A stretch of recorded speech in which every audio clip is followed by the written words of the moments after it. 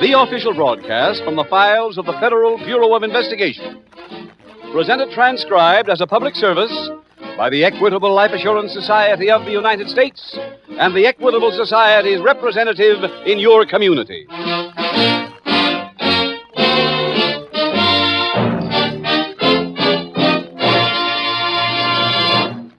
In a recent talk, Thomas I. Parkinson, president of the Equitable Life Assurance Society, remarked, "Self-reliant citizens living in their own mortgage-free homes are the cornerstone of a free country. That is why, of all the manifold services rendered by the Equitable Society to its 4 million members, one which I rank near the top in importance is the Equitable's Assured Home Ownership Plan." In about 14 minutes, I'll be back to tell you homeowners about the Equitable Society's famous Assured Home Ownership Plan that President Parkinson considers so important.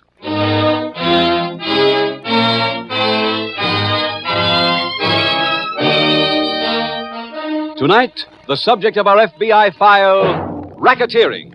Its title, The Innocent Hijacker.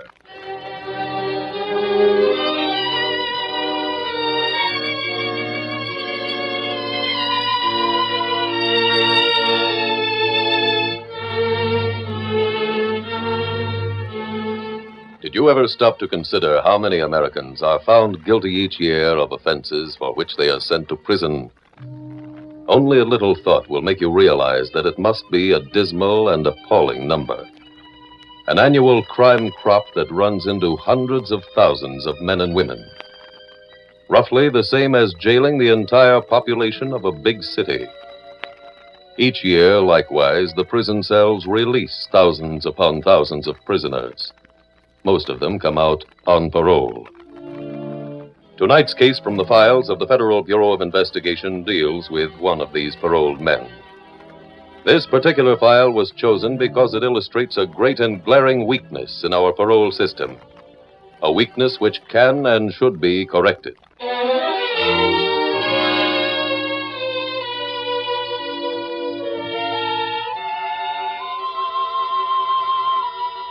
Tonight's file opens in the visiting room of a state prison. An attractive woman sits on a bench before the huge wire screen that separates the prisoners from visitors. As the woman waits, a prisoner approaches and sits across from her. Betty? Hello, dear. I got news. Great news. What is it, Eric? I'm getting out. You what? Yeah, I'm paroled. Eric. Hey, wait a minute. You're supposed to be happy. I am happy. What you crying? Of course. When you get out? Tuesday. I just can't believe it. Yeah. Here, take a look at this. Here. Here's the word, right from the warden's office. Yeah. Hey, honey, I want you to quit your job. Oh, now, Eric. Look, I've been laying off for 3.5 years. Now it's time you took a rest. But we'll need... Whatever we need, I'll take care of. I'm getting a job as soon as I get out. With who? Well, I don't know. Not Vince Parker. Honey, I promised you I was all done with that. I'm getting a legitimate job. Because once I'm out of here, I'm staying out.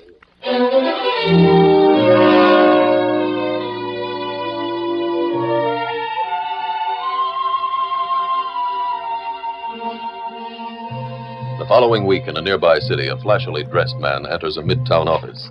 A second man is seated behind a desk. He looks up from the morning mail. Good morning, Leo. It ain't a good morning. Why not?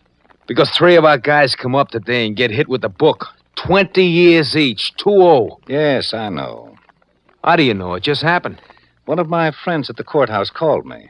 Oh, this puts us in great shape. Now, there's no point worrying about it. Vince, if you told me where a truck would be knocked off tonight, I'd have to do it myself. We're out of drivers. Lots of businesses have personnel problems these days. You think it's always easy for me to get help for my stores? Oh, so you run an ad in the papers. We can't do that to get guys to heist a truck. Eric Fisher will drive for us.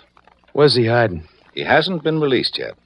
You're getting bad info. The kid got out Tuesday. How do you know? A friend of mine run into him. Just a minute. Yes, sir. I told you to notify me when Eric Fisher's parole went through. I did, Mr. Parker. I left a note on your desk. Hand it to me next time. Leo. Yeah. You know where Fisher lives? Uh-huh. Go see him. Bring him over here right away.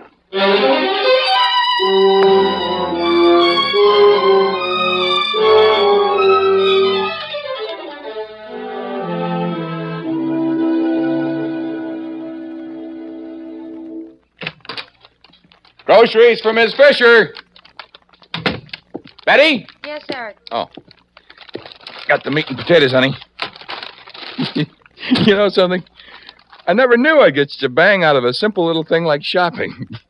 Yeah, or even just walking down the street. You know, I passed a cop, and he didn't say anything. He treated me Leo's just like here, I was in a... Eric. Huh? Leo Carson's in the front room. Oh? What's he want? Wants to see you. Said Vince Parker sent him. What should I do, Betty? Go in and see him. What can I say? Everything you've said to me, that you're through with Vince. Okay, I will. You want to come in with me? No, I'll stay out here.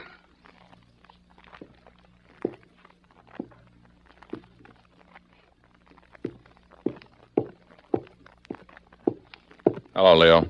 Hey, kid, long time no see. What are you doing here? I come to see you.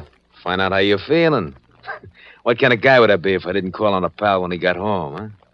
I also come to throw you an invite. Yeah? To where? Vince's office. No, thanks. He wants to see you. I don't want to see him. Now, look, Eric, what kind of way is that to act? If Vince does you the biggest favor of your life and you don't even come to see him... Vince Parker did me a favor, huh? Sure. Like what? Well, you don't think it was an accident that you got sprung, I was paroled. Just like that. Yeah. You remember making an application? No, but... Oh, wise up, kid. You're out because Vince put the fix in. Yeah, but the parole board signed The parole board is in Vince Parker's pocket. What? He owns him. Come on. No, Leo. Look, would you rather go back to the can? Vince can arrange that, too. What? He can put you back just as fast as he got you out. Now, which is it going to be? Well, come on, I can't hang around here all day. Give me an answer. Betty? Yes, Eric? I'm going out. Where? He's gone with me to see Vince Parker.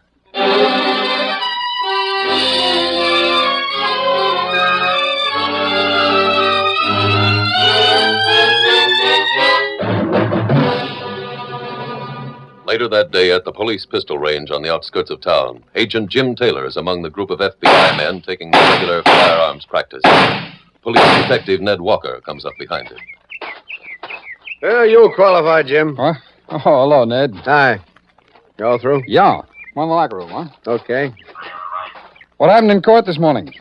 All three hijackers got 20 years. Hey, that's fine. Vince Parker may have connections in a lot of places, but he can't touch judges. Any testimony about Parker? Nothing that would incriminate him. There never is. Go ahead. Thanks, Jim. I'm glad to hear about those convictions, but they don't help me much. I still got those interstate hijackings to work on. Mm-hmm. How about seeing that dispatcher at the terminal? It was his tip, you know, that let us get these three. Well, I interviewed him once, Ned. He says he never made any direct contact with Parker. It was all done by phone, and his payoffs were mailed to him. We don't have sufficient evidence to arrest the dispatcher yet, so all we can do is hope that Parker calls him again. After today's convictions? There's no telling what Parker will do. And with 20 years facing them, maybe one of those men convicted this morning will talk. Could be. Well, I'll go by and give it another try.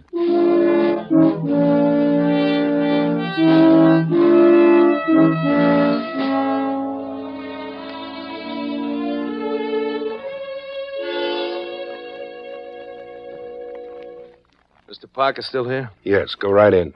Come on, Eric. Hi, Vince. Oh, come in. Go ahead, kid. Welcome back to the office, Eric. Sit down, son. How you feeling? Okay. You haven't changed a bit. Understand you've been in town a few days. Uh-huh. Well, you should have come by. You know I'd be glad to see you. Why? You're one of my boys. People just don't work for me. They're part of my family. What have you been doing? 3.5 years.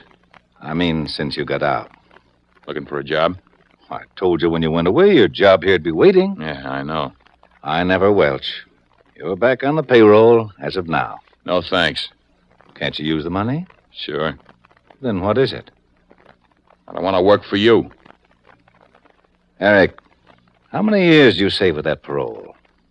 2.5. Like to go back and finish them? No. All I have to do is furnish my friends on the parole board with a picture of you in the company of known criminals, like Leo. Hey. I was just using you as an example, Leo. Now, Eric, you know what'd happen if the board got a picture like that? It's up to you. What do you want? Fair exchange. I saved you 2.5 years. Give me 2.5 months' work, and we're even. I can quit after that? You've got my word. Well, you don't have to decide this minute. Think it over. Take a little walk. I'll call you tonight. All right. See you, kid. There's your driver, Leo. He only said he'd think about it. He'll say yes. Why'd you let him off so easy?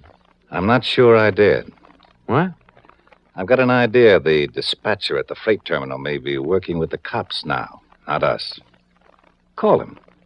There's a truck we can use. We'll send Eric after it. Find out for sure.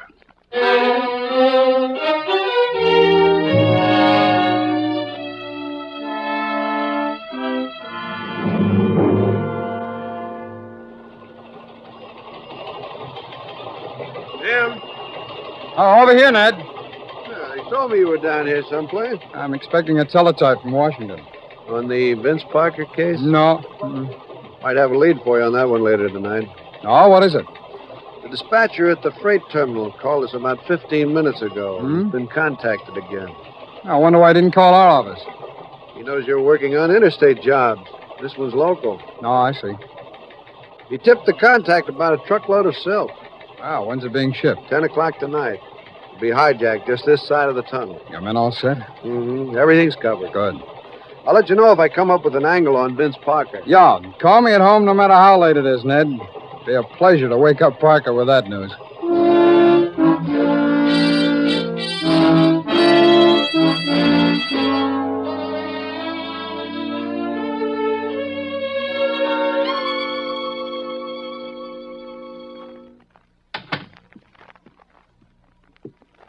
Eric, Hello, Betty.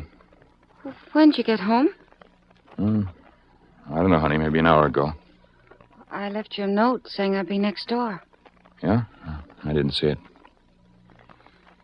Eric, why did you do it? Do what? Go to see Vince Parker. I don't want to talk about it, Betty. I think we have to. Well, some other time, then. No, Eric, right now. I don't want to. I'll get that. Hello? That you, Eric? Yeah, Vince Parker. I know. Have made up your mind yet, son? Yeah? You coming back to the organization? Yeah. Well, that's fine, boy, fine. Now, I want you to meet Leo at my office. Your first job's been picked out. You're taking a truckload of silk. I think you better get over to the office right away. The job's to be done in 2 hours. Okay, I'll be there. That was Vince Parker. Look, Betty. I know it was. Eric, what's happening? Nothing. You're lying. Please, Betty, don't ask me questions. I've got a right to know. Look, I gotta go out. You're going to listen to me first. Eric, you went to jail 3.5 years ago because you were caught stealing. Oh, wait a minute. Let me finish. You told me when you went in that if I'd wait, you'd never go wrong again. Well, I waited. And those 3.5 years were just as long to me outside as they were to you in. But I waited because I believed you. Betty, you don't understand I me. understand too well. Nothing you said, nothing you promised meant anything. The first chance you get, you'll run back to Vince Parker. But I can't explain. You don't have to. I'm getting out of here. Go ahead. Go ahead, Eric, and don't come back.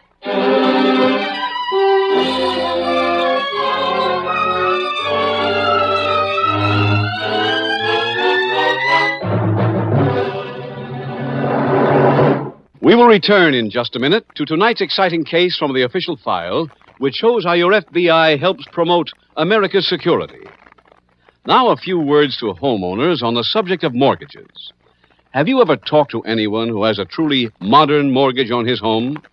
A modern mortgage plan is one that provides a painless way to pay off the mortgage years ahead of time. A modern mortgage plan gives you emergency protection against foreclosure and disaster. That's the kind of plan, 100% modern, you get in the Equitable Society's Assured Home Ownership Plan. You may be one of a select group of homeowners who can qualify for this plan. If so, here are the 4 main benefits you will enjoy. First benefit. This plan provides a painless way to pay off the mortgage years ahead of schedule. The explanation is simple. Each assured home ownership plan combines a low-cost first mortgage with life insurance protection. The insurance element creates a cash loan fund which increases steadily. Each year, the mortgage grows smaller and the cash loan fund bigger. I cleaned up my 20-year mortgage in about 14 years, thanks to the cash loan fund. Second benefit. The cash loan fund is a friend in need when sickness or unemployment threaten home security. Certainly helped meet my mortgage payments the year my wife had that serious operation. Third benefit.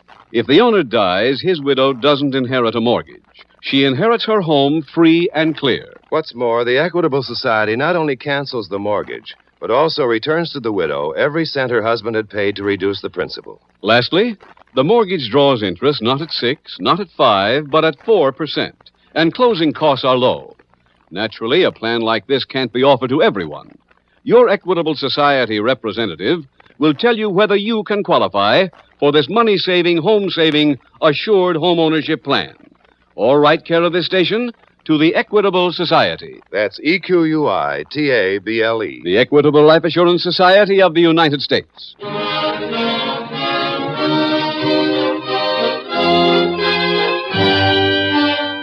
And now back to the FBI file, The Innocent Hijacker.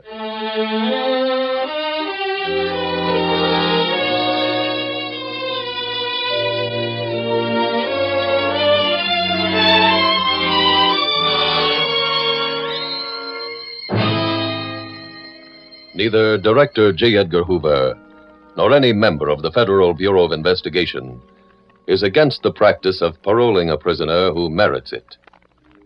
The only quarrel is with weak-kneed parole boards that grant paroles under political pressure, or with crooked boards that sell paroles, as in tonight's file, on a cash-and-carry basis. What about the parole system where you live? Is it conducted with honesty and integrity, or do you often read in the papers of vicious criminals turned loose on society after serving only a fraction of their jail sentences? What can you do about it? Very little, single-handed. But in almost every community, there is at least one group of citizens organized to promote better government. Join them, work with them, support them. Again and again, where corruption has existed, the efforts of such good citizenship organizations have forced the politicians to clean house.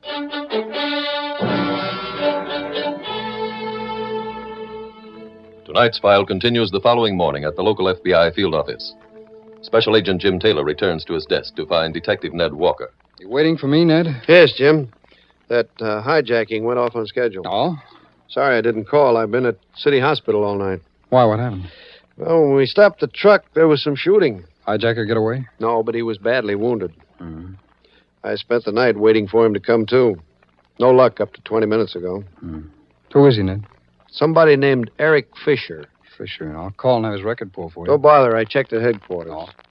He drew a 6-year sentence for hijacking back in 47. Got out last week on parole. No Vince Parker angle in that hijacking, I assume. Not according to the records. Any idea when this Fisher might be available? Maybe any minute. Maybe never. Well, I think I'll take a chance and go to the hospital anyway. Maybe you can get something from his wife. Oh, where's she? I left her in the prison ward waiting room. Oh, did you question her at all? No, she won't talk to anybody from the police. We shot her husband. Oh, I'm probably in the same bracket, but if she's still there, I'll try.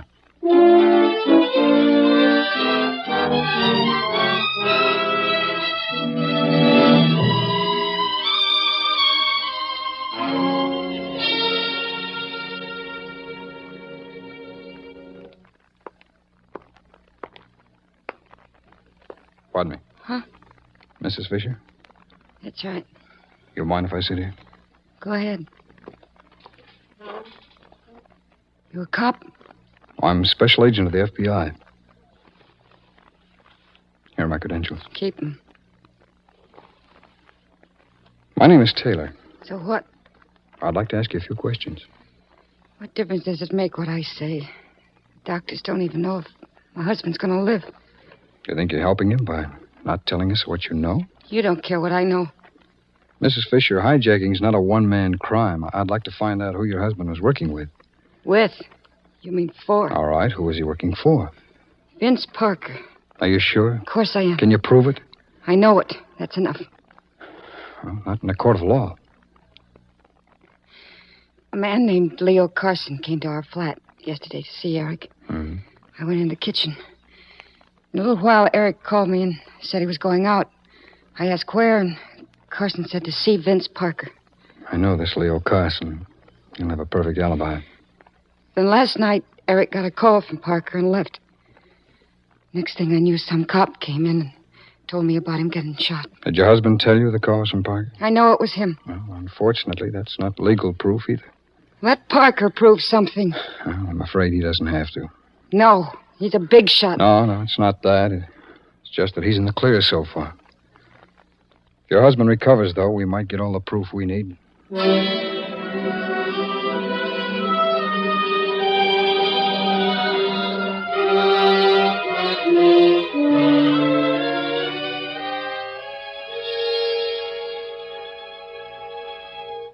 Vince, the fuzz been here yet? No? Well, it will be. A friend at the hospital is still breathing. Yes, I know. He didn't want in to start with. Now he's got holes in him. He might start singing. You like the cooking at the state pen? I don't know. I've never been there. Well, take my word for it. The bums in that kitchen can burn water. Leo, don't let little things excite Little? I can do 20 if this creep talks, and so can you. I thought about all this before I fixed his parole. You think any court will take his word against mine? I'm a respectable businessman. He's an ex-con. Forget about Eric Fisher. I'm setting up a new spotter for us at the depot. Well, can we trust this one? Yes. I got him a job there starting next week. As of Monday, we're back in action.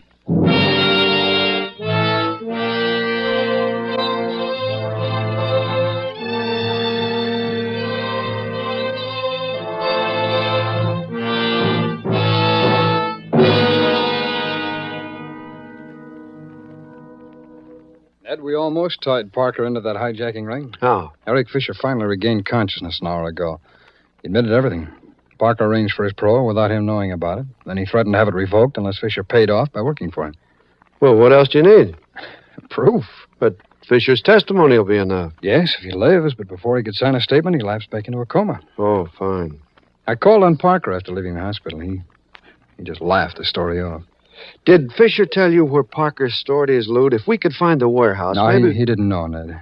Leo Carson was going to guide him there if everything went all right on the job. Mm-hmm. How about questioning Carson? I did. He was home in bed all day yesterday, and he's got 3 witnesses who will swear to it. Naturally. You know, there must be some way we can find legitimate evidence against Parker. There is. Just get Eric Fisher to put that story into writing and... Hey, wait a minute, Ned. You got something? I don't know. But come on, it's sure worth trying.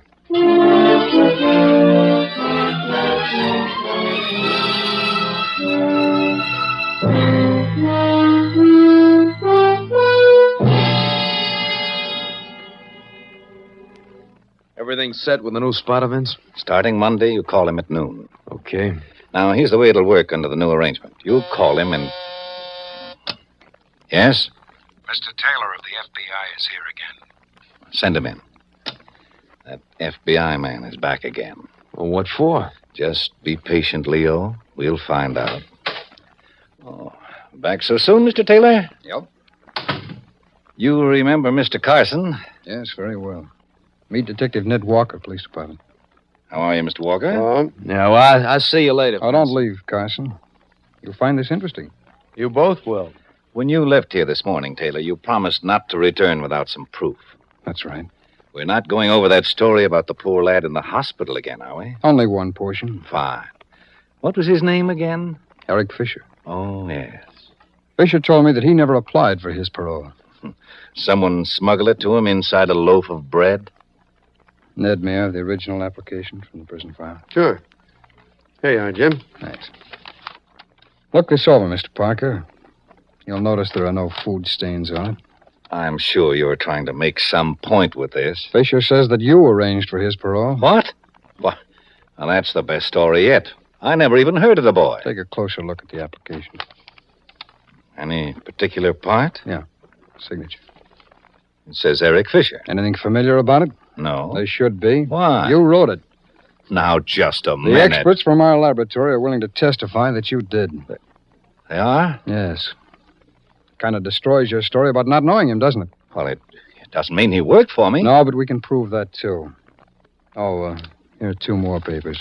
What are they? Warrants for the arrest of both of you.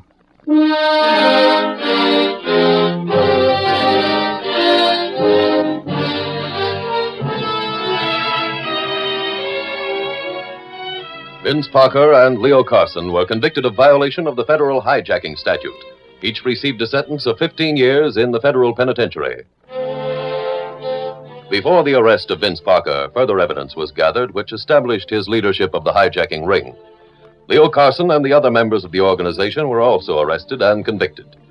Tonight's case from the files of your FBI was closed, as you have seen, for a number of reasons. Cooperation of local police played a vital part. The day-in and day-out effort of the special agent assigned to the case was also important. The vital evidence, which was the key to the solution, came this time, as it does in so many cases, from the little-known members of the FBI crime laboratory, men who, with their knowledge of science, are helping in the fight to gain the American people another freedom. Freedom from crime.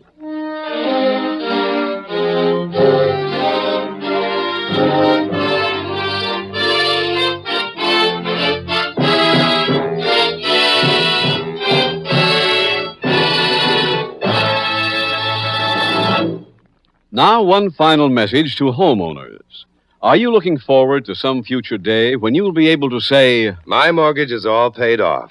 I own my home free and clear. Why not make these words come true while you're still in the prime of life? Ask your Equitable Society representative to explain how and why owning an Equitable Assured Homeownership Plan can mean a paid-up mortgage years ahead of time. See your Equitable man soon, or send a postcard, care of this station, to the Equitable Life Assurance Society of the United States.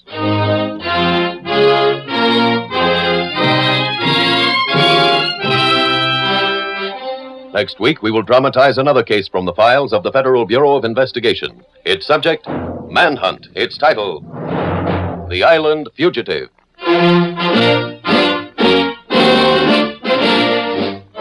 The incidents used in tonight's Equitable Life Assurance Society's broadcast are adapted from the files of the Federal Bureau of Investigation.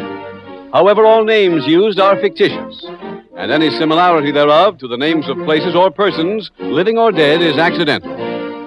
Tonight, the music was composed and conducted by Frederick Steiner. The author was Jerry D. Lewis.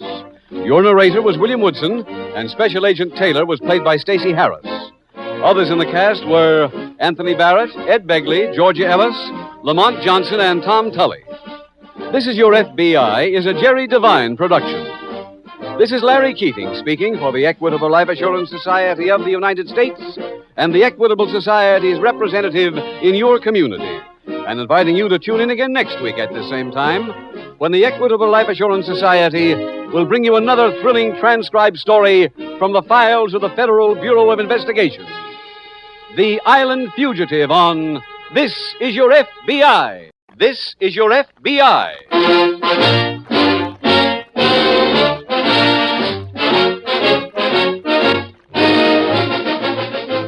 This is Your FBI, the official broadcast from the files of the Federal Bureau of Investigation.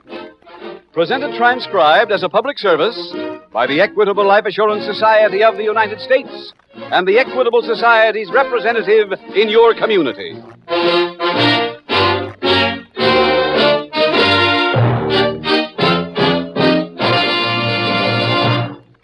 Self-reliant citizens living in their own mortgage-free homes are the cornerstone of a free country.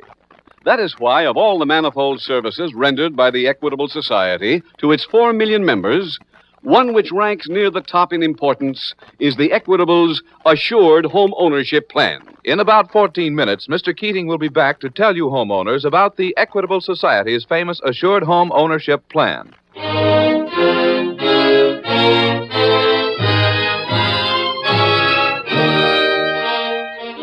Tonight, the subject of our FBI file, Manhunt. Its title, The Island Fugitive.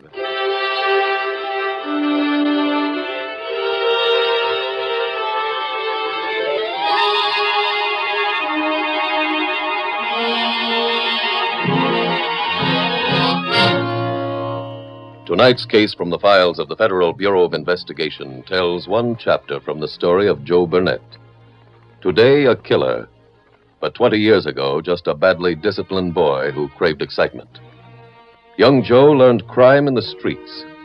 His first offenses were minor, grabbing candy bars or trinkets from store counters. Then came the more daring purse snatching, graduation to breaking and entry. Finally, Joe became the proud possessor of a gun, a series of holdups, then murder.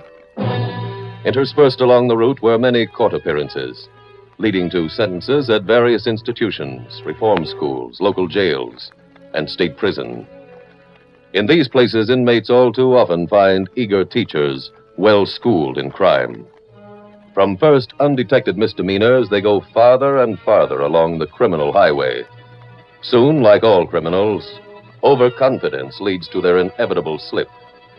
And then comes the manhunt by the police or the FBI.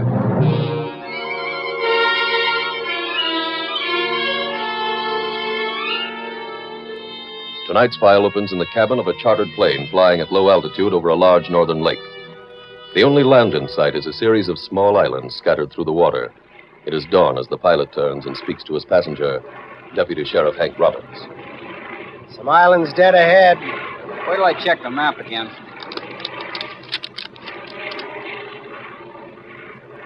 Find them? Yeah, but the one we want's further north.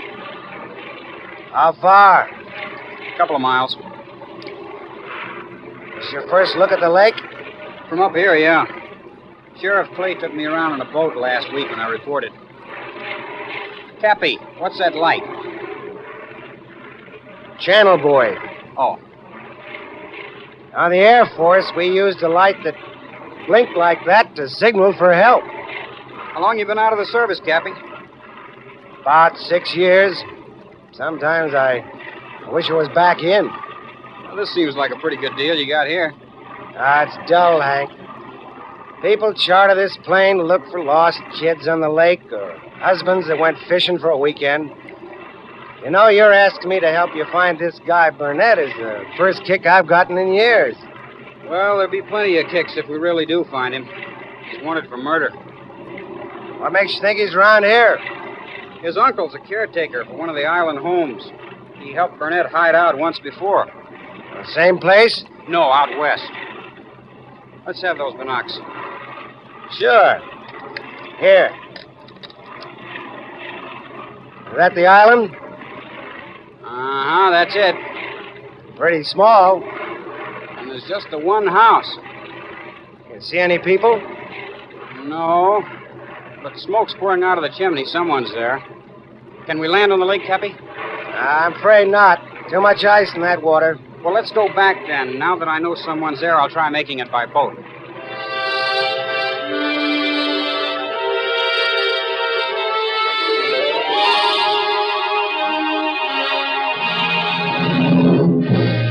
Half-hour later, Special Agent Jim Taylor is working at his desk when the telephone rings. Special Agent Taylor. Deputy Roberts up at Shore City. Oh, yes, Roberts. Think I've located your bank robber. Where? On an island in the lake.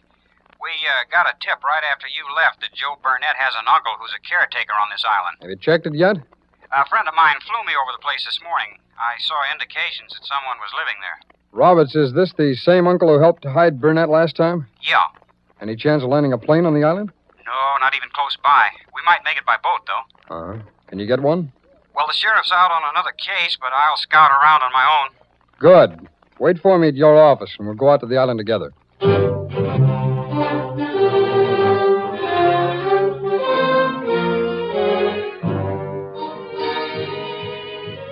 At the house on the tiny island, a gray-haired man sits in one corner of the kitchen, hammering tacks into a wooden frame. George? Oh, want something, Edna? Oh, I'm headachy today. Yeah, but I gotta get these new screens fixed for the porch. There won't be no flies till the spring do a chore today that don't take hammering. Oh, all right. I still got the... Morning. Oh, morning, Joe. Morning, Joe. Sure wish you could see yourself, Joe. Why? You've been here since Tuesday, and you look like a different fella. Your cheeks got color. How about breakfast? Oh, well, get yourself a bowl from the cupboard. Not that mush again. Oh, cereal's good for you. George, I ain't staying here for free. I know. Part of that money's for food. Well, we're sharing the same eating. You said you had no eggs. Well, we run out yesterday. What are those things by the stove? Oh. Oh, well, I was saving those. For who? Well, tomorrow's your uncle's birthday, and I figured on using those in the cake I was... George don't need a cake. Scramble all three. I'm hungry.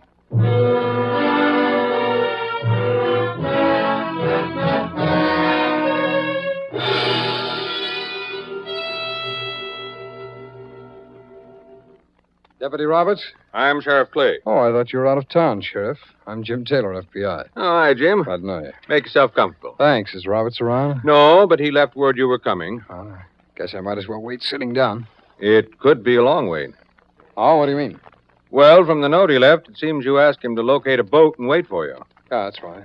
He got a weather report about a storm coming this way and decided to go out there alone. No, it wasn't very wise. Doesn't he know Burnett's record? He should. We went over it together. Well, I'd better go after him. Can you get me another boat? Taylor, if you knew this lake, you still couldn't make it now. That storm will stop everything. How about Roberts? He left in time to make any island out there before it hits. Oh, I see. Well, when should he be back? He said in his note that it should take him about an hour to get to the island. If weather holds, he's had to save a plate at lunch for Burnett. Well, he makes it sound like a picnic. Let's just hope Burnett doesn't prove it's not.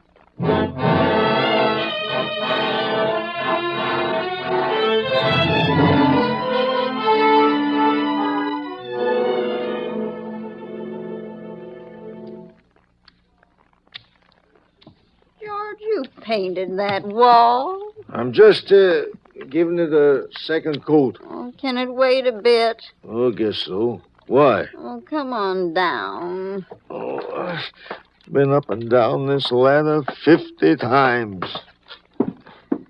George, you gotta talk to Joe.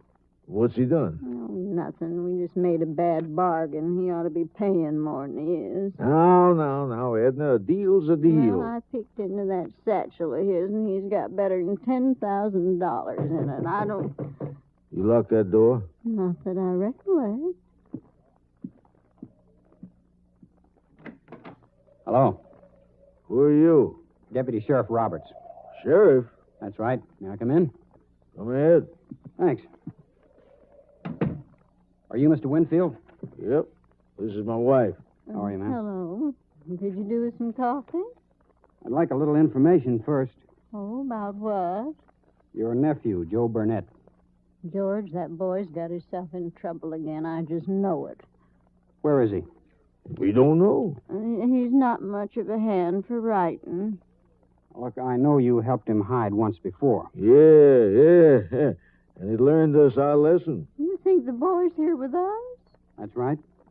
Well, you're free to go nosing around the house. I'll have a look outside first. There's a fresh set of prints heading into those trees. I'll be back after I see where they take me.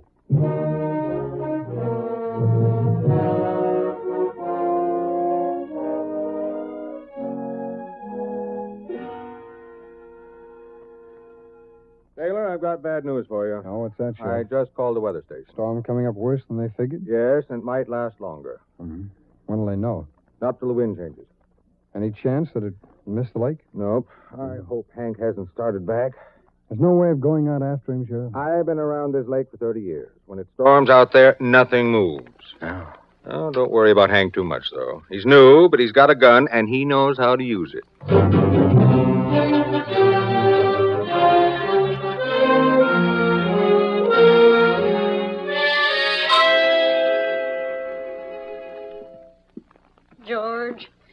George, Yeah? the deputy's coming back. He got Joe with him? No.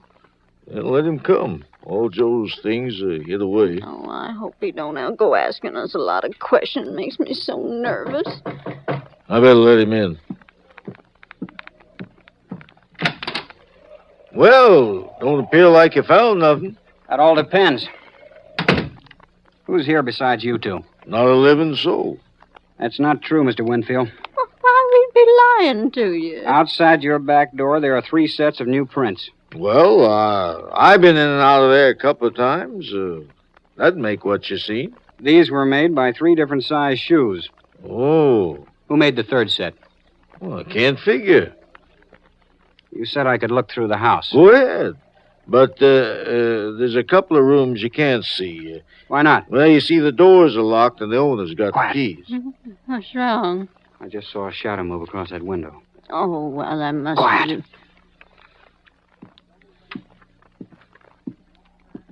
be... Don't move, Burnett. Put your hands in front of you. Like this? Walk towards me. Hold it that way till I get these cuffs on. Now can I come in? No, we're going back to Shore City. We can't. That storm won't stop us. Something else will. I just sunk your boat.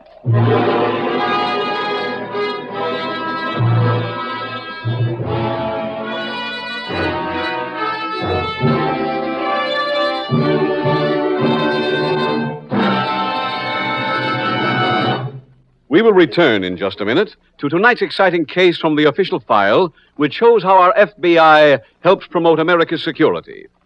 Now, a special message to folks who are interested in mortgages, just mortgages, and all the benefits of a truly modern mortgage plan. By modern, we mean a plan that gives you a painless way to pay off the mortgage years ahead of time, and which provides emergency protection for you and your family against foreclosure and disaster. That's exactly the kind of mortgage, a 1951 model, that you get in the Equitable Society's famous Assured Home Ownership Plan. Membership in this plan is limited to a select group of homeowners. To the lucky ones who qualify, the plan offers these 4 important benefits. First benefit, this plan provides a way to pay off the mortgage years ahead of schedule. Here's why this is so. In the Assured Home Ownership Plan, a low-cost first mortgage is combined with life insurance protection. The insurance element creates a cash loan fund which increases steadily. Each year, the mortgage grows smaller and the cash loan fund bigger. Well, I got rid of my 20-year mortgage in about 14 years. Now, about all my house costs me each year is the real estate taxes. Second benefit. The cash loan fund is a friend in need when sickness or unemployment threaten home security. A few years ago, I was laid up for the winter. Without that cash loan fund, we'd have had serious trouble meeting our mortgage payments. Third benefit. If the owner dies, his widow doesn't inherit a mortgage. She inherits her home free and clear. What's more, the Equitable Society not only cancels the mortgage, but also returns to the widow every cent her husband had paid to reduce the principal. Lastly, the mortgage draws interest not at 6, not at 5, but at 4%, and closing costs are low. Naturally, a plan like this can't be offered to everyone. Your Equitable Society representative will tell you whether you can qualify for this money-saving, home-saving, assured home ownership plan. Or write care of this station to the Equitable Society. That's EQUITABLE. The Equitable Life Assurance Society of the United States.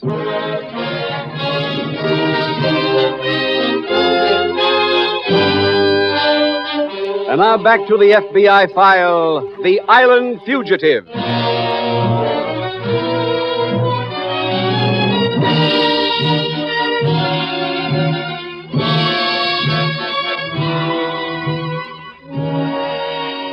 Before we continue the story of Joe Burnett's attempt to escape justice, let's ask ourselves one question. What helped mold him into the killer he is today? One answer is his parents. Joe's mother babied him, always tried to protect him from the consequences of bad behavior. His father was the disciplinarian. Consequently, Joe never knew whether to expect a beating or a pat on the back when he'd done wrong. The most recent survey shows that this kind of erratic discipline in the home is a major cause of juvenile delinquency. If you parents can't agree on how your child should be handled, And if your boy or girl shows signs of becoming a problem, don't just drift along hoping for the best. Consult your doctor or the child's teacher. They may be able to refer you to an organization equipped and ready to give you expert advice and help. The FBI recognizes that only intelligent child guidance can stop future Joe Burnetts. For in the final analysis, parents are the first line of defense against juvenile delinquency. Tonight's FBI file continues in the cabin. Well, what are you going to do now, Mr. Sheriff? That's a good question. Got an answer for it? Yeah. Sinking the boat won't stop me from taking you in, Burnett. George, you think he's got friends coming after him? Hey, not with that storm that's blowing. I don't need anybody else. Where's your boat, Mr. Winfield? Oh, I'm afraid you can't use that. Why not? Well, you see, I got her up on blocks. Well, we'll take her down. Won't do no good. The seams are wide open. Looks like you're going to have to put up here for a while. Oh, that means more food. Yeah, the way it's blowing, you better go check the windows. I think you'd better stay right here for the present, ma'am. Burnett, you sit in that chair. Okay. Glad to. Mr. Winfield? Yeah? I'd like it if you and your wife stayed in the house till the storm blows over. You know how long that'll be? Last storm around here blew a week. That's my problem. It sure is. And it's a big one. Sitting around like this for a week, you can get awful sleepy. See, there's 3 of us and only 1 of you. We can sleep in shifts. You gotta keep awake. That's why I gave myself up so easy. I didn't want to be hiding out in the cold. This way, I'm in a warm house, and when you doze off, your gun moves over to our side.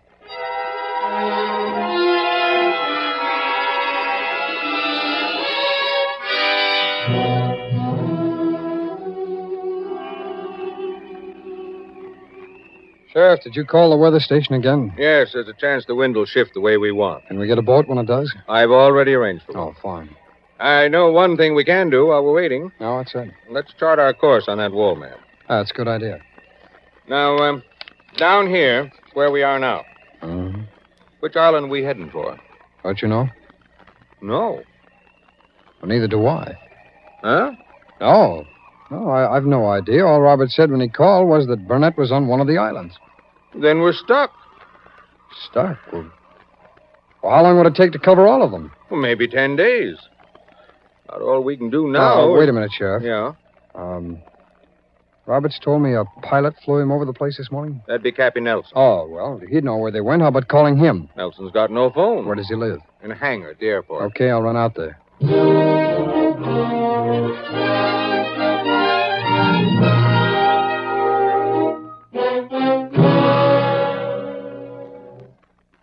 Cigarette, Roberts? No. Pillow, maybe? No. Just being friendly. Thanks. Oh, dear. Well, nothing better than a nap after dinner. Yes, sir. Storm appears to be about over. Yeah. How's a friend doing? Well, he's still awake. Look at his eyes. Yeah.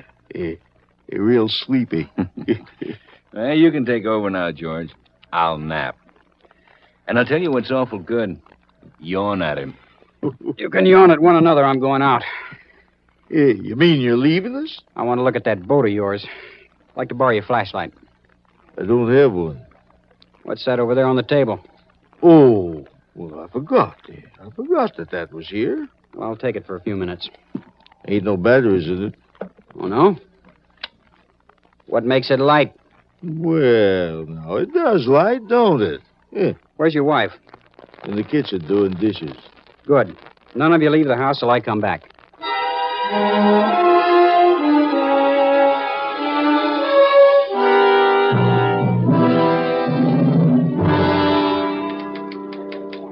Beechcraft 0042. This is Shore City Tower calling. Over. Shore City Tower, Beechcraft 0042. Captain Nelson? That's right. Captain, this is Special Agent Taylor of the FBI. The airport director authorized this call. What's it about? You flew Deputy Roberts this morning, and he hasn't come back from the island yet. If you need help, I'll be landing in a few minutes. Well, Sheriff Clay and I are going out there by boat. What we'd like from you is the exact location of that island. The one the killer's on? That's right. Don't know. What was that? Roberts did the navigating off a map he was carrying. Or can you tell me which part of the lake it was? Someplace up in the north corner. How'd he go up there? In a Shore City police launch? Well, I know what they look like. Suppose I cruise over that corner and try to spot the boat. Fine, I'd appreciate it. Okay, I'll call again the minute I see it.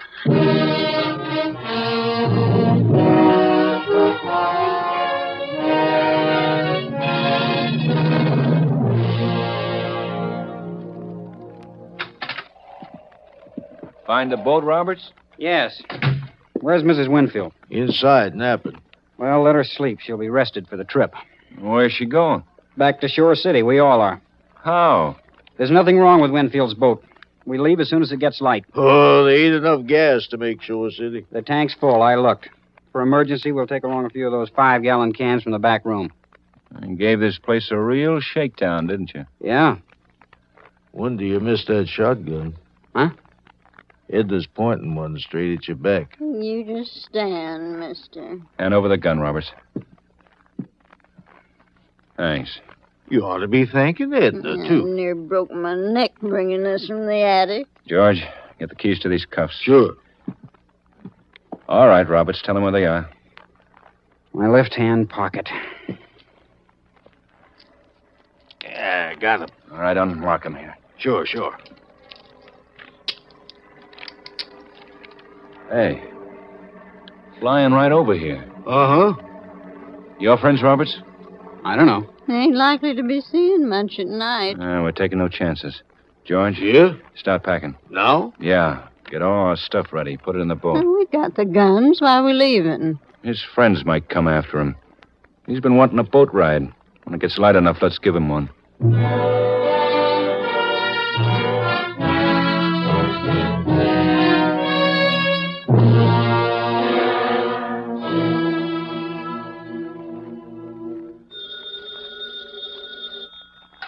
Sheriff Clay. Jim Taylor, Sheriff. Where are you? Still out at the airport. No news yet from Nelson? Plenty, but it's all bad. He hasn't found the island yet. Well, he can't stay up much longer. I know. Has he covered the whole north corner? Yeah, just about. When's he due to land? Any time now. He tells me he's taking one more quick run. I don't know what else we can do. Well, nothing except wait. What time's Nelson calling in again? He reports in about every 2 minutes. I'll keep this line open. All right, Sheriff. You stay with it, and I'll relay the messages as they come in.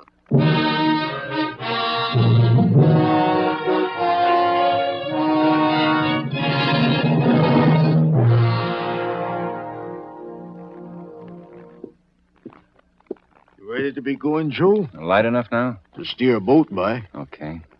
Roberts? Yeah? On your feet. All right, start walking. Let's go, Edna. Well, I'm ready. Step careful, Edna. I am. Just keep walking toward the pier, Roberts, through those trees. We'll be right behind you. Joe? Yeah. Remember you saying thanks for me getting that shotgun? Uh-huh. It'd be nice if you could say it different. We can use a spot of cash to tide us over. I paid you once. It'd be nice if you could. The answer's no. Well, you sure ain't one for being grateful. George, go back to Shore City the long way. Middle channel? Yeah. Well, what for? We'll drop Roberts out there. With him and the boat gone, they'll think he had an accident. Joe, look. Huh? Where? Here. Hold it, Roberts. It's another boat. Yeah. Like the one he came in. More deputies. Come on back to the house. All of them? Yeah. If they want me, let them try. I'll move, Burnett! Huh? Run, Joe, run! Roberts! Roberts, you all right? I am now. Thanks, Taylor. Well, you're welcome. I'm just glad we got here in time.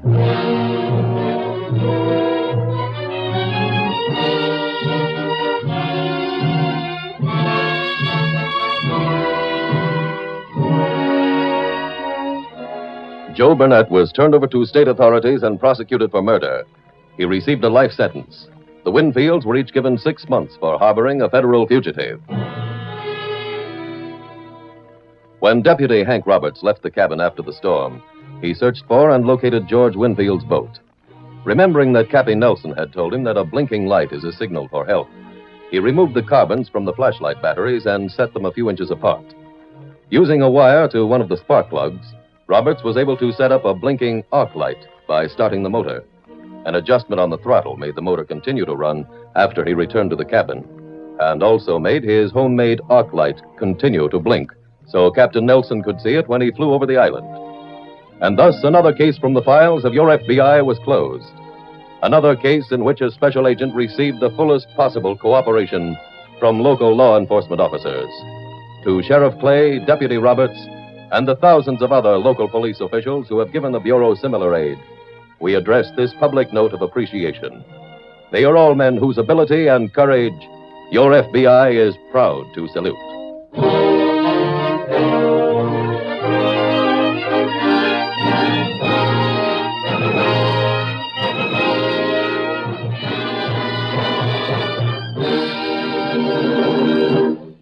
Now, one last word to Mr. and Mrs. Homeowner. How many years before you'll be able to say these wonderful words? We've paid off our mortgage. We own our home free and clear. Make this dream come true while you're still young and can look ahead to many years of rent-free living in your home. Ask your Equitable Society representative to explain how Equitable's Assured Home Ownership Plan provides for paying off your mortgage years ahead of time. See your Equitable man soon, or send a postcard care of this station to the Equitable Life Assurance Society of the United States.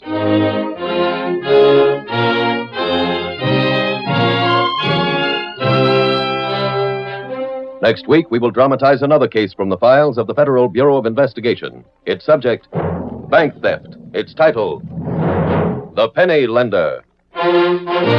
The incidents used in tonight's Equitable Life Assurance Society's broadcast are adapted from the files of the Federal Bureau of Investigation. However, all names used are fictitious, and any similarity thereof to the names of persons living or dead is accidental.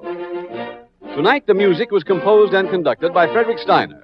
The author was Jerry D. Lewis. Your narrator was William Woodson, and Special Agent Taylor was played by Stacey Harris. Others in the cast were Sam Edwards, Bill Johnstone, Ted Osborne, Steve Pendleton, Victor Rodman, and Peggy Weber. This Is Your FBI is a Jerry Devine production.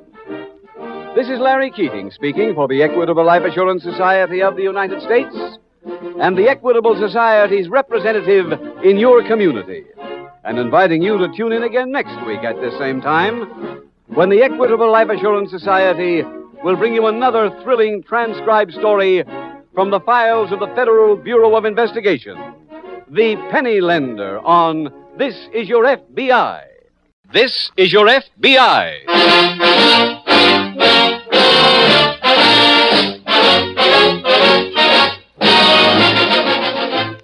This is your FBI, the official broadcast from the files of the Federal Bureau of Investigation. Presented transcribed as a public service by the Equitable Life Assurance Society of the United States and the Equitable Society's representative in your community.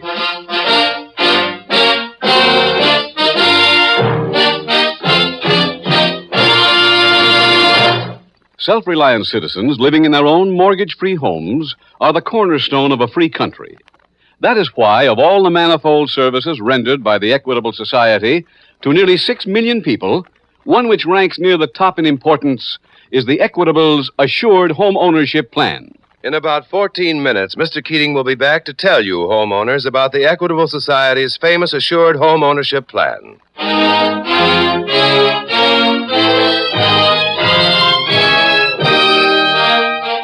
Tonight, the subject of our FBI file, bank theft. Its title, The Penny Lender.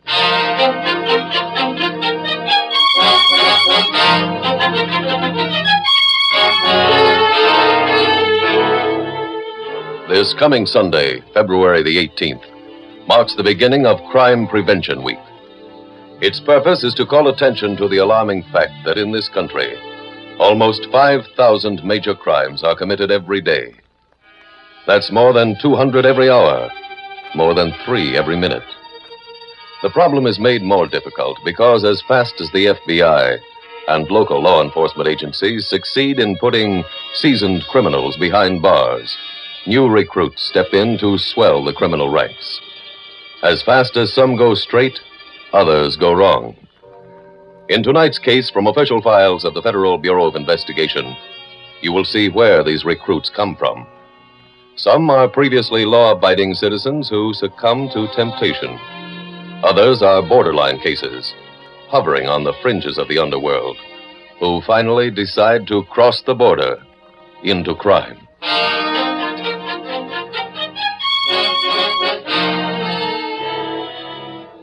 Tonight's FBI file opens in a narrow alley just off Skid Row in a Midwestern city. Ragged men sit in clusters leaning against the brick walls, some sleeping, others trying to get one more drop from an empty bottle. In their midst is a neatly dressed elderly man with a small notebook in his hand. As he looks around, one of the derelicts rises and approaches. Morning, Mr. Page. Well, how are you this fine day, Twink? Oh, broke. Naturally. Nobody ever comes to see me when they're solvent. Can I have some money? Now, let me examine my records. I paid you back last time. Allen, Bentley, Carson, and here's your page, Twink. Now, you borrowed on September 6th, paid it off. October 9th, paid off. December 13th, paid. Yeah, Twink, your account balances. So here's your loan. 60, 70, 75 cents. Oh, thanks, Mr. Page. Thanks a lot. You're welcome. All right, now, anyone else here who needs a small sum to tide them over, no security, just a friendly loan. Use the money for a week. You, Leo Page? Well, that's right. My name's Fred Stewart. I was sent to see you. Well, now, you don't need references. I can tell an honest face when I see one. My limit for a loan is $2. Oh, Shylock, huh? Mr. Stewart, I'm a banker. You wish to borrow? No. And what is it you want? I hear you know every bum down here. Well, that's probably true. I know how you can make yourself 3 bills. $300? Mm-hmm. Mr. Stewart, there are limits to my scruples. This is legit. Say, Mr. Page. Now, just a minute, Twink. Go on, Mr. Stewart. My Uncle Charlie hit the row, and I'd like to find him. Here's his picture. Well, now, a patrician face. You know him?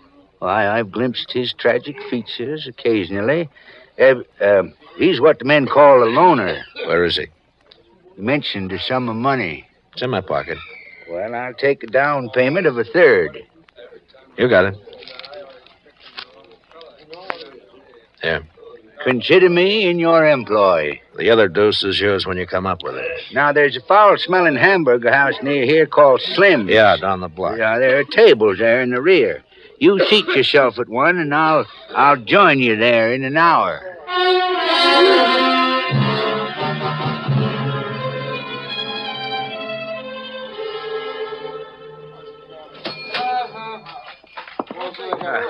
Greetings, Mr. Stewart. I thought I'd grab a sandwich till you came. Oh, no. Put it back on the plate, sir.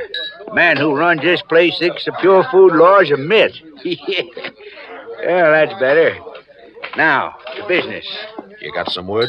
I found him. Where? Mr. Stewart, I'm not reflecting on your character, but you're forgetting my fee. Tell me and I'll pay. Now, I have a peculiar malady. Only one thing loosens my tongue. Money. Suppose you come up with the wrong joker. Mr. Stewart. I took a flyer giving you the yard before. This time you take the chance. That's your last word? Yeah. All right, sir. Farewell. Hold it. Here. 150, 2. All right, now talk. Yeah. Your dear uncle resides at the Star Hotel in room 19. I'll go see him right away.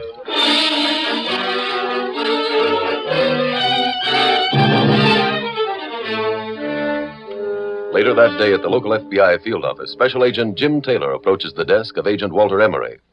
Morning, Walt. Oh, hi, Jim. Here's a present. Another case? Thanks. Frank Johnson was on it with me before his transfer. What's it about? Well, a few months ago, bank examiners found the Broadway National books on the short side. Oh, how much? $37,000. Uh-huh. The day the examiner showed up, the teller named Glenn Fillmore disappeared. Convenient. We kept a surveillance on his apartment friends, but we never got anything. The money turn up? No, we didn't have any serial numbers, but we sent Fillmore's picture to every bank. Mm-hmm. As far as we know, he never opened an account or rented a safe deposit box anywhere. Sure, Shale, a bookmaker. I don't think so this time. Fillmore was on the frugal side. Was? Yeah, the police just called. His body's been found in a room at the Star Hotel. The only Star I know is on Skid Row. That's the one. He was living there under the name of Charlie Jones. Well, that money went fast. Well, maybe not, Walt. He was murdered, and there was no sign of any cash in the room. Oh, you want to examine the room with me? Oh, sorry, Jim. I've got an appointment. All right. If you get a chance, will you read up on the file? I'll check with you later.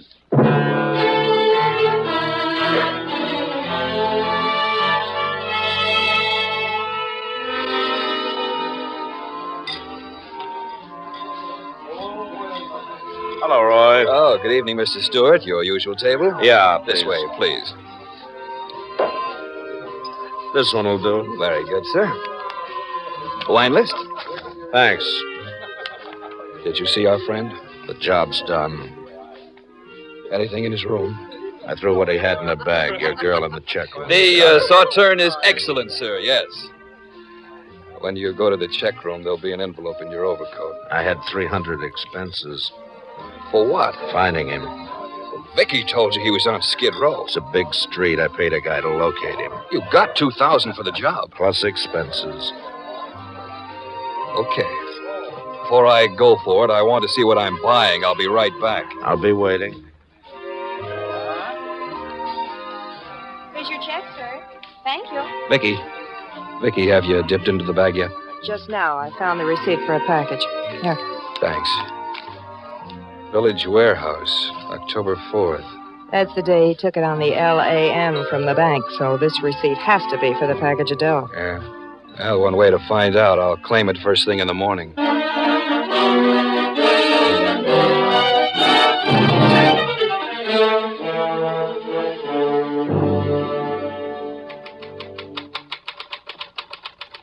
Walt?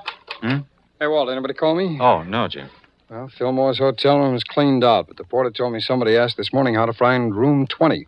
Was that Fillmore's? No, he had number 19. But it could have been the killer playing cute. 20's been empty for a week. Get any description? Yeah, but not a very good one. Porter's at police headquarters now going over pictures for us. I'm sorry I haven't cracked that file yet, but I had an idea on it. No? You said Fillmore wasn't the type to gamble. Hmm? How about women? No. No, he was a confirmed bachelor, too. The only evidence we uncovered about a girl showed he'd gone out a few times with somebody named Vicky Ogden. Who's she? Works in the hat check room at the Club Romeo. Great place for a bank teller's girl. Yeah, we thought so, too, so we worked on that angle for weeks, but it all added up to zero. Anybody check on her recently? Yeah, just 2 weeks ago. She still lives in the same hotel. She's kept a job. She does not spend her salary. Oh, I'll get one. Special Agent Taylor. Captain Carey at headquarters, Taylor. Yes, Captain. That porter make an ident yet? 6 of them. He what? He's picked out pictures of 6 different men. Oh, who are they? I've got a messenger on his way over with the pictures, and I'm putting every man's record on the teletype. Well, thanks, Captain. I'll get down to the wire room now and catch them as they come in.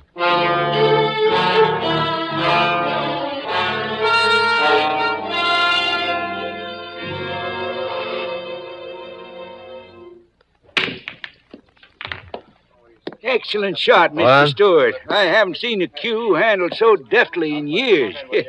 Aren't you out of your neighborhood, Mr. Page? Huh? Oh, possibly. I've been looking for you. Why? I wanted to tell you how badly I felt about your uncle, Charlie, being shot. Oh? Yeah. Having it happen right after I told you where he was living, that was really a coincidence. Yeah. Say, have you seen the late papers? Seems your Uncle Charlie was really somebody named Glenn Fillmore. Papers say Mr. Fillmore embezzled $37,000. Never shown up. This money wasn't in his room when he was found. Oh, my. Miscued, didn't you? Look, why don't you get out of here? Oh, I haven't finished, Mr. Stewart. Now, I did a bit of research on you this afternoon. I come up with some interesting figures. According to my informant, You made a specialty of arranging for obituaries to appear. Like, or to be blunter, you kill people. Now, wait a minute. Oh, you don't kill them on an emotional basis. You do it for money. You only do it when someone pays you. Now, the specific reason for my visit is to find out who hired you to kill Fillmore. Look, all this talk bothers me. Mr. Stewart, now, if you leave, I might have to contact the police or pass on what I know to them. Huh? Yeah. Besides, you wouldn't want to leave that 8-ball dangling in such a tempting fashion just above the corner pocket. Why, Oh, now, hold on.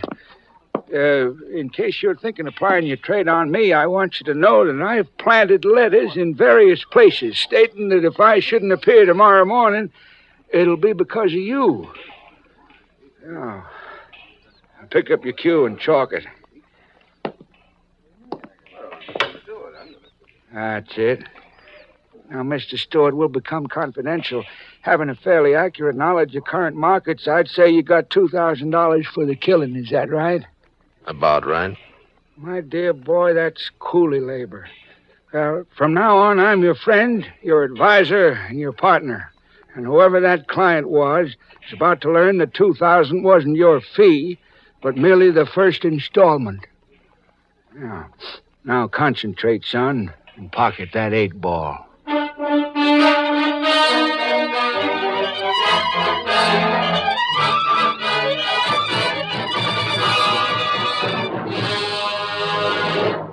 We will return in just a minute to tonight's exciting case from the official file, which shows how your FBI helps promote America's security. Now, a special message for the heads of the families who are interested in mortgages on their homes. Do you know when a mortgage meets all the requirements of a truly modern plan? To qualify as truly modern, a plan must include two main elements. First, a painless method for paying off the mortgage years ahead of time. Second, emergency protection for you and your family against foreclosure and disaster. Today, many thousands of American families have plans like that. In the Equitable Society's famous Assured Home Ownership Plan. Of all homeowners, only a select group can qualify for this money-saving, home-saving plan. Here are the 4 special benefits they get. First benefit. This plan provides a painless way to pay off the mortgage years ahead of schedule. Here's the secret. This plan combines a low-cost first mortgage with life insurance protection. The insurance element creates a cash loan fund which increases steadily.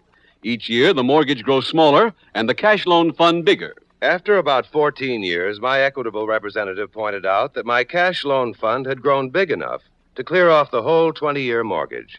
What a happy day that was. Second benefit. The cash loan fund is a friend in need when sickness or unemployment threaten home security. Last year, there was a slump in my business, and I was out for 3 months. My cash loan fund helped plenty in meeting our mortgage payments. Third benefit. If the owner dies, his widow doesn't inherit a mortgage. She inherits her home free and clear. What's more, the Equitable Society not only cancels the mortgage, but also returns to the widow every cent her husband had paid to reduce the principal. Lastly, the mortgage draws interest not at 6, not at 5, but at 4%, and closing costs are low. Naturally, a plan like this can't be offered to everyone. Your Equitable Society representative will tell you whether you can qualify for this money-saving, home-saving, assured homeownership plan. Or write care of this station to the Equitable Society. That's EQUITABLE. The Equitable Life Assurance Society of the United States.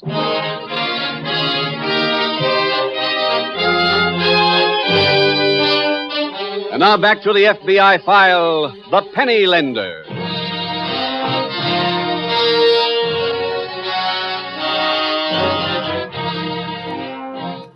Undoubtedly, the criminals you have met in tonight's case from the FBI files strike you as thoroughly bad specimens of the human race. But remember, nobody is born all bad or all good. What brings evil to the forefront? For one thing, crime breeds on unhappiness. Unhappiness which may be rooted in poverty or caused by stupid parental handling in childhood. Parents who quarrel often and violently in front of their children. Parents who openly and obviously favor one child over another make the unhappy homes from which juvenile delinquents, the criminals of tomorrow, are recruited. Correction of poverty is a long-time process. correction of unhappiness in youth, is something we can tackle without any delay. Right now, there are any number of fine organizations in this field. The Scouts, the various boys and girls clubs sponsored by religious groups, and many other movements to help underprivileged children. These organizations go right down to the grassroots of crime prevention. They get the kids together for sports and wholesome group activities. They teach American ideals. They have helped transform thousands of potential delinquents into good citizens. If you are seriously interested in doing something about crime in Crime Prevention Week, remember these organizations. They need your help. They can use your time. They deserve your support. Tonight's file continues the following day in front of the building housing the local FBI field office. Special Agent Jim Taylor meets Agent Walter Emery as he waits to cross the street. Hi, Walt. Hello, Jim. Say, I finished that other case, so I'm available. Hey, that's great. Where are you going now? Over to the garage for my car. Come on, let's get across. Yeah. Any progress on those idents the porter made? Yeah, we cleaned them up this morning. 3 of the 6 men are in jail. 2 others have jobs and were working at the time of the killing. Who's number 6? Somebody named Fred Stewart. He was acquitted 3 years ago of attempted murder. Seems no witness could make positive identification. Sounds like the right man. Yeah, but the same thing might happen here. The porter's not sure it was him. Stewart got an alibi? Well, the police haven't located him yet, Walt. They promised to let us question him when they do, however. Where are you going in your car? Every storage warehouse in town. Why? Porter confessed that he was curious about a man like Fillmore being on Skid Row, so he let himself into his room one day. Yeah? May not be important, but he says he came across a receipt from some warehouse. Which one? Allie didn't remember. You know, there's a good chance that Fillmore put that money in storage for a while. Mm-hmm. Walt, you get your car, too, huh? I'll give you Fillmore's picture. You see if anybody recognizes him. Okay, thanks. Want me to take the north side warehouses? Okay. See you back at the office.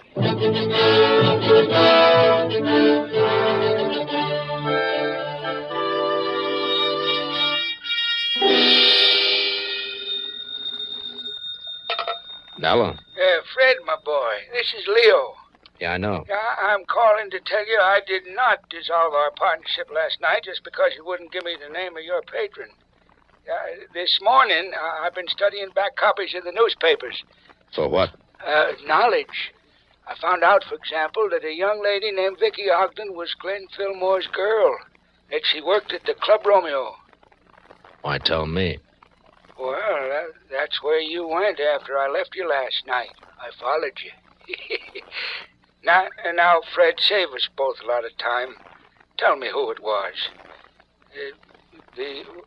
I haven't mentioned this, but your share of our partnership should be $10,000. Are you that loyal? Well, $10,000, and I'll find out anyway. Roy Craig, the head waiter at the Club Romeo. Good boy, good boy. Now, what did you find in Fillmore's room? Some old clothes, a pack of cigarettes, toothbrush, receipt for a package. What kind of package? I don't know. Where was the receipt from? The village warehouse. Well, only one thing left to do now. Visit Mr. Craig.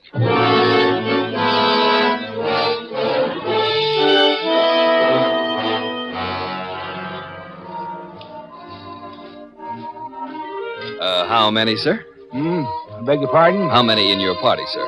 Oh, me. I'm alone. Would you like a table? Yeah, very much. Fine. This way, please. You're Mr. Craig. Yes, that's right. Find a table where we can talk. I'm sorry, sir. I'm not allowed to sit with the patrons. Well, I know. Perhaps this time you can break the rule. I'm sorry. Would the gentleman like this table? Fine, fine. Mr. Craig, Fred Stewart sent me. I don't know anyone named Stewart. I came to talk about that package. Maybe I will sit down. Yeah. Who are you? My name is Leo Page. By profession, I'm a fact collector. A what? A collector of nuggets of information. For example, I know about that girl in the check room. She was Glenn Fillmore's fiancée. Oh, what's that got to do with me? Well, now, among your souvenirs from Fillmore's room was a receipt for a package at the village warehouse. By posing as a policeman on the phone, I've learned a man with a scar on his forehead picked up that package. You've got that scar. Listen, I don't know. You listen first. Fred and I both feel you cheated him. We want an additional 20,000. 20,000? Would you rather tell the police how you came to use Fillmore's alias after his death? Well? Meet me at 12:30 tonight. Excellent. Yeah, where? At my house. The address is 22 Ohio Avenue. How did you know? I told you. I collect facts. That's one of them. Go on back to work. I'll see you at your home.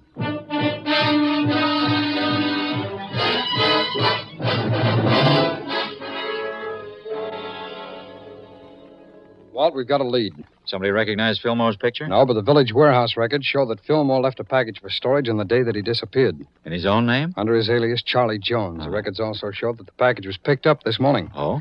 Yeah, that's our lead. I know it's not a very good one, but it's something. You get a description of the person? Yeah, square-shouldered man with a long scar on his forehead. That's all? That's it.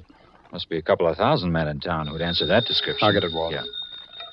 Special Agent Taylor. Captain Carey, Taylor. Yes, Captain. I've got some news on Vicky Ogden. Oh, what's that? She's moved and left no forwarding address. Oh, when'd that happen? Last week, she told the room clerk she was getting married. To whom? He didn't know.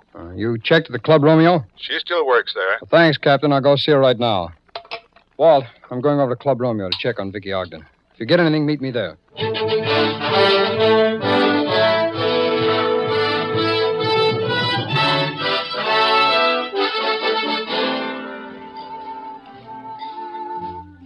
Jim.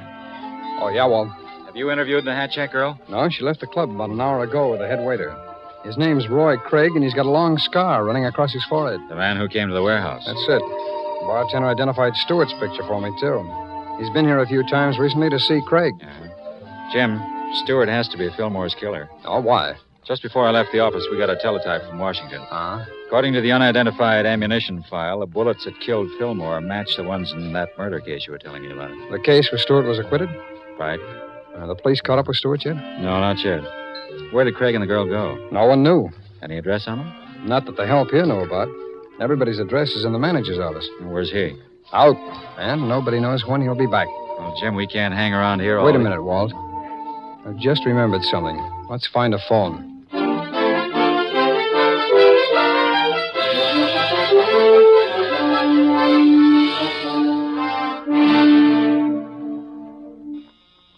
I'll get it, Vicky. Okay. Good evening, Mr. Craig. Oh, come on in. Thank you, sir. Thank you. Well, this is a nice, intimate place you go. Oh, there's the charming Miss Ogden. How are you? Mr. Page, I told Vicky about your proposition. And what did you think, my dear? I hope you agree it's fair. What else can we do? Spoken like a true sport. But we did figure 20,000 was a little steep. Oh, well, now, that wasn't an arbitrary figure. I'm prepared to negotiate. Yeah, well, maybe we better have a witness to all this. Witness? Yeah. Come on in, Fred. Mr. Stewart. That's right. I was called in on the deal. Oh, I told you I'd handle these negotiations for you. We'd rather do business direct. Now, Stewart, don't you let them tamper with our relationship. I promised to get you more money. We're giving you more money. Not for the old job, though, for a new one. Am I to consider that a threat? That's a gun Fred has, Mr. Page. Yes, now, just a minute, Stewart. I told you before about those letters that I placed and planted everywhere. Any harm befalls me, you know what'll happen to you. Yeah, Fred's told us all about that, too. But we figured out a way to get around it. Well, you... It's real simple. You can't hang a murder on somebody unless there's a body to be found. Nobody's ever going to find yours. Yeah, now, just a minute. You're behaving very foolishly, Mr. Stewart. I promised you $10,000 from these people here. They can't be paying you that much. You killing me is extremely poor business. No, it ain't, Pop. He gets dough from us and cuts out the middleman. That's good business. Take care of him, Fred. Hold it, Stewart. I'll get the gun, Jim. Right, Walt. Everybody just keep your hands in the air. Hey, what is this? Now, when we're through with this search, we'll all take a ride down to headquarters.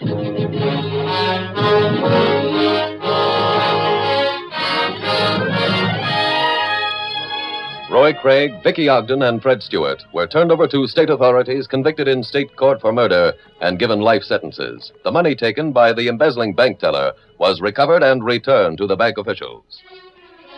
Unable to get Roy Craig's address at the nightclub office, Special Agent Taylor remembered the report about the marriage of Vicky Ogden. Checking the Hall of Records, he learned she married Roy Craig. From their license, he secured Craig's home address, a place to which they hurried with the results you have just witnessed. And now, for further comment on tonight's case and on Crime Prevention Week, we bring you a message from the Director of the Federal Bureau of Investigation, Mr. J. Edgar Hoover. Mr. Hoover's words are, and I quote, "Crime is today on the forward march. The latest statistics show higher and higher crime rates. Crime, however, is preventable if every citizen would do his share. Make crime prevention your business. Help your FBI and local law enforcement agencies. A vigilant public opinion, intent on erasing crime in the community, can erase it. The job lies in your hands."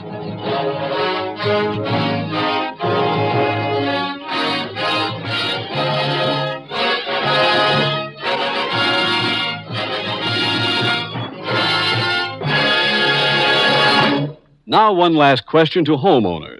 How would you like to be able to say, "No more mortgage payments for me. I own my home free and clear"? Why not put yourself in this enviable position while you're still young? Get in touch with your Equitable Society representative. He'll be glad to show you how Equitable's Assured Homeownership Plan makes it possible to pay off your mortgage years ahead of time. See your Equitable man soon. Or send a postcard care of this station to the Equitable Life Assurance Society of the United States.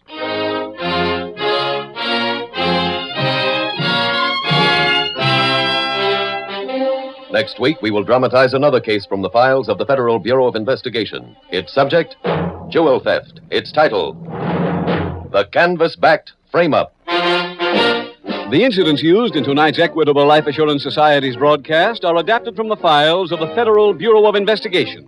However, all names used are fictitious, and any similarity thereof to the names of persons living or dead is accidental. Tonight, the music was composed and conducted by Frederick Steiner. The author was Jerry D. Lewis. Your narrator was William Woodson, and Special Agent Taylor was played by Stacey Harris. Others in the cast were Michael Ann Barrett, Kenneth Barton, Whitfield Connor, Bill Conrad, Herb Ellis, and Joe Vitale. This Is Your FBI is a Jerry Devine production. This is Larry Keating speaking for the Equitable Life Assurance Society of the United States and the Equitable Society's representative in your community, and inviting you to tune in again next week at this same time, when the Equitable Life Assurance Society will bring you another thrilling transcribed story from the files of the Federal Bureau of Investigation. The CanvasBacked FrameUp on This Is Your FBI. This is your FBI.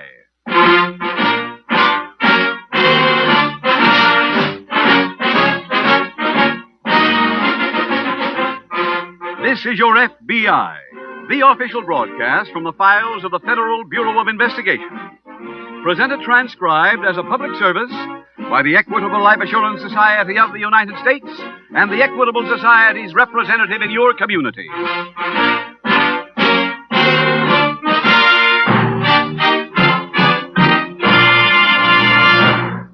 Self-reliant citizens living in their own mortgage-free homes are the cornerstone of a free country.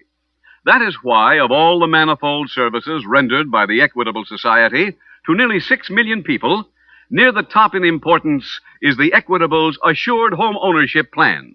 In about 14 minutes, Mr. Keating will be back to tell you homeowners about the Equitable Society's famous Assured Home Ownership Plan.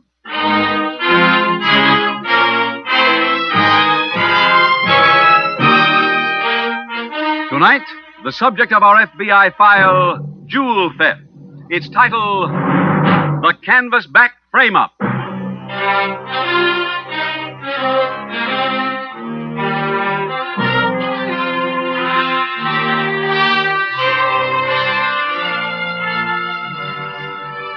Have you ever given any thought to the high cost of crime in the United States? Remember, our yearly crime bill has many items. It includes all the millions of dollars worth of goods lost in robberies, plus all the money spent in running down criminals, plus the huge cost of maintaining police forces, criminal courts, and prisons. Speaking before a group of Midwestern economists, FBI Director Hoover said, "The cost of crime in this nation annually can be figured not in millions of dollars, but in billions." Tonight's case from the official files of your FBI was selected because it points out a simple way to cut down this staggering crime bill. Because it shows what measures respectable citizens like you can take to avoid being victimized by some member of the underworld.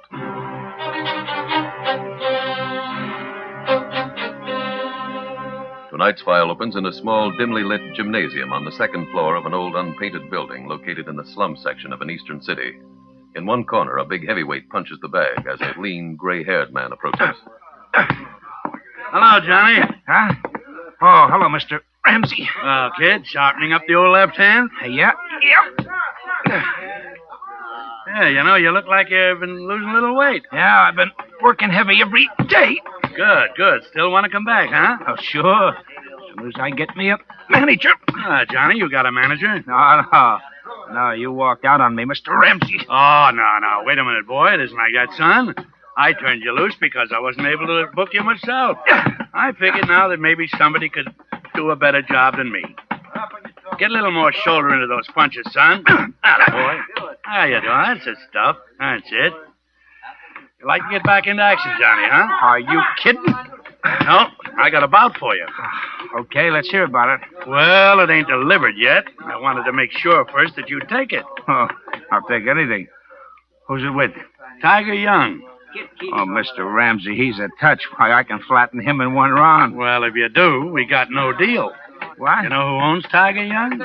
Well, yeah, sure, Freddie Dobson. And behind Dobson is the mob. If you fight him, you gotta wear handcuffs. Mr. Ramsey, I never fought that way. Well, now, look, son, I'm not telling you what to do. But I'd like to point out that matchmakers aren't around looking for 32 or 3-year-old heavyweights, you know. Well, I'm as good now as I was 5 years ago. Hey, Johnny, I can get you $500 for this deal. And if you make it look good, you can get 5 or 6 repeaters. Change your name, fight them in different towns. Oh, I don't like it, Mr. Ramsey. All right. Oh, all right. Look, you don't have to answer me now, you know. Think it over. When you make up your mind, call me.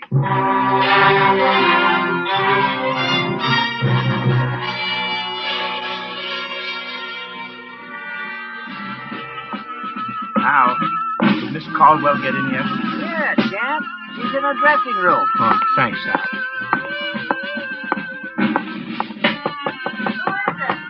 It's me, Johnny.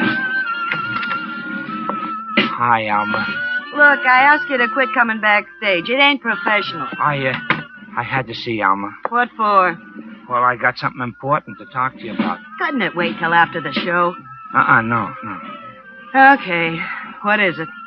Well, I got an offer from the mob. Well, you're moving up in class.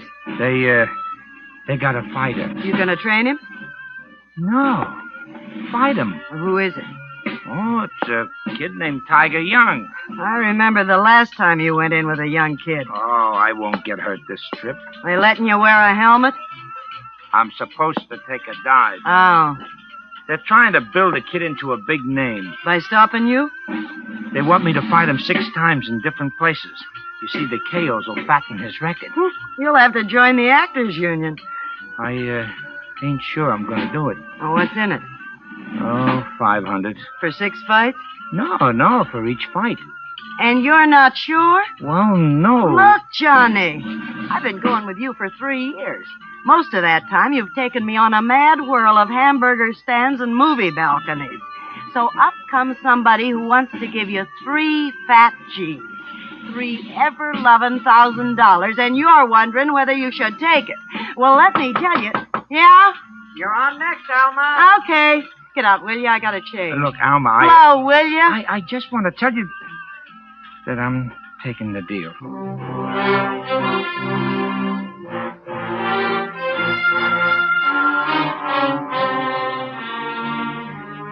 The following morning at the local FBI field office, Special Agent Jim Taylor approaches the desk of Agent Bill Manning. Well, welcome home, Bill. Thanks, Jim. How's it feel being back? After that stretch in the hospital, what do you think? Well, if there's any heavy legwork on the new case, I'll handle it for you. No, that's all right. Well, this one's your old specialty, Bill. Jewel theft. Where? Here. And what's the federal angle? Part of the loot, a large diamond ring, turned up a few days ago in a hawk shop down south. Oh? $50,000 worth in all was taken, and this is the first piece to show it. Only pros bury their stuff that way. Who pawned the ring? Now, his name's on my desk, but I remember he's in the prize fight business down south. Doing what? He owns a gym. Claims he won the ring in a crap game at his place Christmas night. Their stories haven't changed. Well, apparently this isn't an alibi. Don't tell me he remembers which player gave it to him. No, but the police records show that a crap game was raided there that night. And the owner was in it? That's right. Who else was arrested? 9 others, but some used fictitious names. No point checking that angle, then. This gymnasium owner got any record? No, police down there say he's clean. Unless he talks, Jim, I don't see where we go. I'm having a list made up of fighters, managers, and everybody else in the business who were in that town at the time. When it's ready, we'll start moving.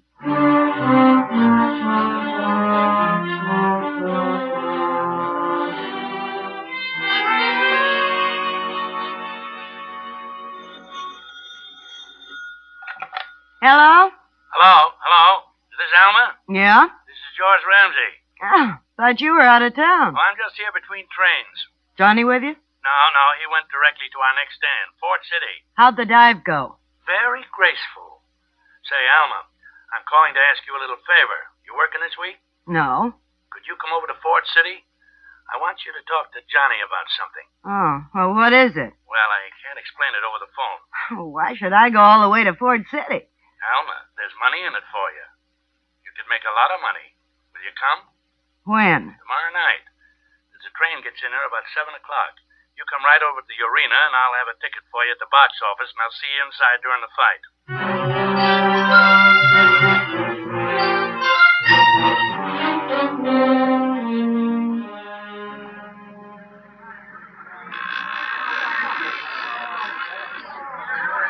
Can I get through, please?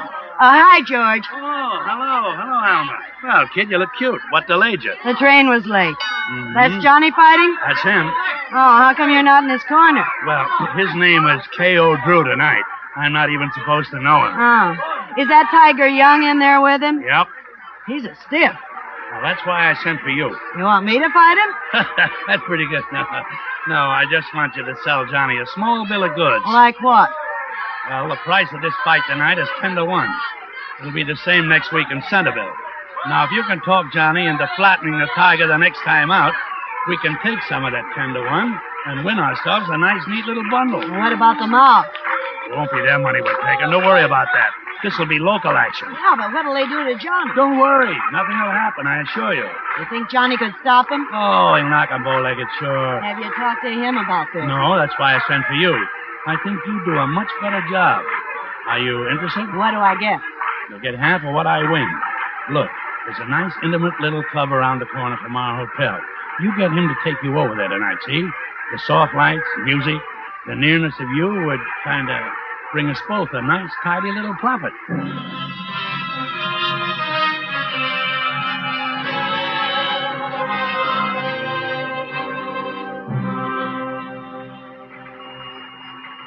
You've been looking for me, Jim? Oh, yeah, Bill. I wanted to bring you up to date. I re-interviewed the victim and learned that she went to a fight here at the stadium the night she was robbed. Wearing all that jewelry? That's right. That was practically an invitation. Well, what do you got there? Oh, it's a teletype that just came in. These are all the people in the fight game who were around that gymnasium where they had the crap game. I'm cross-checking it with a list of the names of everybody who fought at the stadium the night of the robbery. Any duplications? There's just one so far. Say, Jim, look what's coming in on the machine. What is it? More of the loot. A necklace and another ring turned up. Oh, where? Ford City. The police raided a fence and found him. Any word on where he got him? Well, let's see.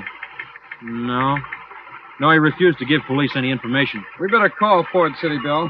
Find out who's fought there recently. If anybody turns up on all 3 lists, we've got a pretty strong suspect.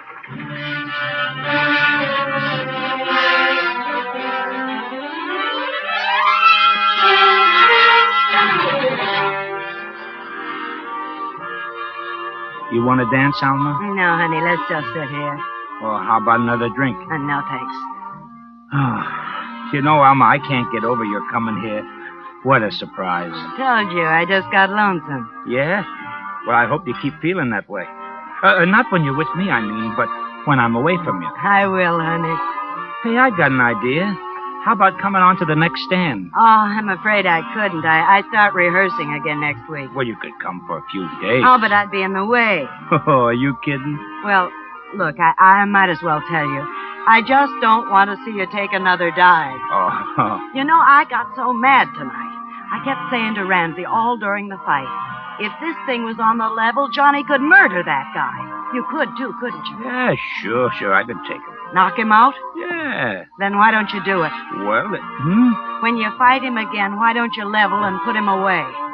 Alma, honey, do you know what you're saying? Yes. But the dough I'm getting, honey, before I left on this thing, you told me to take the 3 Gs. Maybe you could get more dough this way. What do you mean? Well, Ramsey says the price on both fights so far has been 10-1 against you. If you were to take some of that, knock the tiger out, we'd make a hatful. Honey, you're forgetting the mob owns this guy. If I flatten the tiger, I can use the dough for a coffin. Not if you tell the whole story to the papers. How they hired you to throw these fights. How you did toss a couple. And you got so you couldn't sleep nights thinking about it. No, The Alma. papers would eat it up. You'd be a hero. Alma, honey, you've been seeing too many movies. Look, you might even get a return match with a guy. A legitimate match that could draw, say 50,000. Alma, I ain't gonna do it. Oh, you fool. Huh? You stupid, punch-drunk fool. Here's your chance, your last chance to do something, to get something. I don't want it, Alma. Okay, then you don't want me either. Alma! I'm leaving.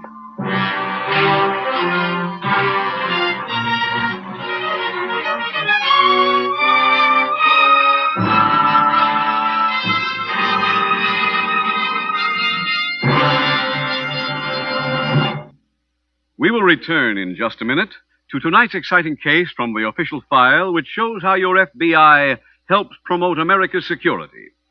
Now, a special message about home mortgages. Do you know the difference between an old-fashioned and a truly modern mortgage? A modern mortgage plan should have, first, a painless method of paying off the mortgage years ahead of time, and second, emergency protection for you and your family against foreclosure and disaster. Believe it or not, a plan like that actually exists. It is known as the Equitable Assured Home Ownership Plan. Membership in this plan is restricted to a select group of homeowners. To those fortunate enough to qualify, it offers these 4 benefits. First benefit. This plan provides an easy way to pay off the mortgage years ahead of schedule. Here's how this works. In the Assured Home Ownership Plan, a low-cost first mortgage is combined with life insurance protection. The insurance element creates a cash loan fund which increases steadily. Each year, the mortgage grows smaller and the cash loan fund bigger. That's how I paid off my mortgage 6 years ahead of time. Now I own my home free and clear. Second benefit. The cash loan fund is a friend in need when sickness or unemployment threaten home security. One year, the company I worked for went out of business. Meeting my mortgage payments would have been pretty tough without that cash loan fund. Third benefit. If the owner dies, his widow doesn't inherit a mortgage. She inherits her home free and clear. What's more, the Equitable Society not only cancels the mortgage, but also returns to the widow every cent her husband had paid to reduce the principal. Lastly, the mortgage draws interest not at 6, not at 5, but at 4%, and closing costs are low. Naturally, a plan like this can't be offered to everyone. Your Equitable Society representative will tell you whether you can qualify for this money-saving, home-saving, assured home ownership plan.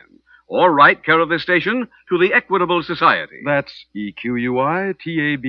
The Equitable Life Assurance Society of the United States.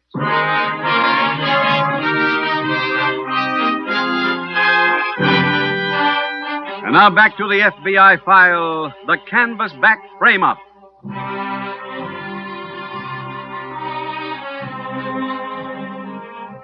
This evening's FBI file involves crooked prize fights. This week's headlines report an almost parallel situation. The black plague of crooked gambling has again invaded amateur basketball.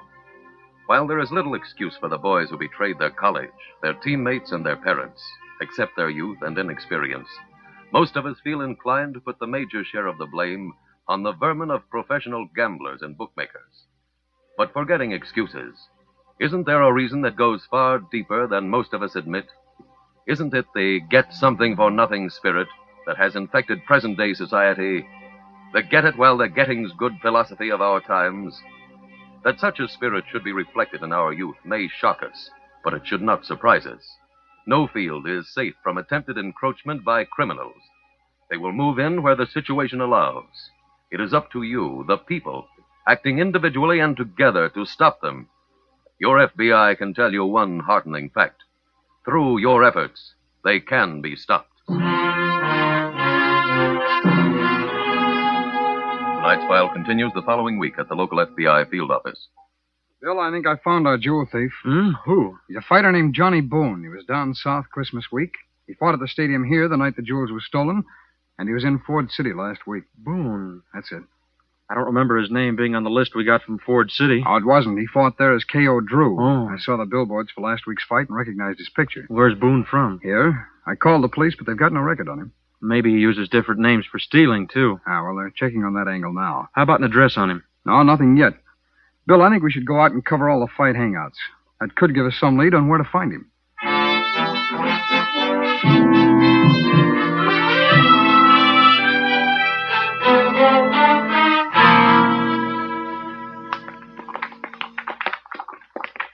All right, hold it.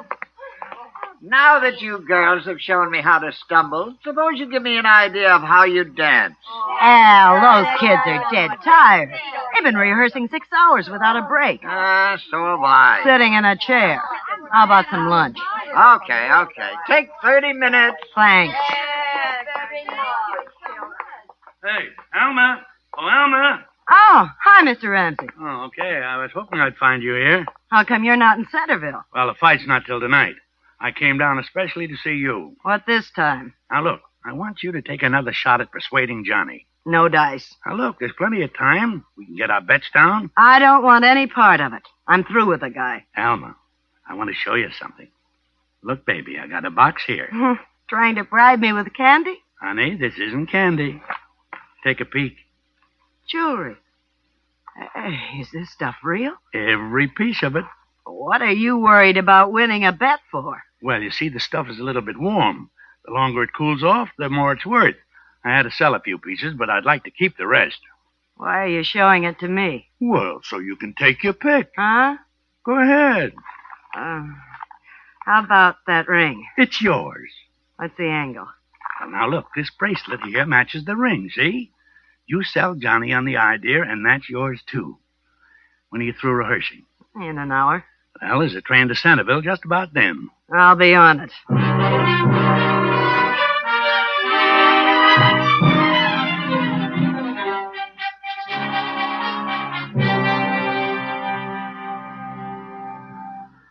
Hey, kid. Johnny, you better start getting undressed. Well, it's still an hour to the fight, Mr. Ramsey. Room in here for one more? Alma. Well, how do you like... Well, look, Alma. Had a few days off, so I thought I'd come up and see you. Oh, gee, I'm glad you did. Now, look, if you kids will excuse me, I'm going out to collect Johnny's money. I'll be back. Come in. Hello. We're looking for a Johnny Boone. This is Battling Bentley's dressing room. We have a picture here of Johnny Boone. That's him right there. Oh, you boys from the Boxing Commission? We're special agents, the FBI. Here are my credentials. You are Johnny Boone, aren't you? Yes, sir. Who are these people? Well, I'm George Ramsey. I'm the kid's manager. And you, miss? I'm Alma Caldwell. Yeah, she's his girl. Mr. Boone, we came to get your story on that jewelry. What jewelry? A ring was lost in a crap game down south on Christmas night. You were in that game. Last week, a fence in Ford City bought 2 other pieces of loot. You were there for a fight. Oh, so that's where you've been getting all that money. Boone, has had extra money lately? Yeah. Wait a minute. What is this? Oh, Johnny, now you know you spent Look, it. Ramsey. Oh, you now... lost a ring in that crap game. I remember. Oh, now, Johnny, Just you a know minute, that please. is Just true. a minute. Miss Caldwell, that ring you're wearing, may I see it, please? Well, why? Bill, will you let me have the description list of the stolen jewelry? Yeah, sure. Here. Thanks. The ring, please, Miss Caldwell. Okay. Thank you. All right, it's on the list, Bill. Miss Caldwell, where'd you get this ring? Well, Either one of these men give it to you? Yes. Which one? Johnny. What? You did, Johnny. Look, she's framing me. They Mr. both Boone, are. Mr. Boone, you better come along to the office with us.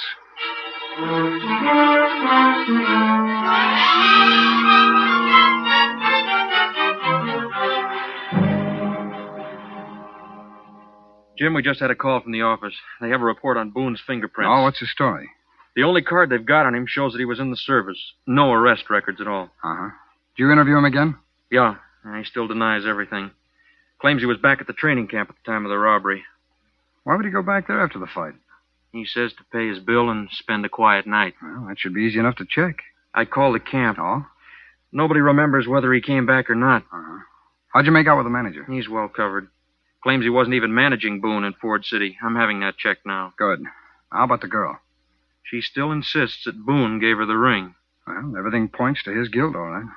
But I don't know. There's just some... Oh, I'll get it done. Hello? Oh, yes, Lieutenant. You did where? Yes, please. Thanks very much. Bill, the police just found a box containing some more of the loot. Where? At the arena, under Johnny Boone's locker.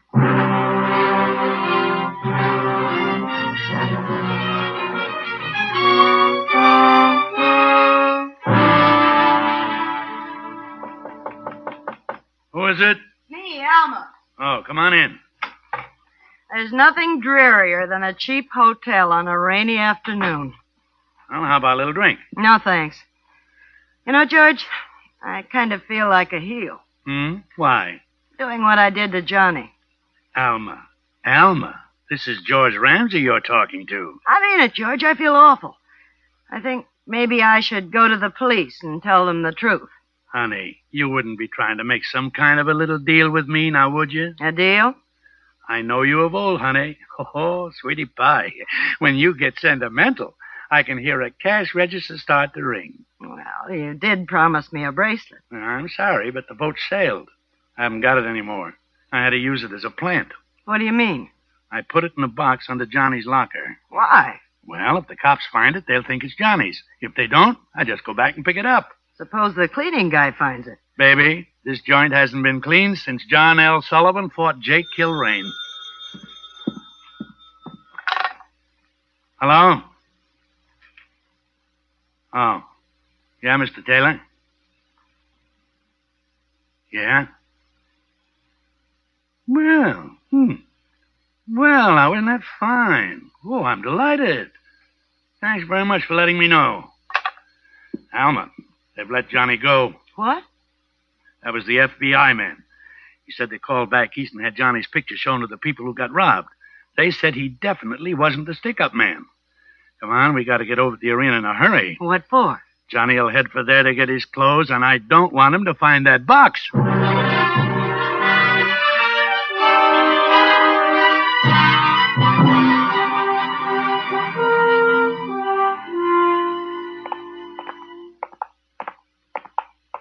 Is this his dressing room? No, keep going. It's down the end of the hall. Wait a minute. Huh? Look, Johnny coming out of the dressing room. Has he got the box? I don't know. I don't see it. Johnny, we heard you got out. Is that a fact? Wait around, kid. We'll split a cab up the hotel. I don't want to talk to either one of you. But Johnny, now, look. Just leave me alone. That'll be a pleasure. Come on, let's go and get that box. Go ahead. Thanks. Where'd you put it? Right under the locker. Is it still there? Wait a minute now. Don't be in a hurry. Let's see. Yeah, here it is. I'll take that bracelet now. All right, now, don't be impatient. Look, All right. will you let me get it? Hey. What's the matter? This thing should rattle. Well, open it. Empty. Let me look. Here you are. See for yourself. Ah. Johnny must have found it. Yeah.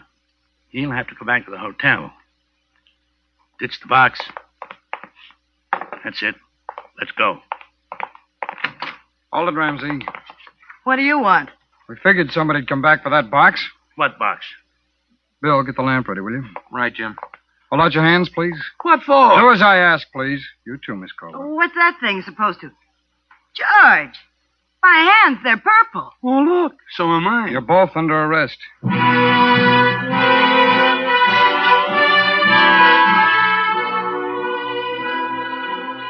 George Ramsey was tried and convicted for violation of the Interstate Transportation of Stolen Property Act. He was sentenced to 5 years imprisonment. Alma Caldwell was convicted of accessory after the fact and received a sentence of 2 years in a federal penitentiary. When Special Agents Taylor and Manning received the box containing the rest of the jewelry, they decided upon a way to determine which suspect was guilty. After removing the jewels and having the box dusted with fluorescein, they returned it to its hiding place under the locker. Fluorescein is a powder invisible under ordinary light. However, anyone touching it retains enough to show splotches of purple when the skin is exposed to black light. By using a portable machine, the two special agents were able to establish Johnny Boone's innocence when he left the dressing room, and as you have seen, to establish the guilt of George Ramsey and Alma Caldwell. And so another case from the files of your FBI was closed, but not until it had again been proven that special agents work as hard to determine the innocence of a suspect as to establish his guilt. That every investigation is conducted not to get a conviction, but to get the facts.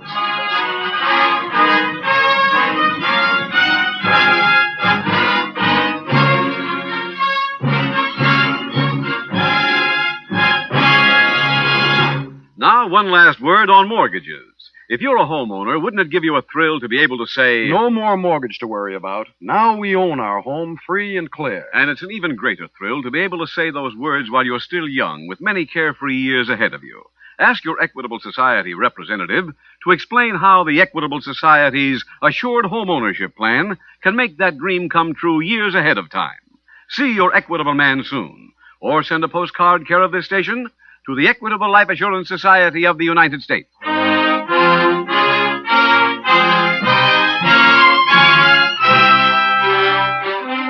Next week, we will dramatize another case from the files of the Federal Bureau of Investigation. Its subject, safecracking. Its title, The Tin Can Killing.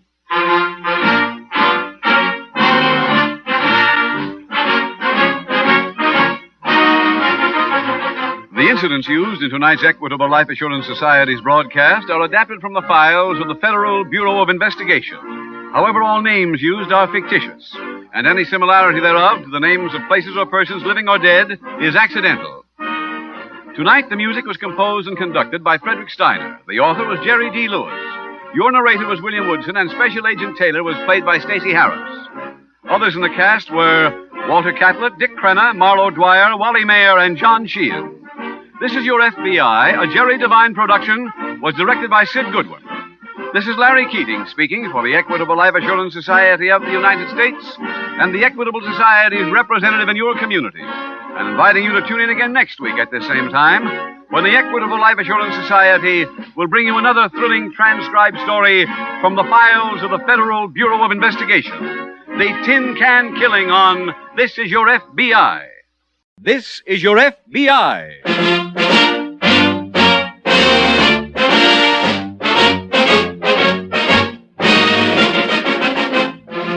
This is Your FBI, the official broadcast from the files of the Federal Bureau of Investigation. Presented transcribed as a public service by the Equitable Life Assurance Society of the United States and the Equitable Society's representative in your community.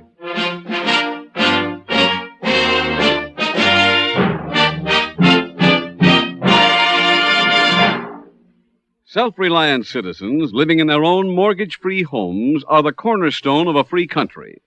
That is why, of all the manifold services rendered by the Equitable Society to nearly 6 million people, one which ranks near the top in importance is the Equitable's Assured Home Ownership Plan. In about 14 minutes, Mr. Keating will be back to tell you homeowners about the Equitable Society's famous Assured Home Ownership Plan.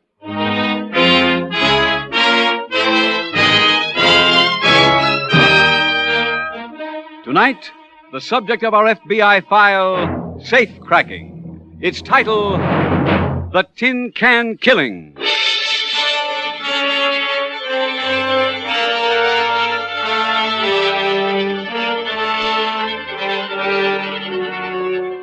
Criminals, like athletes, are either professionals or amateurs. The professionals usually dedicate themselves to what is sometimes called a life of crime. Starting as juvenile delinquents, they end serving a life term in prison.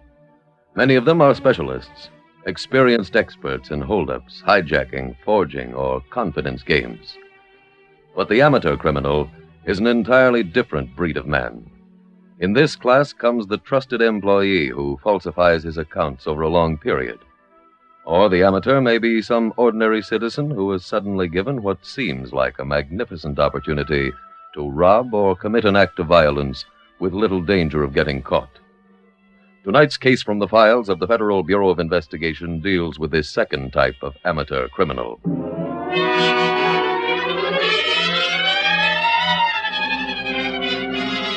Tonight's file opens on the outskirts of an Indian reservation located in a western state.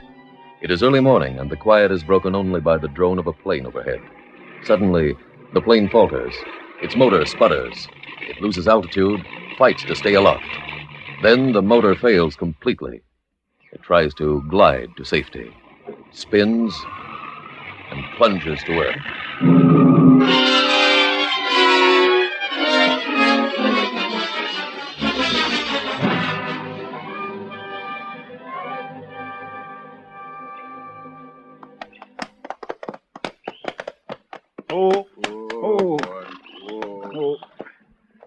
Knew that plane come down here. Yeah, I was wrong.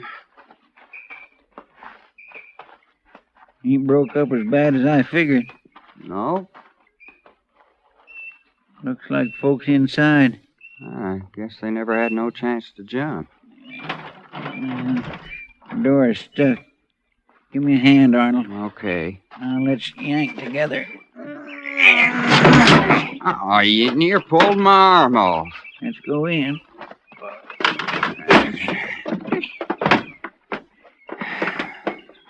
Man and woman in here. How are they? They're unconscious, but they look to be breathing. I reckon they're alive. See if I can move her. Oh, she's heavier than I figured. You need help? No. Get that suitcase she's laying on. Got it. I'll just stretch her out again. There you are, lady. Now open the bag. See what's in it. Nothing but clothes so far. What's that down there? It appears to be a box. Let's see it. Here. It sure jingles. Open it, Herb. Look at this. Rings, bracelets, them things women hang on their neck. It looks like real, too. Yeah. Wait till Clara sees this. Let's get on back and show it to her, huh? Well, what about these people? Well, what about them? Well, maybe they need help. You said they was alive, didn't you? Let's leave them be. Come on. What's in this box is a lot more important. Just a minute, Whitley. Oh. Hello, Mr. Porter. I thought they were your horses. What you got there? Oh, just a box. That you took from the plane. Well... Let me have it. Huh? I'll take that box, Whitley. Oh, all right. Here. What happened to the passengers? They're in there, Mr. Porter. Are they alive? Well, they're breathing. Why didn't you help them? We did. By going through the suitcase? Now, look, we didn't mean Let's no not harm. argue. If they're alive, I'll need your help. We got to get them to a hospital.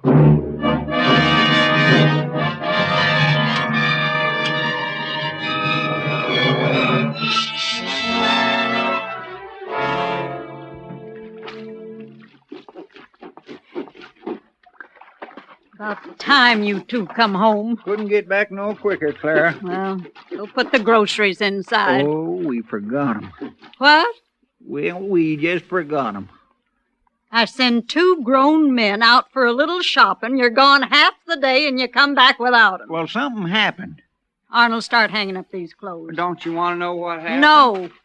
Enough to do the washing without hanging it, too. Hand me that shirt. Yeah, here. Well, what's your story? We were going into town, Clara. Right close to where we was riding, our airplane fell down. Couple people in it. That Indian agent come along and made me and Arnold help him fetch the folks to the hospital. We was almost rich, Clara. We found a little box in the airplane. Turned out it was filled with a mess of diamonds. Well, where are they? The Indian agent took it. What'd you give it to him for? He took it. How much you gonna get for finding it? Well, Clara, we didn't exactly find it. We just got there first. Then you ought to get a reward. Come on. Where? See that Indian agent. You two ain't smart enough to get what's coming to you. I am. You too, Arnold, get to moving. We're all going back to town.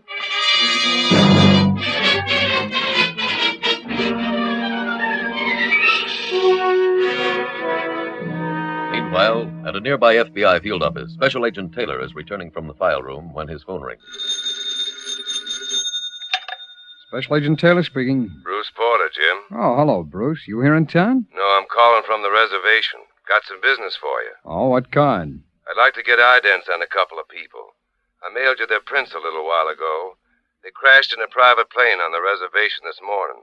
No markings on the plane? It skidded after crashing and shredded the fuselage so much it's impossible to read any of the numbers. Oh, I see. And if they were carrying registration papers, I couldn't find them. Both people killed, Bruce? No, but they're unconscious and on the critical list at the hospital. Mm-hmm. How about their clothes, luggage? No cleaner's tags on any of the clothes, Jim, but there was a jewel box with quite a few valuable pieces in it. I'm keeping that here in the office safe. You say you've already mailed those prints, Bruce, huh? Yes, I addressed them to you. Okay, as soon as they come in, I'll shoot them along to Washington.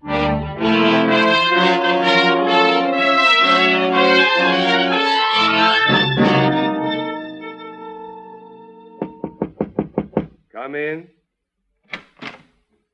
Hello, Mr. Porter. Oh, hello, Whitley. Could we see you a minute? Come in. Go ahead, Clara. Arnold. Okay. You know the wife? Yeah. Hello, Miss Whitley. Hello. What can I do for you? Well, me and my brother here want to talk to you about that box of diamonds. Yeah? We figure... I mean, well, you... Mr. Porter, you had no right taking it. I didn't take it for myself. It belonged to the people in that plane. It's my duty to protect the property. What about a reward? Ain't it right they should get one? The owners can decide about that, if they recover. They can't give us nothing if they're dead. I've been in touch with the hospital. It appears they'll live. So if you check with me from time to time, I'll bring the matter up with them. Why don't we hold on to the stuff till they're feeling The jewelry better? stays right here in the safe. You sure ain't being fair. I'm sorry, Mrs. Whitley, but I can only do my duty. I'm very busy, so would you please excuse me? You mean you want us to get out? I'm afraid so, yes. Come on, Clara. All right. I'll let you know when I've spoken to the owner. Oh, don't do us no favors. Go on, Clara. I'm going. Oh, wait for me.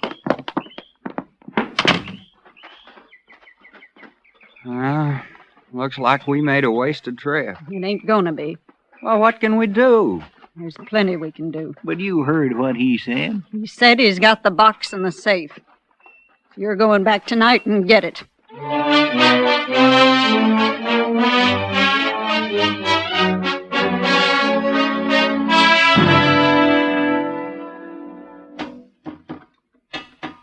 Herb. Yeah? How's it coming? Okay. You want more light? Up a little. That better? Uh-huh. You're sure taking a long time. I'll take me to butter. One more tap and the door will come on. Herb, you did it. Shine that light in here. There's the box. Someone's coming. Put out the light.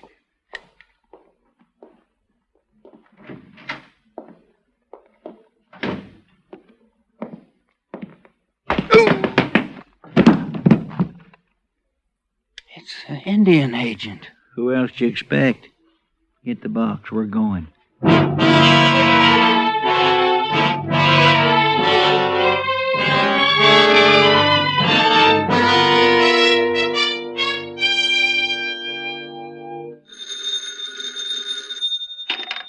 Special Agent Taylor speaking. Bruce Porter, Jim. Oh, Bruce, I just put in a call for you on the other line. I didn't report it on those prints. I'm calling about something new that's come up. Oh? Remember me mentioning the jewel box that was on the plane? Yeah? Someone cracked my safe last night and stole it. On the reservation? Yeah. Well, that's our jurisdiction. You got any suspects? None confirmed yet.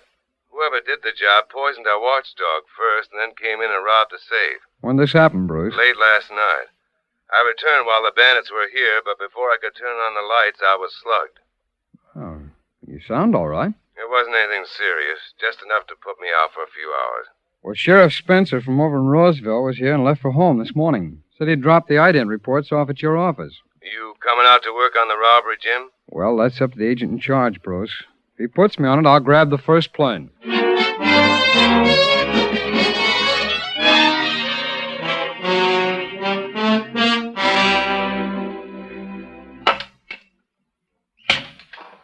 Get your back into it, Arnold. I done enough chopping. Not for Clara. Ah, nothing's enough for her. Somebody coming. Well, can you see who it is? Looks like the Indian agent. Think he knows? We couldn't. Howdy. Whitley. I want to talk to you. No Indians around if you're hunting strays. I'm here to ask you some questions. You don't have to answer, but I'd appreciate it if you would. Where were you two last night? Depends what time. Midnight. We were sleeping. Why? Somebody poisoned my dog and robbed the safe at the office. Anything happened to all them diamonds? They were stolen. Whoa. And you two are the only suspects. Me and Arnold? That's right. Why us? Nobody else knew those diamonds were in my safe. Oh, now, look, mister, we wouldn't do nothing like that if you... By the woodpile, Clara. Why ain't you two... Oh, you're here. I was just asking him a few questions, Miss Whitley. About the reward? No, Clara. Seems them diamonds was stole last night. Thinks me and Arnold did the taking.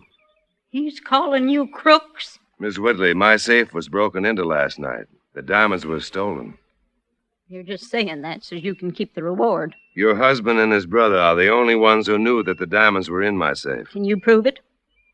Well, not in a court of law, perhaps. Then I suggest you don't come back here till you can. You hear me, Mr. Porter? I'm asking you to get off our property. I heard you. Steady, boy. Miss Whitley, I'll prove they stole the jewels. Get out of here! All right, boy.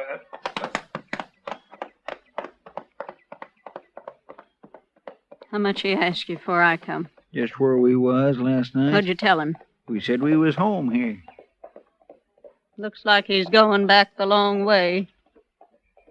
Herb, you and Arnold go through the pass. Catch him coming past Rock Point. What do we want to do that for? So you can kill him.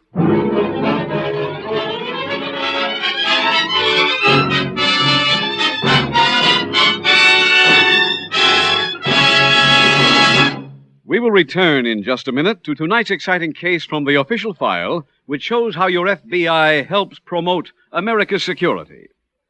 Now we have something important to say about home mortgages. Did you know that there are two kinds of mortgages, the old-fashioned variety and a truly modern mortgage? A modern mortgage plan means simply this. It must provide a method for paying off the mortgage years ahead of time. And it must give you emergency protection against foreclosure due to unforeseen disasters. Sounds like a large order, doesn't it? But that's exactly what you get in an equitable assured home ownership plan. There's a good chance you may be one of a select group of homeowners who can qualify for this plan. If so, here are the 4 benefits it offers. First benefit. This plan provides a painless way to pay off the mortgage years ahead of schedule. This works out very simply. In the Assured Home Ownership Plan, a low-cost first mortgage is teamed up with life insurance. The life insurance feature creates a cash loan fund which increases steadily. Each year, the mortgage grows smaller and the cash loan fund bigger. I paid off my 20-year mortgage about 6 years ahead of time. That was a great day in my life. Second benefit. The cash loan fund is a friend in need when sickness or unemployment threaten home security. 1 year, my wife and I were in an auto accident, both in the hospital at the same time. We'd never have been able to meet our mortgage payments without that cash loan fund. Third benefit. If the owner dies, his widow doesn't inherit a mortgage. She inherits her home free and clear. What's more, the Equitable Society not only cancels the mortgage, but also returns to the widow every cent her husband has paid to reduce the principal. Lastly, the mortgage draws interest not at 6, not at 5, but at 4%. And closing costs are low. Naturally, a plan like this can't be offered to everyone. Your Equitable Society representative will tell you whether you can qualify for this money-saving, home-saving, assured home ownership plan. Or write care of this station to the Equitable Society. That's EQUITABLE. The Equitable Life Assurance Society of the United States.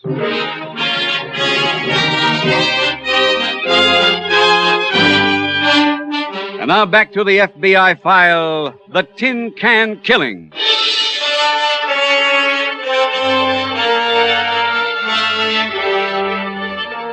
In connection with tonight's case from the files of the Federal Bureau of Investigation, we bring you a statement from FBI Director J. Edgar Hoover. Mr. Hoover's message is, and I quote, The overwhelming majority of our citizens are capable of understanding the difference between right and wrong. They act, or are suited to act, through man's sense of right. Our relationship with one another is for the most part determined by the fealty we pay to the established and time-honored principles of human conduct. Morals are the unwritten laws, the rules and the customs upon which civilization is founded, and by which it is welded together. The criminal has convinced himself he is outside the law, that man-made laws and moral conduct do not apply to him. He feels he is above all law of God and man.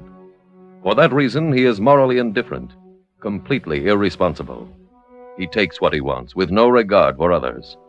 Violations of enacted statutes are not wrong for him, he reasons, because those laws, indeed all laws, were written to apply to others. His warped and distorted powers of reasoning and subsequent unmoral action are predicated upon one motivating force: greed. Tonight's FBI file continues at the office of the Indian agent. Special Agent Jim Taylor has just arrived. Anybody here? Oh, hello, Taylor. Oh, hello, Sheriff. How come you're still around? I've been trying to help locate Bruce Porter. Bruce, where is he? Missing. Been gone since yesterday afternoon. Any idea where he went? Told his wife he was going out on the robbery. Didn't say where. Uh-huh. I potted the safe over there for prints a little while ago. Find any? None clean enough to use. Well, I don't think we'll have to go very far to locate the safe crackers. That's an amateur job if I ever saw one. I know, but... I'll get it, Sheriff. Hello. Mr. Porter's office? Yes, that's right. This is Dr. Johnson of Memorial Hospital. Yes, Doctor? Mr. Porter was found near Rock Point this morning. Just brought in. Well, what happened to him? He's been shot. Shot? He hasn't regained consciousness, but from his condition, I'd say he was wounded some 12 or 18 hours ago. Uh-huh. Well, how is he? We won't have a full report for a while yet. Well, thanks, Doctor. I'll be right over. I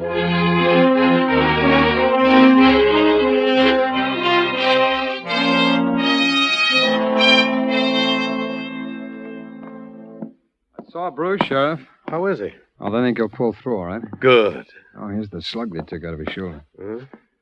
How much could he tell you? Well, he was shot on his way back from interviewing two brothers named Whitley. Thinks they did the shooting. Are they suspects in the robbery? Yeah, but he has no proof as yet. Well, did he have anything we might try and develop? No, not a thing. Jim, this tin can might mean something. Yeah, where'd you get it? Found beside Porter's dog. Wasn't he poisoned? Probably by the contents of the can. Well, I'll have the lab analyze the food and examine the cover for prints. We'll send it in the same package with that bullet.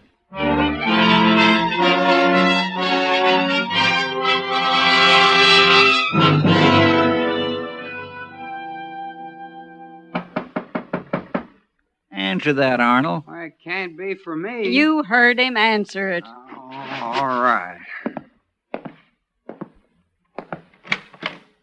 Afternoon. I'm a special agent of the FBI. This is Sheriff Spencer. Here are my credentials. Something you want? Are you one of the Whitley family? Yep. Your brother at home? Yep. Well, I'd like to come in and talk to both of you. Well, come ahead. Thanks. Come on, Sheriff. Clara, a couple folks to see us. He's from the FBI. This one's a sheriff. I'm from Roseville. What do you want? We'd like to talk to you about a couple of things. First is the robbery of Mr. Porter's safe. He was here. We told him all we knew. Maybe you can tell us something about the shooting. Shooting? That's right. On his way home yesterday, somebody winged Mr. Porter as he was approaching Rock Point. Either of you men been over near there? Nope. Me neither. It's pretty muddy over there. Sheriff and I took a look at your horse's hooves before we came in. They're all caked with mud. Well, me and Arnold stopped by a water hole yesterday. Yeah. You got anything else to ask? Ask it fast, mister.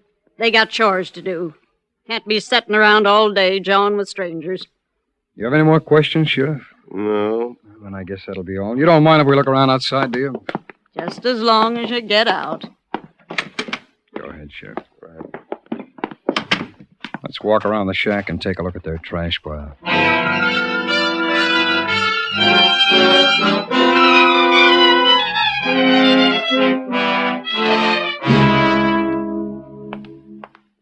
Oh, pardon me, Doctor. Oh, hello there. All right to visit Mr. Porter? Yes, but please don't stay too long. Okay, thanks. Hiya, Bruce. Hello, Jim. Feeling better this morning? Yeah, thanks. Oh, that's great. You been to see the Whitleys? Yeah, Sheriff Spencer and I went out yesterday. Get anything? More frustration. Jim, I know they're guilty. There must be some way of proving it. We're trying, Bruce. Any report from ballistics? Yeah, you were shot with a .38. Plenty of those around. Lab also reported on that can of food you found by your dog's body. It was loaded with arsenic. I found that the Whitleys have a barrel of arsenic in their barn. Yeah, but so a lot of other farmers. Yeah, I found that out, too. Jim, how about the can of food? Oh, Bruce, tracing that purchase back to them is just about impossible. Half the stores in town carry that brand of hash. Oh. Well, nobody's quitting, Bruce. We'll keep working on it. Hello, Bruce. Oh, hi, Sheriff. Your wife says she'll be out later. Good. Well, Taylor, she gave me this message for you. Thanks, Sheriff. Came in on the phone just a few minutes ago.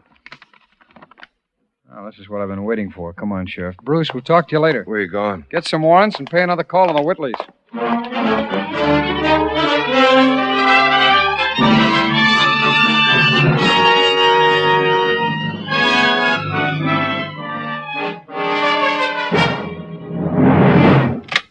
Hello, Whitley. Your brother and his wife here? Yeah. You mind if we come in? You two back again? That's right, ma'am. Sheriff and I have a little more information than we had yesterday.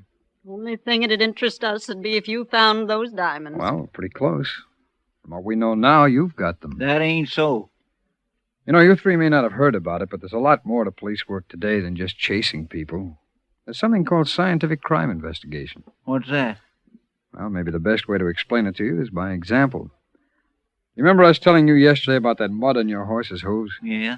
Well, I scraped some of it off, put it in an envelope. Then the sheriff and I went to Rock Point, looked for a little cliff. What for? Well, knowing the angle that bullet entered Mr. Porter's body, we knew he'd been shot from someplace above him. When we located a cliff with fresh hoof prints, we took a sample of that dirt and sent both envelopes to our laboratory in Washington. What's dirt got to do with diamonds? Just this much. The dirt from your horse's hooves and the dirt from that cliff match perfectly. Dirt's dirt. It's not the same all over, though. In fact, the dirt on the cliff is different from any dirt in this valley. So when you said you hadn't been near Rock Point, you were lying. Maybe they forgot. That don't mean they shot the Indian agent. No, it doesn't. Then why are you telling all this to us? Give you some idea of the work that's been done on this case. The food that poisoned the Indian agent's dog was loaded with arsenic, but we couldn't trace that back to you. And there was no way of proving any of you bought the can of hash the arsenic was mixed into. You couldn't prove them things, because we didn't do them. But the FBI laboratory in Washington says differently. You see, in addition to scraping your horse's hooves yesterday, the sheriff and I looked at your trash pile. That's our property. We found a couple of tin cans out there, and they were sent on to the laboratory, too. Well, everybody's got tin cans. Oh, sure, but not like yours. Our laboratory can prove the can of food used to poison Mr. Porter's dog and the ones found in your trash were opened by the same can opener. Jim, look out! I got it! Let go of me! Shoot him! You're not using that gun anymore! Now, drive it! Come on! Herb. All right, Sheriff. Let's get them all to town.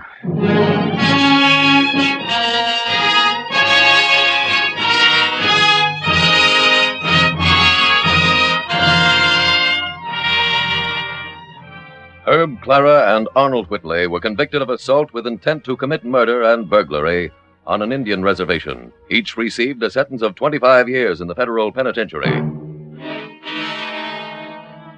Upon examination, the FBI crime laboratory reported that the bullet removed from Indian agent Bruce Porter had been fired from Herb Whitley's gun. The work done in tonight's case by the laboratory in proving the Whitleys guilty was spectacular, but not unusual. These technicians who man the microscopes, the spectroscopes, and other instruments make daily contributions to the fight against crime. Their work has been as great a lever as any other group's in the rise of law enforcement to the status of a profession. Like every other member of the Bureau, these men of the FBI lab work not on conjecture, but on facts, for they are men of science, men who have given of their time, their efforts, and their talents to help protect your life and your liberty.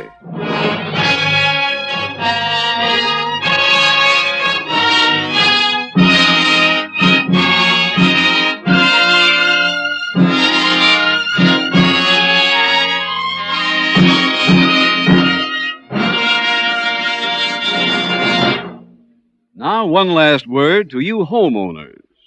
When will the red letter day come when you're able to say, my mortgage is all paid off. I own my home free and clear. Why not take steps to make that day come true while you're still young?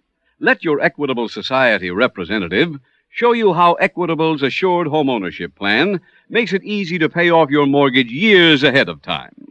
See your Equitable man soon, or send a postcard care of this station to the Equitable Life Assurance Society of the United States.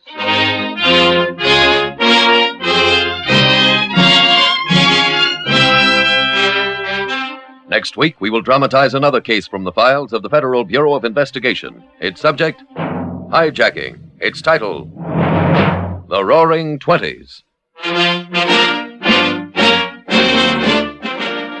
The incidents used in tonight's Equitable Life Assurance Society's broadcast are adapted from the files of the Federal Bureau of Investigation. However, all names used are fictitious, and any similarity thereof to the names of places or persons, living or dead, is accidental. Tonight, the music was composed and conducted by Frederick Steiner. The author was Jerry D. Lewis. Your narrator was William Woodson, and Special Agent Taylor was played by Stacey Harris. Others in the cast were Parley Bear, Harry Carey Jr., James Dobson, Peggy Weber, Ben Weldon, and Carlton Young. This Is Your FBI is a Jerry Devine production. This is Larry Keating speaking for the Equitable Life Assurance Society of the United States and the Equitable Society's representative in your community, and inviting you to tune in again next week at the same time when the Equitable Life Assurance Society will bring you another thrilling transcribed story from the files of the Federal Bureau of Investigation. The Roaring Twenties on This Is Your FBI. This is your FBI.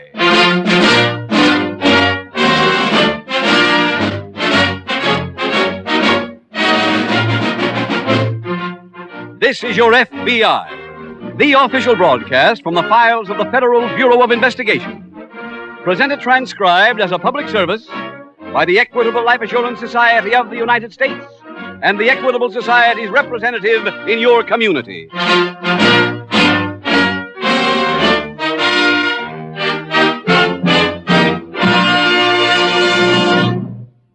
Midway in tonight's program, in place of the usual commercial, we will bring you a special message on inflation from Thomas I. Parkinson, President of the Equitable Life Assurance Society of the United States.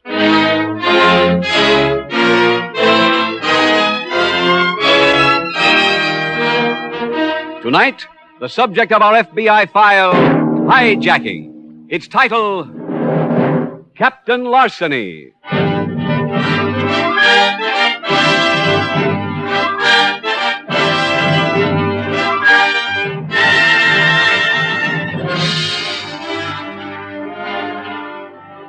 Tonight's case from the files of your FBI brings out a significant fact. Despite the introduction of hundreds of scientific aids, of improved detection equipment, and of faster communication, the most important factor in crime investigation is still brain power. There is no substitute for human intelligence. That is why the qualifications for a special agent of the Federal Bureau of Investigation have been made exceedingly exacting. Only picked men, those who measure up to the highest mental, physical, and character standards, are chosen to serve in your FBI.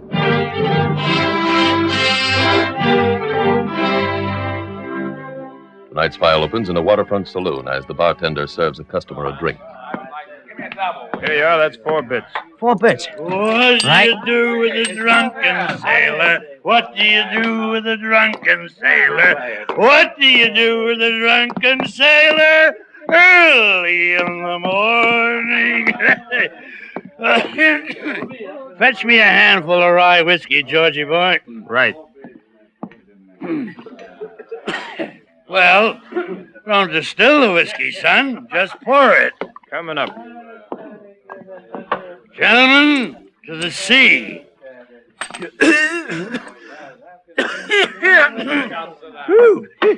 First one in the morning always tickles. Another shot, Cap? First, we better have a few words. Matey, inside this box I have a camera. A movie camera. I'm sorry, Cap. I can't handle any more stuff. No, but mate, when I brought you that silk last week... I know. I asked for some cameras. I can't use them now. The guy I was selling ain't interested. Well, look, all I want for it's a drink. Hey, bartender. Huh? Give him a drink. On you? Yeah. You mind if I buy one for you, Cap? Oh, do you want the camera? No. I just hate drinking alone. Well, that's mighty sweet of you, boy. Well, thank you, mate. Thank you. I'll take one, too, huh? Okay. I don't want to get To your kind friends and to the voyage home. Good whiskey and good friends. What can we do with the drunken sailor? Oh, wait a minute, wait, Cap, wait a minute. How'd you like that some company? Sailor? What can we do with... Hey, what's this? Well, hello there. Well, that sounds good. Say, you play that thing, huh? We ought to do fine together. Not at the bar, you can't. If you're going to sing, take your drinks in the back. Okay. Come on, Cap. Oh, bartender, bring a bottle back to the table, huh? Right. All right, Cap, let's go. Oh, heave-ho and up she rises. Heave-ho and up she rises. Heave-ho and up she rises.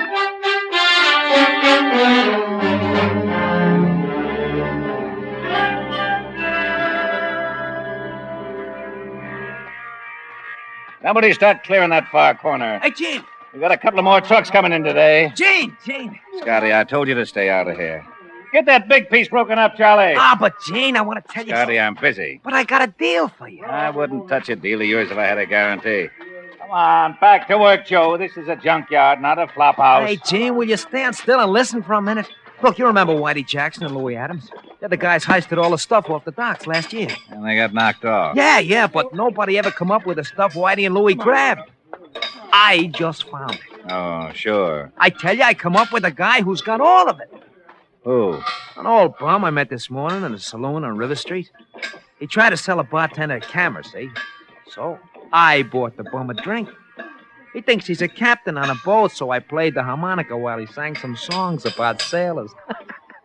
Each time he took a belt, I asked him if he had any silk or radios or the other stuff I remembered Whitey and Louie grabbing.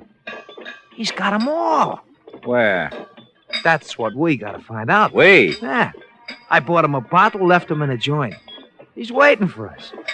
Well, what do you say? You want to see him? Well, okay.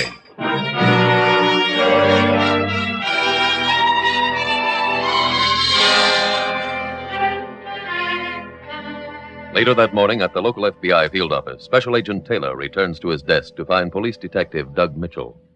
Oh, Doug, you waiting for me? Yes, Jim. Well, grab a chair. Thanks. I saw your agent in charge, and he said to work with you. Oh, on what?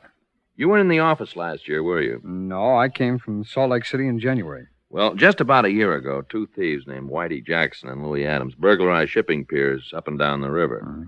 How long did they get away with it? Till we got a description of their boat.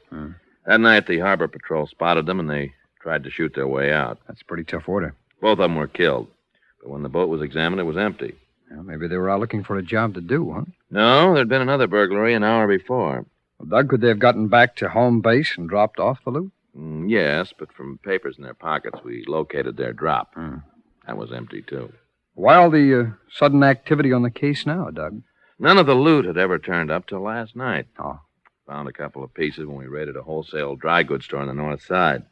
They were from an interstate shipment. Well, that gives us jurisdiction, all right. Yeah. I've interviewed the shopkeeper. He says he bought these particular items from a bartender who works on the waterfront. No name? No, but he did give us a description. Well, Doug, there's quite a few saloons down there. My office is trying to check all of them now, Jim. Oh, fine. If they get a lead, contact me. Right.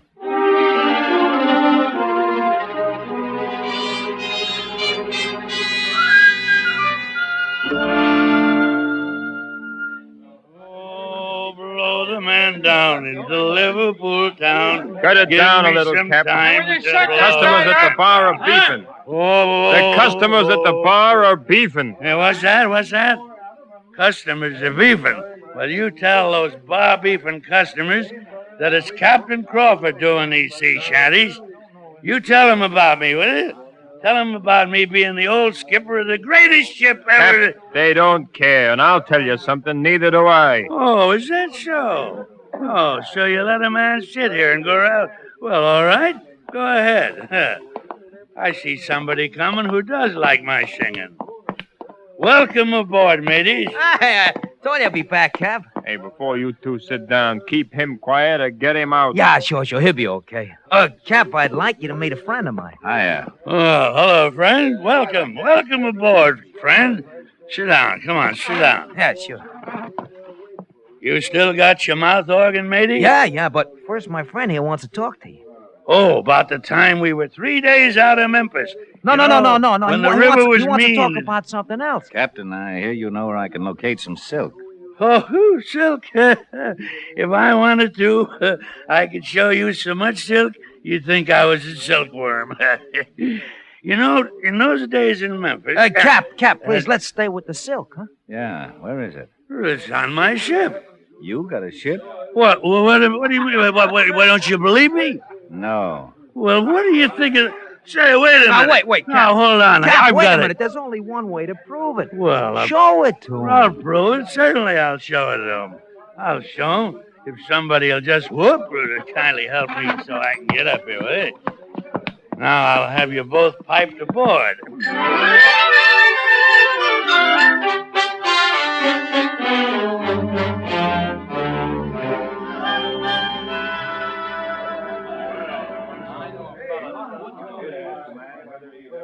What'll it be, men?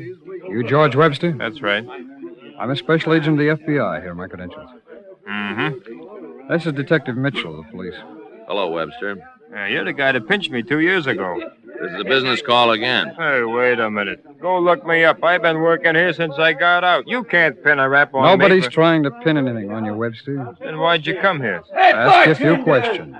Oh, I'll be with you in a minute. Go ahead. I'll answer if I can. It's fine. A man who owns a wholesale dry goods store on the north side has been arrested. We found some of Whitey Jackson and Louis Adams' loot in his back room. Well, what's that got to do with me? He claims you sold it to him. Hey, now, wait a minute. Doug, weren't some home movie cameras stolen by this Jackson and Adams? 3 crates of them. Webster, may I see that box, please? Which one? On the shelf there, behind the bar. Sure. Here you are. Wait till I get the list of stolen property. All right, then. Hey, look, I only work here. Serial number is 09536. 09536. Here it is. That's part of the loot. Well, Webster, that doesn't look very good for you, does it? Hey, how'd I know it was hot?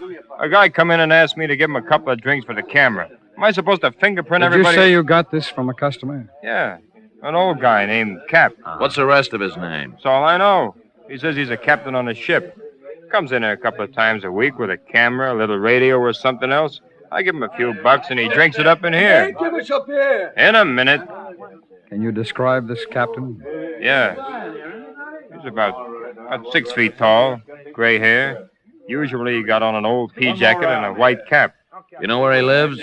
No. But he just left here a little while ago with 2 guys. And who are they? I don't know.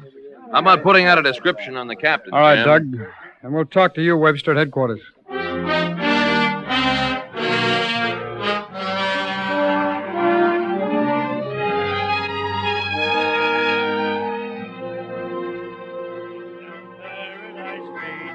Hey, mow the man down. A pretty young maid, nice chance for them. Scotty! Yeah! Come back here. To blow the man down. Scotty, this old bum has taken us no place. Well, he said his boat was at the end of this dock. Hey, Cap! Cap! Ahoy! Yes, matey. You know where we're going? Sure thing. That's my ship dead ahead. Does he mean one of them old freighters? I guess so. They're deserted. They've all been tied up here since the war. Come on, mates. Up the gangplank. What kind of a deal is this? Look, Jane, we followed him this far. I'll guarantee you there's no loot. Well, we can always get out with the freighter. How? Well, one of them would make enough scrap to fill your junkyard. Scotty, you can't heist a freighter. Why not? Nobody around counting them. Hey, come on up, mates. Come on, let's follow him. What can we lose? Well, here's where we wind up getting nailed for trespassing. Well, gents, I'm sorry that none of my crew were here to pipe such distinguished visitors aboard my ship. They all desert you, Cap? No, I gave them all shore leave. Then, you're alone here, huh? Yeah, that's right. Come on, let's go in my cabin. Come on, Jane. We'll see what he's got in there. Mateys, come on, boys. Join me inside. This thing will probably sink before we get off it.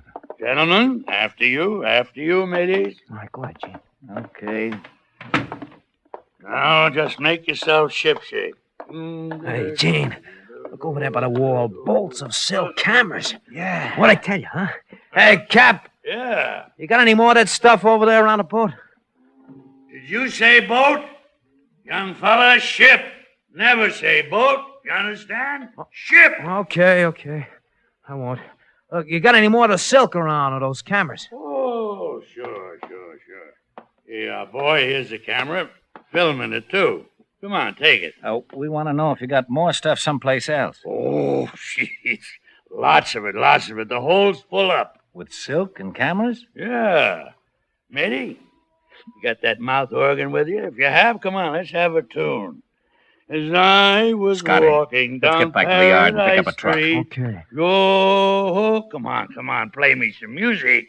A pretty young maid. What do we do about him? That's easy. Oh. That's for the loot.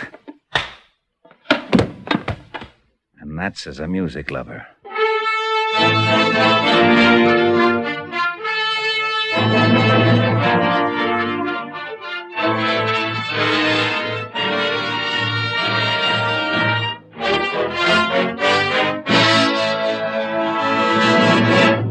In local newspapers through America, beginning next Sunday, there will appear an advertisement of the Equitable Life Assurance Society, which carries a special message on inflation. It is signed by Thomas I. Parkinson, president of the Equitable Life Assurance Society. This message is both timely and important. You'll undoubtedly want to read it in full next week. In the meantime, here are the most significant passages. The total insurance in force with the Equitable Society represents money held for future delivery. When due, every dollar of that sum will be paid. But, as a responsible institution of thrift, with more than 6 million people who look to us for economic security, we are concerned with the purchasing power of those dollars when they become due. For mounting inflation, man-made, threatens not only the worth of the dollar, but the very existence of our national enterprise. Indeed, this threat is as real and deadly as the red menace against which we are arming. But the plain fact is that in the fight against inflation, we as a nation are hiding under the bed. When we freeze wages or prices, we are merely doctoring the symptoms of the inflation disease, rather than the disease itself. If we are to stop the inflationary trend, the makers of our public policies must deal with the monetary causes of the inflation. They must control the expansion of bank deposits and the constantly increasing money supply. There's nothing mysterious about this inflation. More and more, people are beginning to realize that the stories they read on the financial pages of their newspapers have a direct relationship to the prices of food, furniture, and other living essentials advertised in the same newspapers a week later. Inflation is everybody's concern, from the Wall Street banker to the Missouri housewife. In the fight against it, the American people, you and your neighbors, must learn to look beyond the local grocer's bill and the meat prices in the butcher shop. You must look to Washington, the seat of our government, where the monetary policy is made. More than that, you must make your own voice heard among the lawmakers. Congress should be interested in your views on inflation, and your congressman is as close as your nearest mailbox or telegraph office. Let me repeat. If we are to stop this inflationary trend, the makers of our public policies must deal with the monetary causes of the inflation. They must control the expansion of bank deposits and the constantly increasing money supply.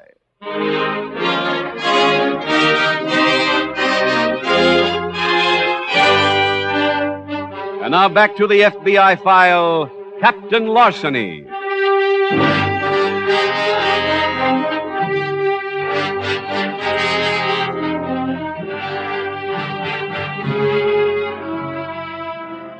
The opportunity to commit crime in one form or another is actually part of the daily lives of every one of us. Indeed, criminals are distinguished from good citizens not by any greater opportunity for crime, but mainly by the criminal's failure to resist temptation. Admittedly, resisting is sometimes difficult, as it must have been in the case of the sea captain in tonight's story. Yet had he done what he should have, had he notified the police when he found the loot on the freighter, he would have saved himself from physical assault. It is no excuse that he took only a little of the loot he came across, for it isn't possible to draw a line and say, I will steal this much and no more. For if tonight's case teaches any single lesson, it is this. Crime prevention begins at the tips of our own fingers, and crime prevention is not only a moral matter, but also a matter of self-preservation.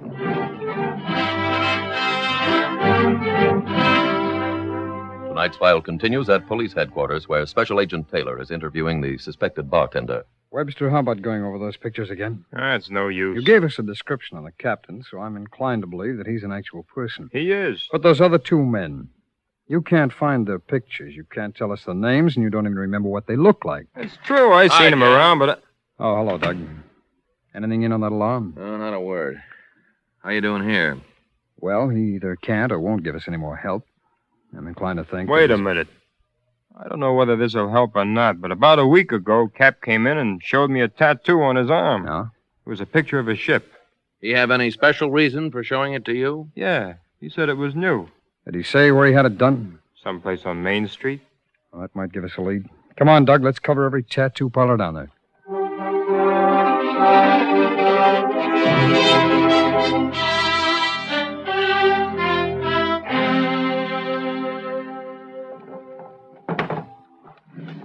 Got all day, Scotty. Yeah, but this stuff is heavy. Throw it on. Let's get this truck out of here. All right. Now, that's the load. Grab that other door. Okay.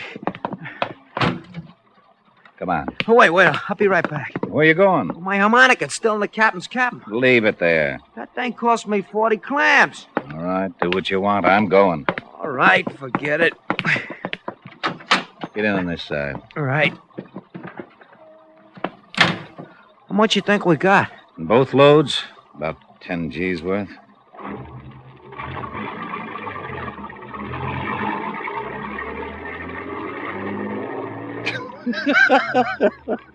What's funny? You not making any deal with me. Huh? That's why you'll always be a minor leaguer, Scotty. What are you talking about? If you held out before we got to the boat, you could have made me give you half the profit. This way, you get 20%. Oh, wait a minute, Gene. That ain't right. Don't argue about it. I'll cut it down. Oh, Gene, the whole thing was my idea. What? Now stop beefing or I'll charge you for the ride.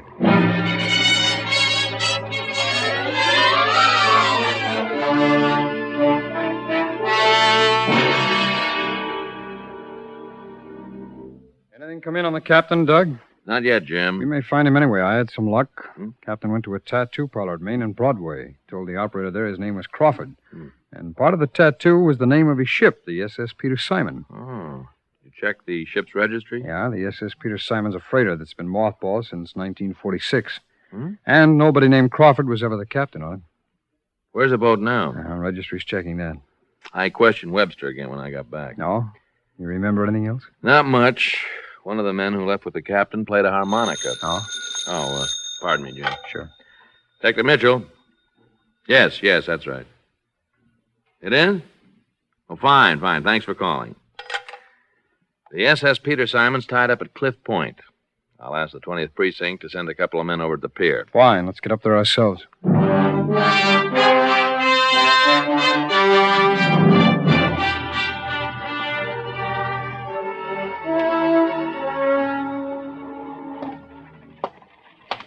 Find anything, Jim? Yeah, Doug. If this ship was used to store all the loot, somebody's made off with most of it. The men from the 20th are going over the pier for it. Oh, good. Hey, look. Huh. Scroll on that door there. Please knock before entering. Captain P.J. Crawford. Stand back, Doug. Nobody home? There's a harmonica on the table there. Yeah. You know, Webster might have been telling you the truth at that. Maybe we can get some prints off it. Hey, look there. Yeah, what? Stain here on the floor. This looks like blood. Still wet. There's another one over there. Where? By the closet door. I'll get it. Oh. Hey, let's get him out on the couch. Come on. Yeah, grab his leg. All right. Oh. Bad scalp. Yeah. Easy laying him down now. All right, here we are. Examine him, will you, Doug? Okay. I'll get out of the car and radio for an ambulance.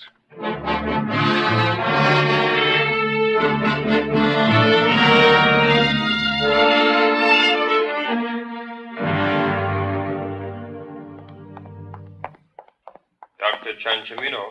Dr. Ciancimino, call the front desk, There's please. the captain's bed, Doug. Oh. Hello, Captain. Oh, hello, matey. I'm a special agent of the FBI. This is Detective Mitchell. Oh, welcome aboard. You know why we're here? Yeah, I admit it. Terrible thing, stealing cargo from your own vessel. You sold to anyone but George Webster, Captain? I don't know, George somebody. Bartender. How much did you give him? Well, I never kept the figures in my log. All about how much? Oh, 20, maybe $25 worth. That all? Yeah. Did you know a Whitey Jackson and Louis Adams? No. Well, how about that pair you met in the saloon? Suppose you tell us about them. Well, they're crooks. I never should have taken them on board my ship. Can you give us their names, Captain? Names? Let me see now. There's a tall one, and he's Gene. Gene what? Oh, afraid that's all I know. Well, how about the other one?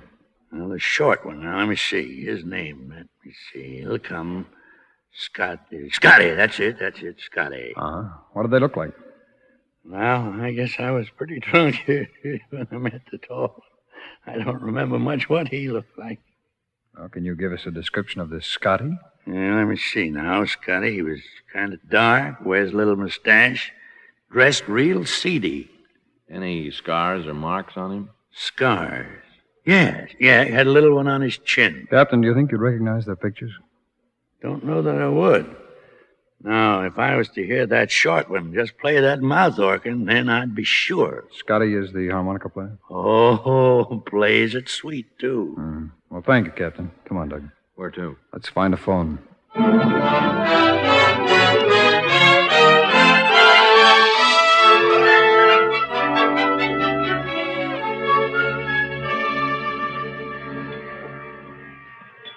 Don't pile that stuff there, Charlie.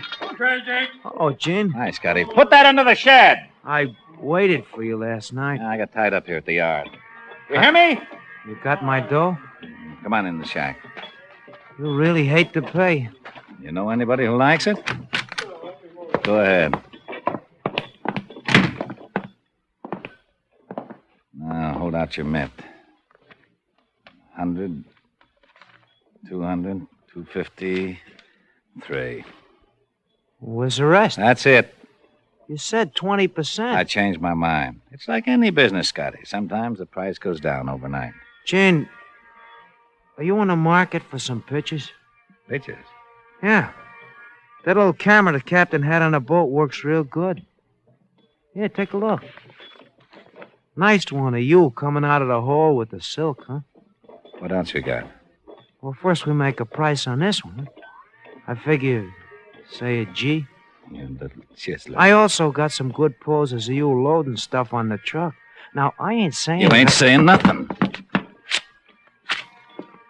Go ahead. Go ahead, tear 'em. The negatives are in an envelope. My landlady's got it. Huh? If I ain't home in an hour, she takes it to the cops. How much for the set, Gene? Suppose we set the price. Huh? Who are you? A special agent of the FBI. Keep him What? covered, Doug. Right. Now, let's take him in.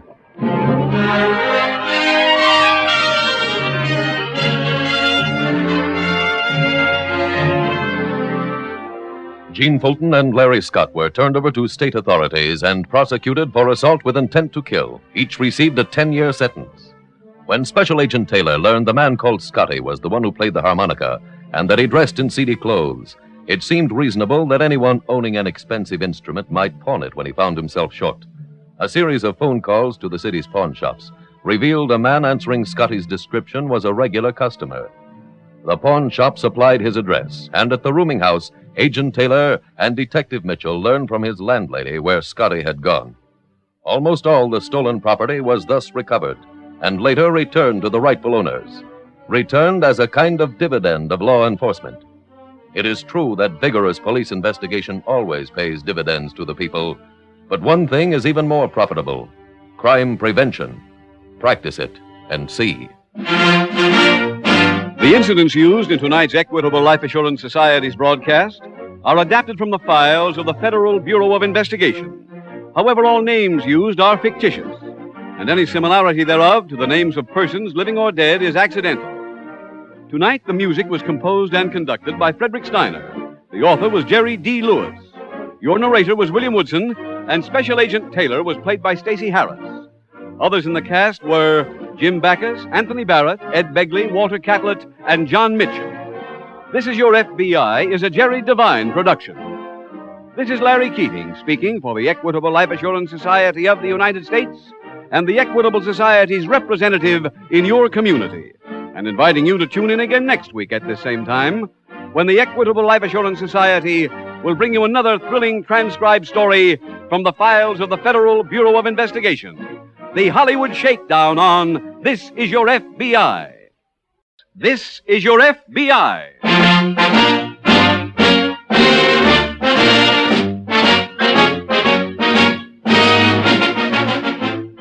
This is your FBI, the official broadcast from the files of the Federal Bureau of Investigation.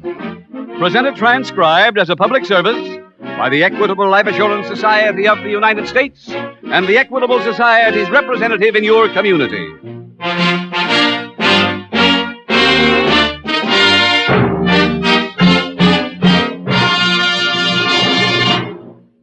A shrewd psychologist who has had contacts with numerous leaders of American business once remarked, "Success and self-confidence go hand in hand. Men who have a strong conviction that they are going to succeed are the ones that rise to the top in every field." For people of this type, people who have this feeling of certainty about themselves, the Equitable Life Assurance Society has created its famous life insurance plan for men and women on the way up. Do those words describe you? Then you'll be interested in about 14 minutes when I give full details of the Equitable plan for men and women on the way up.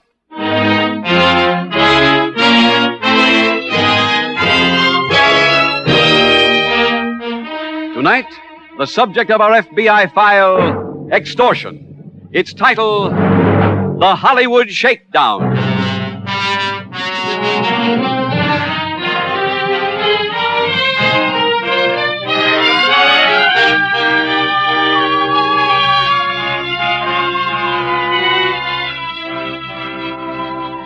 Tonight's case from the files of the Federal Bureau of Investigation has been chosen for two important reasons. One will develop as the story unfolds. The second reason is to point out to you that there are times when being what is known as a good sport can get a person into very serious trouble. Figuring out just what makes people become criminals is a tough job, even for experts in this field.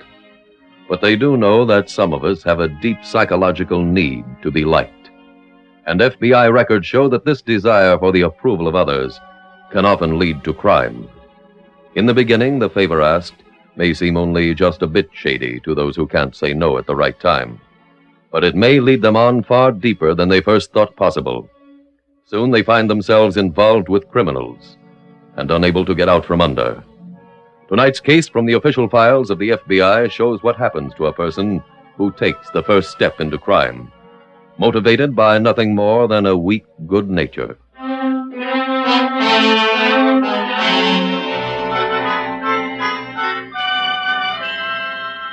Tonight's FBI file opens in the foothills of a western mountain range. Across the landscape are clusters of people in costume. Some wear suits of armor, some leather buskins, and others plumed hats or yellow lace. A motion picture company is on location, and these are the players. A blonde girl, dressed in the outfit of a lady-in-waiting, sits in the shade of a tree resting while the cameras are set up. A young man dressed in full armor approaches. Hi, Katie. Hi, Slim. Mind company? Of course not. Sit down. Hotter than a prairie fire, isn't it? Must be great in that tin suit. Got any cigarettes in there? Sorry, I got the early model. No pockets. Ah, here you are, Katie, my girl. Oh, hello, Mr. Stone. I thought you were coming by my trailer to cool off. Well, I got this far and couldn't walk another step. Oh, that's too bad. I had a martini chilled. Well, I am sorry. Oh, don't feel too badly. It didn't go to waste, Katie. I understand this celluloid chamber of horrors is not shooting tonight. So if you'll join me in a nice quiet dinner, we Gee, can Mr. Stone, I can't. But I found a charming inn by the lake. I promised myself I'd rest after work. Oh, we could eat early and you could still Seems to me like the lady said no. Young man, I was not issuing a mass invitation. Katie, you want to go with him? I can't. You heard her, mister. Now scat. I'll be in my trailer, dear, if you decide to improve the quality of your companions. Hope you don't mind me butting in. Don't be silly. Thought he was such a big married fella. Oh, pardon me, Slim. I've got to talk to someone. Go ahead. I'll see you later. Phil! Phil! Oh, hello, Katie. I haven't seen you all day. I know, honey. I've been busy. Busy reading the racing form? Look, I got to get over and load this stuff in the camera. I'll come by later. Maybe I made a mistake. What? Grantland Stone invited me to dinner, and I turned him down. I thought you'd want to see me. I do. Phil, I'm tired of running second to a camera. Look, honey, I'm in trouble. What is it? I'm stuck $1,000 to a bookie, and he sent me word this morning I pay when we get back to the studio or else. Oh. That's why I haven't been around to see you. Ladies in waiting, front and center. That's me. I got to run. Yeah, go ahead. I'll meet you later.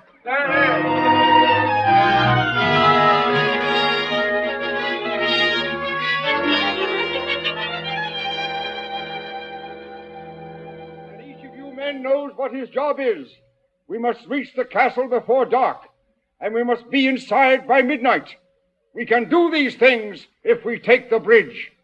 If I fall when the battle starts, I want only one promise from you who follow me. A promise that you'll carry on for the king. Okay, that's a print. All extras turn into costumes before dinner. Coming along, Katie? Oh, thank you, Slim. All these folks looks like a stampede. Working westerns, I ain't used to crowds. We kind of think of mob scenes where they got more than one guitar. I remember a picture one time we rode this way mornings and that way afternoons wearing different costumes. Fought the whole Battle of the Alamo using 8 men. Oh, no. Sure. And last year I worked one where we... Katie, over here. Right. Excuse me, Slim. Sure. I'll catch up to you later. Katie, I think I got it. You've got what? A way to get the $1,000 for the bookmaker. But you got to help. Me? Yeah. Go have dinner with Stone tonight. What? Well, you said he invited you. Well, honey, I couldn't ask him for any money. You don't have to. He's got his car up here with him. He'll take you someplace where they serve grog. Get him mulled, and after dinner, say you want to drive. But I don't Drive down to the lake. I'll be parked in back of a tree with a camera. And tomorrow, we sell him the pictures for $5,000. You mean... Bill, are you serious? Of course I am. Oh, that would be awful. Honey, save that look for the camera. I couldn't do a thing like that. I'm in a box, baby. You got to. Oh, no. Look, how about if I made you a partner? What do you mean? Give you half the loot. I only need a G to pay the bookmaker, so $2,500 would go to you. Does that break down your scruples? Go load your camera. We'll be at the lake at 10:30.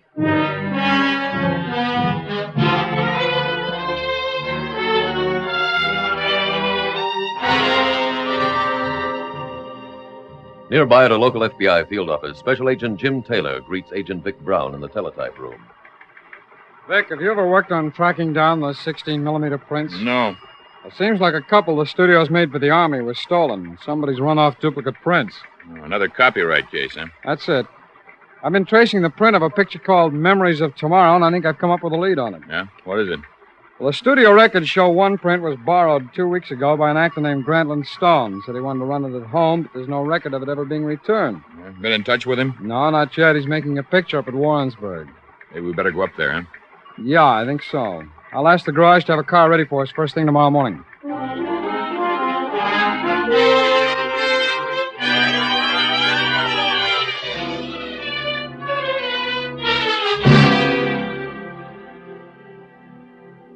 Katie, Yeah, honey? see what you think of this. Dear Mr. Stone, I have 3 pictures of you and Miss Katie Knox embracing each other in your car. I'm willing to give you the pictures for $5,000. If you don't pay, your life won't be worth 5,000 cents. Leave the lights burning on your trailer if you're willing to do business. How's it sound? You left something out. What? The part about how he'll pay. Well, first we got to find out if he'll go for it. Maybe you ought to send him one of the pictures. Honey, we don't give away free samples. If he wants them, he's got to come up with some green. Anything else you think we ought to say? No. Let me have one of your envelopes. Okay. Here. Thanks. Well, see you later. Where are you going? Into Warrensburg and mail this. That way he'll get it in the morning, and all we got to do is wait and collect.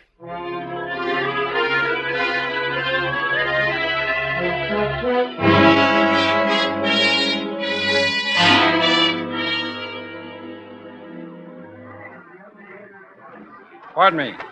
Yeah, partner? Where can we find Grantland Stone? That there's his trailer. Oh, thanks very much. Come on, Dick. I never thought I'd see that. What? King Arthur's Knights playing gin rumming. How about that pair in plumed hats over there working on a hot rod? They might be better off shooting this instead of the picture. Yeah. This is it here, Dick. Come in. Come in. Morning, Mr. Stone. Huh? Oh, I thought it was my press relations man. No, sir. I'm Special Agent Taylor of the FBI. This is Agent Brown. Oh, well, just sit down, please. Thank you. Thanks. I always heard you men worked fast, but I never thought you were this quick. How did you ever find out? I checked the studio records. But this letter wasn't open till I got it. Mr. Stone, I don't think we're talking about the same thing. We came here because you're supposed to have borrowed a print of Memories of Tomorrow from the studio. Oh? Did you borrow the print? Yes, I always get the ones I'm in. You remember what you did with it?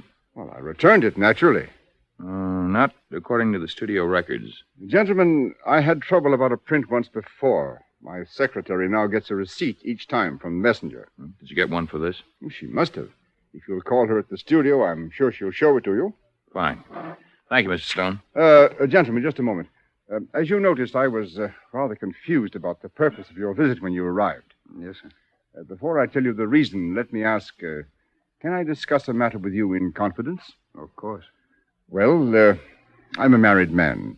I'm not making excuses, mind you, but on a trip like this, away from home, I get so I want some female companionship. Last night, I took one of the extras to dinner. Afterwards, she asked to drive. We went to the lake. I probably kissed her. I'm not a memory expert after a few drinks, but I don't guess anybody is. Mr. Stone, I don't like to interrupt, but why tell all of this to us? Well, when the mail was delivered this morning, this blackmail letter was in it. I'm to pay $5,000 for pictures of the young lady and myself, or I'll be killed. May I see that letter, please? Oh, surely. Thank you. Mr. Stone, do you recognize the handwriting? I've never seen it before. This girl you say you went out with last night, what is her name? Katie Knox. Known her very long? Oh, she's done some extra work in a few of my pictures, but I can't really say I know her. Well, Vic, this is definitely an extortion case. What would you advise me to do, Mr. Taylor? Turn on your lights. But that's what the note says. Exactly. From here on, Mr. Stone, you follow every instruction.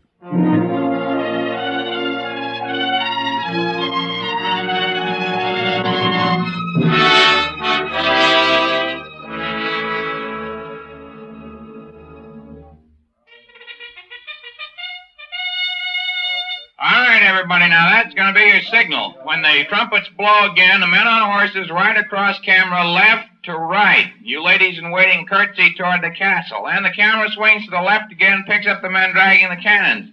When the horses reach the castle, fire the cannons. All right, places, everybody. Hi, Kitty. Slim, what happened to your suit of armor? Nothing. My horse got sick, so they grounded me. But that costume. Only one on the rack could fit me. Sure hope none of my friends get to seeing me in all this lace. Guess I'm supposed to curtsy, too. You, a lady in waiting? Don't rightly know wearing this. Hold it. Hold it. Now what's wrong? You men on the cannons, you're supposed to fire together. You're also to keep dragging them toward the castle till you get opposite the reflectors. All right, let's go back and try to get it right this time. Oh, I was a young girl when they started shooting this scene. Katie, would you come over here? Okay. I'll see you, Slim. Right. Bill, you're going to look silly in the scene. We're out of camera range. Oh, any news? Yeah, I just saw Stone. He was talking to the unit manager. About the letter? No, Stone wanted him to take his check for $5,000 into town and get it cashed. Oh, it worked. Yeah. Well, what do we do next? I'm writing him another letter right after lunch. Where are you going to have him leave the money? You remember that cave we shot the scenes in last week? Uh-huh. We'll have him stash it there. Then how do we collect him? What do you mean? Well, suppose he has a spotter and finds out that it's us. I got that all figured. With a little help from you, baby, we get the dough and still stay in the clear.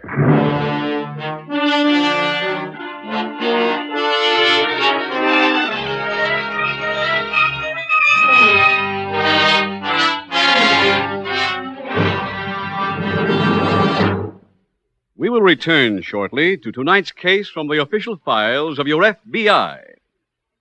Now, for a moment, let's consider an entirely different type of case. The case of John McDonald, a man who's proved that life does begin at 40. As a youngster, John loved to fool around with cars, take them apart, put them together. But circumstances made John a bookkeeper. For many years, he worked at a job he didn't have his heart in. But when he was 40, he traded in his pencil for a monkey wrench and opened his own service station. Then what happened, John? I began enjoying life, and my income almost doubled overnight. Yes, he knew deep inside that someday he'd do the work he loved to do and really go places. He also learned from his Equitable Society representative that Equitable had a special policy for people like him, people who are bound and determined to get ahead. It's called the Equitable Plan for men and women on the way up. Its big feature is flexibility. It keeps your income and insurance in perfect balance. In other words, as your income goes up, your insurance program can keep pace with it. When I started making more money, I fixed up my insurance to fit my new needs by taking advantage of one of the options in my Equitable Plan. Another very important thing about this Equitable Plan is its exceptionally low cost to start with. Yet, while you're waiting for your ship to come in, your family gets the insurance protection they need. I was sure thankful for the low cost during the lean years. Paying the premiums never put us in a hole. Why not take a leaf out of John McDonald's book? Ask your Equitable Society representative for full details of this plan for people like you, ambitious men and women on the way up. Or send a postcard care of this station to the Equitable Society. That's EQUITABLE. The Equitable Life Assurance Society of the United States.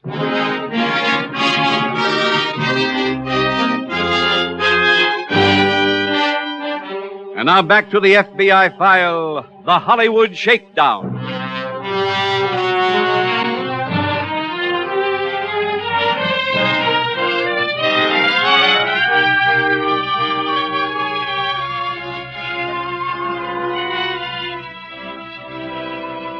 The crime of obtaining money from people by threats of exposure or violence is known as extortion. This crime has been likened to an iceberg, most of which is underwater.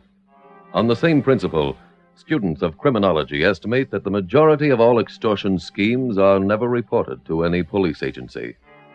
For that reason, it is impossible to know exactly how much money the American people annually pay the criminals who ply this trade. There is little doubt that it runs high in the millions.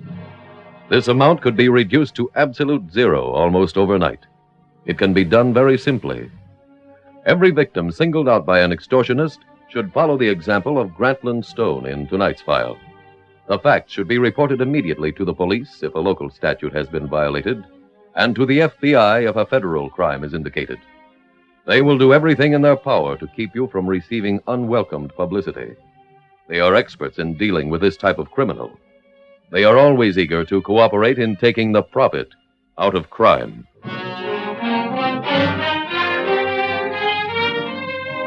Tonight's FBI file continues later that day in the trailer dressing room of Grantland Stone. Special Agents Taylor and Brown have just returned. Any news, Mr. Stone? Yes, I've received my instructions. Oh, where's the money to be left? Inside the mouth of Lancelot's cave. Where? A long, narrow cave near here we used for a scene in the picture. Jim, that could mean the extortioners in the troop. Yeah. Oh, Mr. Stone, may I see that second letter, please? Oh, surely. Thank you. Looks like the same writing as the other one. You've been inside the cave. Only while we shot that scene. You think Agent Taylor and I could hide there without being seen? Oh, no question about it. This letter says to leave the money there before noon. Yes, it's all in this package. Well, when you deliver it, please try to have as many people as possible notice you're going to the cave. Mr. Taylor, as many people as possible notice me wherever I go. I'm sure. We'll be there waiting for whoever comes.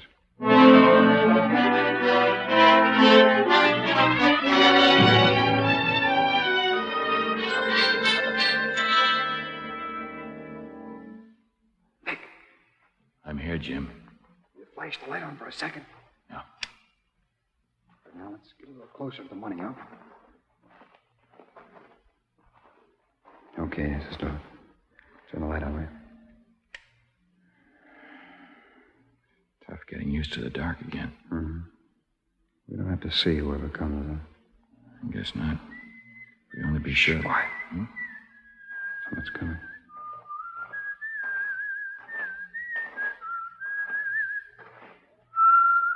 Hold it. Don't move. Put the light on him, Vic.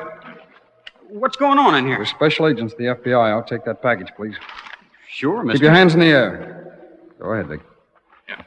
This some kind of Stand joke? still, please. No gun on him, Jim. Now, why would I be carrying a gun? So nobody'd rob you of that $5,000? Mister, just what are you talking about? What do you think is in that package? Got no notion. How'd you happen to come for it, then? Friend of mine asked me to. Friend named Katie Knox? Jimmy put this envelope down where the money was. No. There's pictures in it. 3 of them. Katie Knox and Grantland Stone in the car. You take those pictures? No. Where'd you get them? Friend gave them to me. Same one? Mm-hmm. What's your friend's name? Maybe you'll tell us his name. Slim Franklin. You mind answering something for me? No. Just what are you doing here? We've been waiting for somebody to pick up that money. Now suppose you try answering that same question for us.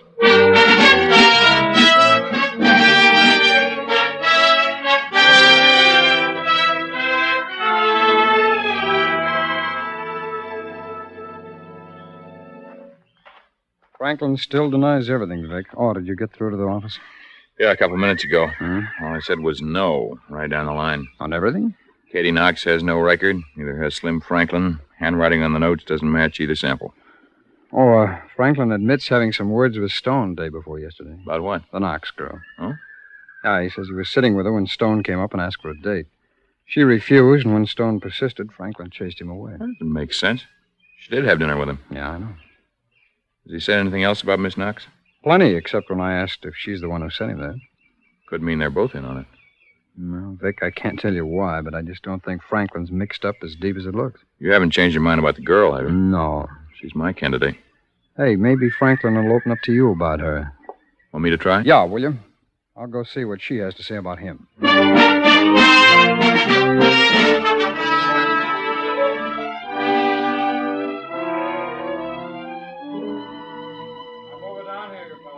Attention extras, ready in 10 minutes for the battle scene. Be sure your costume has been checked.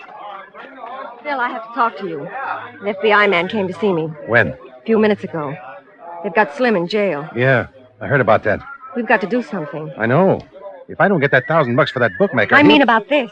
Oh, look, honey, that deal's over. But Slim can tell them about me. He won't, not the all-American boy. He'd blow a 7-year contract without options to save a dame. Well, Besides, he's good and stuck on you. not enough to want to stay in jail. Katie, if he was going to talk, he'd have done it when they pinched him. He didn't. Now it's too late. Why? All you do is say it ain't true. It's his word against yours, and he got nailed in the cave. Knox! The FBI man. You still know nothing. Well, I'm glad I found you, Miss Knox. Why? Well, I've checked as much as I can of what you told me. And? And I thought you'd want to know that, so far, everything you said is true.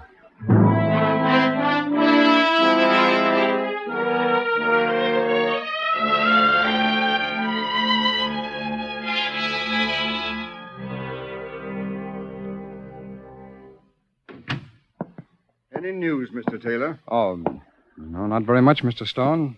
Miss Knox claims she barely knows Franklin. Did you expect a confession? No, sir, but we checked her story. We can't find any flaws in it. It seems to me that you're wasting a lot of time. No? You found Franklin in the cave with the money in his hand. Make him tell you what he knows. Well, that's not the way we work. Besides, I'm not sure he's guilty. And why not? Well, for one thing, our lab just reported traces of face powder on the envelope containing each note. Oh? Not on the notes themselves, but only on the envelopes. Well, what does that mean? Well, it would appear the powder was worn by whoever mailed the letters, but not by the person who wrote them. Miss Knox uses that brand. Well, then arrest her. Well, it's not that conclusive, Mr. Stone. Besides, she didn't work this alone. Somebody had to take those pictures. I still can't understand how they were taken. I had a few drinks, it's true, but even so, I've seen a flashbulb go off. And you didn't? No. Now, this is quite important, Mr. Stone. You're sure you saw no flash at all? No, none. Mm-hmm. On the set, please, Mr. Stone. Right away. Come on, Mr. Stone. I'll walk over with you. There's something I want to check.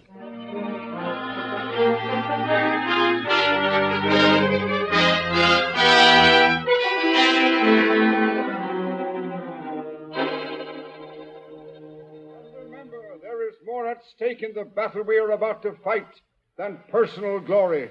For lying in the balance is our honor as a people. Do we go to the struggle with your blessing? Okay,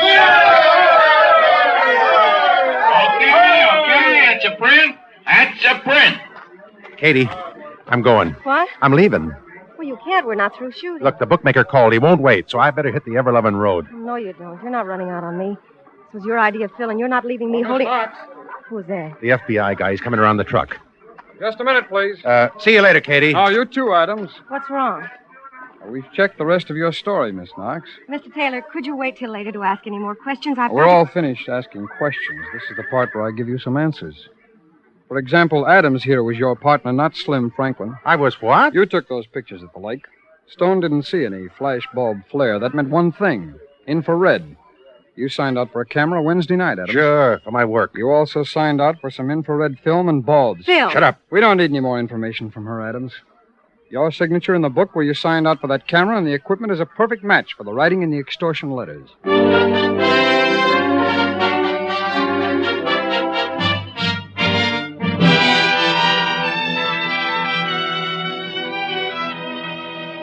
Katie Knox and Phil Adams were convicted in federal court of violation of the extortion statute and sentenced to 2 and 5 years, respectively. With the arrest of Katie Knox and Phil Adams, the two special agents were able to release the victim of their attempted frame-up, cowboy actor Slim Franklin. And so not only was your FBI able to close another case, but also to maintain its reputation for working as hard to free the innocent as to help convict the guilty. Because of that policy, the Federal Bureau of Investigation set a record last year of which it is justly proud. Almost 98% of all people arrested by special agents were later found to be guilty when their cases came to court. This record is convincing proof that your FBI never makes arrests unless there is overwhelming evidence of wrongdoing. This is the American way, in complete accord with our ancient tradition of safeguarding the rights and freedom of every law-abiding citizen.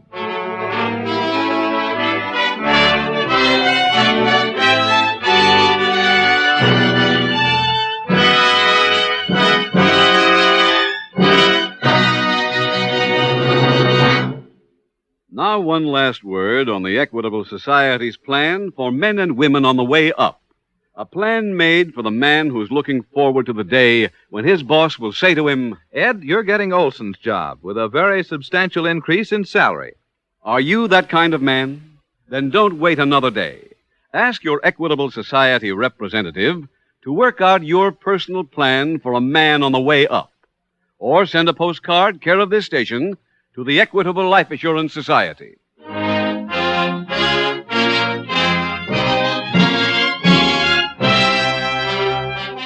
Next week, we will dramatize another case from the files of the Federal Bureau of Investigation. Its subject, racketeering. Its title, Success Story.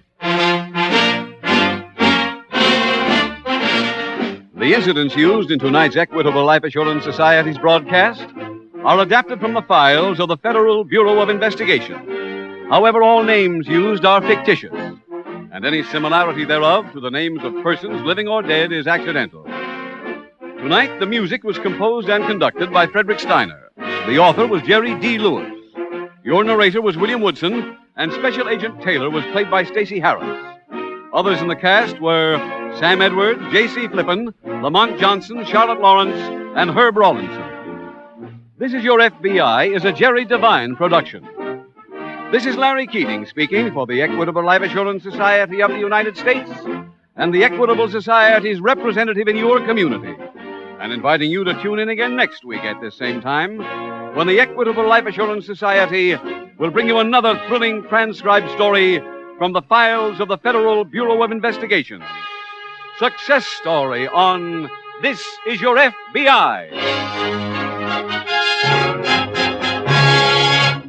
This is Your FBI.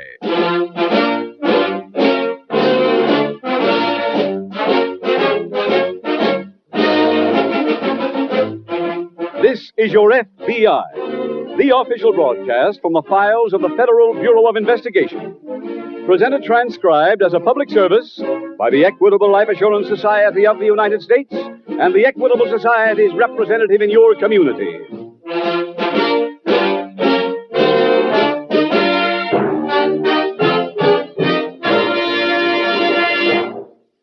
A shrewd psychologist who has had contacts with numerous leaders of American business once remarked, "Success and self-confidence go hand in hand.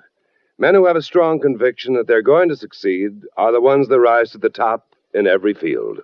For people of this type, people who have this feeling of certainty about themselves, the Equitable Life Assurance Society has created its famous life insurance plan for men and women on the way up. Do those words describe you? Then you'll be interested in about 14 minutes when I give full details of the Equitable plan for men and women on the way up.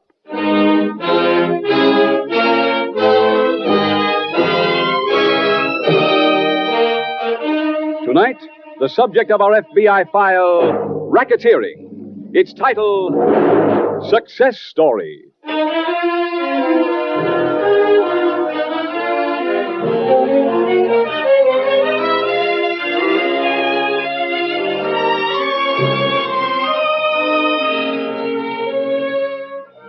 There are no depths to which the criminal will not sink.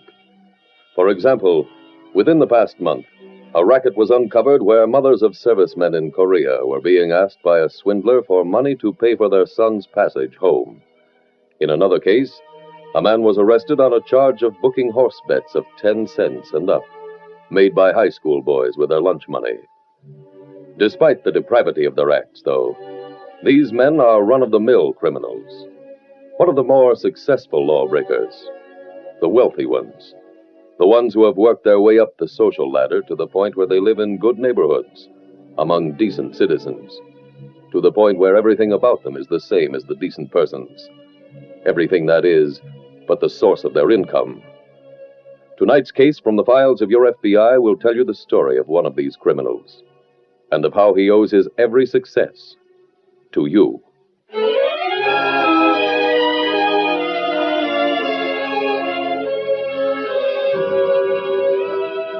Tonight's file opens in the suburbs of a Midwestern city. It is early evening as FBI Special Agent Jim Taylor and Police Detective George Duncan walk up the driveway of a well-kept estate. Been here before, Jim? No. Nice little place for a hoodlum.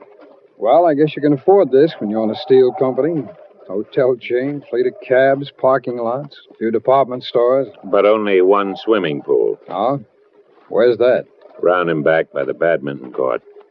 I didn't know Joe Boone could even spell badminton. Oh, he doesn't play himself. The neighbors have him, and nobody around here can say they've got anything better than Joe Boone. Except manners. I wonder what he'll say when he sees the search warrant. Nobody's ever made him produce his private papers before. Well, he won't be too happy, you can bet you. Hey, those are shots. Came from inside. Come on. Yeah. Front door's opening. Yeah. No one coming out. Oh, there's someone in the doorway now. Come on. George, it's Boone. Help me. Help me.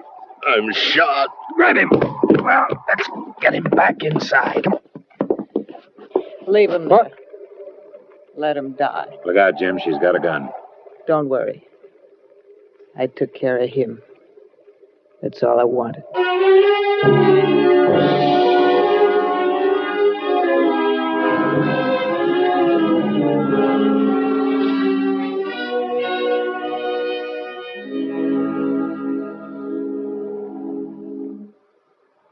feeling better now? A little. Enough to answer some questions? Yeah, I guess so. Now, you said your name was Mrs. Boone? That's right. But Boone isn't married. I'm his cousin's wife. Oh, I see. Jim, the doctor's here. I'll go upstairs with him. All right, George.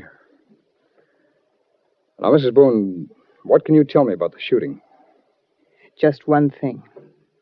I'm sorry I didn't kill him. And I gather it was premeditated. About 25 years worth. That's how long you've known him? Maybe longer. Have you been married to his cousin that long? No. When I first met him, I was married to a guy named Al Jasper. Oh, Jasper. Oh, he's been dead over 20 years. He was a bootlegger in Prohibition days. I see. That time we lived in a flat on the west side. I can even tell you the first time I met Joe Boone. He was in the flat. I was making a fresh bathtub full of gin. I was getting ready to go out. When there was a knock on the door, I answered. Yeah? We want to see Al Jasper. Who sent you? Oh, now, lady, just tell us. Is he here? Oh, wait a minute. Al, there's a couple of fresh kids to see you. We're not kids. What do they want? Well, they don't look like they're selling Bibles. Let him in. Okay. Come on, Charlie. Oh, sure. You want to see me? Yeah, Al. You remember us from the pool room? I'm Joe Boone. This is my cousin Charlie. Hi. Oh, yeah. Al, I'm going out. Give me some dough.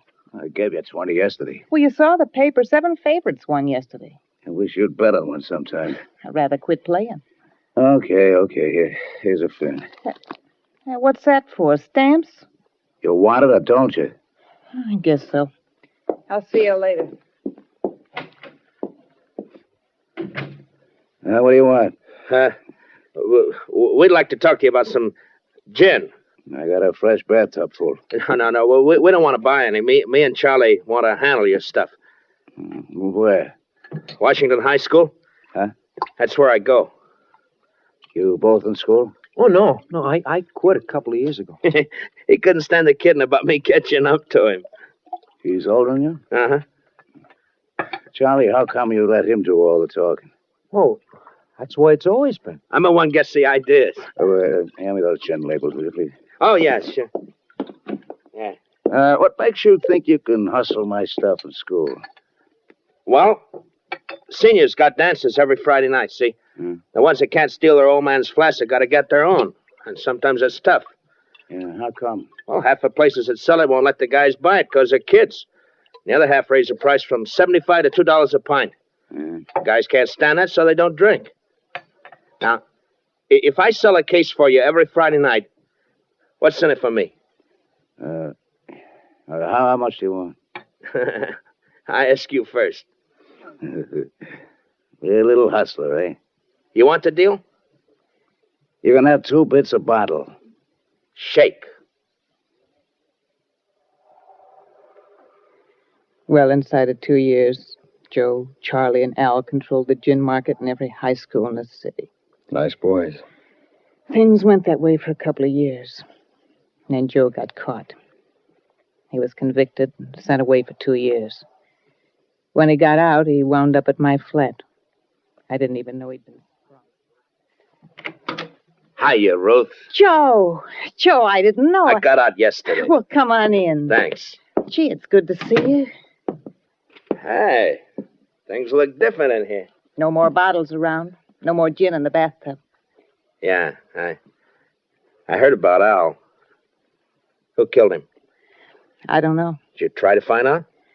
Yeah, but I didn't get any place. Well, now that I'm out, He's been dead a year now, Joe. I'd rather forget about it. Have you seen your cousin Charlie? No, not yet. He should be by here later. You see much of him? Oh, a couple of times a week. Is he trying to make a move? What's that to you? Nothing. You lost some weight. I'm back hoofing. Where? A Century Burlesque. You need dough? Well, I ain't working because I like it. Oh, maybe I can put you back in shape, huh? Oh? How? You remember all those lists of customers that Al had? Sure. Where are they? There's a whole trunk full of his junk in the other room. Well, let's take a look. What do you want them for? They might be worth dough. To me or you? Well, if I can find them and get a line on where Al picked up his alky, The alky was my connection. Can you still get it? All I need. Well, good. Charlie can make the stuff, and I'll go get all of our old customers. Where do I come in? You get a piece of the action. How much? We cut it down the middle. By 1928, he and Charlie had the west side to themselves. In 29, they took over the east side. In 30, they branched out and handled the city. Everything was going great. That is, till one day Charlie met Joe at his office. Charlie, we're branching out. We got the whole town now. We got it for whiskey. This is a new touch. Has to do with bookmaking. Joe, I thought we were going to lay off bookmaking. We're taking over the concession angle. Half the hotels in this town have a book operating in them. We already sell them our whiskey. Now let's sell them some protection to keep their bookmakers operating. What's our end? 50% of the play. Made up a list here. This is what we'll charge each hotel. Adds up to close to $500,000 a year. Hey. Now, next week, I want you to go out... Joe, you better not count on me for anything next week. No, why not? Well, I might as well tell you. Ruth and me, we're getting married. Huh? We're doing it next week. Charlie, let me get this straight. Ruth is going to marry you? Yeah. Where is she? Oh, at her apartment. I'll see you later.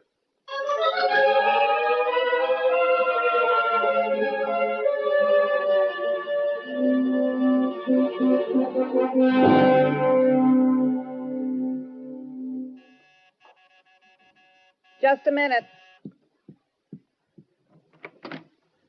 Hi, Joe. Come on in.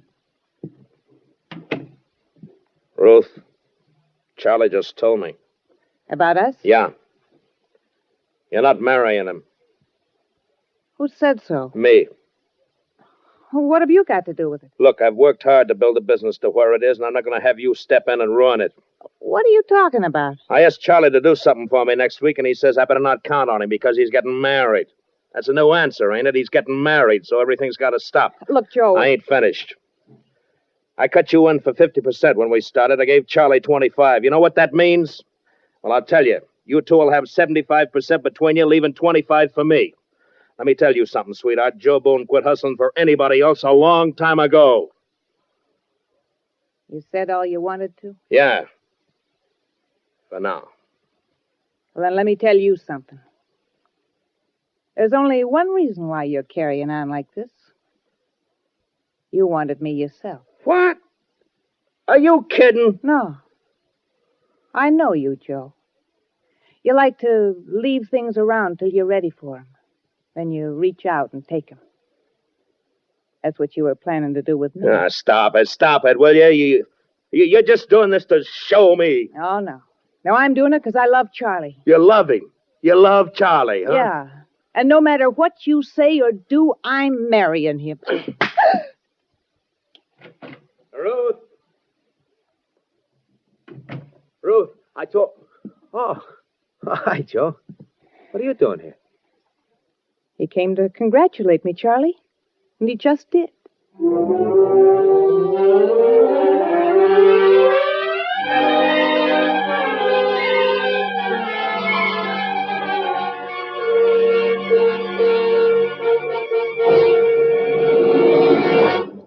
We will return shortly to tonight's case from the official files of your FBI. Now, for a moment, let's consider an entirely different type of case. The case of Herb Morton, a man who had the kind of stuff that built this great country of ours. Herb was a short-order cook with ideas on how to double business during rush hours. His boss wouldn't listen, so Herb saved money and opened a little place of his own. It grew. Herb's ideas turned out to be moneymakers, didn't they, Herb? Yes, sir. They worked out all right. But back when Herb's ideas were still just plans, he had a talk with his Equitable Society representative. The Equitable agent sized up Herb as a man with a future. So he told him about a special life insurance plan for men of his type.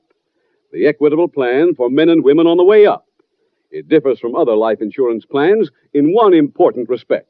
It's flexible, can expand or contract. When your income goes up, your insurance can keep pace.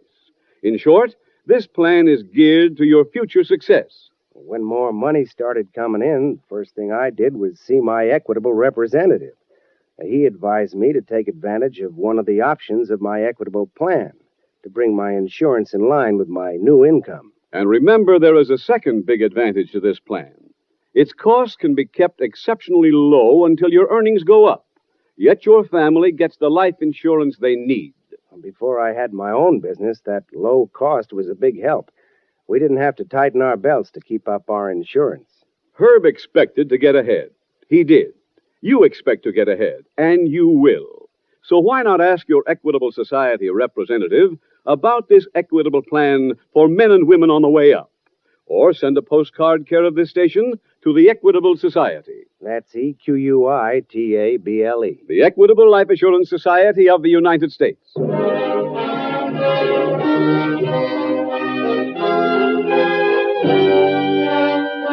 And now back to the FBI file, Success Story.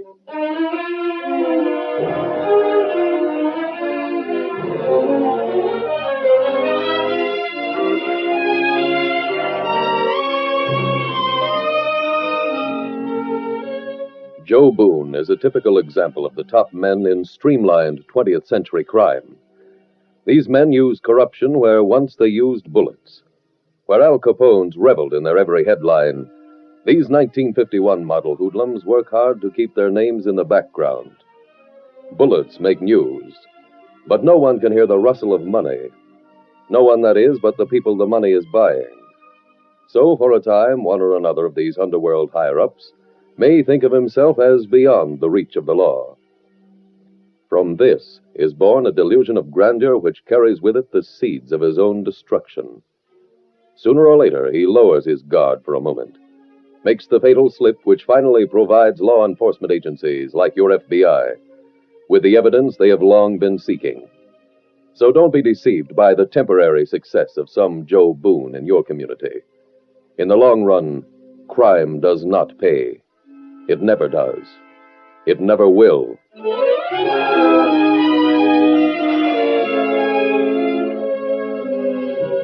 Tonight's FBI file continues in the living room at the Joe Boone estate.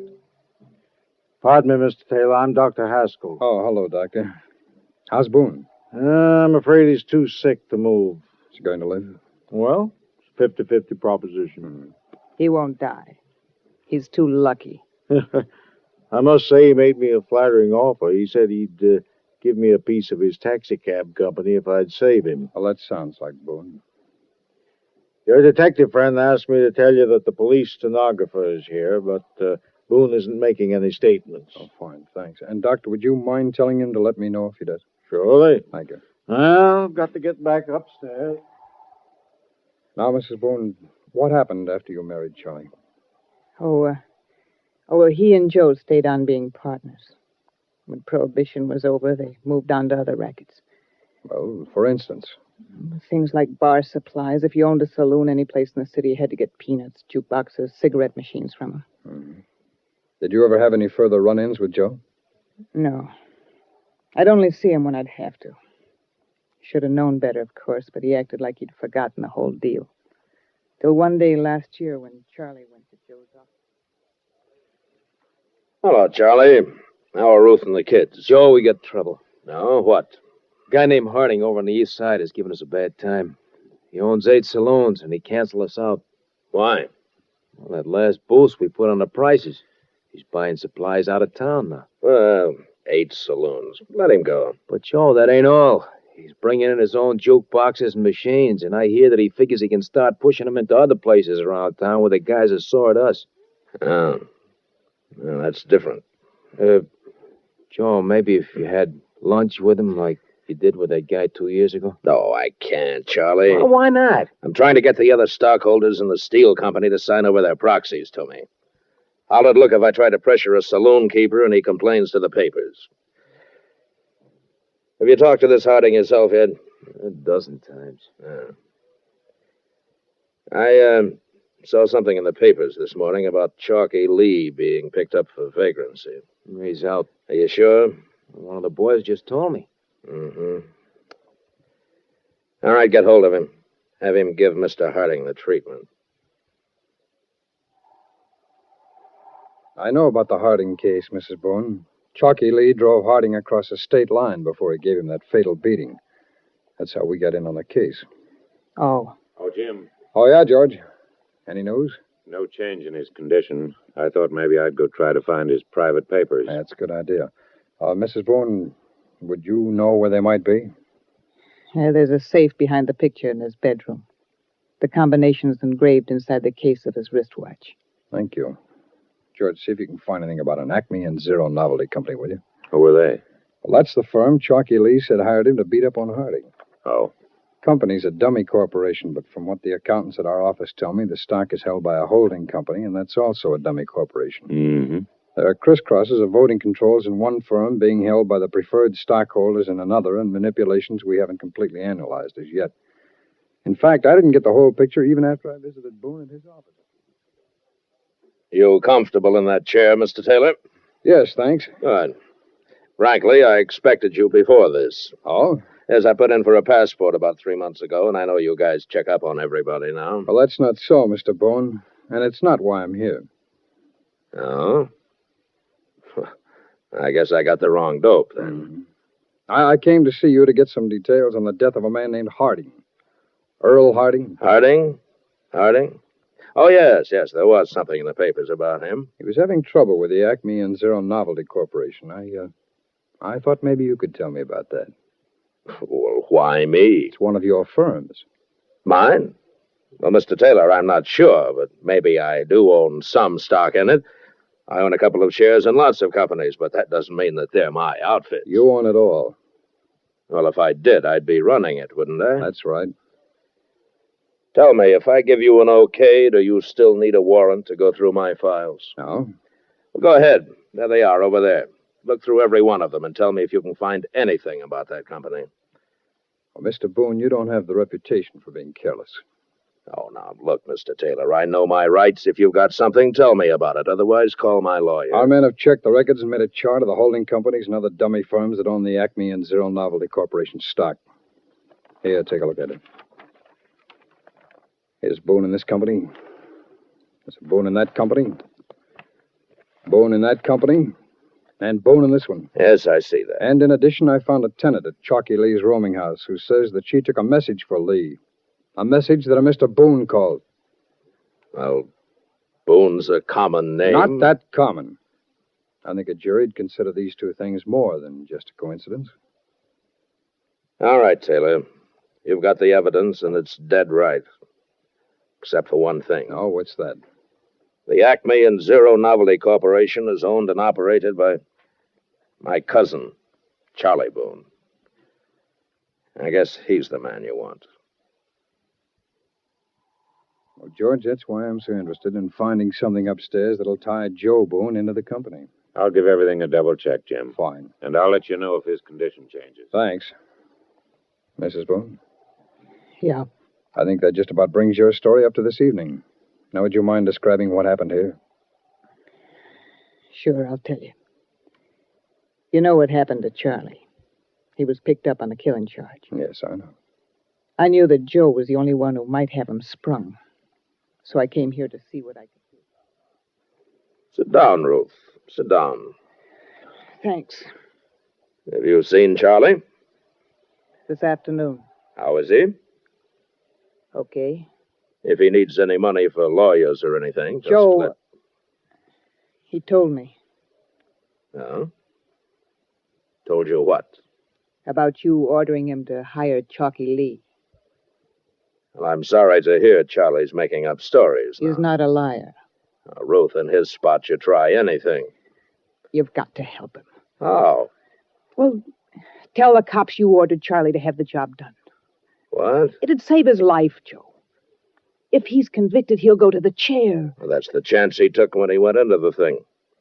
He threw boxcars. Nobody can help him. You've finally gotten even, haven't you? What do you mean? For me, marrying Charlie. I don't understand, Ruth. You're going to tell me you forgot our little conversation the day you found out? Oh, that. I had completely forgotten it. You're lying. You've waited all these years to get even. Well, enjoy it, Joe, because it's not going to last very long. If you'll excuse me, Ruth, I have a date for dinner. You're not going to keep it. Oh, now, put away that gun. Not till I do this. You stupid. How do you feel, Joe? Get me a doctor. What for? Do you want me to die? If you want a doctor, go on out and find one. Ruth. Ruth. Go ahead. Go on out. But do me one favor. If you feel like you're going to die before you get to the sidewalk, call me. I want to be there. Well, Mr. Taylor, that's when you found him. Mrs. Boone, your husband refuses to give us a statement saying Joe is involved in the Harding murder. Do you think you can get him to talk to us? Will it save his life? Well, that's up to the judge and jury. All we can do is collect the evidence. Oh, Jim. Oh, will you excuse me, Miss Boone? Yeah, George? The doctor says Boone should pull through. Uh-huh. And I found those papers you wanted. Here, take a look. Thanks. They tied Joe Boone and the Novelty Company together. Uh-huh. And I guess this just about cleans up the Boone family. Doesn't clean up the Joe Boones all around the country, though. Or the petty hoodlums who want to grow up to be like him. We can't arrest them as fast as they spring up. You know that. Yeah, I know. I wish the public did. You know, I wish for just 1 minute they could understand that every time they make an illegal bet on a horse or a basketball game or even buy a chance on a punch board, they're supporting the Joe Boones. Well, if they did, maybe they'd stop. Well, someday maybe they will. Let's hope it's not too late.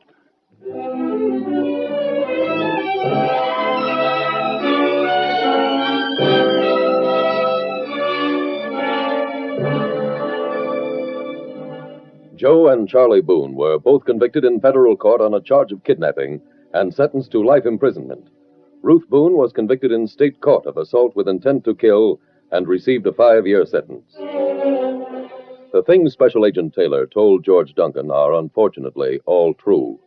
You financed the seeming respectability of the Joe Boones of the nation with your contributions, and also because of your indifference to community problems. No one else but you, the people, can prevent these hoodlums from walking the streets as free men. They are a challenge to you as a decent human being, as a responsible citizen, and as an American who does not want to leave behind a heritage of crime.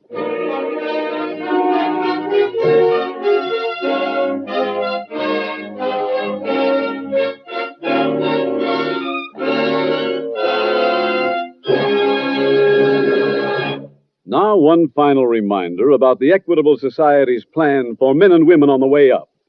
Remember, the Equitable Society created this plan for a very special type of person. For the man who comes home to his wife and calls out, "Betty, I got the job. Now we're on Easy Street." Are you that kind of man? Then don't wait another day. Ask your Equitable Society representative to work out your own personal plan for a man on the way up. Or send a postcard care of this station to the Equitable Life Assurance Society.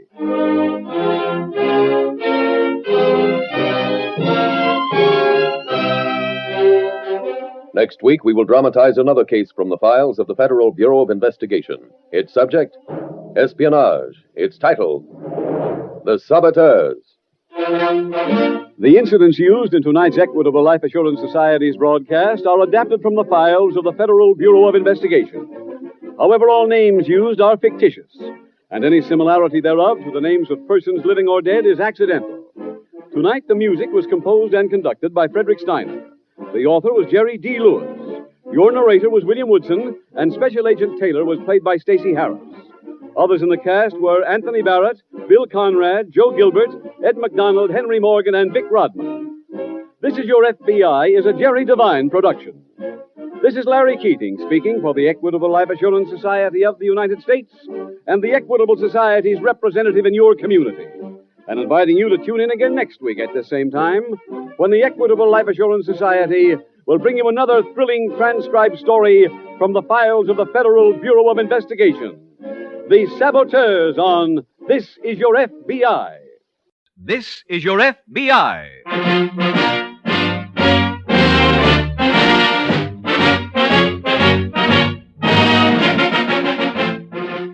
This is Your FBI, the official broadcast from the files of the Federal Bureau of Investigation. Presented transcribed as a public service by the Equitable Life Assurance Society of the United States and the Equitable Society's representative in your community.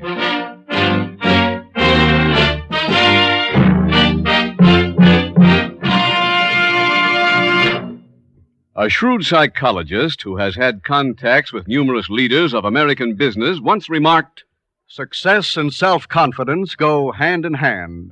Men who have a strong conviction that they're going to succeed are the ones that rise to the top in every field." For people of this type, people who have this feeling of certainty about themselves, the Equitable Life Assurance Society has created its famous life insurance plan for men and women on the way up. Do those words describe you? Then you'll be interested in about 11 minutes when I give full details of the Equitable plan for men and women on the way up.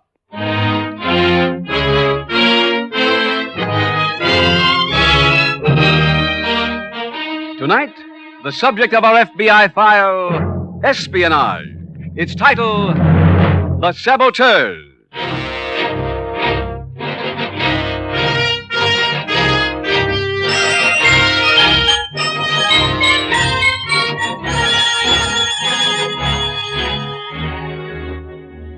The FBI file chosen for tonight concerns a case which goes back to World War II. By presidential order 2 years before Pearl Harbor, the Federal Bureau of Investigation was named the official clearinghouse for all reports of suspected sabotage and espionage. In one single day during the conflict, over 2,500 such reports were received.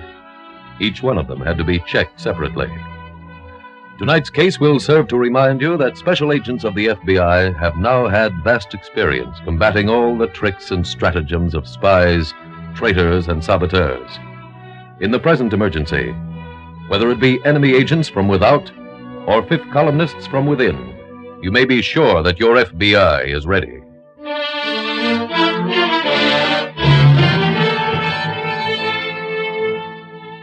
Tonight's file opens just off the Atlantic coast late one night during the war. A small crescent moon throws a dim light on the ocean. Just enough so 4 men in a small rubber boat can see where they're going. Enough light, too, so those not rowing can wave farewell to the U-boat they have just left. Admiral Dönitz has carried out his assignment. He has brought 4 saboteurs to this country. The rest is up to them. Now the rubber boat reaches the shore. 4 men jump out, and sailors from the U-boat return to the submarine. On the beach, the men take shovels and dig. In a few minutes, enough of a hole has been made. The equipment the saboteurs have brought is buried. That job finished, the leader of the group gathers them together and says, "Also los, Leute. Ihr habt eure Instruktionen. Führt sie aus." Those words began the careers of 4 Nazi saboteurs in the United States, and the biggest manhunt in the history of your FBI.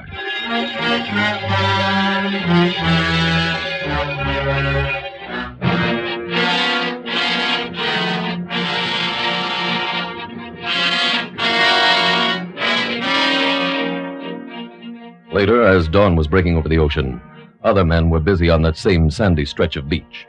Coast Guardsmen, local defense authorities, police, and FBI personnel. As Special Agent Jim Taylor made his way toward a group of busy men, he met Agent Paul Austin. Hello, Paul. Oh, hi, Jim. You on this thing, too? Yeah, the office told me to check with you. What's up? Some Nazis have made a landing. Oh, when? Around midnight. What's everybody huddled over there for?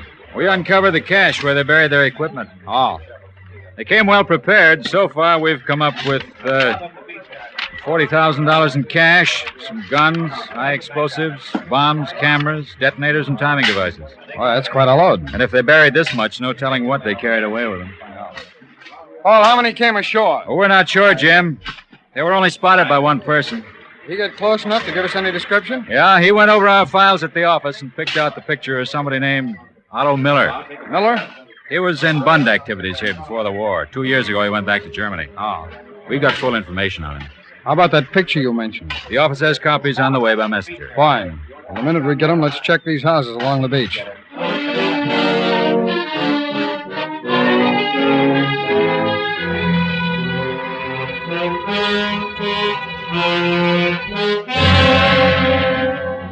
The following afternoon at the nearby FBI field office, Agent in Charge Walker is at his desk when... You send for me, Mr. Walker? Yes, come in, Taylor. Thank you. Still nothing to report on the Saboteurs, sir. Didn't anyone see them leaving the beach area? No, sir, and we haven't picked up the beginning of a trail on Otto Miller. You finished checking hotels yet? Yes, sir, an hour ago. We're still working on rooming houses and furnished apartments. Among the things we found buried on the beach was a handkerchief. I sent for you because the lab just sent through a report on it. Oh? These names and addresses showed up when the handkerchief was put under ultraviolet. All right, sir, I'll check our files. Well, that's been done. They're all Nazi sympathizers. Put them under surveillance. No questioning? No, we only want them watched now. We're hoping they'll be contacted by the Saboteurs. Mr. Walker, we don't know what any of them looks like. That's why we've got to find Otto Miller. Well, let's see. Miller's file shows that he frequented this German beer garden. It's here on the list, but... So, pardon me, Taylor. Certainly, sir. Walker. You have? Fine. Yes, right now. Thanks. Miller's been located. Where? In a rooming house at 83 Hudson Street, using the name Mitchell. Get right over there.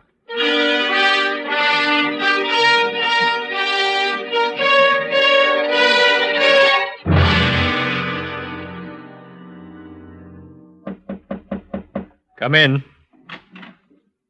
Oh, I thought it was... Mr. Miller? I'm afraid you've made a mistake. My name is Mitchell. Mine's Taylor. I'm a special agent of the FBI. Here are my credentials. What can I do for you? You could give me some information. Anything I can do, I'll do. Fine. I'd like to learn something of your activities. Such as? Where you were before you moved here? I lived in the country for 2 years. You see, I've been sick. Now I'm well, and I've come back to find work. No. You know, for someone who's been sick, you don't take very good care of yourself. What do you mean? Going for midnight walks along the beach after that storm we had here yesterday. I don't know what you're talking about. Your picture was identified as having been at Crest Harbor last night. You're mistaken, sir. We found the equipment you buried. Now, why not just tell us the story? I repeat, you're mistaken, sir. You just sent a suit out to be cleaned? Yes, that's right. Well, I took the liberty of examining it. There was sand in the cuffs. That's not possible. It's a new suit. I bought it yesterday. Oh, where? In a store on Broadway. Look, do you think I'm a Nazi? I think you came ashore last night from a U-boat. But I just mentioned a big storm here yesterday. You didn't contradict me. There was no storm. You say you haven't been near the beach, but I find sand in your pants cuffs. You also told me you bought the suit yesterday. I did? Well, that's impossible. As a wartime measure, they don't make pants with cuffs anymore. Now, let's go back and start over, Miller, and this time I want the names of the men who landed with you.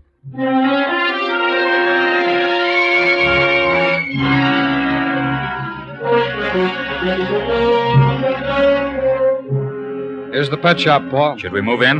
Yeah. Jim, there's Cowlitz, in back by the parakeets. Yeah. Don't move, Cowlitz. You're under arrest.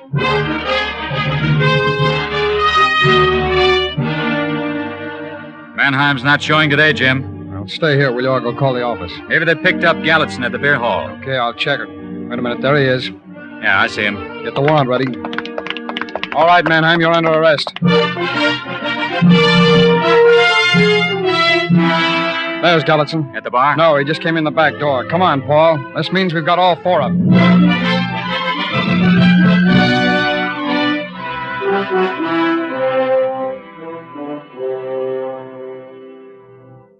Have a chair, Taylor. Thank you, sir. Where's Austin? He's finishing the report. I just wanted you both to know the director sent through a note commending every agent who's been working on the Saboteur case. Well, thank you, sir. How are you doing with Miller? He's still talking. We're putting his entire statement in writing for his signature. There's one thing we never did find. What's that? The objective they had. Well, there was more than one. Miller gave me the list. They were headed for the TVA project, all plants of Aluminum Corporation of America. Oh, wait a minute, I've got the list here on my desk. The Cryolite plant at Philadelphia, the Chesapeake and Ohio Railroad, the Pennsylvania Railroad Depot at Newark, the Hellgate Bridge, the Ohio River locks between Cincinnati and St. Louis, and the horseshoe curve of the Pennsylvania Railroad at Altoona. That's quite a schedule. If they had any spare time, they were also to place time bombs in railroad lockers and crowded department stores. Just to keep in practice? Yes. What were you taking off when this broke? The auto ring case, sir. Austin, too? That's right, sir. All right. When the report on this one's finished, you can both go back to work and... Pardon me, Taylor. Sure. Walker.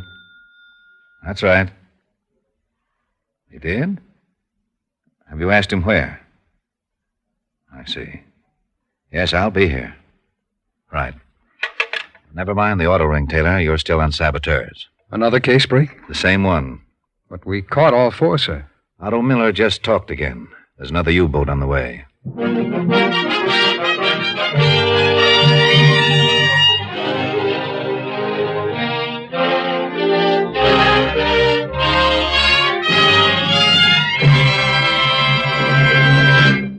We will return shortly to tonight's case from the official files of your FBI. Now, for a moment, let's consider an entirely different type of case. The case of Jimmy Blake, a young man with a lot of dreams that are coming true one by one. In the Army, he dreamed of opening a grocery store. When he got out, he did just that. Sure, it was small, but Jimmy nourished it with good, hard work. And why, only last week, Jimmy made arrangements to double the size of his store. You're really going places, aren't you, Jimmy? I sure hope my luck lasts. A couple of years ago, Jimmy and his Equitable Society representative went into a huddle about a special life insurance plan for folks like Jimmy. It's known as the Equitable Plan for Men and Women on the Way Up, and it's made to order for people of all ages who have that hunger to keep on bettering themselves, who aren't satisfied standing still. This plan is different from most insurance plans. It's flexible. It grows as you grow. It keeps pace with your increased earnings. It's geared not only for today, but for all of your successful tomorrows. Right, Jimmy? Sure is. Why, last year when the wife and I looked over things, we found I was taking in lots more money. And we agreed to take advantage of that handy option in my Equitable Plan and step up to a higher insurance bracket. And there's another big advantage to this Equitable Plan. While you're waiting for your salary to go up, the cost of this plan can be kept exceptionally low. Yet your family gets the life insurance protection you need. That was mighty important to me when I was earning less. With this plan, I didn't have to make sacrifices to have enough insurance. A lot of you people out there and Jimmy have one big thing in common. You not only want to get ahead, but you expect to get ahead. So ask your Equitable Society representative for full details of the Equitable Plan for Men and Women on the Way Up. Or send a postcard, care of this station, to the Equitable Society. That's EQUITABLE. The Equitable Life Assurance Society of the United States.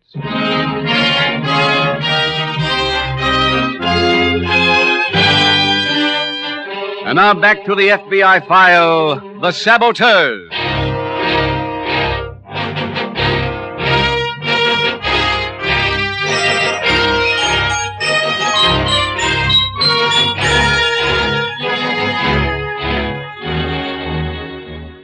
Tonight's program inevitably brings up one question.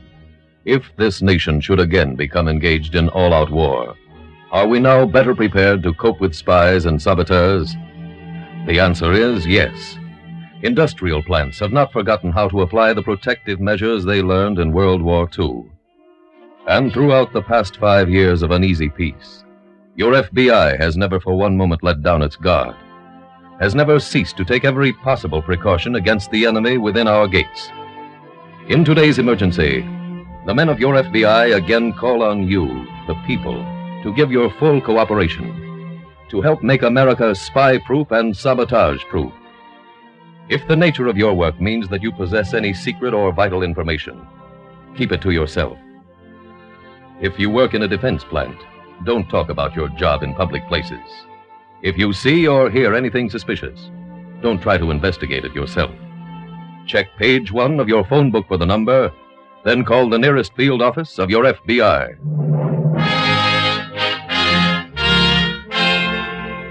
Tonight's file continues in Agent-in-Charge Walker's office as he and Special Agent Taylor re-interview Saboteur Otto Miller. Miller, you say the other U-boat is due to land any day? They could be here already. But you don't know where they're hitting the coastline? No. How many are there in this group? 4 men. But But you can only identify 3. Yes. Mr. Walker, suppose I lay out our pictures again for you? All right, Taylor. Excuse me. There you are, Miller. This one I'm sure is with him. Grove, they call him. We've got his name as Leopold Green, sir. And he, I know, was along. Dudley. That's Wilmar Dunklin. And Bell here. He's in our files as Herman Bergen, Mr. Walker. Oh, Miller, take a look at these group shots. See if the 4th man is there. Very well. Say, this is the man, this one. With a mustache? Yes. What name did he use? Webster. What job did he have? He was a leader like me. According to the note on back of this picture, we've got no file on the man. Is Webster's real name? I never knew. Mr. Walker? Yes? They gave Miller here the name Mitchell as an alias. They changed Green's name to Grove, Dunklin to Dudley, Bergen to Bell. The first 2 letters always remain the same. Now, if you stayed with that system, Webster's real name might begin with W.E. Miller, does that give you any idea? W.E. No, I still don't know. Taylor, get out our phone books. Read names starting with W.E. You stop him, Miller, if he hits the right one.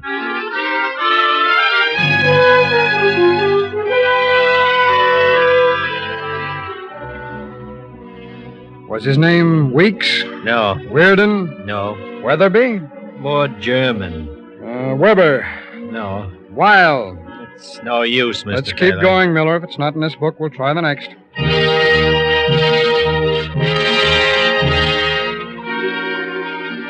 Webley? No. Wexler? Wexler. Wait. Is that it? No, it's not. All right, let's get back to the list.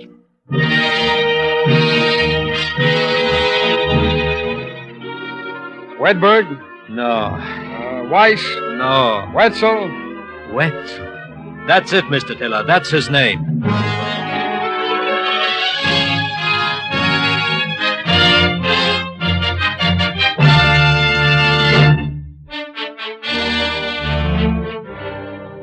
After learning the names of the new group of potential saboteurs, the entire facilities of the FBI were mobilized for the most extensive manhunt it ever conducted.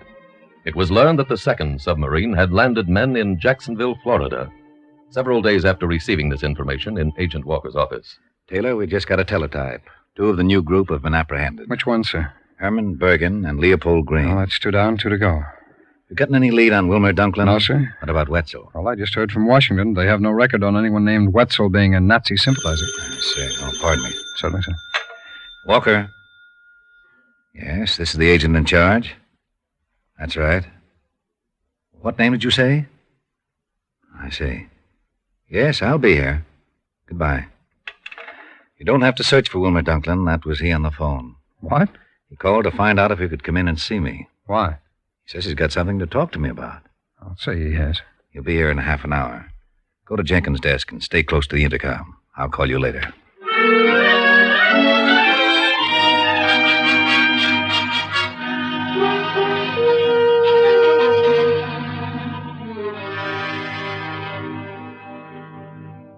Good afternoon, Mr. Dunklin. What can I do for you? I have a matter to straighten out.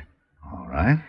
I returned to the city yesterday, and when I called the rooming house where I used to live, the landlady said an FBI agent had been to see me. He wanted to know why I didn't report for my draft board examination. Yes, Mr. Dunklin, we check on those things. I'm not a draft dodger. The law says you must notify the draft board of any change of address. Oh, I thought that only meant if you moved someplace in this country. Have you been away? Yes, to Mexico. Uh-huh. What made you come back? I got a letter last month from a friend who lives here. He's starting a garage. He wants me to work for him. I see. He doesn't want to give me the job, though, till he sees my card from the draft board. They said to see you before they'd give me a card. Well, what is the number of your draft board? 28. I'll notify them immediately that you contacted us. Anything else? No, that's all. Thank you, Mr. Walker. Thank you very much. Yes, Mr. Walker. Dunklin's just leaving my office, Taylor. I want you and Austin to keep him under 24-hour watch.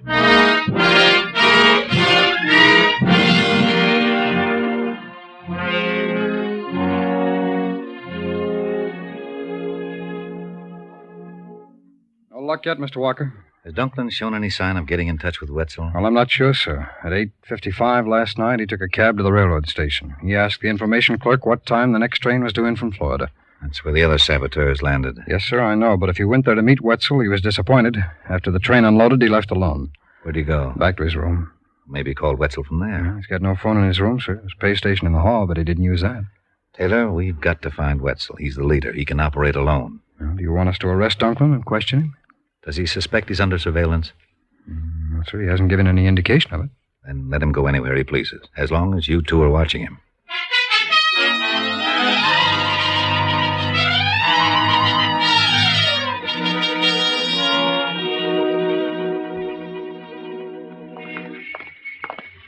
Paul, if we have to follow Dunklin into another movie today, I'm going to... Uh-oh. Boy, I thought he was going to make a break for that bus. Yeah. Jim, you suppose there's anything behind all this movie going? No, I doubt it. Cutting down 48th Street. Yeah. Come on, we better move up a little. He's looking at his watch an awful lot, isn't he? Sure is. You know, maybe he's got a date. There he goes into that bar. That's no Nazi hangout. You know the place? Yeah, by reputation. Shall we go in together? Sure, come on. Go ahead, Paul. Right. Dunklin's getting some change. Heading for the phone booth. There's no door on that phone booth. Yeah, I see. Look, there's a cigarette machine beside. Let's get down there.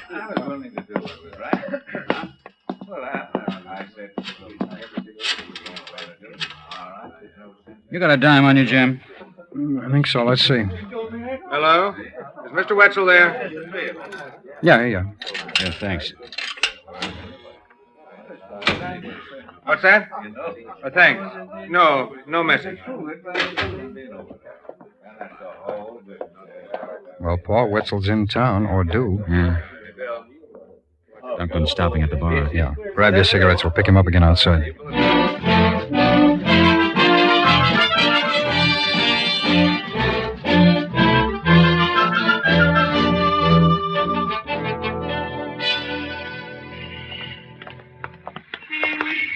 Paul, how many calls has he made? Yesterday and today? Yeah. Oh, at least 15. Looking at his watch again. He's due. It's been about an hour and a half between calls. If we could only learn where he's calling Wetzel. I'd like to get the booth next to him when he calls again. There he goes, into that restaurant. Let's stay on his heels, huh? When we get inside, I'll head straight for the phones. Check. Go ahead. Stop for a drink of water. Yeah, look, all 3 phone booths are empty. I'll get down there ahead of him. Go ahead, I'll wait here.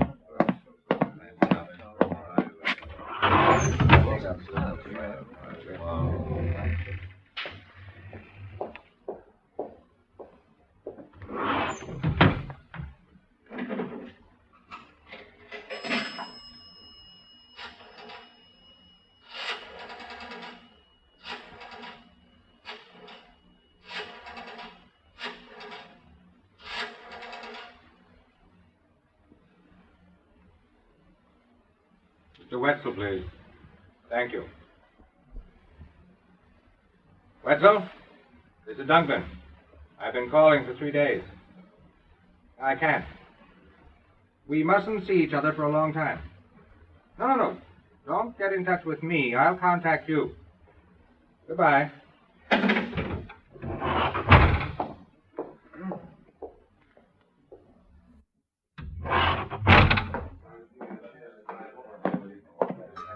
Paul. Did you call Wetzel again? Yeah, this time he talked to him. Now, don't turn around. He just sat down at a table behind you. Yeah.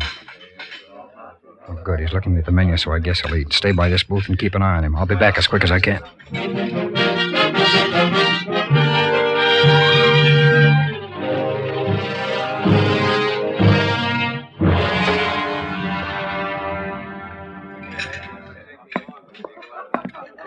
Back so soon, Jim? Yeah, I just went to the corner to call the office. Why didn't you call from here? I didn't want to take a chance on Dunklin coming back and overhearing me. Yeah.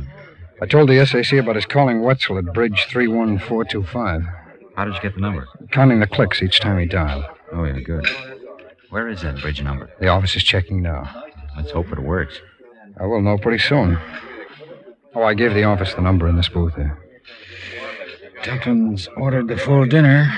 He's only on the soup, so we got some time. Good. We might need it. Any new instructions on arresting him? No. I got it, Jim. Okay. Hello? Yes, it is. Oh, you have? Good. Right here in front of me. All right, thanks. That thing worked, Jim. Number turned out to be a rooming house. Wetzel's on his way to the county jail. Fine. Come on, Paul. Mr. Dunklin? Yes? But I don't know you. We know you. Here's a warrant with your name on it. You're under arrest.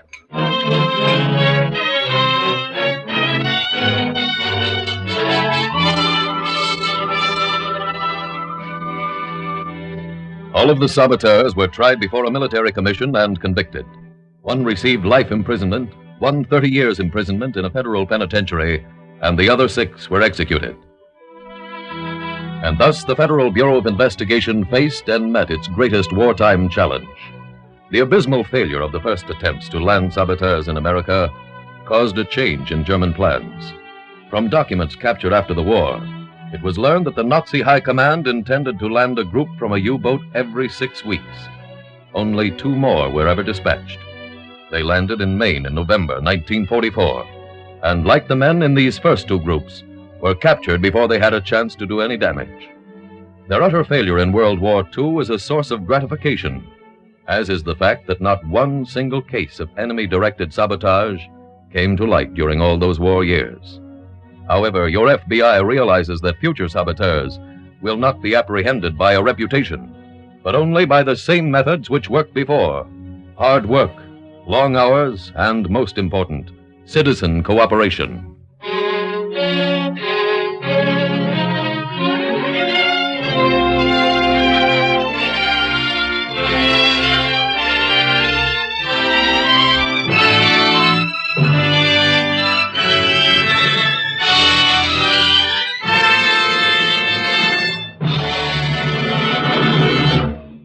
Now, back to the Equitable Society's plan for men and women on the way up.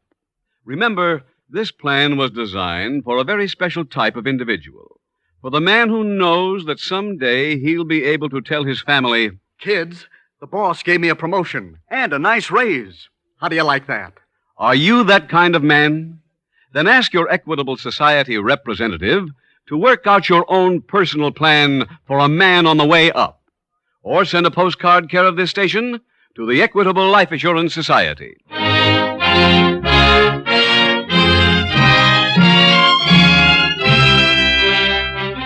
Next week, we will dramatize another case from the files of the Federal Bureau of Investigation. Its subject, kidnapping. Its title, The Soybean Shakedown.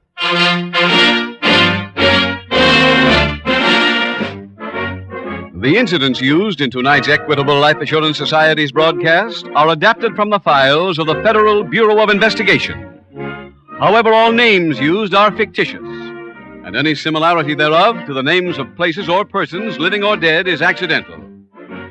Tonight, the music was composed and conducted by Frederick Steiner. The author was Jerry D. Lewis. Your narrator was William Woodson, and Special Agent Taylor was played by Stacey Harris. Others in the cast were Ed Begley, Whitfield Connor, Harold Dryanforth, and Ted Osborne. This Is Your FBI is a Jerry Devine production.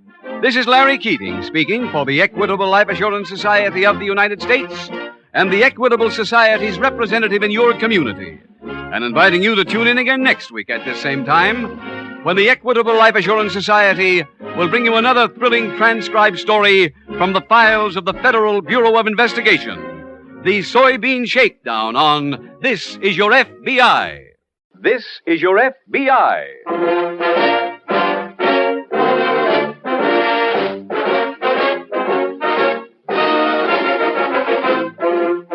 This is Your FBI, the official broadcast from the files of the Federal Bureau of Investigation. Presented transcribed as a public service by the Equitable Life Assurance Society of the United States and the Equitable Society's representative in your community.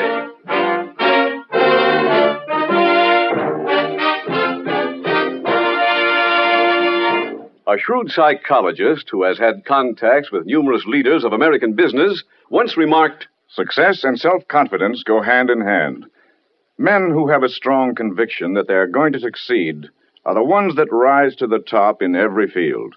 For people of this type, people who have this feeling of certainty about themselves, the Equitable Life Assurance Society has created its famous life insurance plan for men and women on the way up. Do those words describe you? Then you'll be interested in about 14 minutes when I give full details of the Equitable plan for men and women on the way up.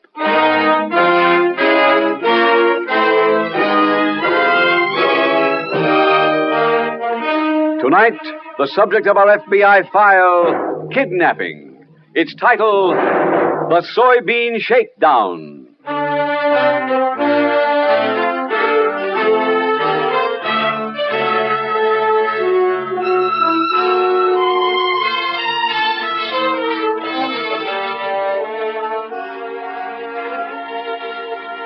In tonight's case from the files of the Federal Bureau of Investigation, you will meet two typical American racketeers.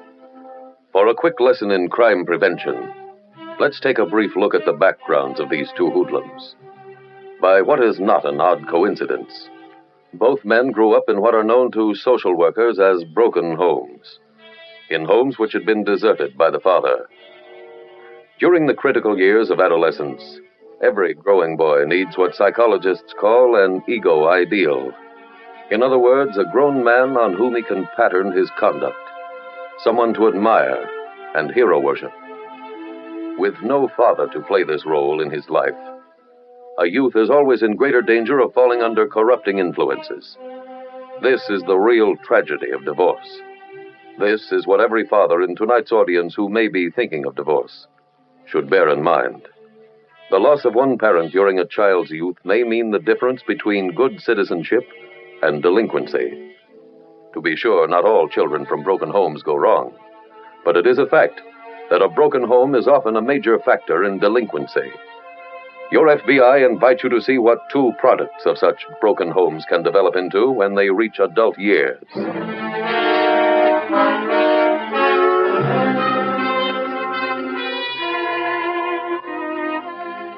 Tonight's file opens outside the small shack that serves as the railroad station in a Midwestern farming town.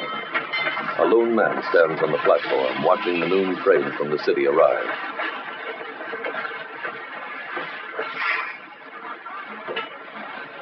A woman and a young boy get off one of the forward cars. The boy looks around and says, Mom, there's Uncle George. He sees his buddy. Oh, my ball and glove. I left them on the No, I've got them. Oh, swell. Hello, Uncle George. Good to see you. Hello, buddy. Hi, Uncle George. Look, I can throw a curve. Here, you take the glove, and I'll go no down ball there and playing throw. till we get to the farm now. Oh, Mom. Truck's down this way. I'll carry the small bag. I've got 'em both. Thank you. What do you hear from Tom? I had a letter just before we left. Pop's a sergeant now. He's got his own platoon. Good for him. They go out at night with guns, and...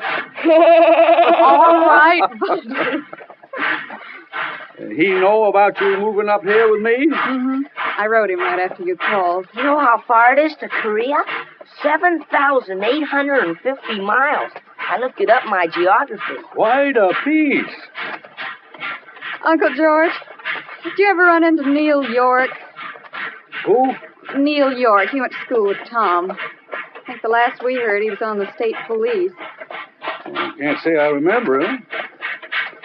Uncle George. What? Is that your truck? Uh-huh. Boy, that's keen. Newest thing on the road. I'm in here, Alice. Oh, thanks. Can I sit in the middle? Sure, go ahead, son. Thanks. Uncle George, is that a note for you? Note? Where? On your windshield. It says, get rid of the truck. No more warnings. Oh, that's some kids playing a joke. Let's get out to the farm and have some dinner.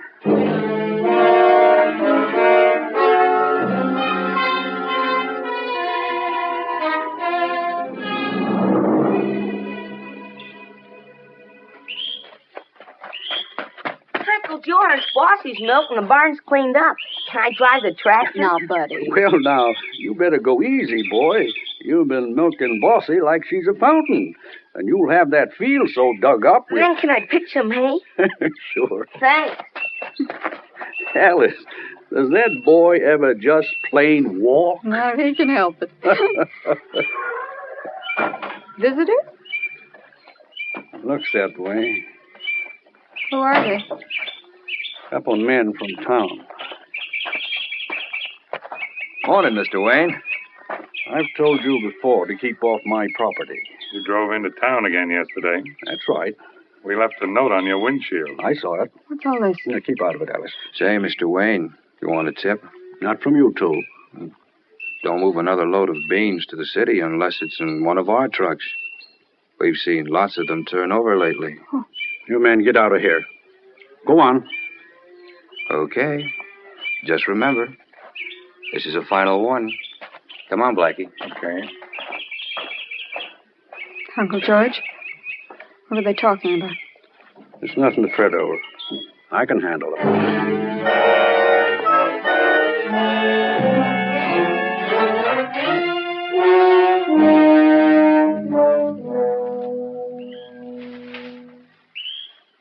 Hi, Roy. Huh? Oh, hello, boys. Roy, me and Blackie got problems. Well, I'd rather you didn't bring them here. It's important. We had to talk to you, Roy. What's with them clippers? They're used to prune roses. Well, now, what's your problem? Collections have been pretty good. I guess you know that. Could be better. Well, they would be. But I can't get all the farmers to join. For example, there's a guy named Wayne over on the turnpike. He doesn't want to... Eddie, don't come to me with every little thing. Yeah, but you said to see you... If I wanted to be bothered with details, I'd be running the company myself. I brought you two out here so that I could take things easy. You're getting 25% of the take? Well, earn it. Solve your own deals. Run it like a regular business. Get tough. They'll join. Cripple a few of them if you have to. Just bring in the receipts. Now, do you understand? Yeah. Oh, hand me that ball of twine, will you? Some of these roses need a little support.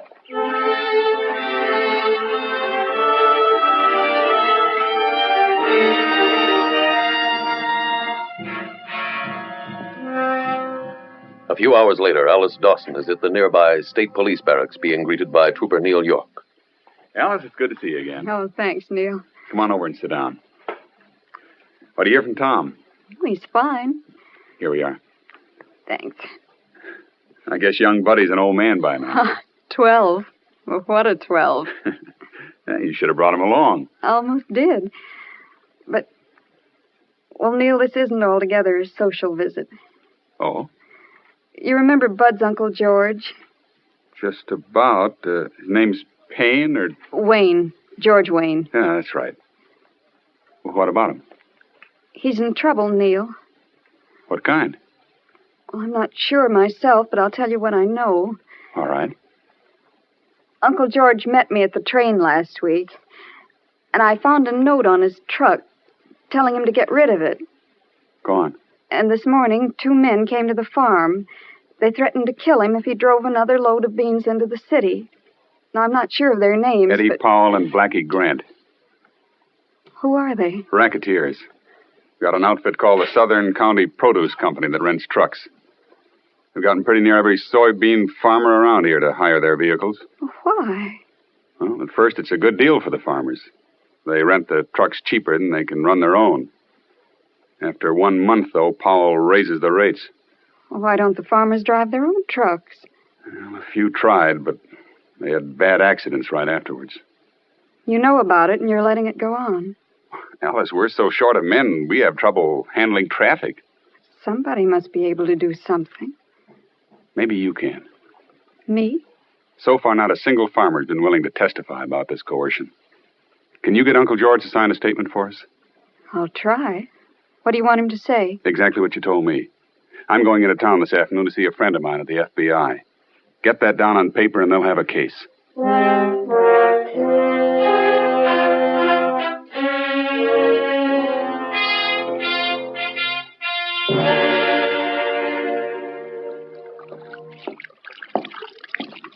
doing, Uncle George? Just washing up. Why? It's not time to eat. I know, but I'm getting set to drive to town. Can I go along? No, sir. Aw. One thing your mother's done around here, and that's keep clean towels in it. Hello? Hi, Mom. We're in the kitchen. I'm sorry I'm so late getting back. That's all right. I'll get dinner started in a few minutes. Skip me, Alice. I'm going to town. Oh? Buddy, dear. Yes, Mom? I'll need some milk for dinner. How about you visiting Bossy? Sure, Mom. And take a look at the chickens while you're out there. I will. Uncle George, you can't drive into the city. Why not? It's too dangerous.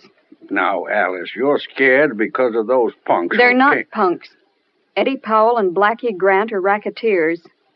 Who told you their names? Tom's friend on the state police. I went to see him today. You didn't talk about me. Yes, George, I did. Now, why'd you want to go and do that? Because the best way to fight men like that is through the police. Why didn't the police stop them before now? Because no farmer in the valley will stand up and testify against them. The police will protect you. Why don't you let them? They're going to move in and live here every day? Oh, of course not. Then it ain't protection. Now, that's Alice, ridiculous. A man's got to fight his own battles, and I'm fighting this one. I'm driving that truckload of beans into town right now.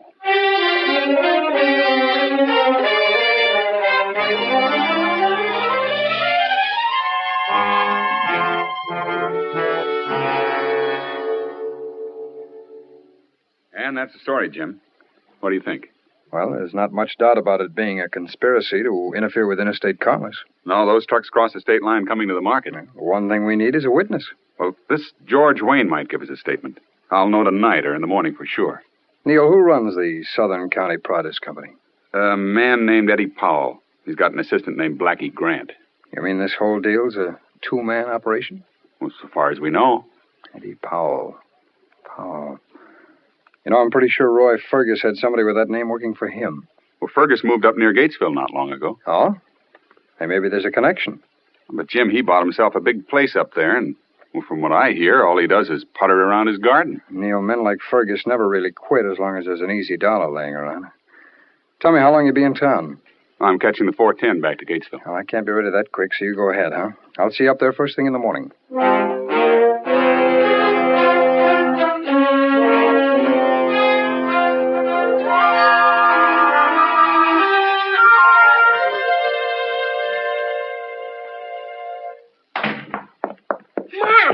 Mom! Yes, Betty? Mom, some men are here. Where? Outside in the shed. They're acting real funny. They're spilling stuff on the beams. Smells like kerosene. Did they see you? No, and I don't know who they are. Come on, but... show them to me. Okay. There are two of them. One's got a small mustache, and the other's a big... Easy, son. Huh? Let's move up on them slowly. I'll fight them if you want, Mom. I'm not afraid. I can handle this. There they are. The same ones. Who are they, Mom? I'll tell you later. But who are they? Over here, too, Blake. There's more kerosene. We won't need it. Get some on these bags over here, okay? Come on, son. I think we'll have a new customer tomorrow. Yeah. What are you men doing? Oh, hello, lady. I'd like an answer. What are you doing? A little convincing. That's kerosene. You don't say. You get off this property. Blackie, a little more on these bags. Okay. Stop that. Shut up. Hey, don't talk to my mother like that. Why, you little... Buddy! Don't try to yell. Hold her a minute, Blackie, while I light up the place. All right, come on.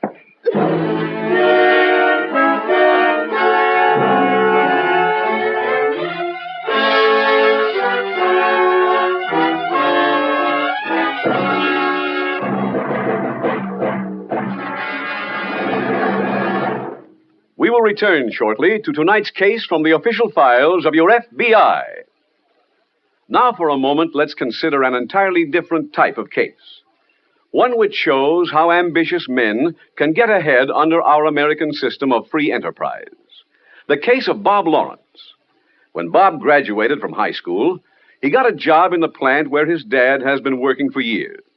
Bob worked hard, and promotion followed promotion, until last week, he was made assistant plant manager. Bob has gone far, but he's still planning to go farther. Right, Bob? Well, here's hoping, Mr. Keating. A few years back, Bob had a talk with his Equitable Society representative. Bob was surprised to learn that Equitable had created a special type of life insurance for people of his type.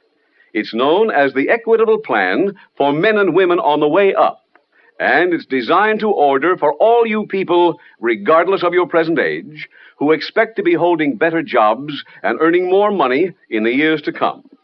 Now, just how does it differ from other life insurance plans? In the first place, it's flexible, can expand or contract.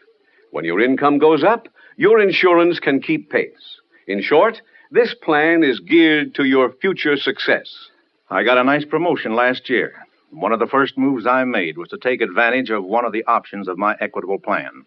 It's the kind of insurance I'd always wanted to have, but couldn't afford until then. The second big advantage in this Equitable Plan is this. Until your salary does go up, the cost of this plan can be kept exceptionally low. Yet your family gets the life insurance protection they need. Well, it made a lot of sense to me, keeping my insurance cost low till I could afford to pay more. That way, life insurance never was a burden. Why not profit by Bob Lawrence's example? Ask your Equitable Society representative for full details of the Equitable Plan for Men and Women on the Way Up. Or send a postcard care of this station to the Equitable Society. That's EQUITABLE. The Equitable Life Assurance Society of the United States.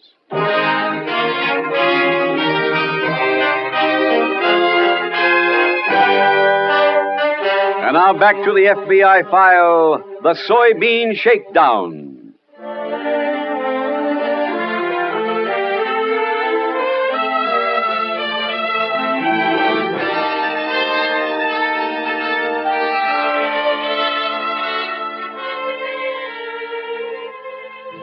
The criminal conspiracy exhibited in tonight's case is not unique in FBI experience. Similar situations exist today in other parts of the country. In case after case, the victims make the same mistake.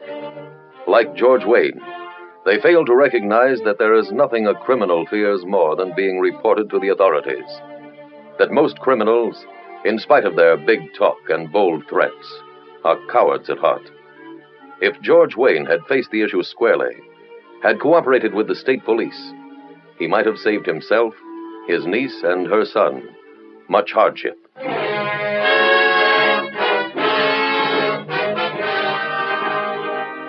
Tonight's FBI file continues the following morning inside the state police barracks near Gatesville. Special Agent Taylor has just arrived to meet Trooper Neil York. Hi, Neil. Jim, I'm glad you're here. This case has gotten complicated. Why, what's happening? When I first learned this morning there had been a fire last night at George Wayne's farm. Went out to check on it and found that the shed had burned down. I went to the farmhouse. The front door was wide open. There was no one there. I checked with the neighbor. Could he help? I learned that Mr. Wayne had driven a load of beans into the city last night. What about Alice Dawson and her son? Well, the neighbor said he saw a car come barreling out of the place right after the shed started burning. Alice and her son were in the back seat. Who was driving? He said there were two men in front, but he couldn't identify them. How about the car? Well, he just described it as a dark sedan. Yeah. Have you gotten any report on how the shed caught fire? Yeah. The fire department said it had been doused with kerosene. When will Wayne be back from the city, Neil? Sometime today. If that was Powell and Grant driving the car, we could be up against the added feature of kidnapping. I know. Come on, Neil, let's drive out to that farm.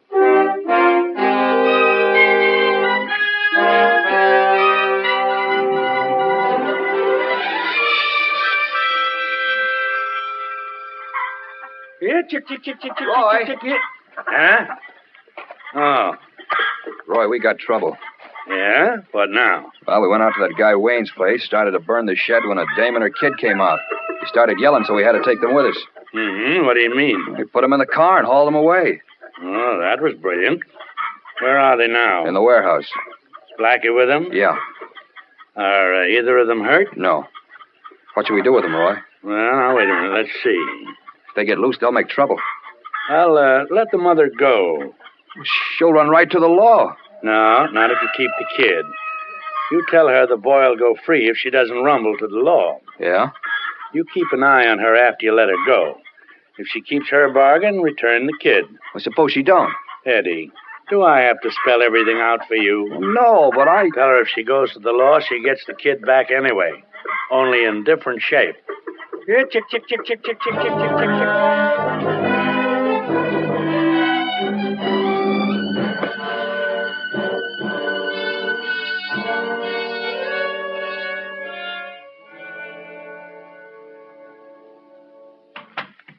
Who's that? Alice, Alice, where have you been? What's happened around here? Uncle George. Oh, no, Alice.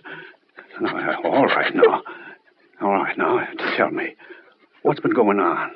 I come home, no one's here. The shed's burned down. They did it. Those men. Powell and Grant? Yes. And they've got Buddy. What are you talking about? They came here last night. We tried to stop them. They took us both away with them. And they let me go. Why'd they keep the boy? Stop me from calling the police. Where'd they got him? In a warehouse. Where? Just over the state line. They're not stopping you from calling the police. Come on. No, wait, we can't. Why? If we call the police, they said they'd kill Buddy.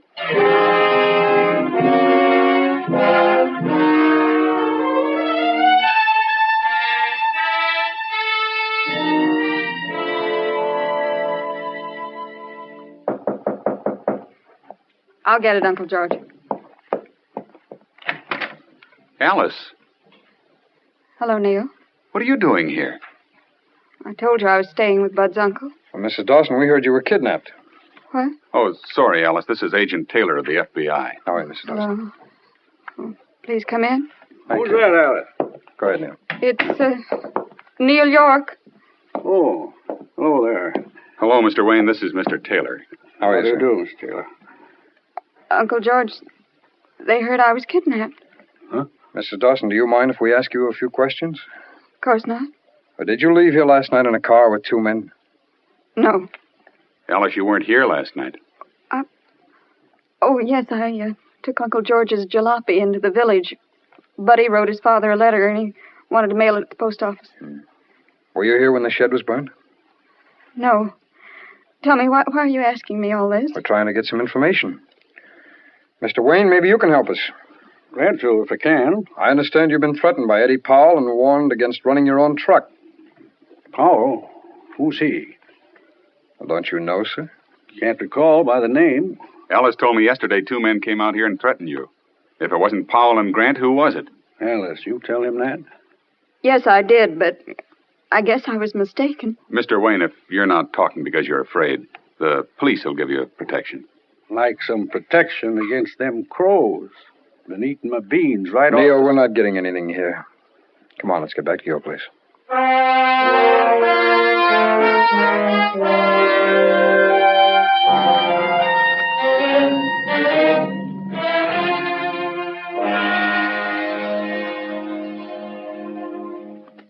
Jim, did you re-interview Wayne's neighbor? Yeah? He says Alice Dawson was definitely in the back seat with the boy. I don't understand this. Well, maybe Powell's got her scared, too. How about picking him up? On what charge, Neil? Conspiracy, kidnapping, anything. We know he's guilty. Can't get a warrant without proof. Well, let's go question Roy Fergus. I did that often enough in the old days. I'll tell you what he'll give us. His name and address. And if we want anything else, he'll demand we arrest him or leave. Talk about your iron curtains. Oh, wait a minute, Neil. When's the mail delivered out of Wayne's farm? Around 10:30. Why? There was an overseas airmail on the table addressed to Buddy Dawson. Must have been from his dad. It was unopened. We didn't get there until just before noon. That means the boy hadn't seen it yet. You said something about it raining up here last night? That's right. Well, there are only 2 sets of footprints in the dirt out at the farm. Both of them were headed into the house. I don't see what you're getting at, Jim. Well, don't you see? Nobody left the place this morning yet. Do you remember how the table was set? No. For 2, which would be Mrs. Dawson and George Wayne. Now, if Powell was holding the boy, neither of them would be very likely to talk. Yeah.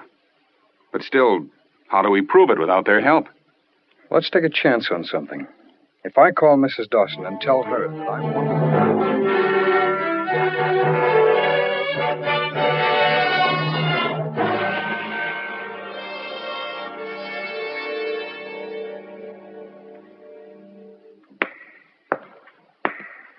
Blackie, I'm over here.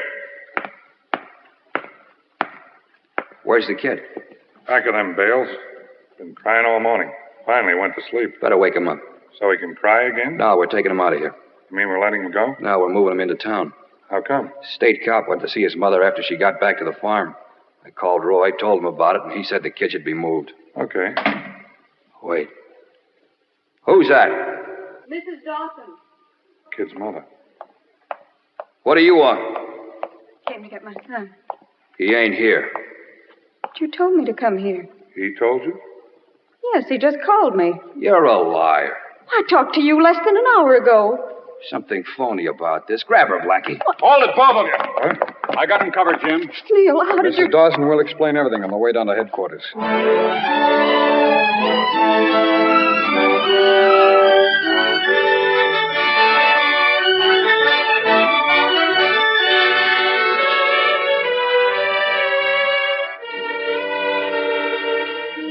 Roy Fergus, Eddie Powell, and Blackie Grant were convicted of kidnapping.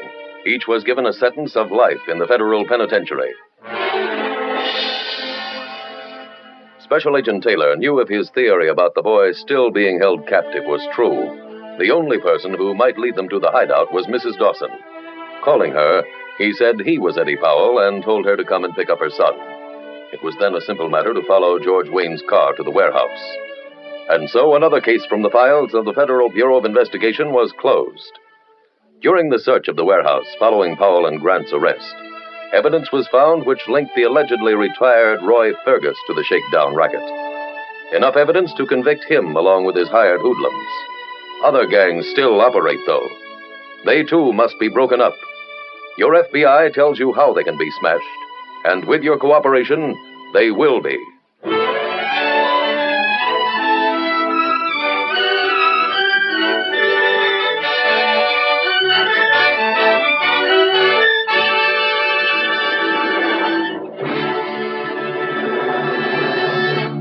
Now, a quick closing message on the Equitable Plan for men and women on the way up.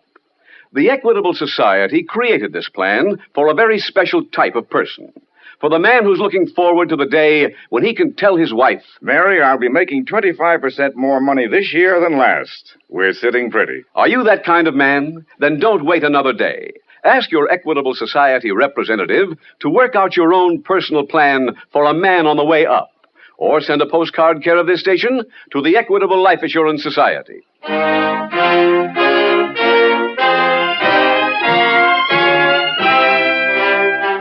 Next week, we will dramatize another case from the files of the Federal Bureau of Investigation. Its subject, armed robbery. Its title, The Runaway Sister. The incidents used in tonight's Equitable Life Assurance Society's broadcast are adapted from the files of the Federal Bureau of Investigation.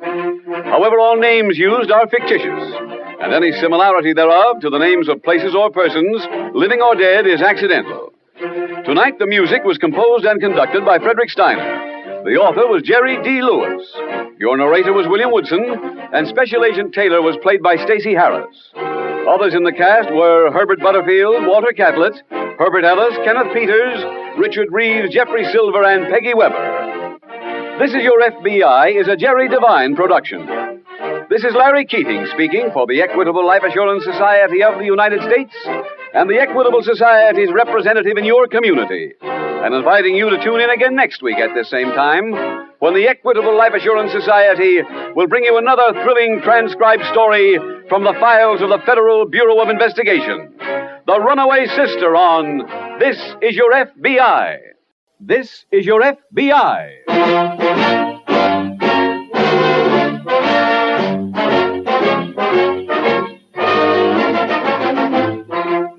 This is your FBI, the official broadcast from the files of the Federal Bureau of Investigation. Presented transcribed as a public service by the Equitable Life Assurance Society of the United States and the Equitable Society's representative in your community.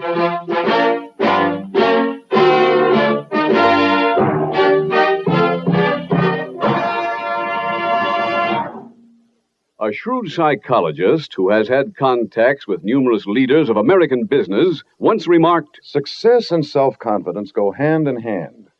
Men who have a strong conviction that they are going to succeed are the ones that rise to the top in every field." For people of this type, people who have this feeling of certainty about themselves, the Equitable Life Assurance Society has created its famous life insurance plan for men and women on the way up. Do those words describe you? Then you'll be interested in about 14 minutes when I give full details of the equitable plan for men and women on the way up.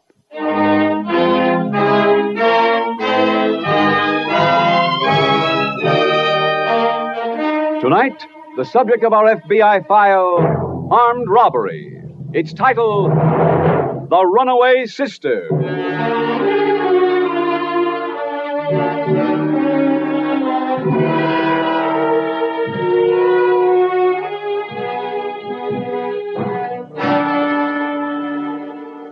Tonight's case from the files of the Federal Bureau of Investigation tells the story of a first offender. 40% of all persons arrested are in this class. Most of them are youngsters, fingerprinted for the first time. What starts these kids off? Why do they begin stealing, the usual starting point of a criminal career? Listen to the actual words published in a case history of a typical young first offender. At first, I did not steal for gain. I stole because it was the most fascinating thing I could do. I didn't want to play tame games nor be confined in a schoolroom. I liked the daredevil spirit. What sends these boys and girls out on the street in search of dangerous thrills and bad companions? Again and again, the answer is parental failure. Failure of the father and mother to provide a home atmosphere that children can enjoy. Failure of the parents to give the youngsters the companionship and understanding they need. No one knows better than the men of your FBI, with their vast experience with all types of lawbreakers, that crime prevention begins at home. For happy, well-adjusted homes will always be America's best and surest defense against crime.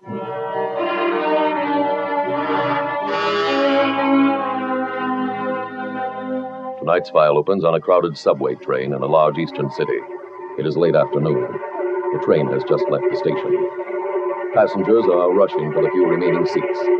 In one corner, a pleasant-looking woman jostles her way into one of the empty spaces, opens a paper, and reads. Some people are real snobs. Huh? Oh, hi, Annie. Now, don't say it's a small world, Martha, and put away the paper. You can read in the library. Okay. You doing anything tonight? No. There's a good show at the Strand. I got some ironing to finish. So you'll do it. We'll go to the late show. I'll be dead tomorrow. Who won't be? I'm dead every day. If I was smart, I'd go right from work to the cemetery. Annie. Oh, I wish you'd see the faces I had to work on today. One woman came in and said, "My daughter is getting married tonight. Make me beautiful." 50 years she's been ugly. I should make her beautiful in an hour. Honestly. The homelier they are, the bigger hurry they're in. Yeah. Now take a pretty girl like your sister. No fuss, no rush. It's a pleasure working on her. On Ruth? Mm-hmm. She came into the shop yesterday. Sat in my booth. Annie, you mean she came in as a customer? Yes. Doesn't she work at the shop anymore? Oh, didn't you know? She quit last Saturday. She quit? Yeah. She must have a job now where she prints money. You should have seen her yesterday. New dress, beautiful camel's hair. Annie, did she say why she quit? What she's doing? No. I better get off here. Well, this isn't your stop. I know. Excuse me. What about the movie tonight? I don't think I'll be able to make it, Annie. I'm going to see Ruth.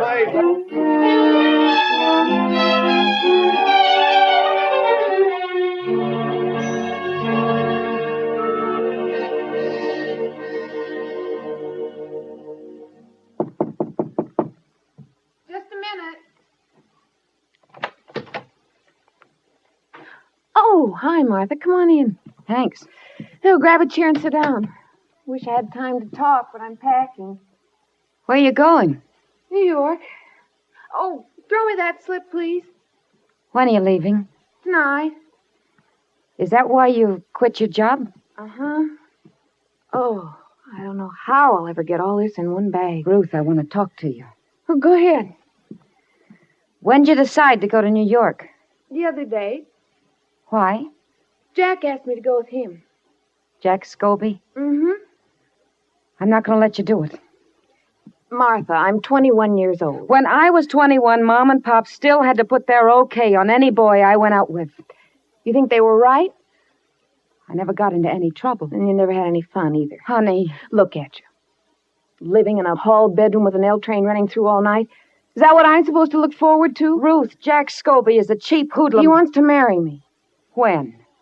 After we get to New York. He's lying. What makes you such an expert on men? I'll bet it's 5 years since anybody even held your hand. Look, I'm meeting Jack for dinner at the Paradise Club, and we're getting the midnight train to New York. And that's final.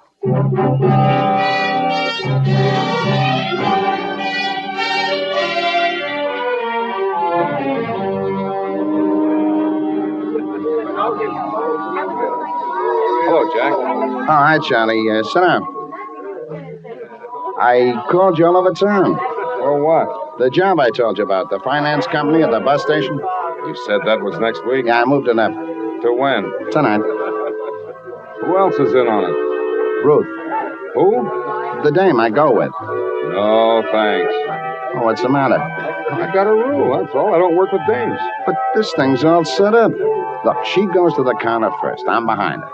She tells the guy at the counter I got a gun in her back. And that I'll kill her if he don't hand his money over to her. We get it, come out to the car, and you drive away. Sounds too easy. Oh, Charlie, take it from the master. This'll work. And if it don't? Well, the dame's a clay pigeon. You got a car? I can get one. When? About an hour. Okay. Go get it and pick us up.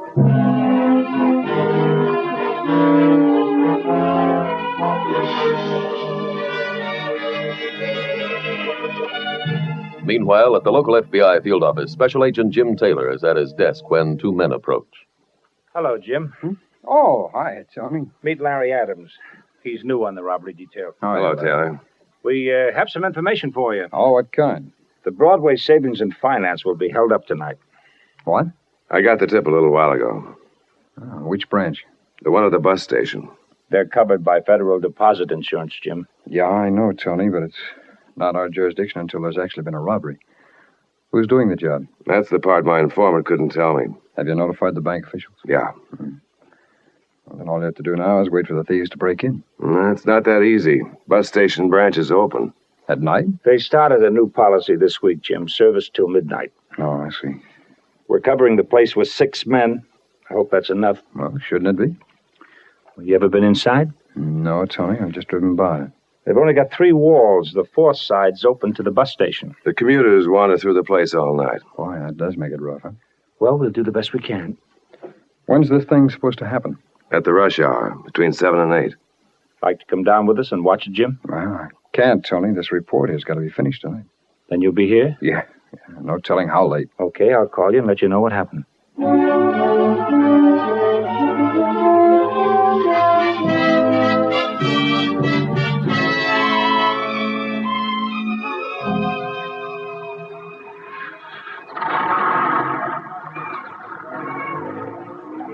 What time is it, Larry? 8:45. They've got 15 more minutes if the tip was right. Yeah.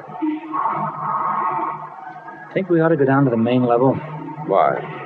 Well, we'd be closer to the cashiers. The other boys can cover that.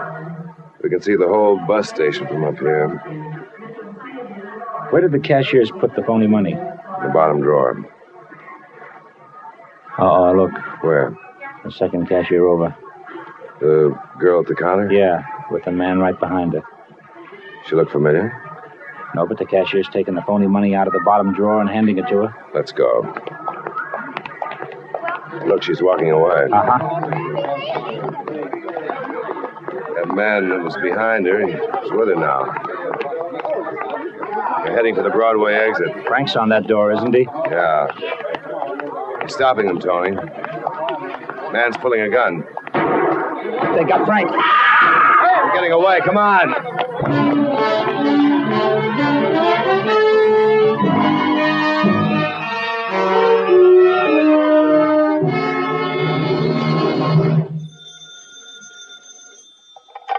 Special Agent Taylor speaking. Hello, Jim. Tony Dixon. Oh, hiya, Tony. How'd it go? Not so good. Why? What happened? There was shooting. Frank Williams was badly wounded. That's tough. How about the stick-up? A man and a woman did the job. They got away. We got their driver, though. He's been identified as a small-time hoodlum named Charlie Troy. Did he tell you who the others were? No, he was shot and killed in the getaway. Oh. Did he shoot Frank? I don't think so. We have his gun. I'd like to have your lab check on it, if you will. Sure. I'll send it right over. Where are you now? Still at the bus station. Troy's body's been sent to the morgue. Meet you there.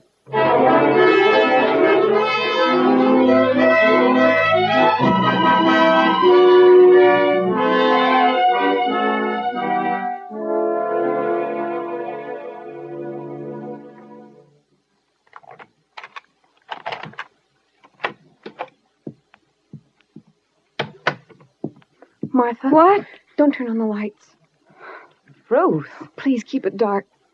What are you doing here? I thought you'd left town. I didn't go. Oh, I'm so glad, honey. I didn't mean to try to run your life. What is it, dear? Oh, Martha, help me. What's the matter? They're looking for me. Who's looking for you? The police. I was with Jack and a friend of his tonight. We held up a place. Ruth. I didn't want to do it. Jack made me. Where did this happen? At the bus station. There's a finance company there. We went to the cashier. Jack put a gun in my back, said he'd kill me unless the cashier handed over the money. He got the money all right, but as we were leaving, there was shooting. Ruth. Jack's friend got hit and another man, too. A policeman, I think. Jack and I ran out. Where is he now? I don't know. He'll be looking for me. He might even come here. Come here? Yes. You've got to help me. I will if you'll do as I say. I'll do anything. Then let's go to the police. The police? But Martha... Tell them the truth. They'll understand. Oh, but if I go to the police, Jack... Ruth, it's your only chance. Jack...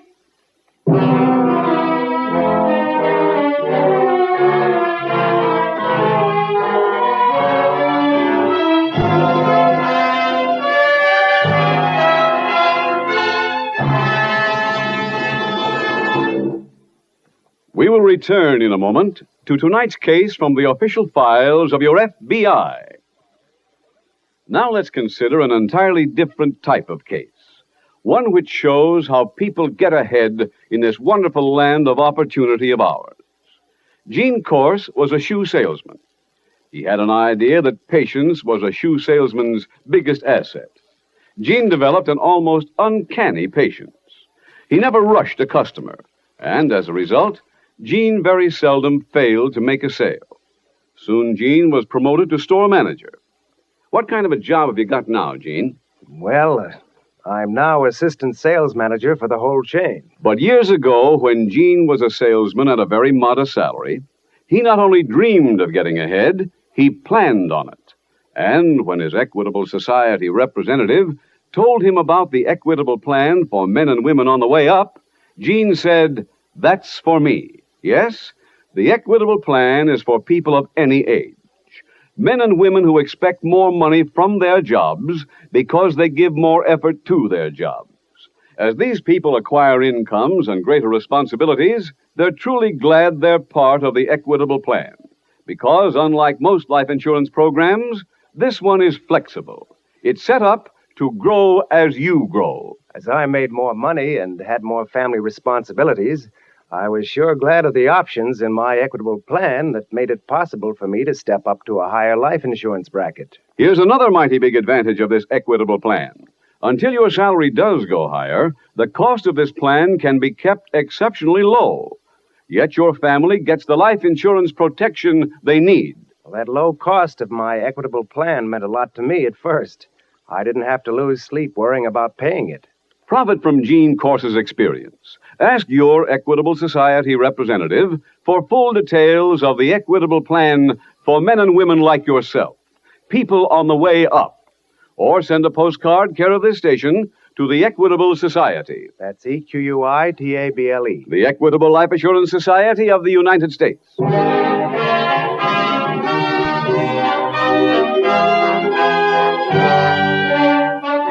And now back to the FBI file, The Runaway Sister.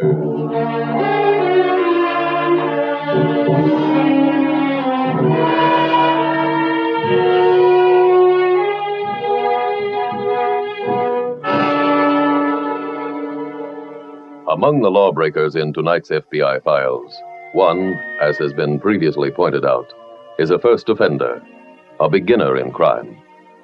It is possible that among the millions of listeners to this program tonight, there may be one or two men or women who are at this very moment turning over in their minds the idea of committing their first crime. To those potential lawbreakers, the men of the FBI have one very short piece of purely practical advice. Don't do it. Stop now. Crime detection has made enormous strides during recent years. The false moves you can make are innumerable. There are literally thousands of apparently unimportant slips that can betray your guilt to law enforcement officials. Remember, in the end, even the most experienced criminals get caught. So what chance have you, the beginner?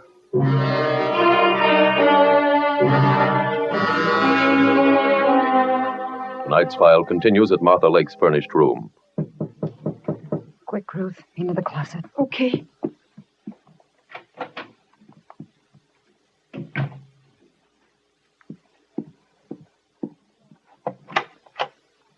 Hi, Martha. Hello, Annie. You saving the lights for New Year's Eve? No, just a minute. Come on in. Thanks. I was walking home and thought I'd just stop by. Did you get to see Ruth? Yes, I saw her earlier tonight. Did she tell you why she quit? She got a better job. That's what I figured. Say, you taking a trip? No, why? That bag there. Where? In the corner. Oh. I just took it out. Well, honey, you sure had the right idea passing up the movie. I never seen a worse one. Really? It was one of those futurist things. You know, guys walking 4 feet off the ground with bubbles on their heads. It seems they're sore at some other guys with bubble heads on another planet, and they're all zinging one another with those ray guns, busting their bubbles open till there's only 2 of them left. What do you think the title of it was? Happy New World. Great little picture. It must have been. You got any coffee in the house, honey? No, I'm afraid I haven't. Oh, how's about putting on your coat and let's go down to the corner and get some? Well, not tonight, Annie. To tell you the truth, I have a splitting headache. I'm just about to go to bed. Oh, honey, I'm sorry. Well, listening to me sure ain't gonna make it any better. Can I get you anything for the head? No, I've got something, thanks. Well, here's tomorrow's paper if you want it. Oh, thanks. Take care, honey. I will. Good night. Night.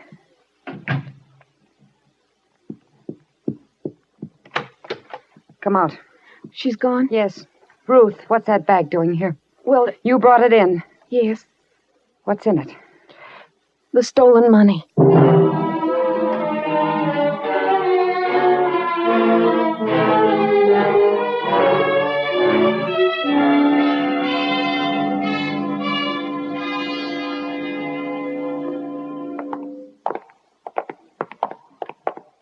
We want to see Charlie Troy's body. This way. You G-men? No, why? One of them got here a couple minutes ago. His name Taylor?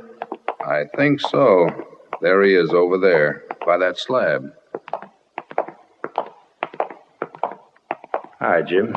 Oh, hi, boys. Found Troy's body, huh? Mm-hmm. Your lab finished checking Troy's gun? Yeah. He didn't fire the bullets that killed Frank. Then we've still got a cop killer loose. That's right. Tony, what do you know about Troy? Not too much. From his record, he didn't seem to belong to any mob. I heard he was strictly a driver. He worked with anybody who would harm. No. Well, he was arrested back east a couple of times with a hoodlum named Jack Scobie. That's as close a link as I could find for him. Jack Scobie? Yeah, I pulled his picture out of our files. Yeah. Is that Scobie's picture, Jim? Yes, do you know him? He was at the bus station tonight. Well, maybe he's still in town. Come on, let's get out an alarm.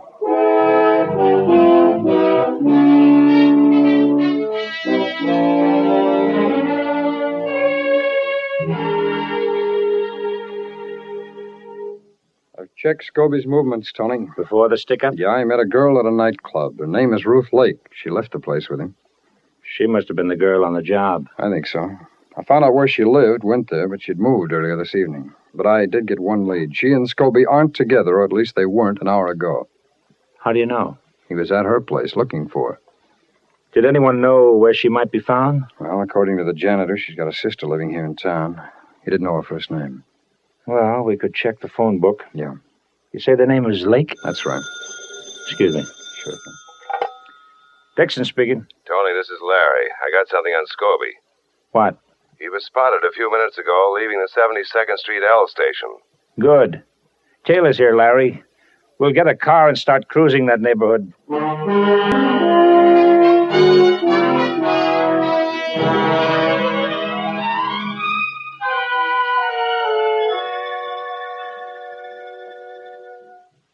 Ruth, listen to this. Annie left this paper here. It's a story of the holdup. What does it say? The policeman was killed. Oh! They have a complete description of you and Jack. They're looking for you. Now, will you go to the police? But if that policeman's been killed... Just tell them what you told me. How it happened. How Jack made you do it. But I... Give them a chance. They're human beings. Lots of them have daughters your age, and they know men like Jack. Now, come on. Put on your coat and let's get out of here. But do as I say. All right. There's your coat hanging on the door. Okay. There's a police station just 2 blocks from here. We'll go there. What about the money? We'll take it with us. I'll carry it. Now, come on. Let's go. Hiya. Oh, Jack. Turn around and get back in there.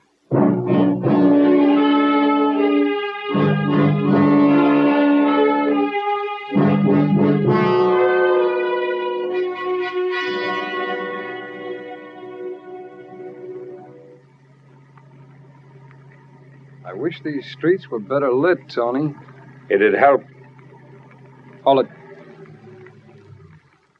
Look up the block. Somebody just coming down those front steps there.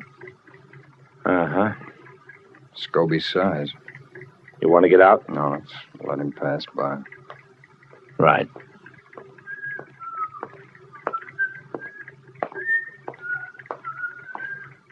False alarm. Number 9. Well, let's roll. Back to headquarters? Might as well. If anything comes in on... Adams to car 83. Adams to car 83. Take it, Jim. All right. Yeah, Larry. That janitor just called in about Ruth Lake. What'd he have? His wife said they came here from a town upstate called Bedford City. Thanks, Larry. Tony, pull over someplace. Let's get to a phone.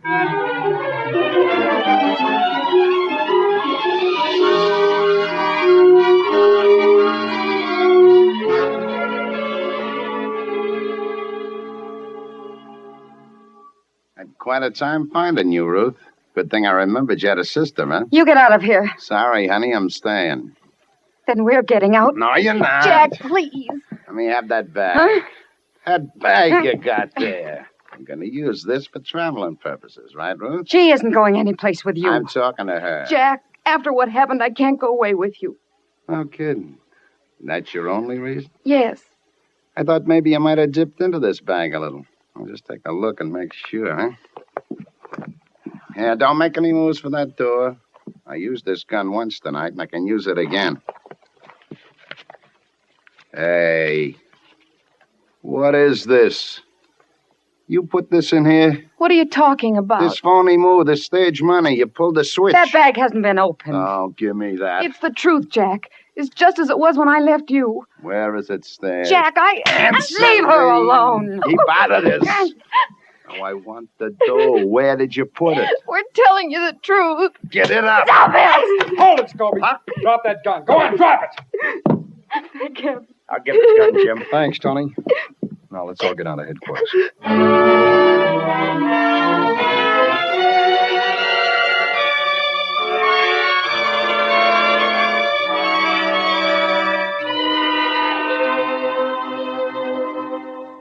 Jack Scobie was convicted of murder in state court and sentenced to life imprisonment. Ruth Lake was also convicted of murder and sentenced to 35 years in the state penitentiary and 5 years probation after a jury recommended leniency in her case.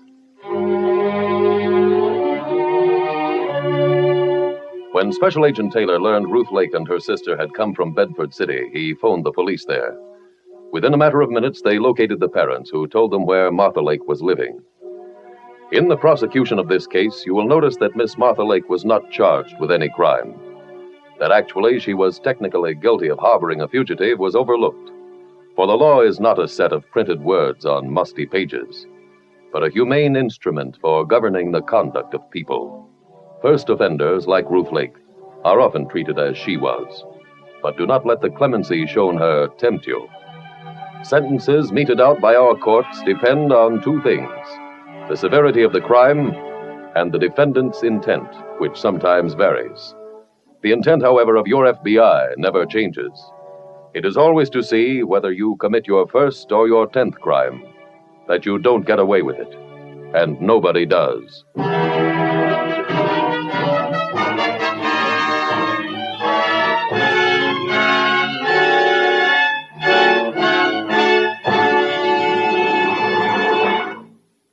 Now, one last word to all you people who consider yourselves men and women on the way up. By that, we mean the kind of man who's looking forward to the day when he'll come home and announce to his wife, Stella, the boss called me in today, and what do you think? He gave me a swell promotion. If that's the kind of man you are, don't wait another day. Ask your Equitable Society representative to work out your own personal plan for a man on the way up. Or send a postcard care of this station to the Equitable Life Assurance Society.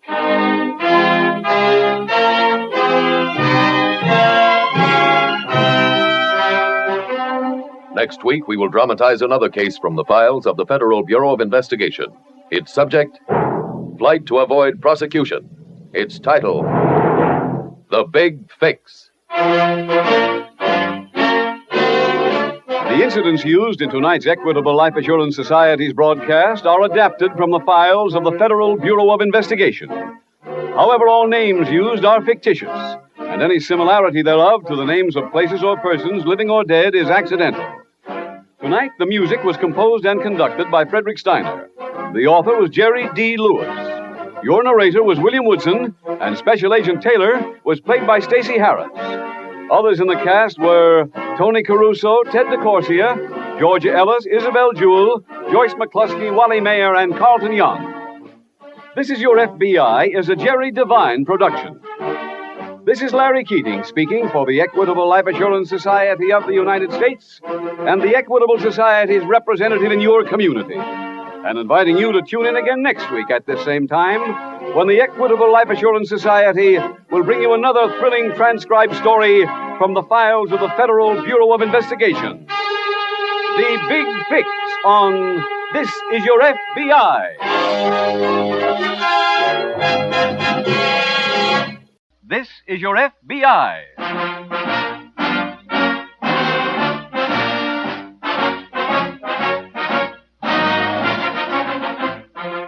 This is your FBI, the official broadcast from the files of the Federal Bureau of Investigation. Presented transcribed as a public service by the Equitable Life Assurance Society of the United States and the Equitable Society's representative in your community. Later in the program, we will bring you an important message from J. Edgar Hoover on our nation's internal security.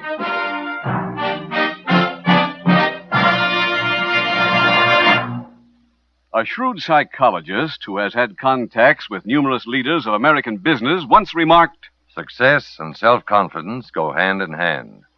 Men who have a strong conviction that they're going to succeed are the ones who rise to the top in every field." For people of this type, people who have this feeling of certainty about themselves, the Equitable Life Assurance Society has created its famous life insurance plan for men and women on the way up. Do those words describe you? Then you'll be interested in about 14 minutes when I give full details of the Equitable plan for men and women on the way up.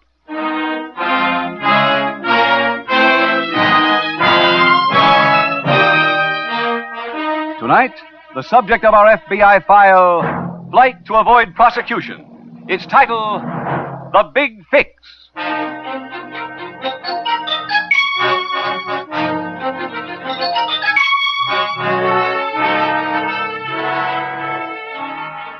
Recent investigations give very definite indication that organized crime in the United States today is conducted with great efficiency. Like any business, its purpose is to keep income large and expenses small. One expense which cannot be cut by organized crime is the money it pays for political protection. The plain truth is that it cannot operate successfully anywhere without protection. And both the corrupt politicians and the hoodlums know that. Tonight's case from the files of the Federal Bureau of Investigation was chosen because it illustrates the direct tie-up between the two factions. This case presents a situation prevalent in many communities, maybe in yours.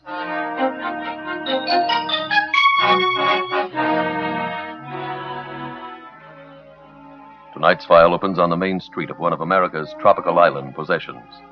It is late afternoon, and at a sidewalk cafe, a heavy-set man in a white linen suit sits alone at a corner table, scowling at his tall drink of local rum. Artie! Hey, Artie! Hi. Gee, kid, I've been looking all over town for you. I got something red hot, Artie. We can make a bundle. Hey, Carrizo! Carrizo, come here. Okay. What have you got now? Terrific proposition. Hey, Carrizo, this is Mr. Sherman. Greetings, Mr. Sherman. Rip, get this bum out of Hey, here. will you listen to proposition? You see that bird he's got on his arm? Well, Carrizo's got him fighting tonight at the pit. Tell him about it, Carrizo. He fight cheaper from other island. Yeah, and wait till you hear. We can win a bet. You see, these guys go pretty good when they like a bird. And off the form, Carrizo's ought to be 1-5. I wouldn't bet on him if he was fighting a worm. Yeah, but that's the idea. He's going to be big chalk. And I got Carrizo to fix it so he takes a dive. See. I feed him just before the fight. That make him slow. Other bird win, easy. How about that? We can go bet ourselves a chunk. Rip, tell him to blow. Oh, now, wait a minute. You think it's easy to dig up a bird that'll go into the tank? I had to work on this guy. I said get out of here. Go on, blow. Si, senor, si. Never again I make bargain with crazy people. Rip, what are you trying to do to me? There's just nothing. Take it easy, Artie. Forget about the bird. Hey, I got a thing for Sunday, a sure bet. We can get the guy with the favorite in the sailboat race to snag his boat. Rip, I'm sick of fixing things. I'm also sick of eating banana bread, banana pie, banana stew. In fact, I'm sick of this whole island. I'm going back to the States. Oh, Artie, let's not start that again. We made a deal with Borden and Fisher. Look, if they can't fix one witness in a year, they'll never fix him. Where you going? Send Connie a cable. Well, what's the rush? Boat came in this morning. Leaves here Sunday. When it sails, we're going to be on it.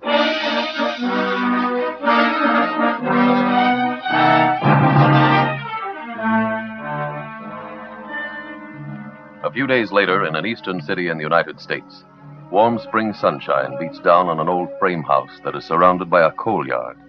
Inside the ground floor office, two gray-haired men sit near the window. Miles, it says here we're to be investigating. Again? Yeah. The mayor said today he proposes to go into the deal Miles Borden and Horace Fisher have to sell the city schools their coal. It will be recalled that Borden and Fisher's political machine was wrecked by the mayor's recent election. Really say that? Right here in Joe Kinney's column. Horace, I thought you knew better. Last time he was right, they give him a week off to get over it. Why, that man's got as much chance learning by reading them columns as a racing dog has trying to catch the rabbit. No charge for entering. Well, morning, Connie. Hi. Yeah, good to see you, my dear. I just got your message. Well, now, you're real prompt. What do you want? Well, me and Horace got to playing a game. You know, trying to guess who you'd get a cable from. And we figured it had to be from Artie. How'd you know I got one? Connie, the birds didn't hear that we lost the election. You know, they still sit on them telephone wires, and they come right to me or Horace with the messages. Okay. I got one, and it was from Artie. He's aching to come home, ain't he? Uh-huh. Well, there'll be trouble brewing the minute him and Rip get back. Why? They've been gone over a year. Yes, I know, but going away for a year don't mean that they forgive you for murder. Not with the new mayor. If there's two people that the mayor'd like to see, it's Artie and Rip. And he'd like to see us sharing the same cell with them. What's all this got to do with me? I don't guess it'd be too good for you to have Artie back. Why not? You remember them birds on the wires? You and Pete Simon started being loyal to Artie the minute he left. You were so loyal that you were together all the time. Artie won't like that, Connie. That's over now.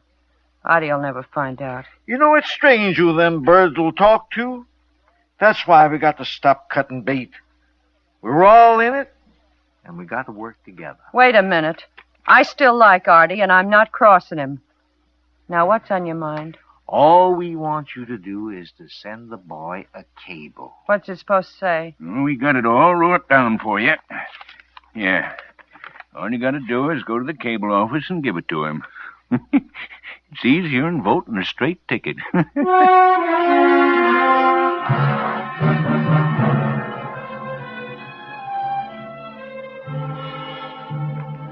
Meanwhile, at police headquarters in the same city, FBI Special Agent Taylor approaches the desk of Detective Harry Parker. Hello, Harry. Oh, hi, Jim.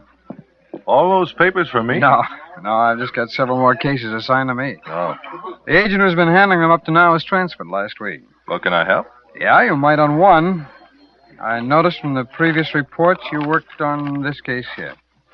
Oh, the Artie Sherman Rip Randall killing. Yeah. I'll say I worked on it. Well, according to the first report, Harry, our jurisdiction came when they crossed the state line to avoid prosecution. That's right. We had definite proof they were in New York after the murder. What were the actual details of the murder, Harry?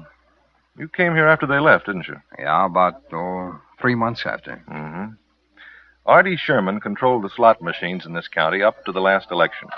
Miles Borden and Horace Fisher were protecting him here in town and had all of us at headquarters well handcuffed. Then when the reform crowd was elected, we cleaned out every slot in the city. Well, Sherman still had them in the rest of the county, though, as I understand. Still had and still has. Well, anyway, about 15 months ago, right after election, the grand jury started to investigate Sherman's political protection. They had one very good witness who was willing to talk. The night before he was to testify, Sherman and Randall shot and killed him. Have you definite proof of this? We've got an eyewitness. A man named Martin Cross saw Sherman and Randall fire the shots. He made positive identification. This last report here, 45 days ago, says there's been no word of them since they left. Uh-huh. You can copy that same sentence. Well, I'm on the case now, so I'd appreciate you calling if you do get any. Sure, Jim. Oh, have you got some time for some coffee before you go? No, thanks. I have 3 other cases I want to work on right away, and I have some appointments, so call me, Harry.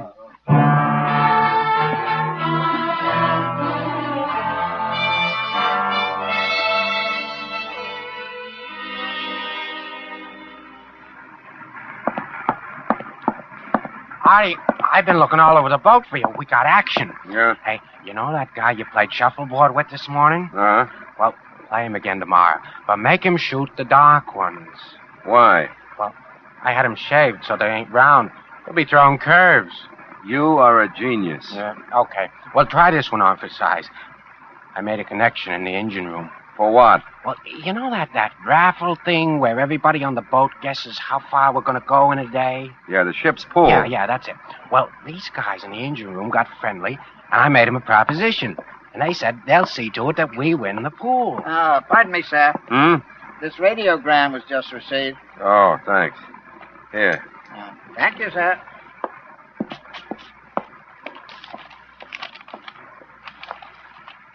Who's it from? Connie. She says, convinced your friends you had to come back. They feel man may be reached. Will meet you at pier and explain. Love and kisses. Hey, that's sensational. Yeah. Oh, boy. It'll be great getting home again. It ain't just being patriotic, but, well, there never was a joint like the States for finding things to fix.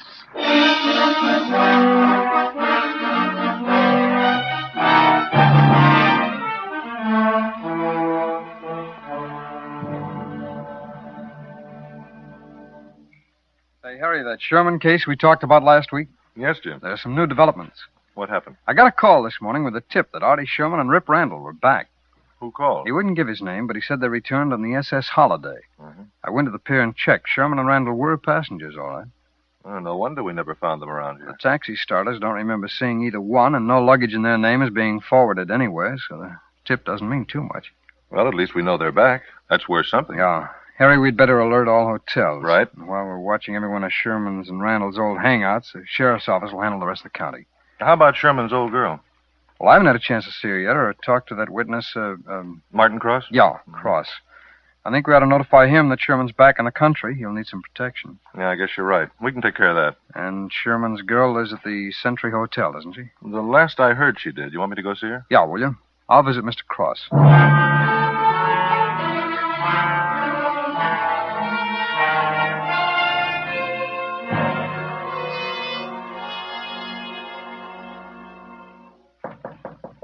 No charge for entering. Well, howdy, Connie. I'm as tired as you two look. Those 2 extra votes come back? Extra votes? You kill him, don't you? Funniest man ever lived. Tell us about the traveling man. Well, I met Artie at the boat this morning. And Just Artie? No, him and Rip. We threw the bags into the car, and I started driving up the Bay Highway. When I turned onto it, they both yelled. Why? They wanted to come into town. But you were supposed to tell them that. Miles, Artie ain't the easiest fella to explain something to. I told him it'd only be a week or so before you got it all straight. But you know him, he wants action. Hard man to please. Well, we finally got to Bay City, and they cooled off a little when they saw the lodge. I think they'll be okay. Artie's lucky to have a smart girl like you. Don't throw your charm at me. Save it for them if you don't get that witness fixed by next week. He'll be fixed. That for sure? Well, if he ain't, come next election, me and Horace will only vote once. How about that, Connie? Very funny. Okay, I'll call and tell him. See you soon. Things going just the way you said, Miles. You got that lighter? In my pocket. Safe as a baby. And a gun? My boy's carrying one in the car. Well, maybe I ought to go with you. Oh, no need for it, Miles. No need. Guess I'm old enough to know how to take care of a witness.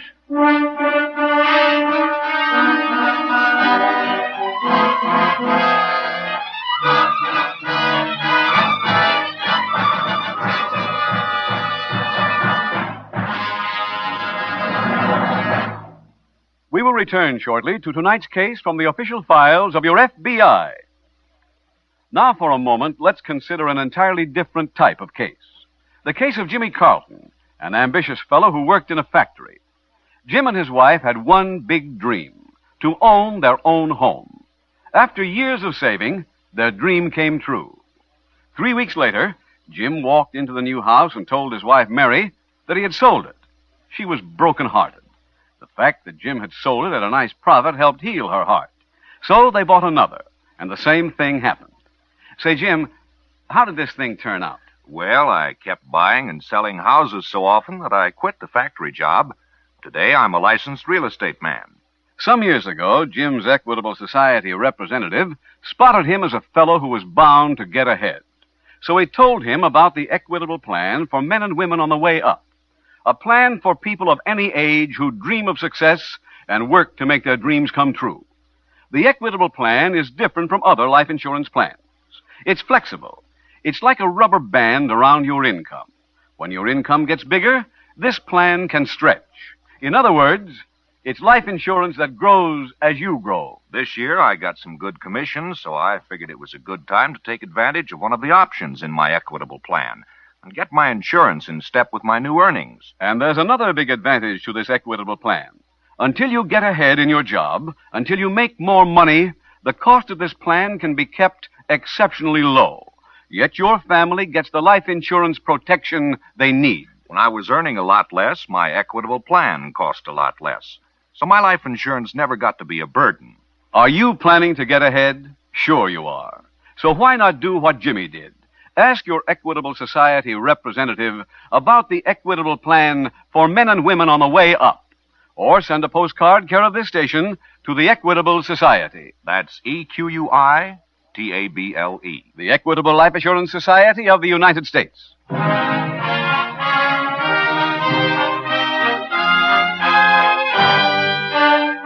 And now back to the FBI file, The Big Fix.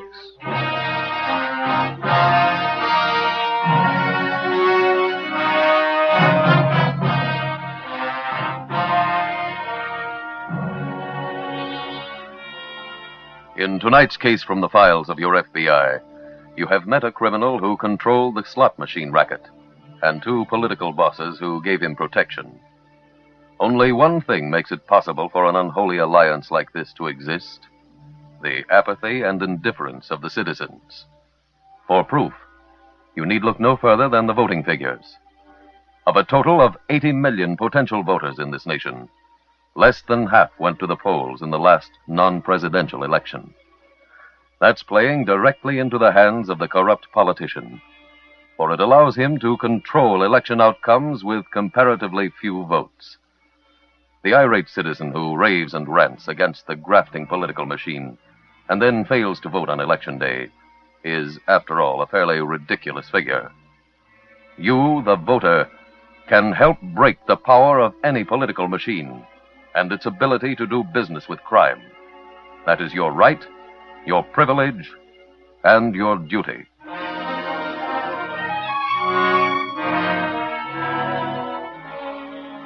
Tonight's FBI file continues later that night at local police headquarters. Detective Harry Parker is at his desk when the phone rings. Detective Parker. Jim Taylor, Harry. I'm at Mr. Cross's house. While we were talking a few minutes ago, 2 shots were fired through the window. They hit him? No, I've dug both of them out of the wall, but Cross is pretty shaken up by this thing. It's not surprising. I ran out of the door as quickly as I could, but all I saw was a black sedan pulling around the corner. How many men in it? I couldn't tell. Artie Sherman might have done the shooting, though. I found a cigarette lighter near the window. It has Sherman's initials engraved across the face. It reads, to AMS from CM, May 30th, 1945. That's Sherman's birthday. That CM must be Connie Marshall. Oh, did you get to see her? No, she moved from the Century, and we're trying to get a new address. I've sent out a lookout order on her. Fine. Harry, if you'll send a man over to guard Mr. Cross, I'll take these bullets to our lab, and I'll call you in the morning as soon as I get a report.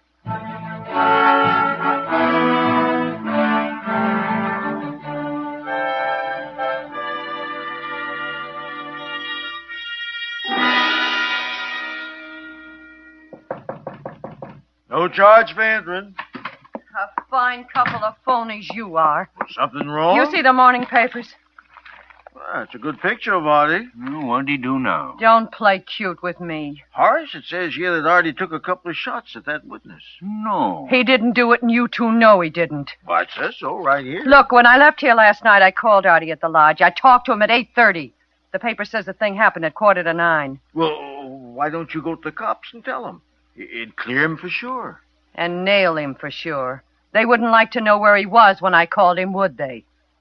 Guess that's right. If the witness gets knocked off and they nail Artie for it, you two come out clean. Oh, Connie, girl, you're not saying that we could do a thing like crossing Artie? I certainly am. Miles, I have a suggestion. What's that? This girl's liable to pass her thoughts on to Artie. That's just what I'm going to do. Hold on, dearie. Wait a minute. Miles, we better keep Miss Connie on file in our closet.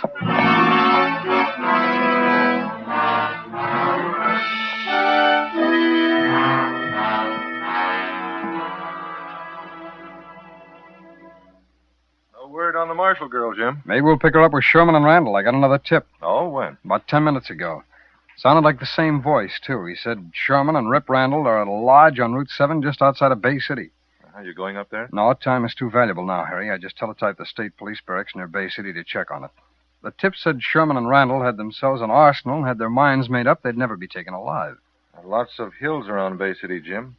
If that lodge is on one of them, it'll be tough to approach. Well, I've warned the troopers to be doubly careful. Oh, you had any report from the sheriff's office? No, not yet. Maybe you'd better check with them, Harry. By that time, I'll probably have some word from the state police. Artie,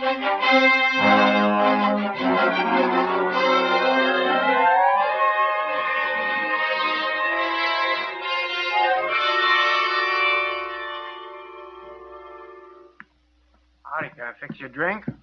You gotta be all the time fixing something, don't you? That's practice. Sherman and Randall. Artie, shut up. Sherman and Randall. Come out with your hands raised. Come out with your hands raised. There's a cop's car down the road. Yeah? Sherman and Randall. Sherman and Randall. We know you're in there. You can't get away. Is that guy talking from down the road? No, there's a horn out front and some wires leading into the brush. We've been fingered. Yeah. Connie? No, Borden and Fisher, they sent us here. Come out with your hands raised. Come out with your hands raised. If you want us, come and get us!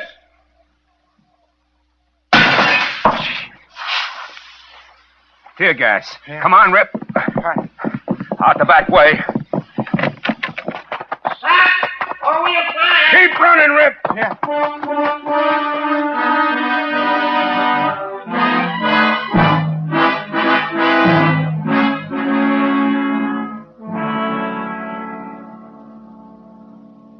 Harry, that tip about Bay City was right. Randall was seriously wounded, but he's at the Bay City Hospital. Sherman got away. How? By boat. He was winged by one of the police, but we don't know how badly. Anybody questioning Randall? Well, he hasn't regained consciousness. Harry, everything has gone too easy on this case. First, we get a tip Sherman and Randall are coming back, and the tip is good. Uh-huh. Then somebody takes a couple of pot shots at the only witness, and we very conveniently find this lighter with Sherman's initials engraved on it. You think it was planted? Well, I don't know, but it's the first lighter I ever saw without fingerprints. Now, if you were Sherman and you sneaked back here, would you advertise you were back by shooting at Martin Cross? No. All right, then we get tip number 2, which sounded like it came from the same person, and it turned out to be good. Harry, somebody's gunning for Sherman besides us. Yeah. Borden and Fisher'd both be happy if Sherman was out of the way. That's what I'm thinking. There's no point in talking to them, though. Not unless we've got some proof. Wait a minute, Harry. Wait a minute. Maybe we've been overlooking something. We might have a lead right here on this desk.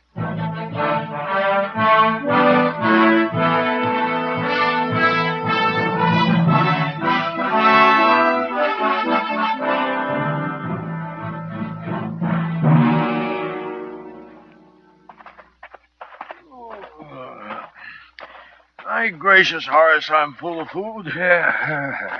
Such unappetizing food, too. You know, it's difficult sometimes having to patronize a constituent's eating place. Yes. When should we call Bay City? As soon as we get inside. What about Connie? Should we keep her locked up all night? No point to it. The law's got Artie. I'll get the lights. Who should we call in Bay City? Oh, the local police. Would you like me to get the number? Huh? How'd you get out of that closet? I let her out. Artie, my boy.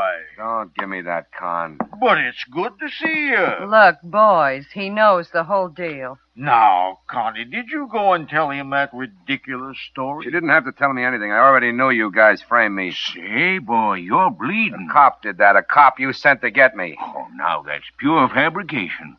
Why don't I go get you a doctor? Stay where you are. Huh? I got a gun here. What are you waiting for, Artie? Use it on him. Hold it, Sherman. What? Take that gun. Leave him alone. I got it. Got it, Jim? Wait a minute. He needs a doctor. All right, we'll get him to a doctor. I don't want nothing from cops. Come on, Sherman. Now, wait a minute. Come on. Artie. You better come to me. Artie, let me take your arm. Okay, I can walk along. Now, are you two Borden and Fisher? Yes, and we certainly owe a debt of gratitude to you, sir. Well, I don't think you'll feel that way very long. I've got warrants here for your arrest. What for? Your phony attempt at shooting Martin Cross, for one thing. What are you talking about? You planted a lighter that had Sherman's initials on it, but I checked jewelry stores and found out that you had it ordered done just 2 days ago. That's a lie. Suppose we discuss that at headquarters.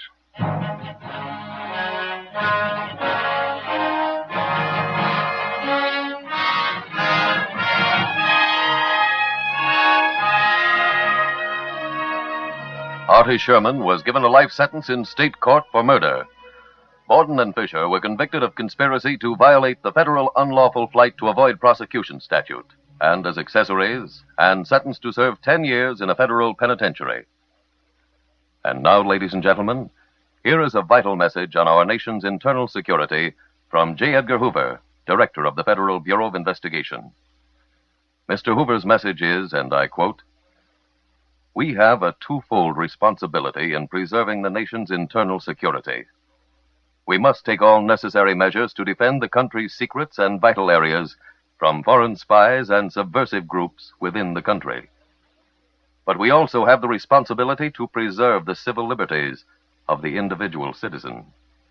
In a democracy, all effective countermeasures against subversives must be in accordance with a due process of law. There is no room for vigilante action or witch hunts. These lead only to hysteria. We must approach our task calmly and with an appreciation for the rights of the innocent.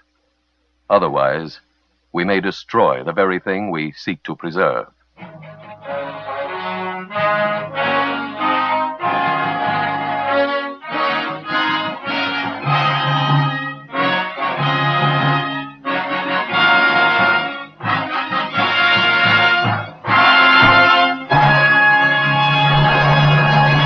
Now a quick review of the equitable plan for men and women on the way up.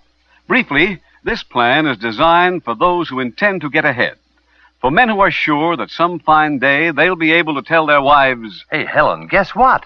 I've been promoted, and my salary's going up, too." Are you that kind of man? Then don't wait another day. Ask your Equitable Society representative to work out your own personal plan for a man on the way up.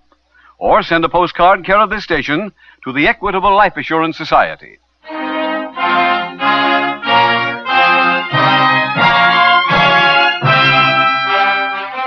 Next week, we will dramatize another case from the files of the Federal Bureau of Investigation. Its subject, armed robbery. Its title, The Wild Pitch. The incidents used in tonight's Equitable Life Assurance Society's broadcast are adapted from the files of the Federal Bureau of Investigation. However, all names used are fictitious, and any similarity thereof to the names of places or persons, living or dead, is accidental. Tonight, the music was composed and conducted by Frederick Steiner. The author was Jerry D. Lewis. Your narrator was William Woodson, and Special Agent Taylor was played by Stacey Harris. Others in the cast were B. Benaderet, Ross Delmar, Bill Johnstone, Charles Maxwell, Paul Richards, Victor Rodman, and John Sheehan. This Is Your FBI is a Jerry Devine production. This is Larry Keating speaking for the Equitable Life Assurance Society of the United States and the Equitable Society's representative in your community, and inviting you to tune in again next week at this same time when the Equitable Life Assurance Society will bring you another thrilling transcribed story from the files of the Federal Bureau of Investigation.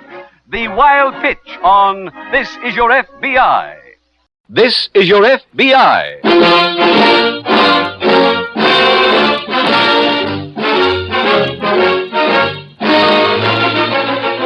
This is your FBI, the official broadcast from the files of the Federal Bureau of Investigation. Presented transcribed as a public service by the Equitable Life Assurance Society of the United States and the Equitable Society's representative in your community. Later in the program, we will bring you an important message from Mr. J. Edgar Hoover on our nation's internal security.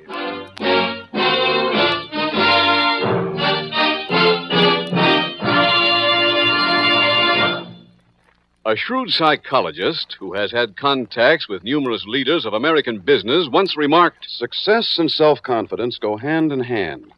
Men who have a strong conviction that they are going to succeed are the ones that rise to the top in every field." For people of this type, people who have this feeling of certainty about themselves, the Equitable Life Assurance Society has created its famous life insurance plan for men and women on the way up. Do those words describe you? Then you'll be interested in about 14 minutes when I give full details of the Equitable plan for men and women on the way up.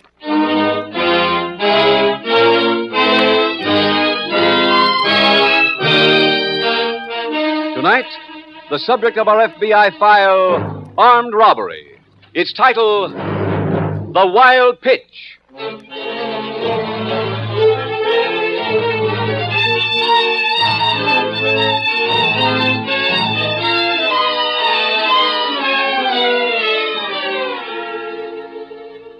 One of the fundamentals of the law of our land is that all those brought before our courts are presumed innocent until proven guilty.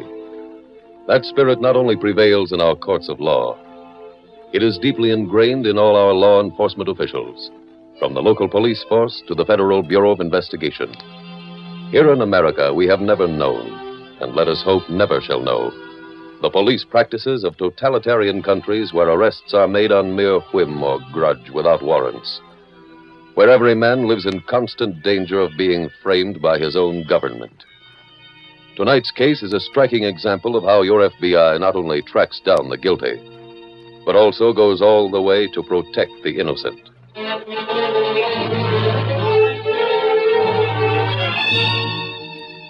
Tonight's FBI file opens in a Midwestern city's baseball stadium. It is early evening, a few hours before a night game, and around the field, the players are warming up. One of them carries a catcher's mitt and mask toward home plate as a tall, sunburned man in sports clothes approaches. Hey, Jug, you keeping banker's hours now? Hi, Roy. Better get suited up. The old man will be here any minute. I just saw him. He slipped me the queen. Huh? You'll have to dig up another roomie. Oh, Jug, he can't let you go. You want to see the paper? Said he was carrying 8 pitches this year. Well, I'm number 9. You mean he's keeping that kid? I guess so. Well, you need a shovel to catch him. Well, the old man's the manager. Can he give you any reason? Sure. That thing on the train? Oh, I was more loaded than you. Yeah, but you're hitting 340. The older he gets, the worse he gets. You better go behind the plate.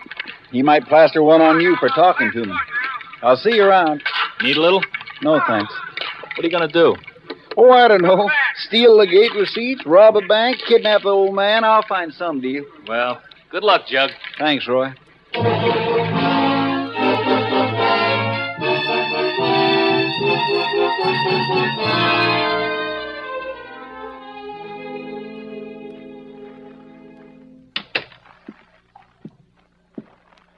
Gladys. In here. Was the game called? No. Well, what you doing home? The old man let me go. What? I got my release. Why? Well, he didn't exactly give me a square shake, Gladys. He knows I'm a slow starter. I need it warmer before my curveball starts breaking. Oh, Jug. How long you gonna go on kidding yourself? Huh? That curveball is gone. Now, that ain't so. The old man thinks it is. So what? There's other ball clubs. Just this week, the Sport News said the Bayville Club is in trouble for pitchers. Bayville is Class B. Oh, it's another step down. Forget about baseball and go to work. Honey, if I can catch on with Bayville and have a good year, they'll bring me back up again. They'll be bringing back a bachelor. What do you mean? You call Bayville or anybody else about a job in baseball, and I'm through. I've been living out of suitcases ever since we got married, and I'm tired of it. You're either washed up with baseball or with me. Now take your pick. Okay. Where you going? To a saloon to figure out which pick I want to make.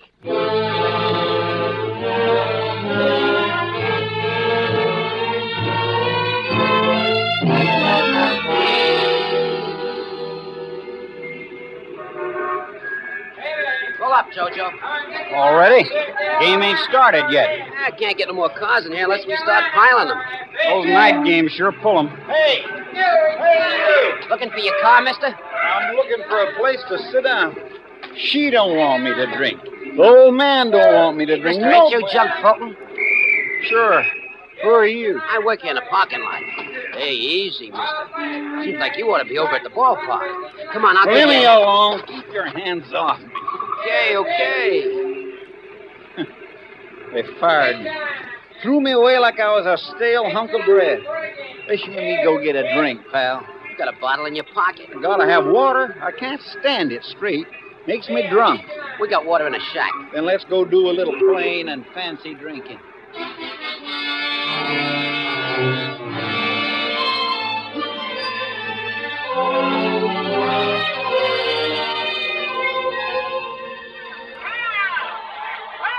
Come on, Diz. Bark it in there. Come on, get that ball over, boy. No. Come on, Diz. Let him hit it. Come on, don't lose it. One pitch is all it takes. Go! Get two! Oh! Hey, take it easy, Jim. Jim, it's only the second inning.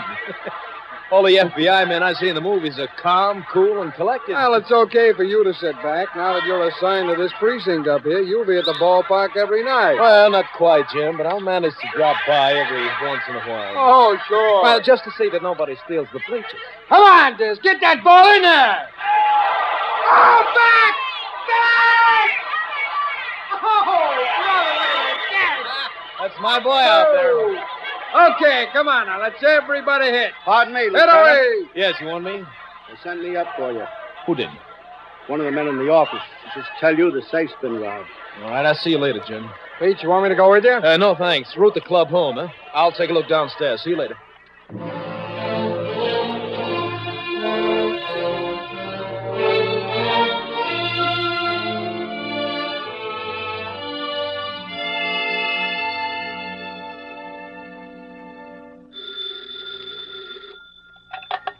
Hello? Hello, Gladys? Jug, where are you? Auburn, I think. I just woke up on somebody's front lawn. Well, I guess most of the money's gone by now on whiskey. What money? You don't remember robbing the ballpark? Huh? Where'd you get that idea? A detective was here last night looking for you. But all I did last night was get drunk. I suggest you tell that to the police. I will. But first I'm going back where I was last night and get this thing straightened out.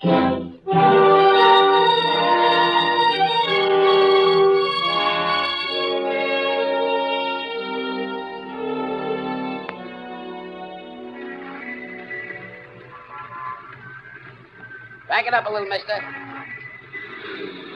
Little more, little more. Yeah, okay. Just pocket and leave the keys. Marty? Yeah? Just been listening to the radio. Heard a real interesting piece of news. What happened? Man told about the safe at the ballpark being robbed of $6,000 last night. Said that guy Jug's the one who did it. No kidding. He didn't say nothing about you being with Jug. That got me thinking. What do you mean? Well, what if the cops was to get word that you were along? How much you want? Seems like it'd be fair to maybe split half and half. Jug only give me $500 for my end.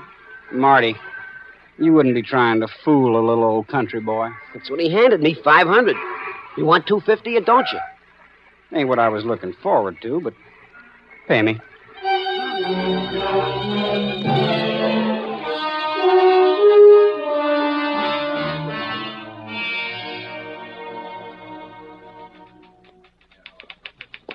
Pete, that was quite a game you missed last night. Oh, hi, Jim. You made it pretty fast. Made what? Well, didn't you get my message? No, Well, I called your office a little while ago. You're in on the ballpark robbery, too. Oh, how come? Well, I sent out an identification on Jug Fulton last night. Got word about an hour ago that he was seen in Auburn after the robbery. Why, did he rob the safe? Well, looks that way. Eddie Stone, the club's secretary, was unconscious when I got down to the office last night. Yeah? But I found an usher who said that Fulton asked him where he could find Stone. Now, that was about 10 minutes before the robbery was discovered. Oh, what did Stone have to say? Well, he's over at the Mercy Hospital, but the doctors won't allow him to be interviewed yet. Now, Fulton had a paycheck coming and was supposed to pick it up from Stone.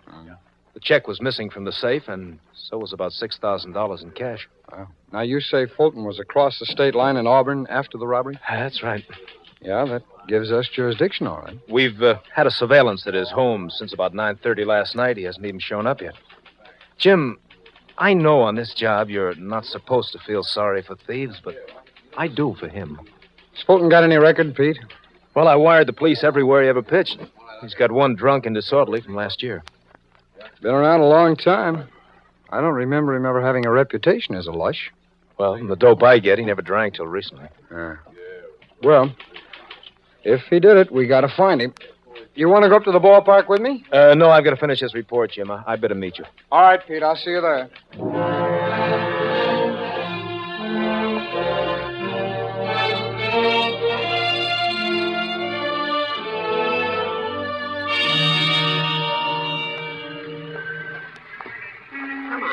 Joe, we got cars to move. Just today is just one of them lazy days. Can't seem to get moving. Hey. Huh? I want to talk to you. Oh, hi, Jug. The cops are looking for me. What did you do, steal second base? Now, don't get funny. They think I robbed the safe at the ballpark last night. No kidding. You were with me when I got my check? When I had the argument with Eddie Stone? With who? The club secretary. The guy we went to the office to see. Wait a minute, Jug. I ain't bailing you out of trouble by saying I remember things I don't. But you were with me. You're thinking of somebody else. You clubbed Eddie, stole that money out of the safe, and now you're trying to frame me. Well, I'm not letting you. You're coming on down to the cops with me and tell them just exactly. Thanks, Jojo. Now let's move him.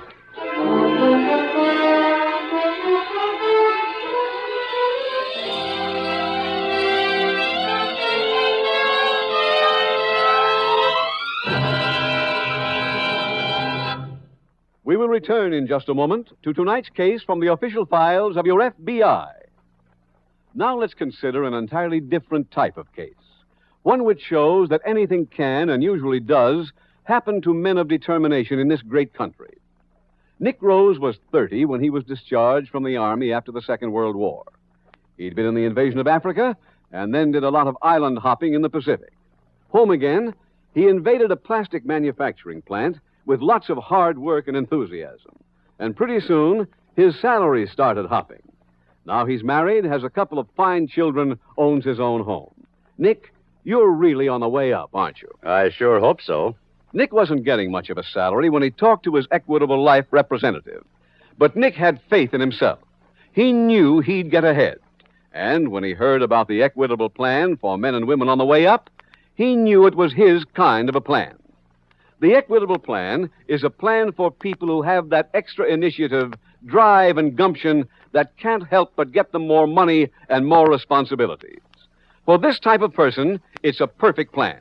Because, unlike other life insurance plans, this Equitable Plan is flexible.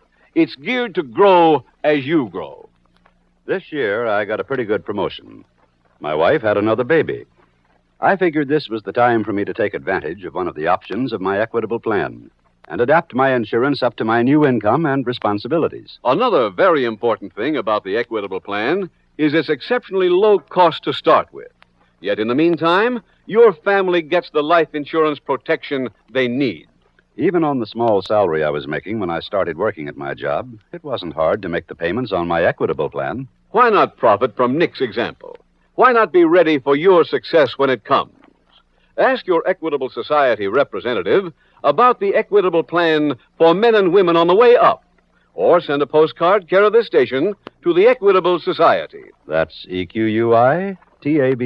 The Equitable Life Assurance Society of the United States.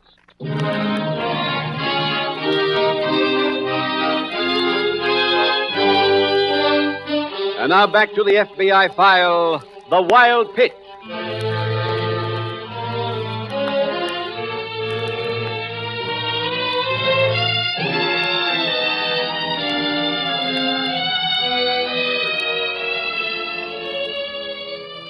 Criminal investigation today is a science. Law enforcement officers spend long years studying modern methods of detection. The average layman in time of illness would never think of operating on himself. He would not attempt to draw blueprints and build his own house, or to buy all the parts and put together his own automobile. Yet a week rarely passes that a decent citizen does not try to solve a crime. Sometimes, as in tonight's case, it is a crime in which he is believed to have been involved. Sometimes it is merely one of which he has heard. Whatever the circumstances, he often ends his quest as the suspected baseball player did, by being assaulted. So there is one point which your FBI cannot emphasize too strongly. If you have any knowledge of a crime, do one thing and one thing only. Pick up your phone and call your local police.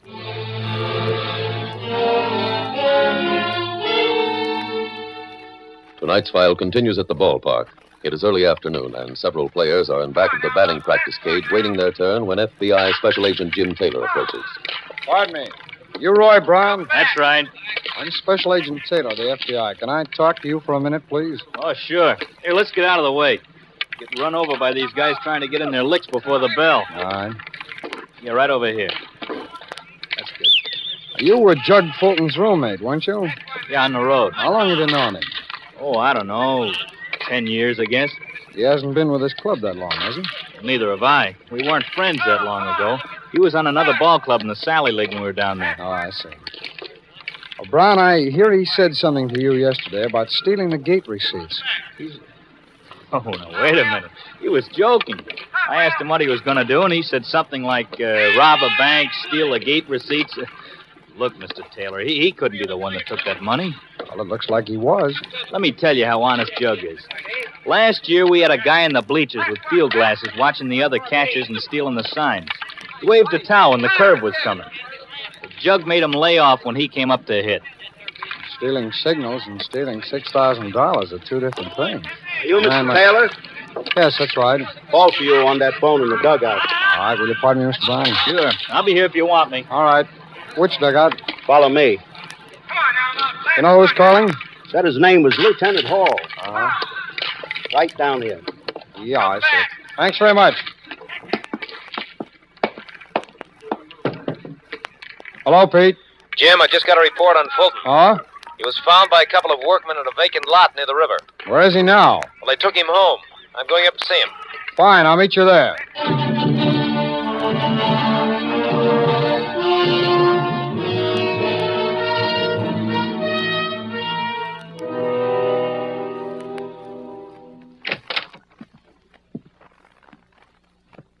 Hi, Pete. You're just in time, Jim.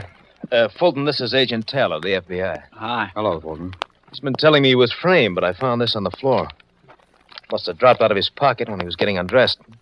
That's the check Stone was holding for him. Oh? I told you I got it from him, but I didn't take any of that money, and I am being framed. Oh, who's doing this to you, Fulton? Two guys who work in the parking lot near the ballpark. They've got the money, and they're the ones put this lump on my head, and they're the ones... Fulton, how much do you remember about last night? Everything. I suppose you start at the beginning and tell us the whole story, huh? Well, I got drunk and wandered into this parking lot. I had to go over to the ballpark to get my check, so one of the guys who works there said he'd come over with me. I figured he just wanted to get into the game free, so I took him along. Oh, what's his name? Marty. What's his last name? That's all the name I know. We went to the office. Eddie Stone was there. We had an argument. He threw a punch at me, so I hit him back, knocked him down. He hit his head on the safe door and passed out. That's when I ran. Ran where? Under the stands and into the crowd. Well, Fulton, what do you think happened to that $6,000? I'm telling you. This Marty must have got it. I went to the lot this morning after I found out you were looking for me to try and get him Is the club parking lot the one you're talking about? No, it's down the block from the clubs. This one's next to the Atwater building. I see. Well, I figured I had a better chance of proving I didn't steal the money if I brought this Marty in with me. Mm-hmm. I went to see him, and I was just asking him to come with me when his pals snuck up and slugged me from behind. What's his pal's name? Jojo. Any last name on him? Nope. Fulton, one thing doesn't fit in with what we know. Now, you say that you were slugged near the ballpark, but you were found a little while ago in a vacant lot by the river. Well, they took me there. Oh, how? In a car. You know what kind? I don't know what kind. I came to for a minute, and I was in the back seat. When I started to lift my head, I got slugged again. Pete, can you stay here a while? Oh, sure, Jim. Where are you going? To the parking lot and see if I can check that part of his story.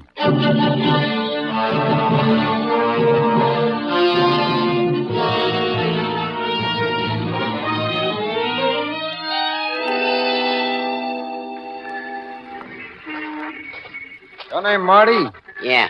Marty what? What's it to you? Well, I'm a special agent of the FBI. Here are my credentials. Oh. It's Marty Baker. Do you know a Jug Fulton? Sure, he's a ball player. Friend of yours? No, I've seen him play, but that's all. Well, he says he was here last night, that you walked over to the ballpark with him. Huh? I didn't go no place with him. He come in here loaded looking for a car to sleep in, so I nailed him and booted him up. Oh? He also says he was here this morning and got slugged. I must still be loaded. I've been here since 10 o'clock, and if he'd have come in, I'd have called the cops. I heard on the radio about you looking for him. I see. He told me about somebody else who works here, somebody named Jojo. Jojo Grant. He ain't around. You know where he is? Yeah, delivering a car. We got mostly customers from the Atwater building. They bring their car here in the morning, and when they're leaving their office, they call, and we meet them. Then he won't be long. A couple of minutes, the most. Fine, I'll wait.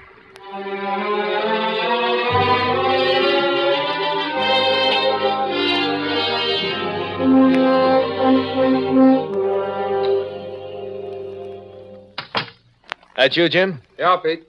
Get anything at the parking lot? Well, there are two men there named Marty Baker and Jojo Grant. I'm checking now to see if either one of them had a record. Baker denied going to the ballpark with Fulton. Oh, where is Fulton now? I figured I'd let him sleep a little. Do you remember anything else? Well, only that it was a gray sedan he was driven to the vacant lot in. Oh? I talked to the hospital. Club secretary made a statement. He admitted that he'd provoked the fight with Jug. Threw the first punch. But he claims Jug then knocked him cold and must have taken the money. But he didn't see him do it, huh? No. Pete, I'm beginning to believe Fulton. Did you come up with any evidence that'll help him, though? No. If they moved him after the slugging, they'd need a car they could take for a few minutes without anybody missing it. And they don't own one. I've checked that. That means the car they used either belonged to somebody passing by or to a tenant in the Atwater building. Well, what about customers at the ballpark? Well, there's no game there until tonight. Now, we can throw out the quick parkers because those boys couldn't be sure how soon they'd come back to the lot. But if it was a regular customer and they knew he wouldn't want his car until, 5 o'clock. How about going back up there, Jim? Well, let's see. It's past 5 now. Yeah, we might still be able to get a list of tenants in the building.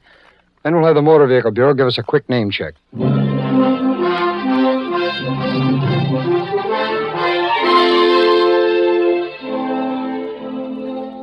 Jim, that motor vehicle report in yet? Just got it, Pete. How many gray sedans? 4. All right, let's each take a pair. Here you are. Now, if the owner's home, ask when we can see the car. Right. Use this phone. I'll take the one on the other desk.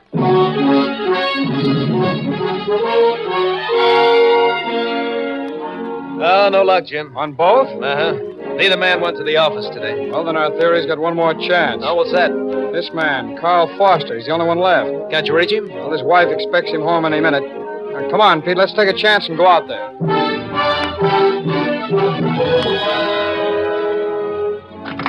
Here's my car, gentlemen. Thank you, Mr. Foster. Anything in there, Jim? Yeah. Pete, this looks like a fresh blood stain. Let's get that kit I brought and go to work.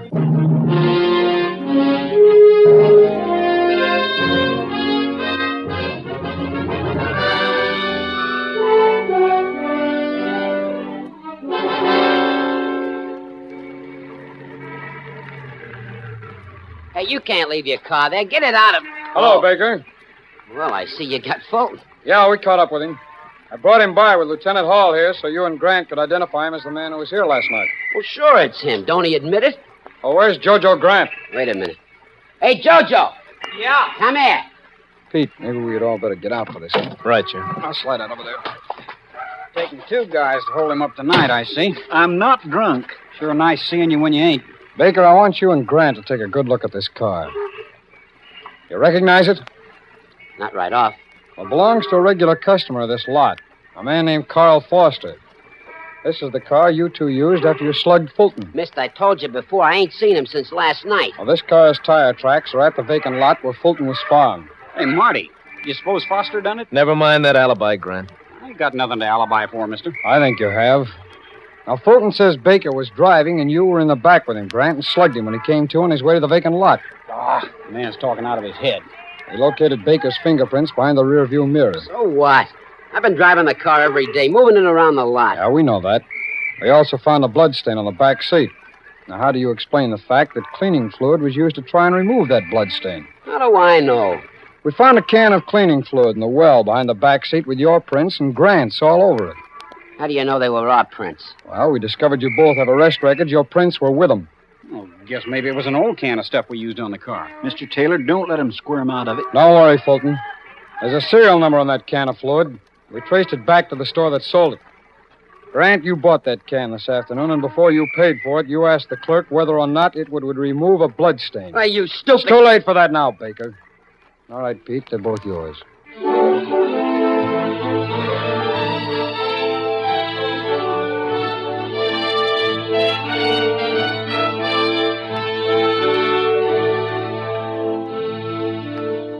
Jojo Grant and Marty Baker were convicted in state court of robbery and sentenced to 20 years each. And now, ladies and gentlemen, here is a vital message on our nation's internal security from J. Edgar Hoover, Director of the Federal Bureau of Investigation.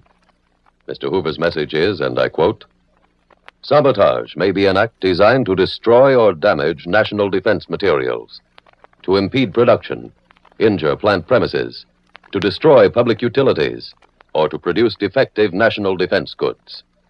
the FBI has been assigned the specific responsibility of coordinating the investigation of sabotage within the United States and the territorial possessions. The public is requested to report immediately to the FBI any information which might indicate threats of sabotage.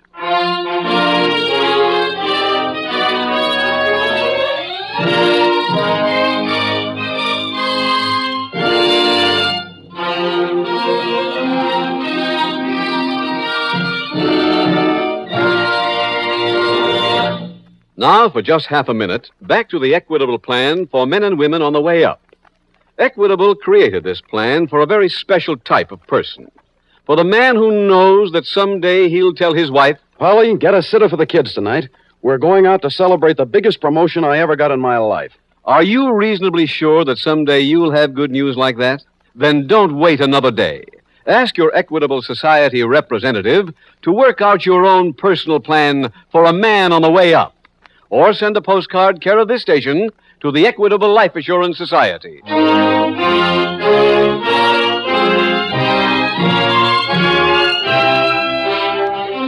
Next week, we will dramatize another case from the files of the Federal Bureau of Investigation. Its subject, fraud. Its title, The Profiteers.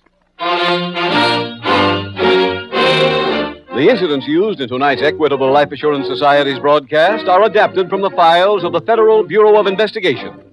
However, all names used are fictitious, and any similarity thereof to the names of places or persons, living or dead, is accidental. Tonight, the music was composed and conducted by Frederick Steiner. The author was Jerry D. Lewis. Your narrator was William Woodson, and Special Agent Taylor was played by Stacey Harris.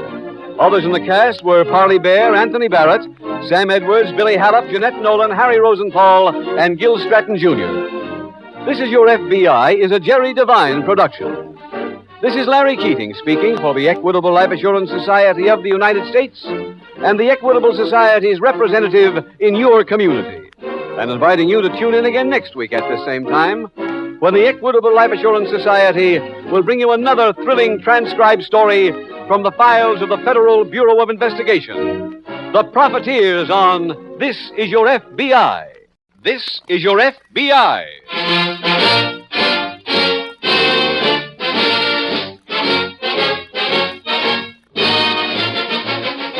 This is your FBI, the official broadcast from the files of the Federal Bureau of Investigation. Presented transcribed as a public service by the Equitable Life Assurance Society of the United States and the Equitable Society's representative in your community. Later in the program, we will bring you an important message from Mr. J. Edgar Hoover on our nation's internal security.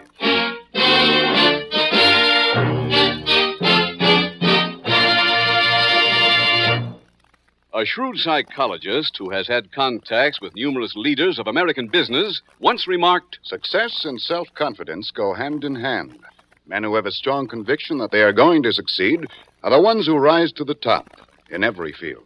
For people of this type, people who have this feeling of certainty about themselves, the Equitable Life Assurance Society has created its famous life insurance plan for men and women on the way up. Do those words describe you? Then you'll be interested in about 14 minutes when I give full details of the Equitable plan for men and women on the way up.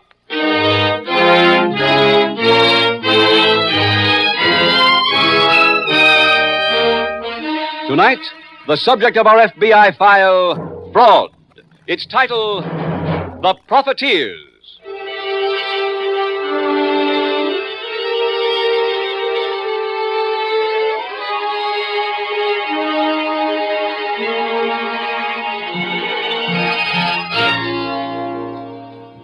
In every country, there are a few greedy and unscrupulous individuals who try to take advantage of a wartime emergency.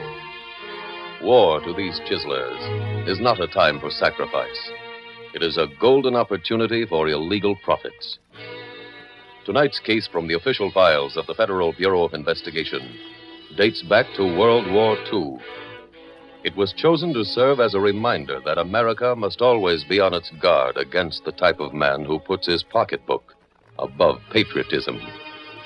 To wives and mothers of servicemen today, this file should also serve as a reassurance. It shows that law enforcement agencies like the FBI are constantly alert for criminals to whom money is more important than the lives of our fighting men.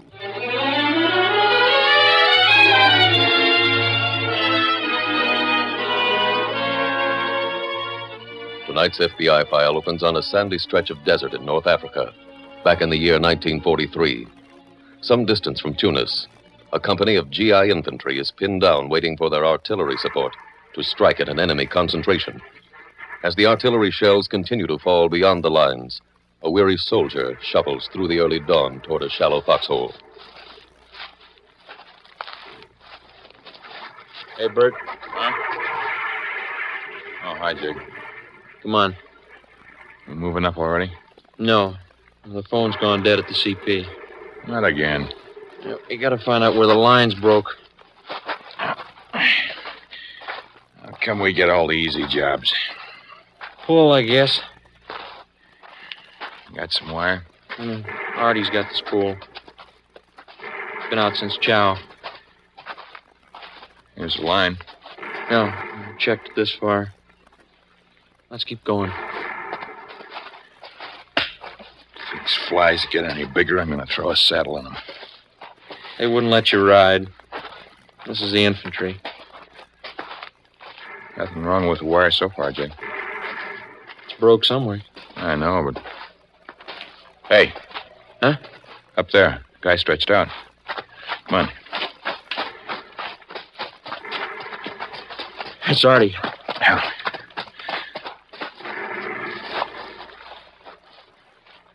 You gone? Not yet. Let's open up his shirt. Oh, they got him real good. Where's the sniper? He probably wondered, too. Must have stopped here to fix the line. There's the break. He already fixed it. Huh? See the splice? And what was he doing? Jake, look at the wire coming off that spool. It's all full of splits. How'd they expect anybody to fix a line with that stuff? Well, we better get Artie back to the medics. Grab his other arm. Yeah. First! Down, Jake! Medic! Medic! Come and get us!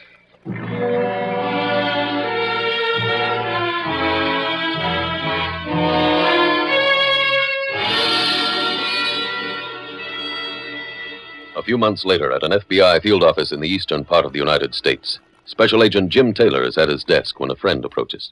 Morning, Jim. Oh, hi, Bird. How's the leg? Okay, if I throw enough weight on the cane. Grab a chair. Thanks.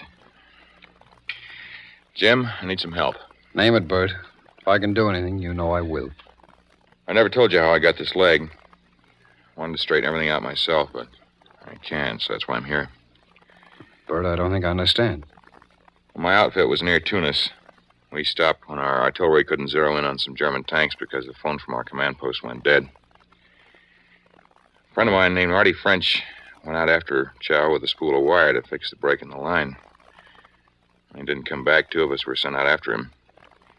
Just after we found him, the same sniper who shot Artie got me and my pal. Oh, that's tough. Well, I saved some of that wire, and...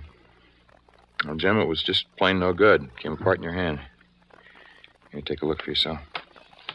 This it? Uh-huh. I found numbers on the spool. They were a quartermaster code for the company that makes this stuff. Found out it's a cable company right here in town. What, the one out on the turnpike? Yeah. I've heard from the quartermaster corps they've had other complaints about wire from them, so when I was discharged from the hospital, I went out there and I got a job. Or didn't the Army check it? Yeah, they always get the same answer, and wire must have gone bad after it left the plant. I see. I'd like to see the FBI take a good look at that factory, Jim.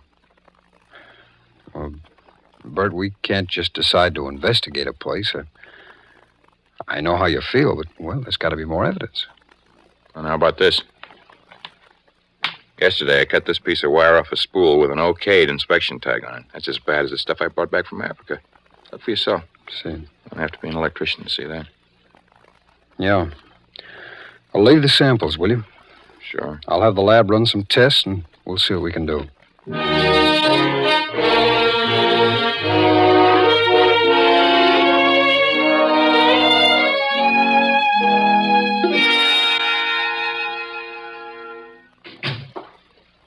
Frank, can I see you a minute? Sure. Small problem, Department. Oh, what is it?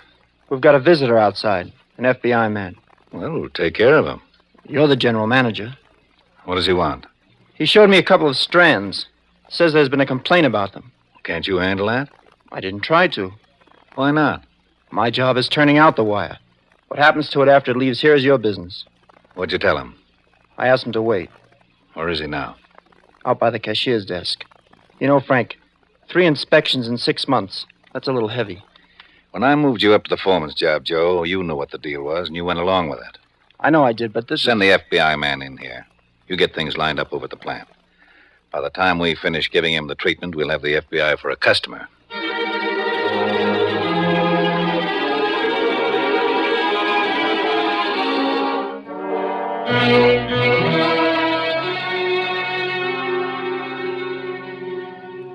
You send for me, Mitch? Well, yes, Jim. The SAC wants you to turn in all your files. Why, what's up?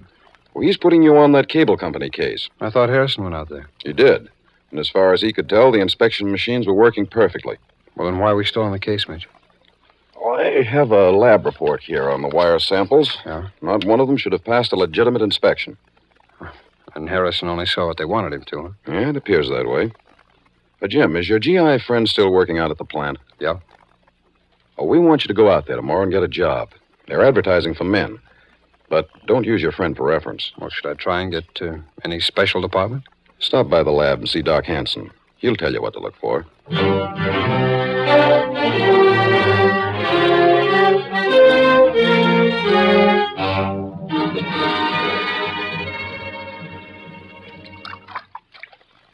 What test is this, Doc? Well, it's called pre-aging. The samples of wire are in those metal cylinders. Yeah, I see.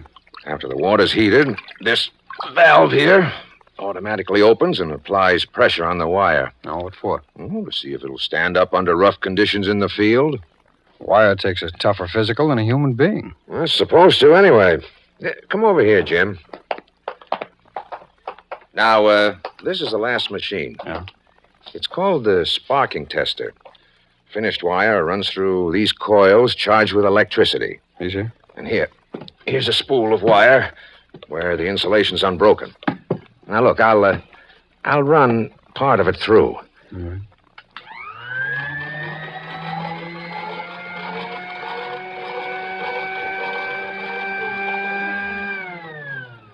Now, except for the noise of the wires running through the coils, you heard nothing, huh? That's right. Now, I'll put on a spool of defectively insulated wire. Mm-hmm. There.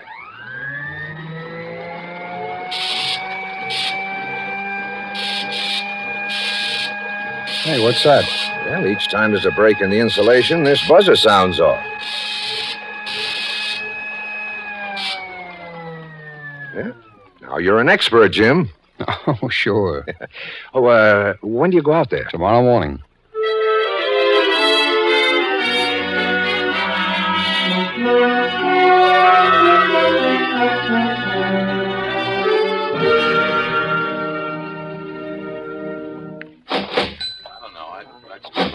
Hi, Mr. Hudson. Hello, John. Nice day, Mr. Hudson. Fine, fine. Frank, I want to talk to you. Oh? Come on in the office. Go ahead. Right. Well, what is it? I want out. Out of what? This deal. I'm sorry, Joe. The officials of the company cut me in on the profits because they knew I'd run the place the right way. You're part of my team. I can't afford to lose you. You're going to. What do you think would happen if the FBI found out about your part in the deal? How could they find out about me? Somebody might call them. You? Man's inhumanity to man is a terrible thing, Joe. When I've got the time, we'll discuss it. Right now, though, I'm busy, so get back over to the plant. Well, I don't know. Go on, boy. Go back to work. Okay. But if I stay, I don't want any more trouble. There won't be any. I've got the solution to all our problems.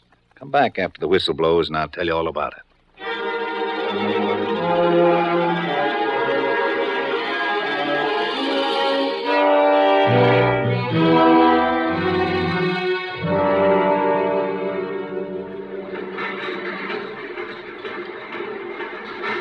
Hey, your name Bert Morrow? That's right. I'm from the front office. You've been punching your time card wrong. Will you come here? I'll show you how to do it. Okay. Find anything yet, Bert? No. You checked the machine again? We just about took it apart this morning. Another report came through from the lab. The samples you gave me yesterday tested good all the way.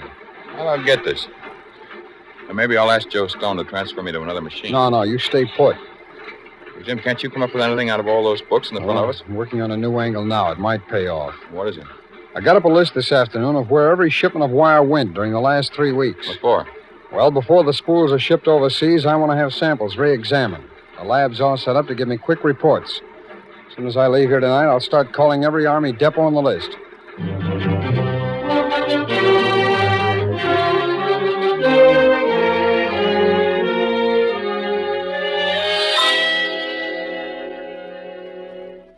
Jim, how are you coming out the factory? Kind of slow, Mitch. Have you got any definite leads? No. Well, then I'm afraid we'd better close the investigation. What? Write a report for me and go back to your old cases. But, Mitch, I know something's going on out there. Well, you've seen the lab reports. Every sample we got from those Army depots last week tested perfect on every machine. Yeah, I know. Now, we've gone over the records of every government inspector assigned to the plant, and they're all clean. But I still have some files in the office out there. I should go Jim, through. The general in charge of supplies for this port called this afternoon. And? He said if we don't stop slowing up deliveries on the wire, he'll go to Washington with his complaint. Well, doesn't he realize we're trying to protect soldiers' lives? Sure, but he's got a job the same as we have. He's got to get that wire overseas. Now, look, we did find the samples shipped out of the factory before the 17th of this month were 50% bad. Well, all those spools have been recalled. All right, Mitch, but why should they produce 50% bad wire up to a certain date and then start turning out a perfect product after that? I don't know, Jim. And I'm not criticizing you for not finding out. I can only tell you we can't take the pressure much longer. How much time can you give me? Well, I should be taking you off the thing right now. Let me have another 2 weeks, Mitch. All right, but that's it. 2 weeks. By then, you've either got to come up with definite evidence or drop the case.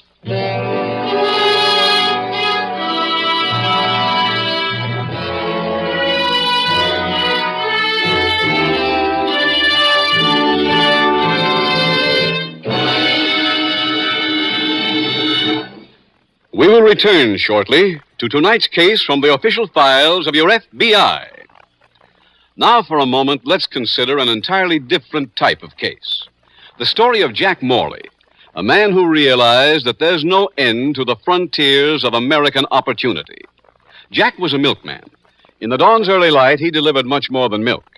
He delivered himself up that rugged road of success. He got so many new customers that pretty soon, well, you tell him, Jack. Well, the company I work for put me in their sales department. And Jack's giving that job his best, too.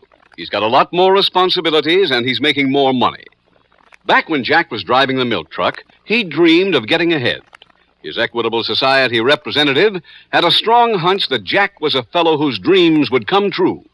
He told Jack about the Equitable Plan for men and women on the way up, a life insurance plan for people whose future held real promise of greater achievement, greater income, and responsibility. The Equitable Plan is perfect for that ambitious type. Because it's flexible, it's geared to give you more insurance coverage as you cover more ground on the road to success. It's life insurance that grows as you grow. As my salary went up, the options in my Equitable Plan made it simple for me to keep my insurance in line with my income. Another fine thing about the Equitable Plan is that its cost is exceptionally low during the first few years. Yet your family gets the life insurance protection they need. That low cost at the start was just what the doctor ordered. I didn't have to go in the hole to pay for my insurance. Whatever you do, whatever your age, why not take a tip from Jack Morley? Let your Equitable Society representative tell you about the Equitable Plan for men and women on the way up. Or send a postcard care of this station to the Equitable Society. That's EQUITABLE. The Equitable Life Assurance Society of the United States.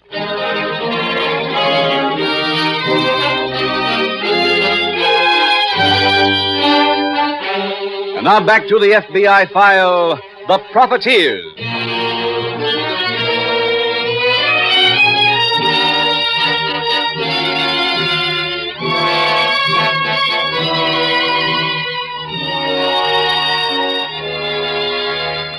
Deliberately turning out defective arms, ammunition, or other equipment for our armed forces is beyond question one of the lowest crimes known to man. Actually, it is at least 4 crimes in one, combining murder, grand larceny, sabotage, and treason in one loathsome package. This is a revolting crime. But happily, your FBI is able to report that it is an exceedingly uncommon one. Even among our present prison population, it would probably be difficult to find many men willing to perform such an act of betrayal for any price. Consider the hundreds of thousands of contracts and subcontracts completed by patriotic American industry during World War II. Then remember that the case selected for dramatization tonight was all the more notorious because of its extreme rarity. That such a crime is seldom committed is, however, no excuse for lack of vigilance. During today's emergency, the men of your FBI give you this solemn pledge, that they will take every measure to protect our fighting men and industry itself from a stab in the back like the one you are hearing about tonight.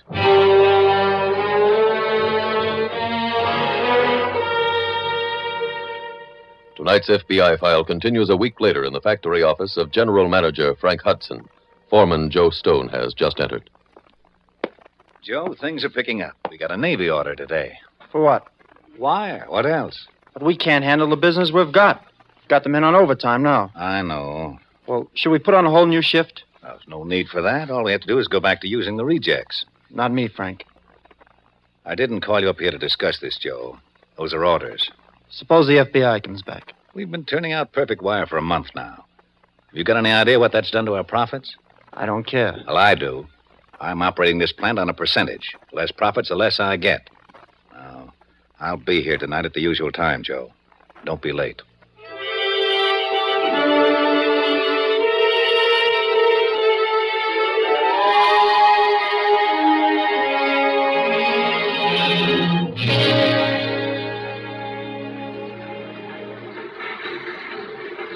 Bert.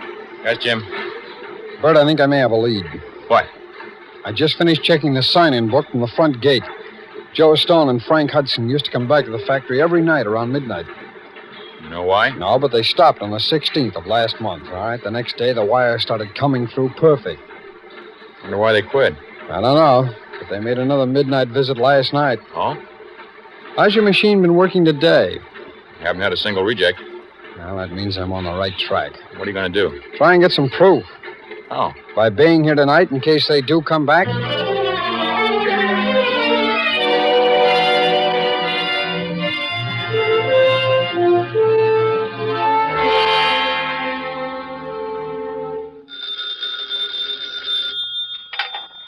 Mitchell speaking. Mitch, this is Jim Taylor. Yes, Jim. Can you meet me tonight? Sure. Fine. I'll need a hand movie camera. Well, what for? Well, I think the general manager and the foreman rigged the machines around midnight. Now, if we can get pictures of them doing the rigging, that should be all the proof we need. Well, any place out there to hide while we take the pictures? Yeah, we can perch up on top of the lockers, have a clear view of the whole place. Need anything besides the camera? No. Well, what time you want to meet? Well, how's 11 o'clock in the factory parking lot? I'll be there. Fine. That'll give us an hour to get inside, set up the camera, and go into action.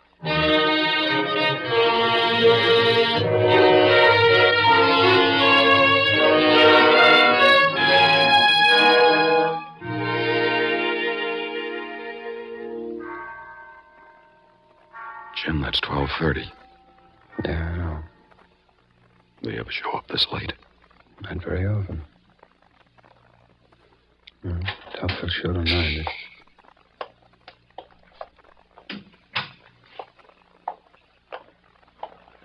It's them. Start the camera. Okay.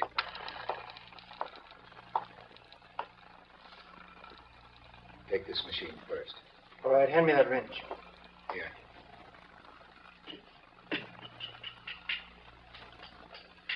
Want some help? No. There it is. You stay with the fuses. I'll go and switch the tags. Come in when you're through. Right.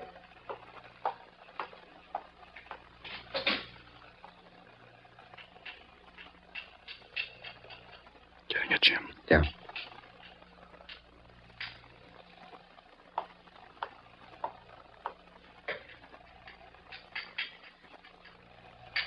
I think that's the last fuse.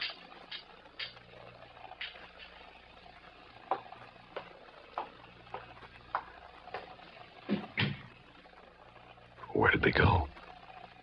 That's the door into the storeroom. I might as well cut the camera. Right. Any machines in that room? No, it's probably where they remove the tags from the spools that have been approved and switch them on to rejects. Well, you know the layout in there? Not too well, Mitch. I'll go in tomorrow. Find a place we can use for cover tomorrow night. We'll take some more pictures.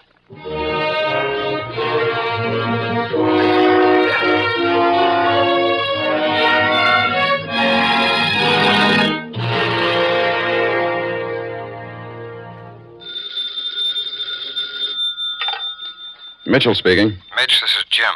Where are you? I'm out at the factory. I can't talk too long. The SAC looked at that film yet? Just now. And he says there's not enough evidence. What?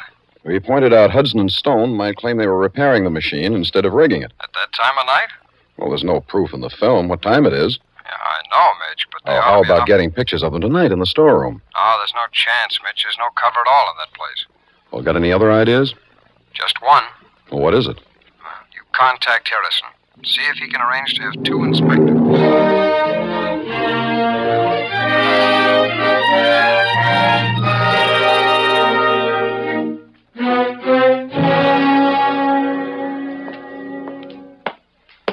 Frank, we're in trouble.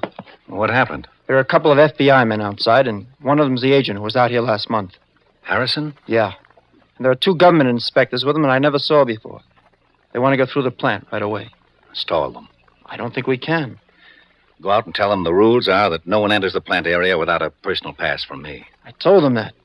Then send them in here. I'll hold them while you get the sparking tester fixed. How can I fix the sparking tester? The plant's full of men working. Give them a 10-minute break. While they're out, you'll have more time than you need. Now run along.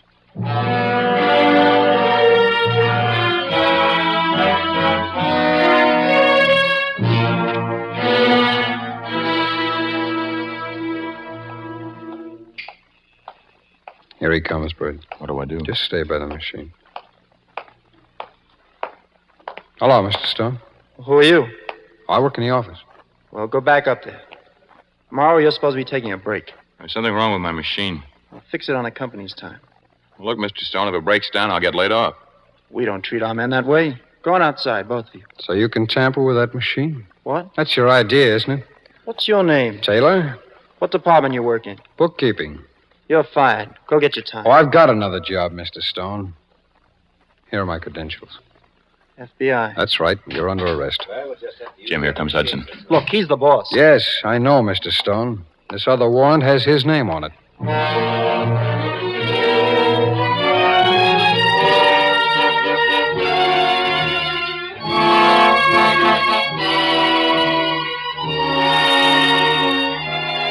Frank Hudson, Joe Stone, and 2 officials of the cable company all pleaded guilty in federal court of fraud against the government and were given both heavy fines and prison sentences.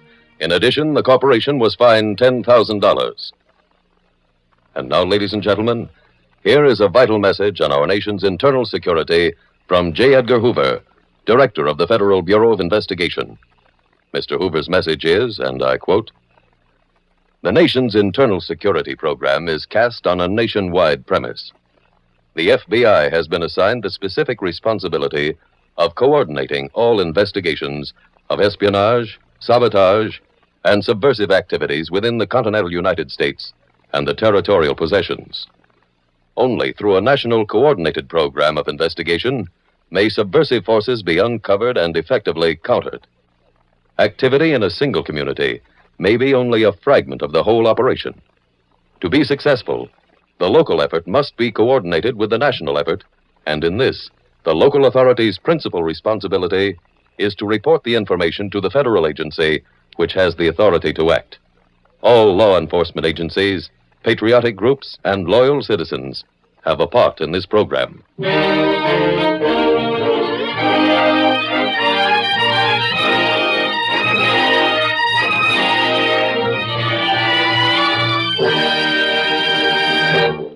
Now we would like to leave you one last thought about the equitable plan for men and women on the way up. This plan was created for one particular type of person. It's designed for the man who is confident that someday he'll tell his wife, "Hey, Barbara, they're going to give me a chance at McLean's old job with a real raise in pay." Are you confident that someday you too will get ahead? Then don't wait another day. Ask your Equitable Society representative to work out your own personal plan for a man on the way up. Or send a postcard care of this station to the Equitable Life Assurance Society.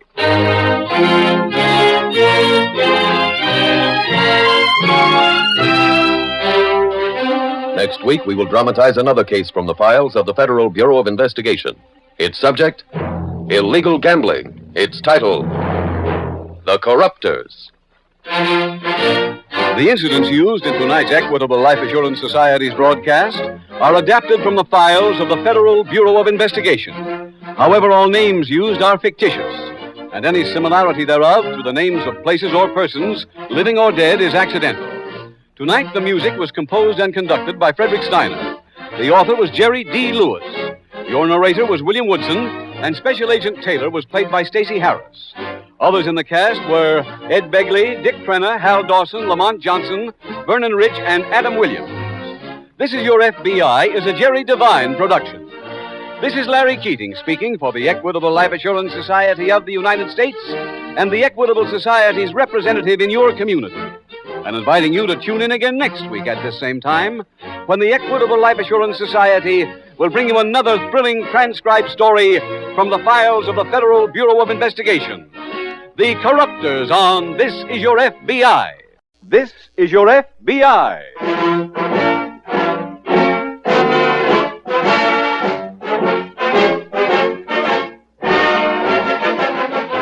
This is Your FBI, the official broadcast from the files of the Federal Bureau of Investigation.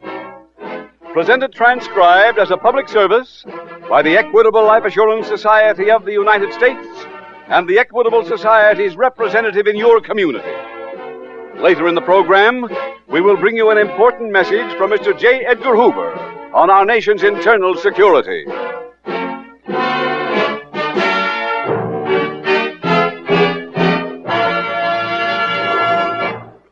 A shrewd psychologist who has had contacts with numerous leaders of American business once remarked, "Success and self-confidence go hand in hand. Men who have a strong conviction that they are going to succeed are the ones that rise to the top in every field." For people of this type, people who have this feeling of certainty about themselves, the Equitable Life Assurance Society has created its famous life insurance plan for men and women on the way up. Do those words describe you? Then you'll be interested in about 14 minutes when I give full details of the Equitable plan for men and women on the way up.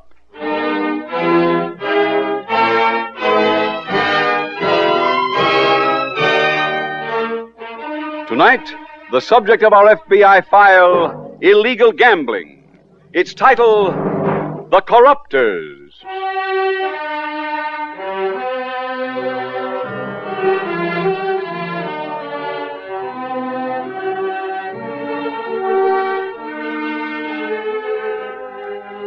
Illegal gambling in the United States is big business.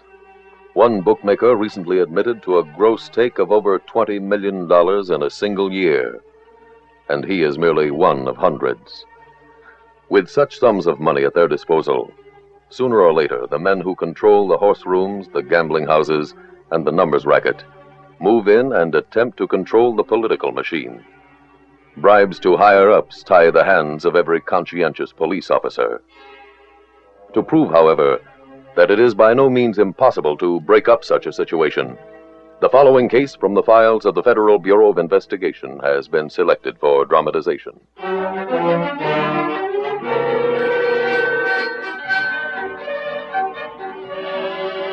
Tonight's FBI file opens in a Midwestern city. On the outskirts of town, an old mansion has been converted into a gambling casino.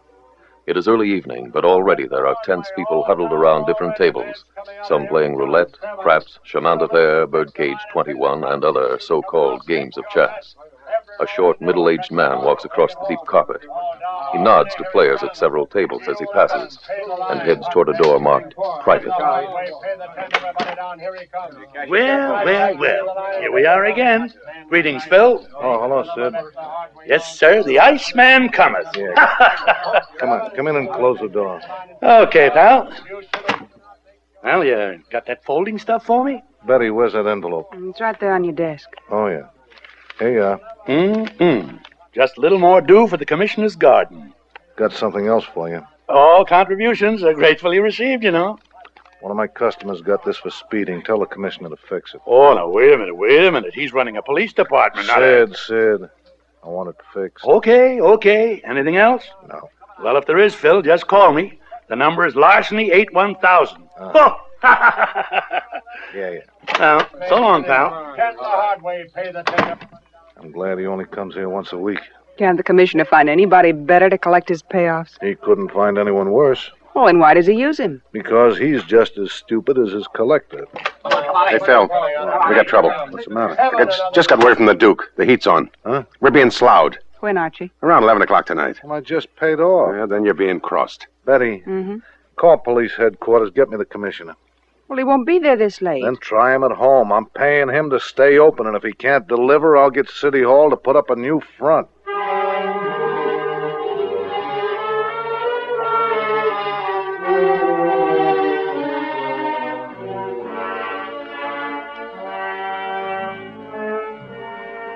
Meanwhile, at local police headquarters, the head of the detective squad, Lieutenant Frank Nelson, is cleaning his revolver when FBI Special Agent Taylor approaches. Now, don't shoot, Frank. I'll go quiet. Oh, hello, Jim. Hi. You got a minute? Just about.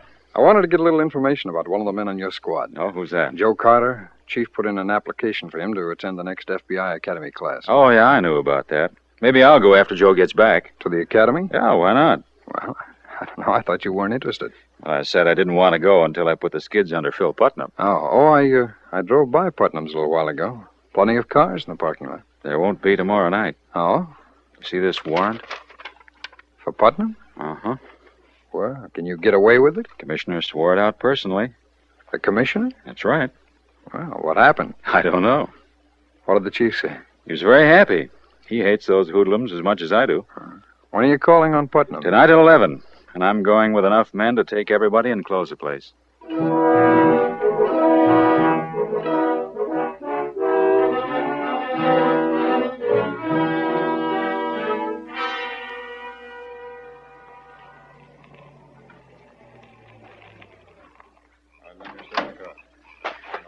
Sergeant, you and your men wait right here. When I give the word, we'll all move in together.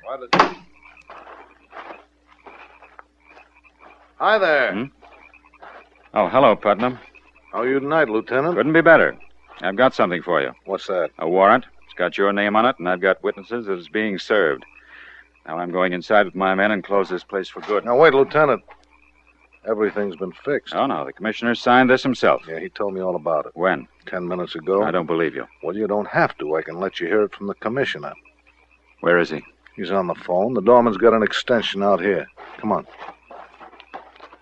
I thought you might need this before you'd believe me, so I had him hang on till you got here. You know his voice, don't you? Yes. Well, this way, Lieutenant. The phone's in that box.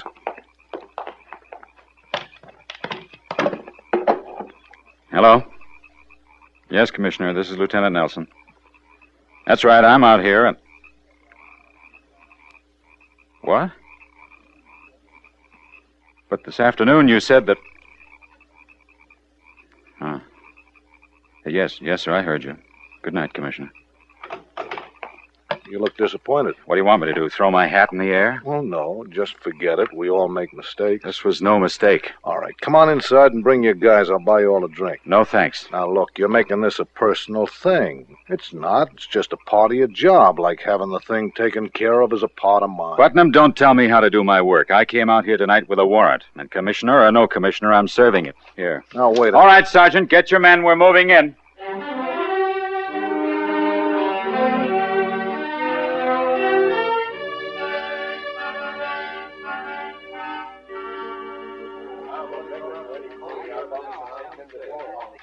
Morning, Jim. What? Oh, hello, Frank. Hey, what are you doing in uniform? I'm not a detective anymore. Why, what happened? I made a mistake. I arrested Phil Putnam last night. Yeah? This morning I was demoted and put on a new detail. If people leave their garbage pails uncovered in the street, I'm supposed to give them a ticket.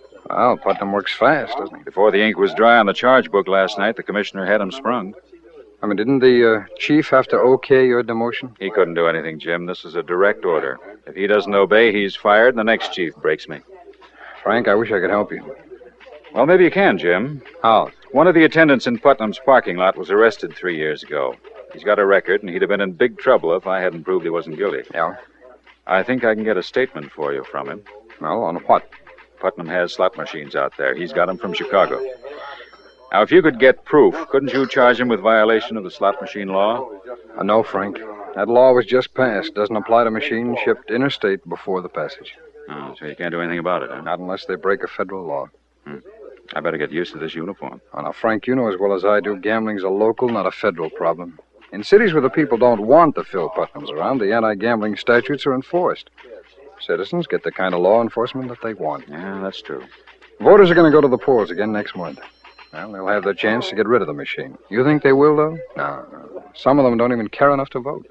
Well, if I can prove there's a tie-up between Putnam and the commissioner, they might care, Jim. They might care enough to go out on Election Day and blast the machine right out of this city.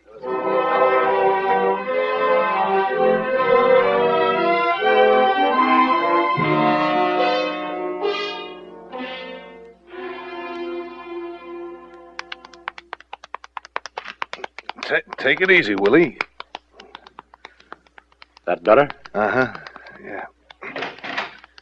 You looking for me, Phil? Yeah, come in. You want I should stop, Mr. Putnam? No. Say, Archie, I've been doing a little digging. On what? On why the commissioner tried to slough us. Was he trying to boost his take? No. No, he wasn't getting it. The bag man was palming the payoff. Sid Wilcox? Yeah. Wasn't the commissioner getting anything? Not the last 2 trips. That old phony. Who tipped you? The commissioner? No. I figured it myself. The commissioner confirmed it. What'd the old bum take? 10,000. Hey. Archie, I want you to go looking for him. There's a chance we might get some of it back. Okay. You know where he hangs out? A guy as loud as him, he shouldn't be hard to find. Hey, take it easy, Willie. That better? Yeah. I'll go looking for him now. Okay. Oh, Arch. Yeah? It's a piece of information. When you catch up with the guy, Commissioner said it's okay to go as far as you want with him.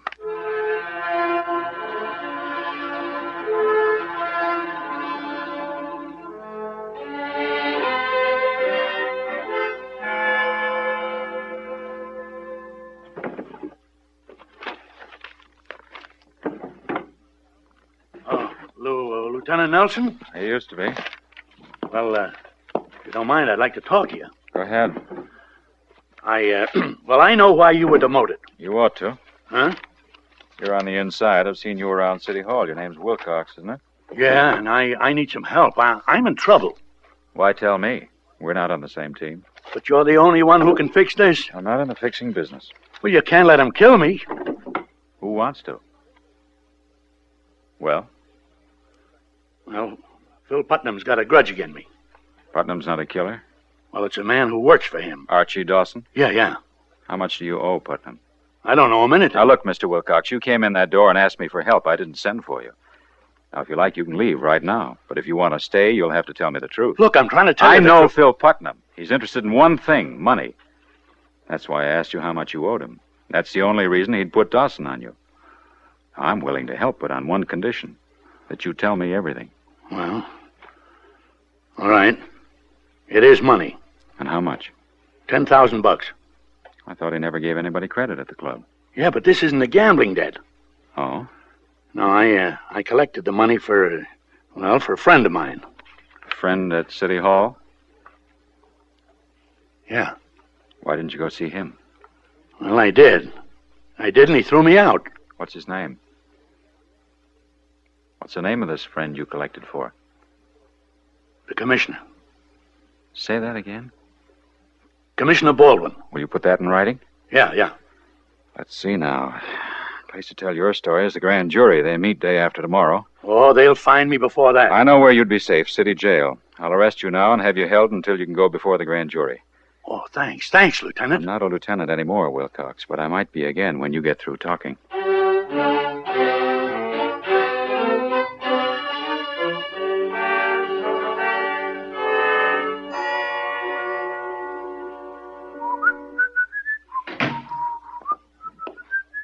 Frank. What are you so happy Oh, about? have a seat, Jim. Hey, don't tell me the demotion's off. Lean back and listen to a tale that'll gladden your heart. All right, go ahead. I'm listening. Well, I was right here about 2 hours ago when a man came in that door and told me that Phil Putnam's muscle men wanted to kill him. You know why? No, Mr. Bones, I don't know why. Because the man who walked in spent the money he got from Mr. Putnam to deliver to the commissioner. A payoff? Yeah.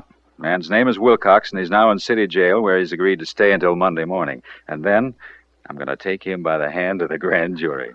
Congratulations, Frank. I'll save that till after the indictment. Okay.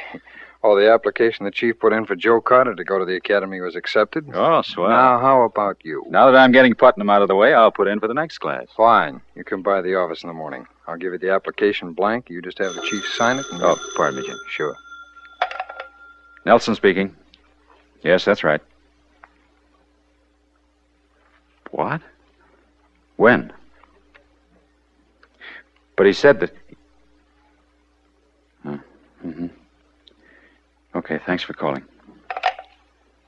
Cancel the academy for me, Jim. No, why? That was a city jail. They just released Sid Wilcox.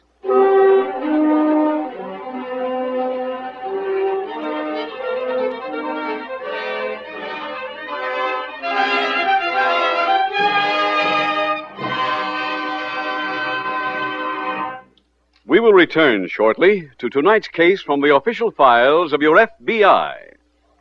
Now, for a moment, let's consider an entirely different type of case. The story of a fellow who made his own breaks instead of waiting for them. John Hanover had a very little desk in a very big publishing house. He had his ideas on how the company could make more money. Naturally, nobody ever asked Johnny for his ideas. But Johnny didn't wait for anyone to ask him. He just wrote them up and sent them to the top men. Little by little, those men began realizing they had a real fireball in Johnny. Well, today, Johnny has a bigger desk, haven't you? Yes, sir. My paycheck's bigger, too. Sure it is. And it will get still bigger with the years. A few years back, Johnny's Equitable Society representative pegged Johnny as a fellow who couldn't help but get ahead. He told Johnny about the Equitable plan for men and women on the way up. A plan that makes sure that while you're climbing the ladder of success, your insurance climbs with you. A plan that saves you from making the mistake of having your insurance lag behind your increased earnings and responsibilities. That's the beauty of this plan. It's flexible. It grows as you grow. Well, it sure does. When I started making more money, those options in my Equitable plan made it simple for me to move up into a higher insurance bracket. And there's another big advantage in this Equitable plan. Until your income does go up, the cost of this plan can be kept exceptionally low without having your family sacrifice the insurance protection they need. Before I started making more money, keeping up my Equitable plan wasn't hard at all. Insurance never became a burden. So many of you have the same stuff that Johnny has. The drive, the initiative, and all the other things that are your guarantee of getting ahead. So why not do what Johnny did? Ask your Equitable Society representative about the Equitable plan for men and women on the way up. Or send a postcard care of this station to the Equitable Society. That's EQUITABLE. The Equitable Life Assurance Society of the United States.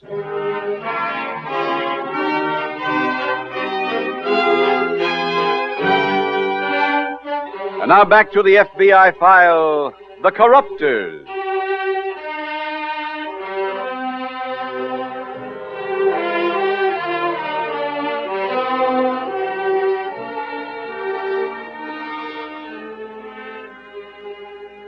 While there are no federal anti-gambling statutes under its jurisdiction, your FBI has very firm opinions on the subject, because it knows that those who engage in gambling and other rackets could not carry on without the important ingredient of political protection. It is an accepted fact in law enforcement circles that no city is corrupt where the police are free to do their job, where certain criminal elements are not so powerful that they have become a group beyond the law. The situation, even in those cities where corruption exists, is not hopeless. Far from it. An aroused citizenry can take the handcuffs off the wrists of the police and put them where they belong. Only through the work of every individual who cares about living in a crime-free community can that happy circumstance be brought about. But the fact that it can be done should be incentive enough. The people is not an abstract phrase. It means you, each of you. Assume your responsibility as a citizen. Helping to rid your city of a corrupt political machine is your job. Help yourself and the nation by doing that job, by starting to do it right now.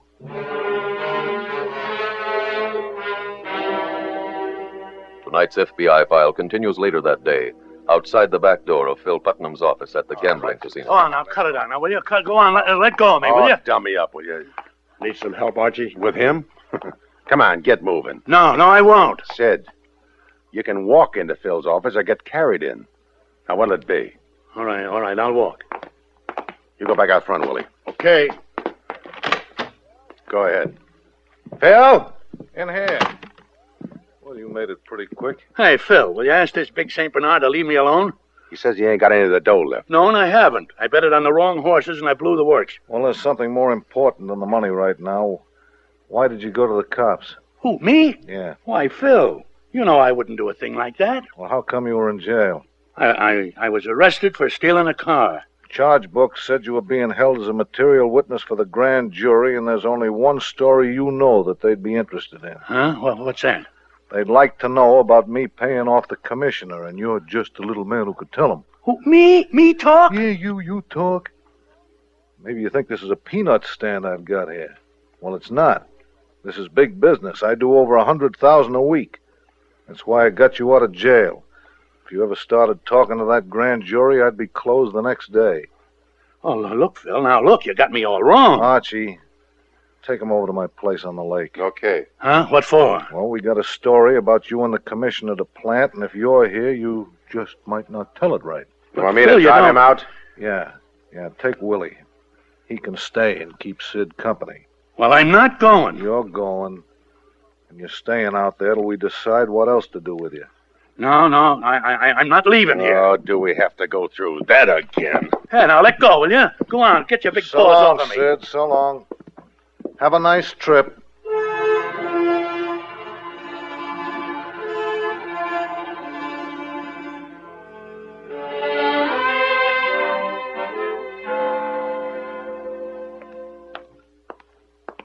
Hey, Frank.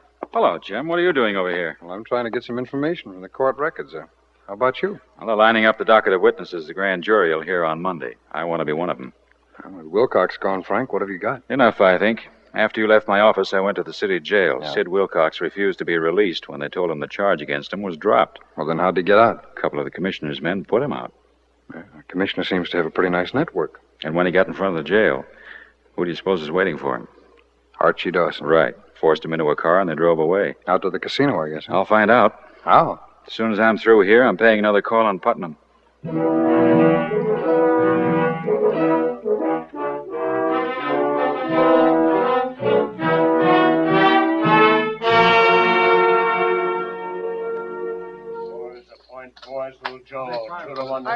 Archie, you better get out front. What's the matter, Betty? Well, that cop's trying to get in. He's giving the doorman trouble. Okay. I'll take care of it. No, it's too late. Here he comes. Get back in the office and tell Phil. Okay. Dawson? Yeah. I want to see you. What for? I've got evidence you were outside the jail when Sid Wilcox was released and you forced him into a car.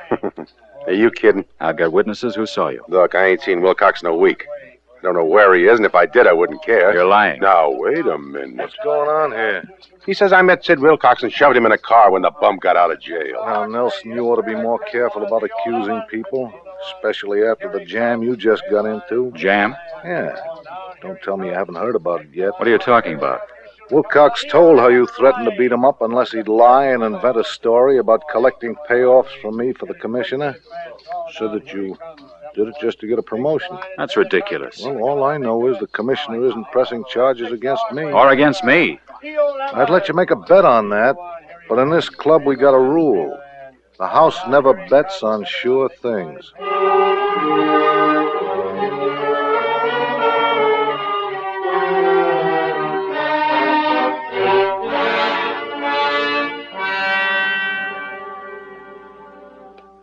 Frank, I just got your message. You didn't have to rush. I'm not leaving. Why? What happened? I'm under suspension. The commissioner preferred departmental charges against me. Well, for what? He claims he's got a statement from Wilcox saying I threatened to beat him unless he testified falsely that he was collecting bribe money from Putnam for the commissioner. Oh. Have you seen this statement? Nobody has. Been no sign of Wilcox either. Look, the reason I sent for you, Jim, is I think you can help me. You know how I feel, Frank. If there's anything I can do, well, you just say so. Yeah, there is something. All right, what is it? I told you about the ex-con who works in the parking lot at Putnam's? Yeah. I went out to see Putnam tonight. Got nothing but denials from him and Archie Dawson. Well, that figures. When I left, though, this attendant told me Dawson and a mug named Willie Green took Wilcox away earlier tonight. He overheard Wilcox protesting that he didn't want to go. Oh? They forced him into a car and drove him across the 7th Street Bridge. Well, that means they had to cross the state line. Nobody saw the attendant talk to me, Jim. He'll testify whenever you want him to. Good. I'll go to work right away, Frank. See if I can get warrants on all of them.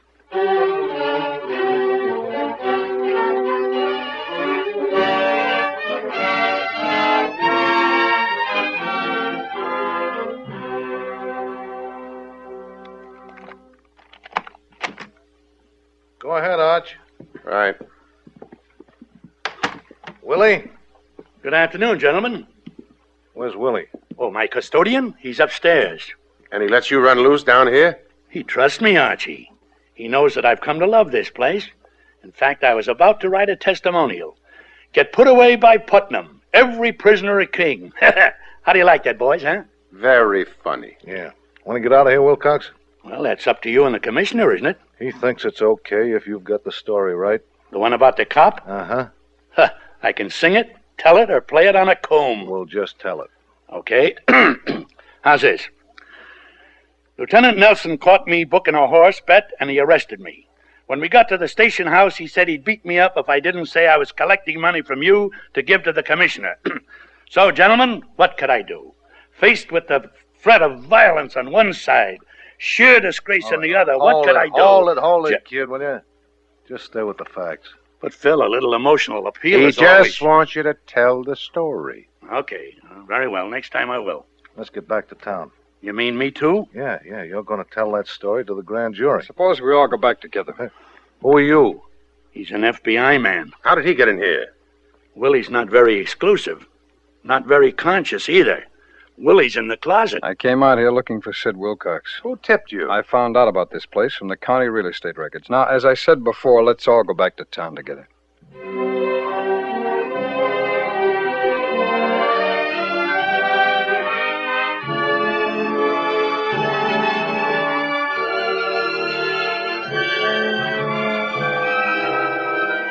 Bill Putnam, Archie Dawson, and Willie Green were all convicted in federal court on a charge of kidnapping and sentenced to serve 10 years each. Commissioner Baldwin was prosecuted locally, and his conviction served to help break up the criminally controlled political machine. And now, ladies and gentlemen, here is a vital message on our nation's internal security from J. Edgar Hoover, Director of the Federal Bureau of Investigation. Mr. Hoover's message is, and I quote, "Every loyal American citizen has been assigned a definite responsibility to preserve the internal security of the United States. The forces which are at work in our society to undercut America's defense effort and contaminate the reservoirs from which we draw our strength must be uncovered and turned back. All loyal citizens and patriotic organizations have a hand in this job. They have been called on by the President of the United States to report promptly all information concerning espionage, sabotage, and subversive activities to the FBI. If each of us is alert to the particular duty assigned him, we may approach the problem with national unity and full confidence of success."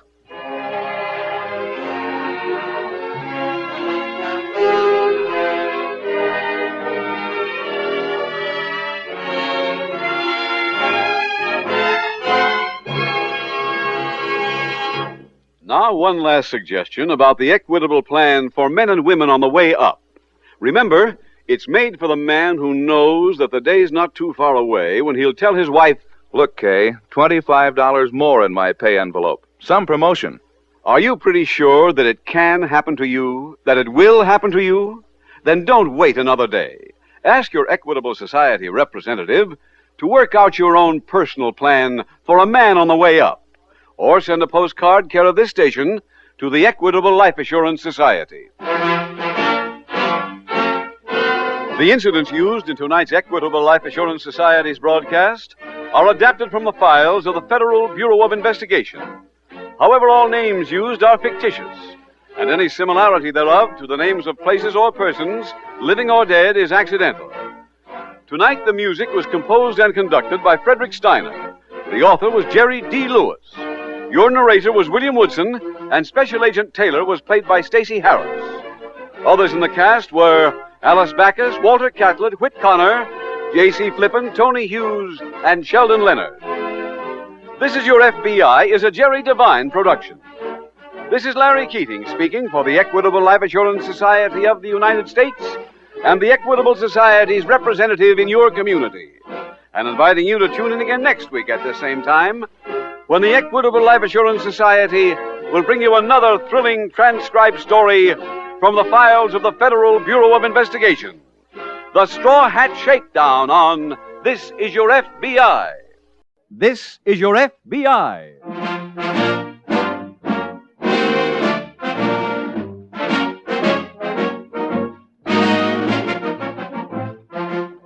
This is your FBI, the official broadcast from the files of the Federal Bureau of Investigation. Presented transcribed as a public service by the Equitable Life Assurance Society of the United States and the Equitable Society's representative in your community. Later in the program, we will bring you an important message from Mr. J. Edgar Hoover on our nation's internal security.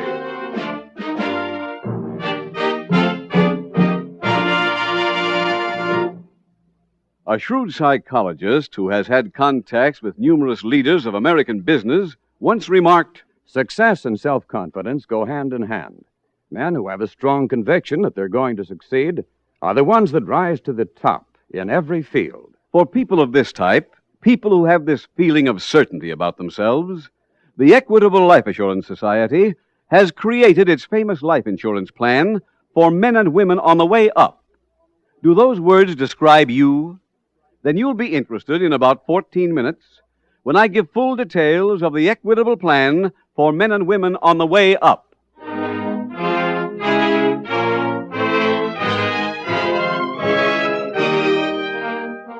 Tonight, the subject of our FBI file, extortion.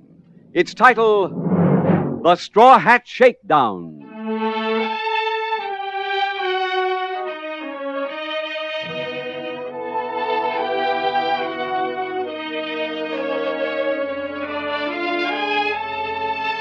The many different types of lawbreaking with which your FBI is called on to deal is one large group which might be classified as crime by terror.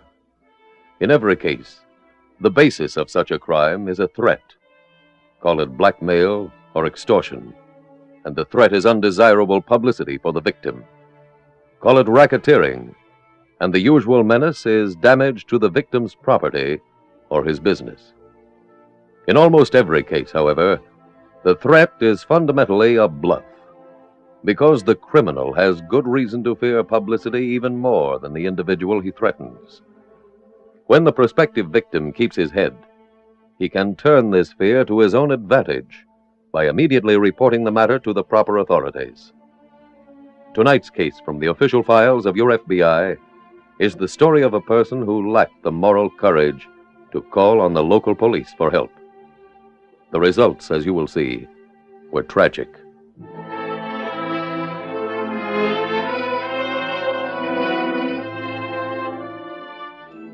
Tonight's FBI file opens in a New England state. It is late afternoon, but still light enough to read the freshly painted words on the side of a large barn. Grandview Summer Theater. In a field beside the barn are the actors waiting for rehearsal to start. Seated in an ancient weather-beaten wicker chair is a middle-aged woman. A casually dressed, good-looking man approaches.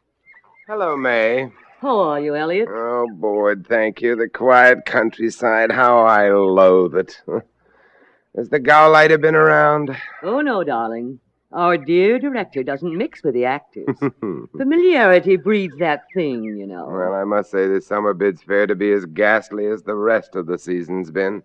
Slow year, dear? Oh, one show that staggered to Broadway and a month on the road with a well-basted turkey.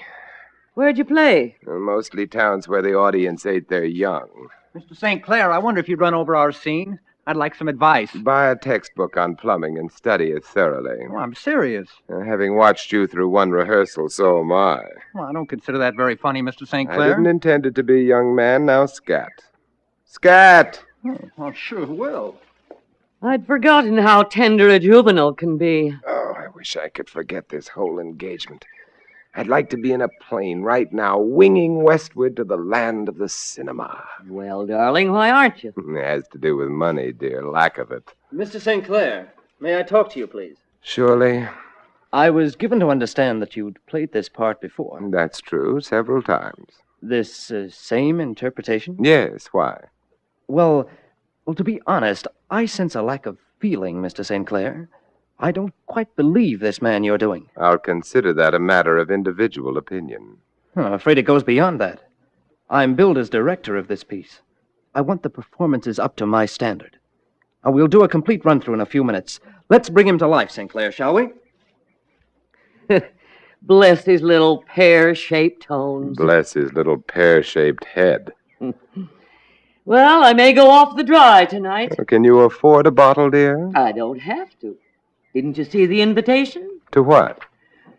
The company's been invited to a party that's being thrown by the patrons and patronesses. Ah. Here, read all about it. Are these patronesses? Uh-huh. They look like pictures on canceled stamps. Ha ha! Hey. What?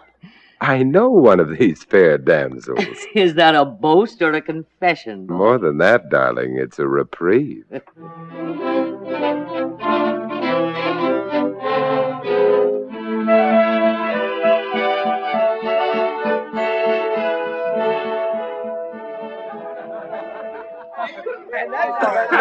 Hey, darling, where have you been hiding? I've been right here, taking dead aim at the punch bowl. Have you dug these people? No, I've been too busy, Elliot. Just sample that slob over there in the billiard screen.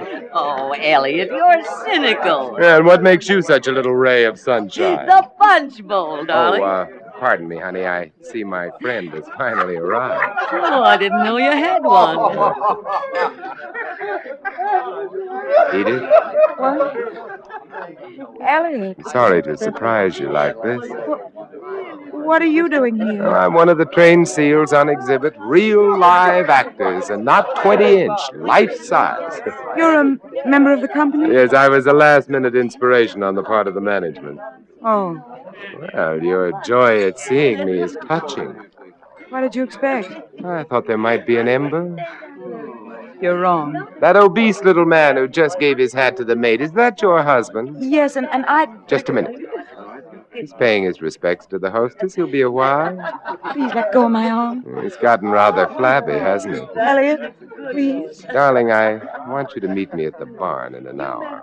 No, We can't talk here. But I don't want to. Edith, dear, you know my temper. I'll be at the barn in an hour. Don't keep me waiting.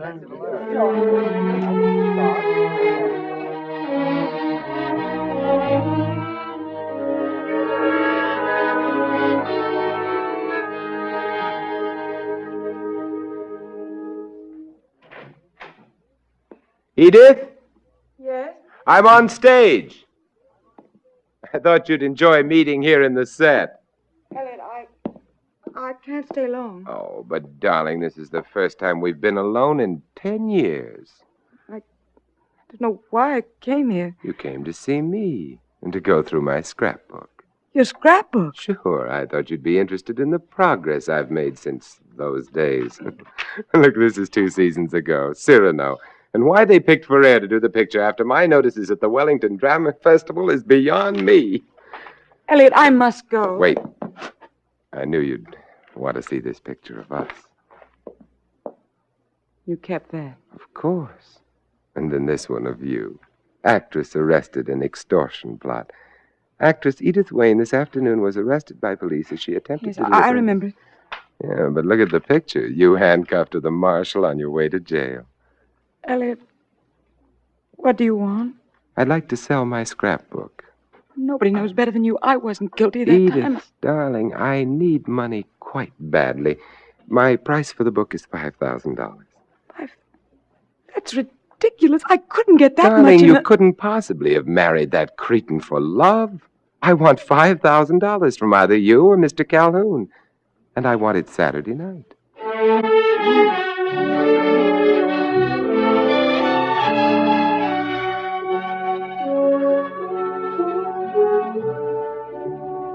The following day at an FBI field office in a nearby city, Special Agent Jim Taylor returns from the file room to find an old friend, Grandview Chief of Police Earl Fremont, waiting for him. Well, hello, Earl. Hi, Jim. How's the fishing been? Well, don't spread this around, but since I became chief, I haven't had a rod in the water. Is Grandview that crime-ridden? Seems like it. I'm down here today on one, as a matter of fact. Oh? I thought maybe you'd give me some help. Sure, what kind? We had a jewel robbery reported this morning. First one of the summer. If I can solve it, maybe we can keep from having another epidemic of them like last year. Any FBI jurisdiction? No, not that I know of, but I've got a list here. These things were stolen from a Mrs. Calhoun. When? Well, she doesn't know. She says when she went to her jewel box this morning, it was empty. It's a nice haul for somebody. Mm-hmm. If you'll send a copy of this to Washington, Jim, for your National Stolen Property file, it might help. Sure, we can do that. Well, when are you taking your vacation this year? I can't even put in for one till I get this desk a little cleaner. You come up our way when you do. I'll guarantee a limit catch every day. Okay, that's a deal. And, Earl, when Washington reports on any of this jewelry, I'll call you.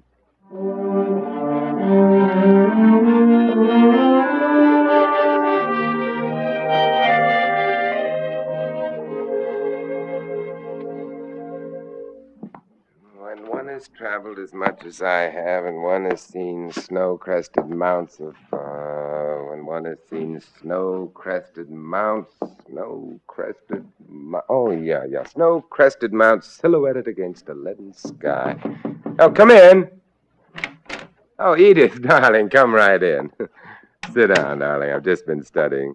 Even though I've played this thing 3 times, 150 sides is still a mouthful. I don't suppose you'd care to cue me. Elliot, why did you mail me that letter? Oh, you received it? Yes.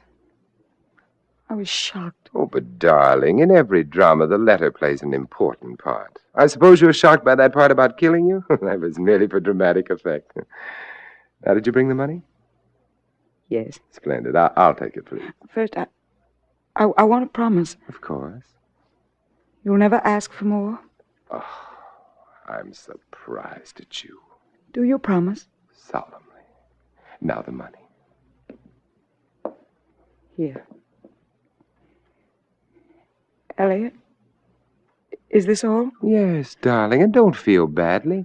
Your money's going to a worthy cause. With it, I shall be able to invade Hollywood, and all because of the inspiration you've given me in this envelope.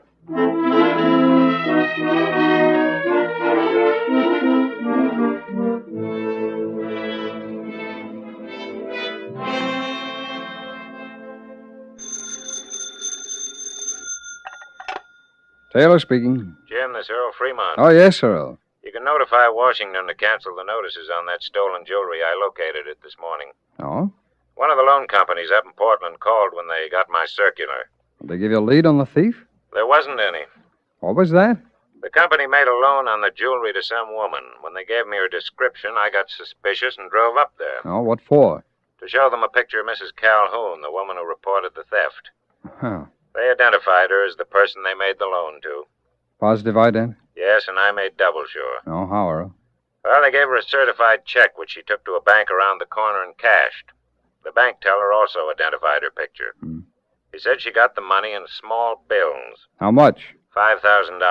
Well, The teller thought it was odd, so he gave her new bills and made a note of the serial numbers.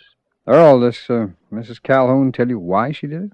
I haven't been able to reach her yet, but I left a message at her home for her to call me. Uh-huh. Hey, if you get a chance, let me know what she says. And I'll notify Washington to cancel those notices.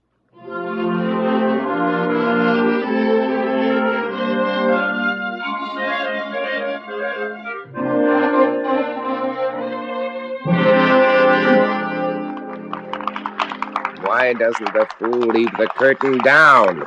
He wants to see how many times I can borrow. Thank you, you fools. Keep it down. Well, Mr. St. Clair, what'd you think of that? Of what? I got 3 big laughs tonight. Child, those weren't laughs. The audience was breathing a sigh of relief at your departure. Don't let him kid you, Joe, dear. Oh, I understand, Mr. St. Clair. We'll see you both at the party. Ooh, I'm glad I was never that young. Oh, pardon me.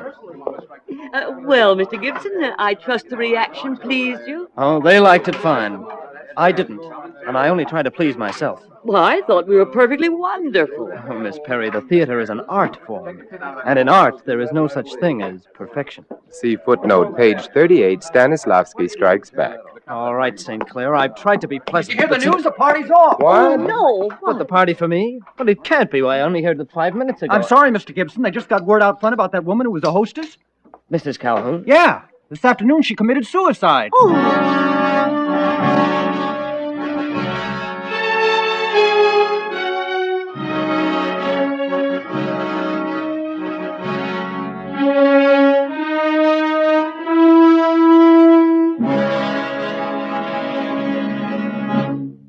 We will return shortly to tonight's case from the official files of your FBI. Now, for a moment, let's consider an entirely different type of case. One which shows American life and American character at its best. The case of Harry Stratford. Harry got out of the Navy early in 1946, landed a job as an advertising writer, and made good. His starting salary was small, but he's been raised again and again. Today, in his early 30s, he is still on the way up. Isn't that so, Harry? Well, let's hope so, Mr. Keating. 3 years ago, Harry heard about a special Equitable Society life insurance plan for people of his type, made to order for men who are determined to get ahead. It's known as the Equitable Plan for men and women on the way up, for people of any age who expect to advance in salary and responsibilities in the years ahead. It differs from other life insurance plans in one important respect. It's flexible, can expand or contract. When your income goes up, your insurance can keep pace. In short, this plan is geared to your future success. Last year, I got a pretty nice raise. I figured this was a good time to take advantage of one of the options in my Equitable Plan and move up into a higher life insurance bracket. The second big advantage in this Equitable Plan is this. Until your salary does go up, the cost of this plan can be kept exceptionally low. Yet your family gets the life insurance protection they need. While I was earning less, I paid less money on my Equitable Plan. So life insurance never became a burden. Why not take a leaf from Harry Stratford's book? Ask your Equitable Society representative for full details of the Equitable Plan for men and women on the way up. Or send a postcard care of this station to the Equitable Society. That's EQUITABLE. The Equitable Life Assurance Society of the United States.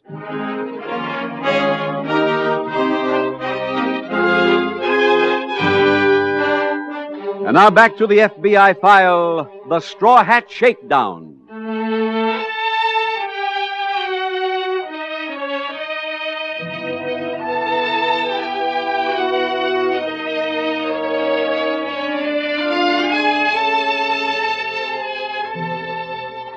One reason for the tragic suicide of Mrs. Calhoun in tonight's FBI file is the complete inconsistency of present-day society in its attitude towards men and women who have served prison sentences.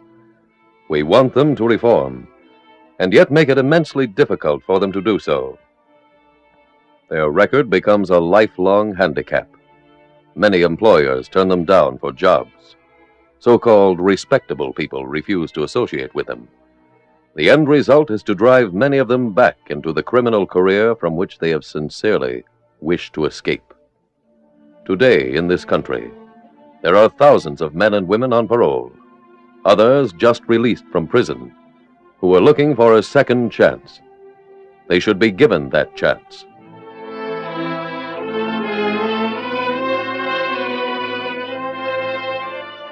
Tonight's FBI file continues at the FBI field office the following day. Special Agent Jim Taylor is at his desk when his phone rings. Taylor speaking. Earl Fremont, Jim. Oh, yes, Earl. More news on that jewel robbery.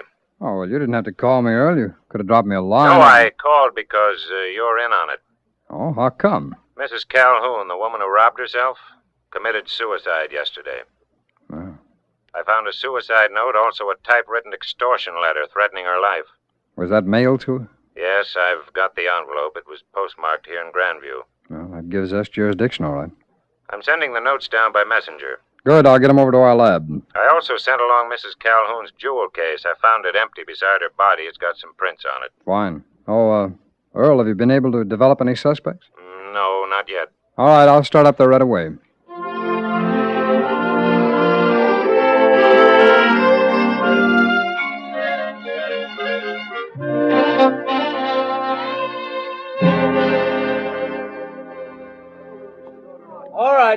All right, third act, please. Can't start rehearsal yet. Mr. St. Clair isn't here. Not yet. He'll show up. Mr. St. Clair was due and everybody else. Did someone mention my name? I suppose you've got a good excuse for holding up the entire company. I was tired. Well, so am I. I'm tired of you and your lack of regard for your fellow actors. Dear boy, I make you a gift of my part. What? As of Saturday night, I am no longer a member of this taffy-pulling society. Elliot! Your notice is accepted. Mr. St. Clair, I wish you wouldn't go. I was learning so much from you. Thank you. I will cherish and press that in my memory book next to my laundry bill. I thought you were playing out the string to get some wardrobe money. I can make this much stopping runaway horses. Tell me where. I'll go with you. Mr. St. Clair, you're staying with us through the Saturday night performance, I believe. If that's right. Then you still owe me this rehearsal time. Now let's do a little work, huh?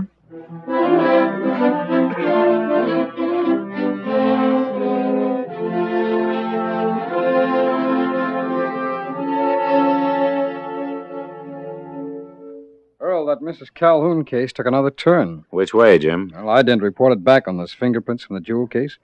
They were hers. Well, nothing odd about that. No, but Mrs. Calhoun had a record. A criminal record? Yes, she was arrested 10 years ago for extortion. Served 3 years. I'll bet no one here in Grandview even suspected that. Her name then was Edith Wayne. She was arrested delivering a note. She said at the time she got it from someone named Parker. They ever find this Parker? Yeah, but he wasn't prosecuted. He denied her charges, and there was no way that she could prove them. Parker?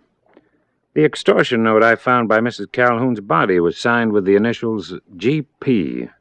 Parker's first name was George.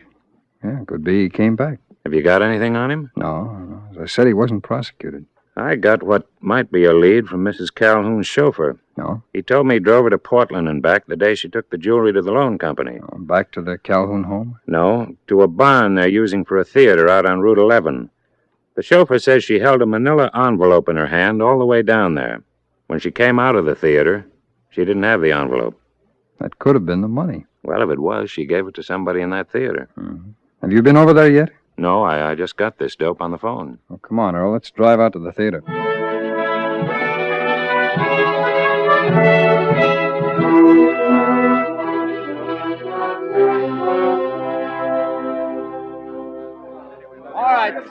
All right now, everybody. This is Chief of Police Fremont. He wants to ask you a few questions. Thank you, Mr. Gibson. The specific day I want to ask all of you about is last Thursday. Now, to refresh your memory, that's the day after the patrons and patronesses had a cocktail party for you. We rehearsed here that day, Mr. Fremont. All of you? That's all right. Well, I'll show you a picture of Mrs. Calhoun. Can you all see it? Now, we know Mrs. Calhoun visited the theater Thursday during the rehearsal. She came here, stayed a while, and left. Who did she see? Well, let me put it another way. Did any of you see her? May I have your name, please? May Perry. Did you see Mrs. Calhoun? Nope. Your name, please? Elliot St. Clair. Did you see Mrs. Calhoun? No. Earl, can I see a minute? Sure. Mm-hmm. Pardon me. I just checked in the office. The extortion note was typed on the theater's typewriter. You sure? Well, just about. I'll drive in and have the lab go over both samples anyway. Good. Keep questioning them. I'll see you at headquarters as soon as I can.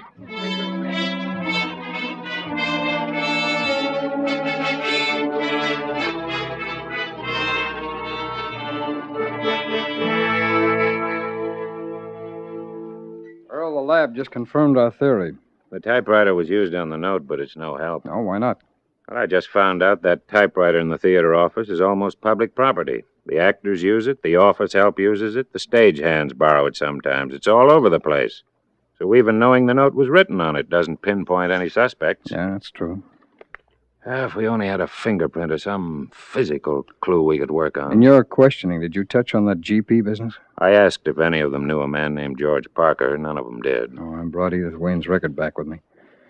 Here's all we've got on who Parker might be. Said he was a male model, living at 33 Madison Street. Well, Jim, how about checking there? I did. Nobody remembered him. If we could only get some kind of description. Wait a minute, Earl. I think I'll go into town and cover one more angle. I'll be back as soon as I can.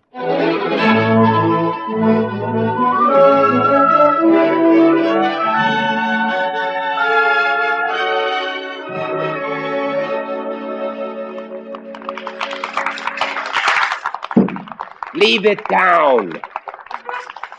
Smile at the nice people. I hope all their children are ushers. Well, I'm a free man at last. You still leaving tonight? On the 1 a.m. milk train. Don't curdle too much of it. Elliot! Can I say goodbye? What did you call him? Elliot. That's his name, isn't it? Hey, darling, he is human. We were both wrong. Well, we haven't gotten along very well together, but that's no reason for you to leave with bad feelings. I'd like to shake hands and wish you good luck. I'm not holding it out for it. I wouldn't if I were you. It'll get tired. You shouldn't have done that, Elliot. Oh, this business of forgetting hate in a moment of sentiment is asinine. Why should I give that imbecile a chance to feel noble? So long, trooper. What? I wish you weren't going, Mr. St. Clair. But alas, I must. So hail and farewell, my fellow thespians. Aren't you going to put any pebbles in your mouth? I'll think of all of you with utter revulsion as I lie in the sun beside my swimming pool. Goodbye, you slaves. Just a minute. No autographs, please. We don't want your signature, Parker. We want you.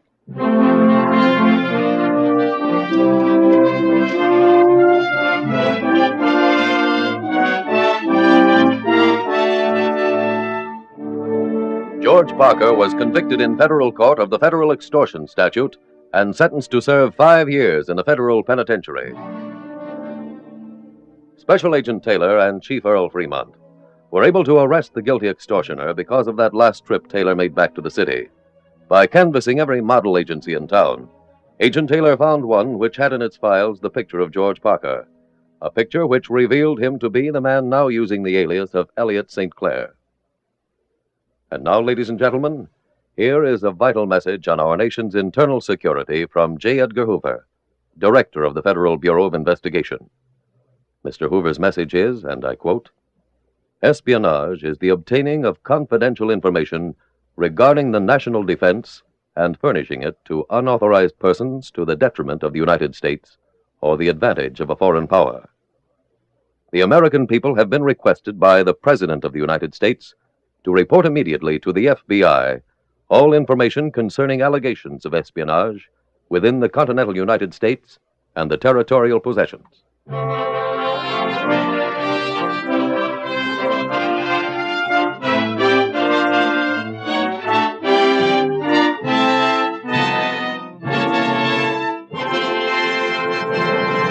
Now, one last word on the Equitable Society's plan for men and women on the way up. Remember, it's made for the man who knows that the day's not too far away when he'll tell his wife, Hey, Madge, good news. I've been promoted to a bigger job. Are you that kind of man? Then don't wait another day. Ask your Equitable Society representative to work out your own personal plan for a man on the way up. Or send a postcard, care of this station, to the Equitable Life Assurance Society.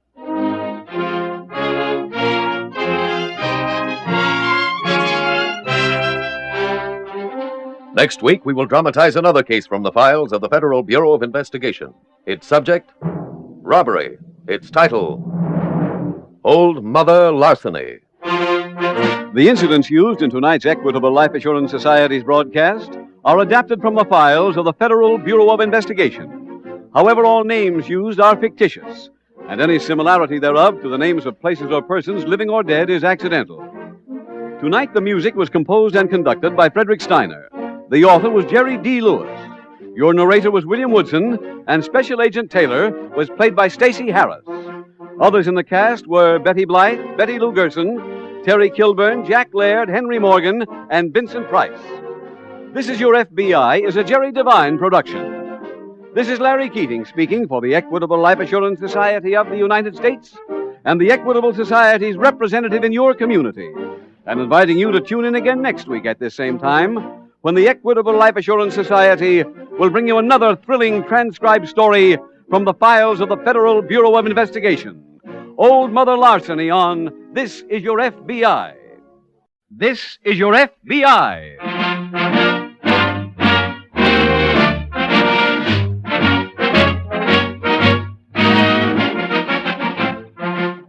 This is Your FBI, the official broadcast from the files of the Federal Bureau of Investigation. Presented transcribed as a public service by the Equitable Life Assurance Society of the United States and the Equitable Society's representative in your community. Later in the program, we will bring you an important message from Mr. J. Edgar Hoover on our nation's internal security.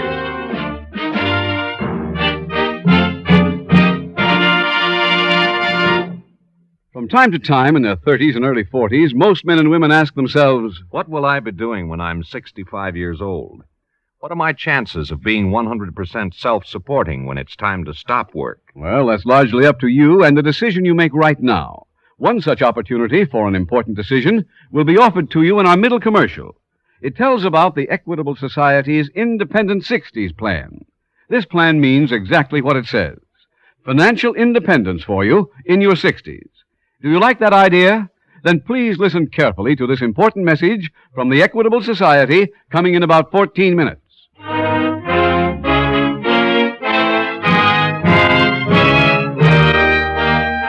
Tonight, the subject of our FBI file, robbery. Its title, Old Mother Larceny.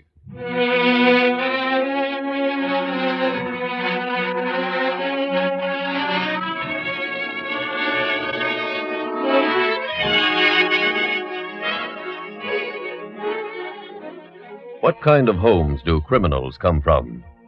That's a question frequently asked of members of the FBI. The average person usually visualizes a dark, crowded tenement in the slum area of a large city as the typical breeding ground of delinquency. Actually, of course, in millions of such homes, conscientious parents who really put their hearts into their job overcome the handicaps of poverty and bad environment. Their children grow up to be successful men and women and good citizens. The truth is that criminal homes are found in good neighborhoods as well as bad, in city and country and small towns. Almost always, the common denominator is a parent who, for one reason or another, cannot measure up to the responsibilities of parenthood. In tonight's case from the official files of the Federal Bureau of Investigation, you will meet such a parent, and two sons who are the inevitable products of the kind of upbringing they received.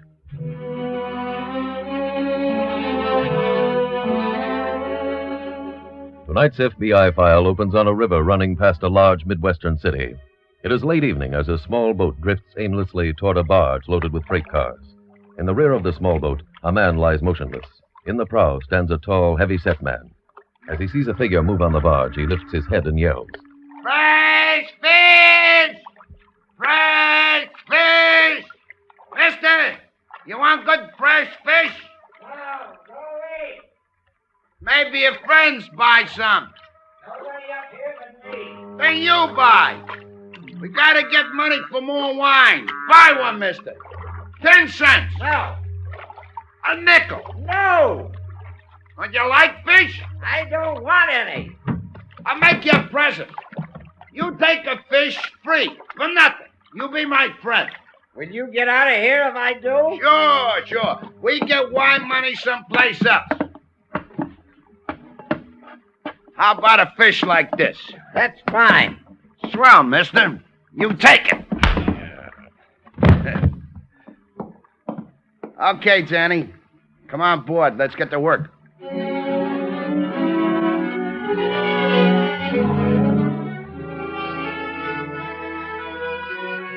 Meanwhile, in the same city, in the basement of a large office building, an FBI agent is practicing at an indoor pistol range. He is firing his last rounds as Agent Jim Taylor approaches.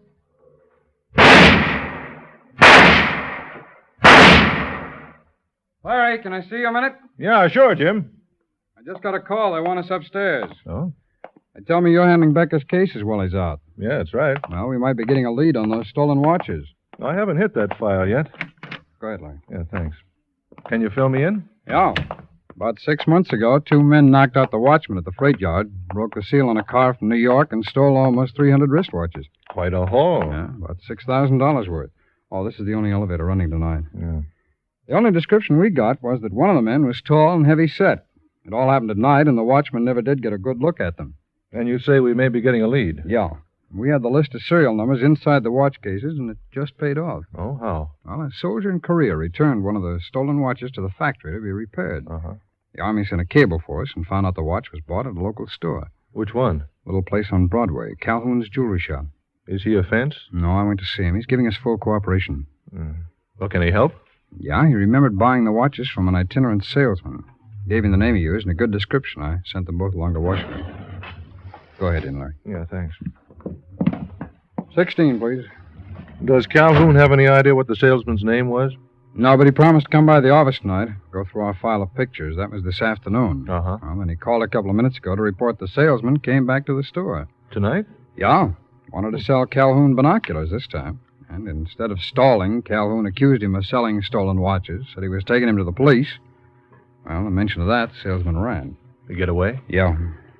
You say Calhoun's coming to the office? Yeah, he's on his way now, so let's lay out those pictures.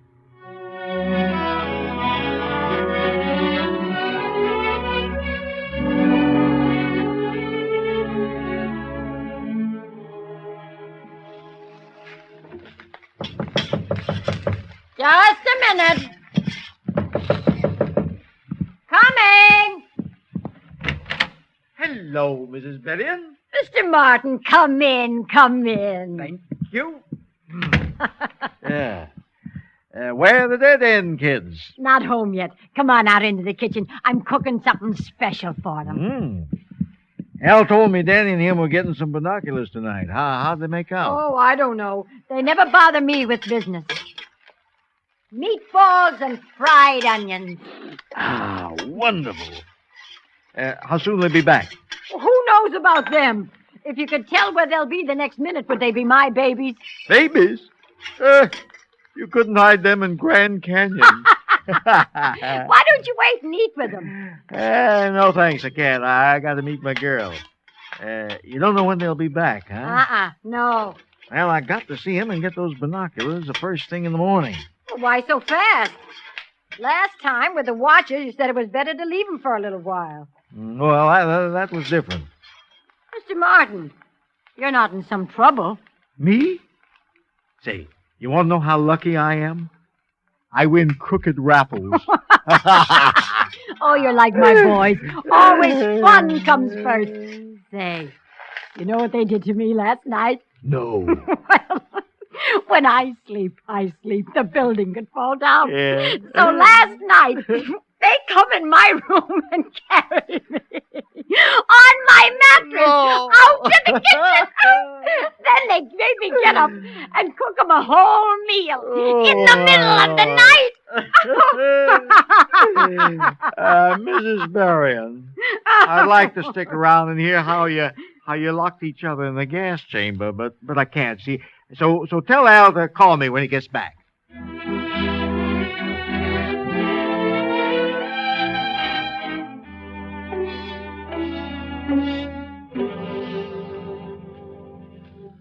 Man from the jewelry store was here, Larry. Yeah, when? While you were in with the SAC, he went through our pictures. No luck.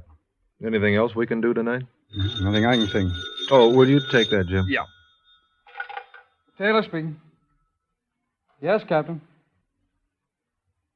When? Any descriptions?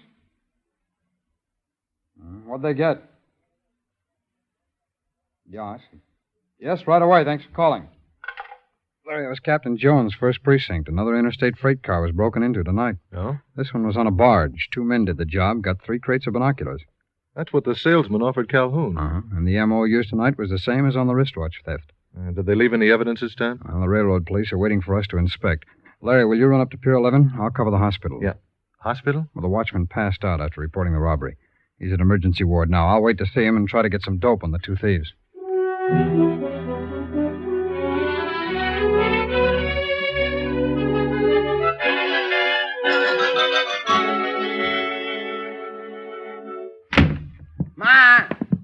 Ma! Boys, you're home! We did it, Ma! Put me down! Put me down! Oh, I couldn't breathe. What do you have to breathe for? 3 cases of binoculars. Pretty good, eh? Hey, what's that I smell, huh? Meatballs and fried onions. Well, come on, let's get at them. Timber! Ma, you booby-trapped me. All right, now get up. We'll go eat. Come on. Oh, brother, am I hungry. Well, sit down. It's ready. Oh, boy. Hey, looks good, Ma. I tried to give some to your friend, Mr. Martin. Oh, is he here? Oh, didn't I tell you? Nah. I guess all the excitement had made me forget. He wants you to call him. First we'll eat. I don't understand, Mr. Martin. Last time he said you should hold the watches. Tonight he wanted the glasses right away. Well, just sell them? Yeah, he wants them tomorrow morning. Oh, that's funny. Why she want them so quick? I don't know. Maybe we should find out. Yeah. Oh, Al, you forgot. Huh? Ma's present. What, you brought me something? Yeah, go get it. Yeah, sure. What is it? We picked out the best pair of binoculars for you. What do I need with them? You'll be able to see in the windows on the next block. I don't know anybody there. Well, you didn't know the people across the street when you started looking in their place. But who can see to the next block? With these glasses, it'll be like they're in the same room. Here, Ma, here. Take a look, huh? All right. Oh. Oh, it's wonderful. Okay, Ma. Put them down. You'll wear them out. Come on, what's the joke? Look at the mirror. We put black polish inside the glass. I got 2 black.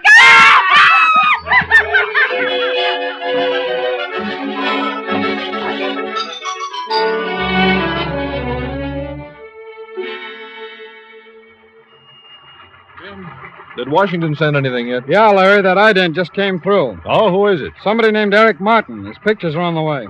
How come we didn't have one? No local arrest record. Oh. He's from back east originally. Been convicted 4 times on confidence charges, twice for handling stolen goods. Well, sounds like the right man. I've sent out a warrant on him. I wish we could get something on those other 2. I got 0 at the barge. Oh? Not a single print inside or outside the freight car. Well, that about matches what the watchman contributed. Couldn't he give you any description? Well, nothing we don't know. The one who did the slugging was big and heavy set. So all we got to work on is the ident on Eric Martin. Yeah, but that might be enough. If we can find him, Larry, we might come up with a whole trio.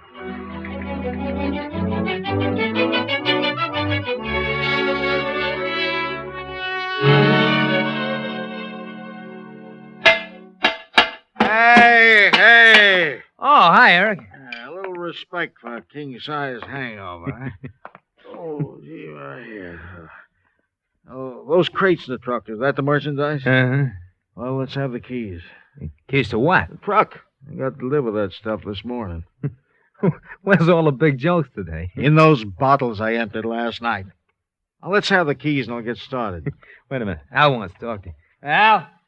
Al! Yeah? Eric is here. Ah. Hello, Eric. You don't feel so good today. What's the matter? Look, I came here to get some binoculars, not to have a physical exam. He wants to take the truck and deliver the binocs to some guy. Who's the guy? Did I ask you where you stole them? Come on. I'm in a hurry. Before you go, we ought to have a drink. Well, that I can use. All right, I'll go get the bottle. Did you get those lugs off? Oh, no. I'll get them. I went by your hotel this morning to see you, Eric. Oh? They said you checked out. Where you living? Well, no place. I figured when I got my piece of this action, I'd move to a nicer joint. I couldn't find you at the hotel. I Went to see your girlfriend. What a hangover she had. Yeah, well, I'll match mine with anybody's. I took her out and bought her a drink. Hey, I had to open a new bottle. Huh? Well, you drink first. You guys, that might be gasoline. Okay, now, come on. Let's have it. Hey, Eric, your girl says you did a lot of talking last night. Did you ever see a silent drunk? Huh? She says you even told her the cops were looking for you, but you didn't care. You said you were making a big score today and you'd pick her up and take her away with you. I'll have to change brands. Those 3 crates would make a nice score, wouldn't they? Oh, no, Al, you don't think he was going to grab the stuff and run? Ask him. Now, listen, you ought to know that I wouldn't pull a thing like that. Well, after what she's told me, I'm not so sure. Oh, look, Al, we're pals. How do you explain what she told me?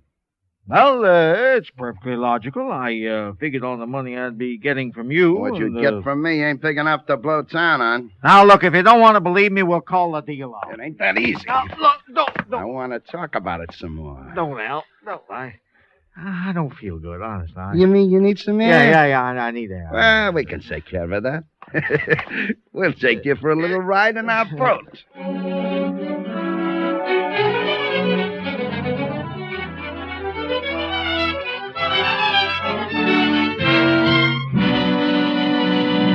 We will return in just a minute to tonight's exciting case from the official file of your FBI. But now, listen. Mailman's here early today, Essie. Guess he's got our check from the Equitable Society. Every month, right on the dot, those equitable checks come to members who have paid up their Equitable Independent 60s plans. They're checks that mean financial independence for life after you're 65 years old. And here's Mr. Robert Buckner, who started one of those plans almost 30 years ago. You finished your payments last year, didn't you, Mr. Buckner? Yep. 1950 was quitting time for me. I resigned from my job, and I'm here to say I've been having a mighty good time ever since. In other words, Mr. Buckner, you're now enjoying the 3 freedoms that go with an independent 60s plan. First, freedom from money worries and job worries. Financial independence. Nobody will ever have to help me to get along, Mr. Keating. My monthly equitable check takes care of that. Second, with an Equitable Independent 60s plan, you're free to live anywhere you please. I'm living in a little town down on the Gulf Coast. My wife and I have always dreamed of a spot like that. Third, freedom to do the things you've always wanted to do. I like to fool around in my home workshop, turning out old rustic furniture, even pick up a little extra money selling it. You know, Mr. Keating, the best thing that ever happened to me was when my Equitable Society representative proved that you don't have to make a lot of money to afford an independent 60s plan. That's a fact. You don't have to earn big money to begin an Equitable Independent 60s plan. Ask your Equitable representative to explain why you probably have a big head start towards independent 60s because of your Social Security and the life insurance you already own. Often only a small amount of additional insurance is all that's required. A few dollars a week did it for me. Friends, why not profit by Mr. Buckner's experience? Phone your Equitable Society representative without delay, or send a postcard care of this station to the Equitable Society. That's EQUITABLE. The Equitable Life Assurance Society of the United States.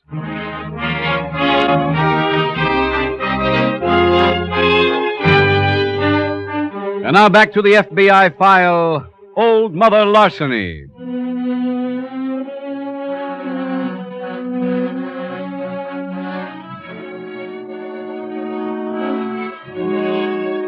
In tonight's FBI file, we have met a woman wholly unfit to bring up children. Naturally, her own moral irresponsibility and emotional immaturity were transferred to her sons. Small wonder they developed into criminals. That may seem unimportant to you, since this type of parent is fortunately rare. However, parental selfishness and neglect are not rare, and it is probably true that a major part of all delinquency can be traced to either parental neglect or indifference. Awareness of this is largely responsible for the development of parent training courses, guidance clinics, and social service organizations which are available nowadays to almost everyone. Parents are urged to take advantage of them. Any parent who has any reason to feel that his children are getting out of hand should take prompt advantage of this expert assistance. Remember, in 9 cases out of 10, it takes a delinquent or indifferent parent to rear a delinquent child. Tonight's FBI file continues later that day at the local FBI field office. Special Agent Taylor has just entered. Larry, we just missed Eric Martin. Where? At the Star Hotel. He checked out this morning. No forwarding address, naturally. No, and a man was there before me. Questioned everybody trying to find out where Martin went. Who was he? Well, I didn't get a name, but I got a description. He was about 6'3", very heavy-set, dark hair, and a scar on his left cheek that looked like a knife wound. The man who slugged those watchmen. That's what I figure. Police are checking their files now. Well, I wish I could throw something into the pot. No word on the binoculars? The police questioned all suspected fences. There hasn't been a trace of them. Well, with Martin finding out he was wanted, maybe they decided to go under for a while. Huh? Could be. Well, if they did, we ought to... Pardon me. Yeah, sure. Taylor speaking. Yes, Captain. Oh, when? Where was that? Yes. Yes, of course. Thanks for calling. Well, our suspect must have caught up with Eric Martin. His body was just fished out of the river. Huh? Come on, Larry. Let's get over to the morgue. Is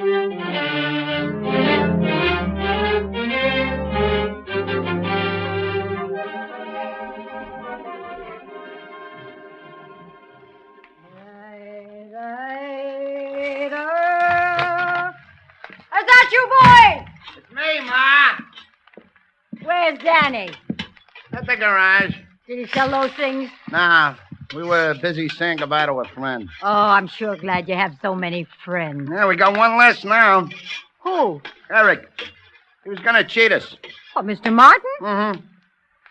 Me and Danny went for a boat ride with him. He fell overboard. Oh, that's too bad. I was fixing lunch for him, too. Well, he wasn't very happy anyway. Nah. It's a shame he had to have his accident before he did that business for you. That way, at least, he'd have died rich. Well, he told me the name of the man who wanted to buy the binocs. Oh, that was nice. Yeah, after we eat, I'll get somebody else to go see him. We can go ourselves.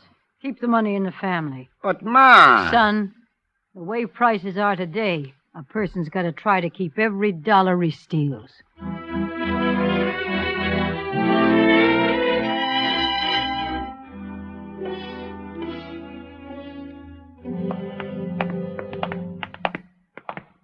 You the men to see the Martin body? Yes, that's right. Over here. Thanks. That's him.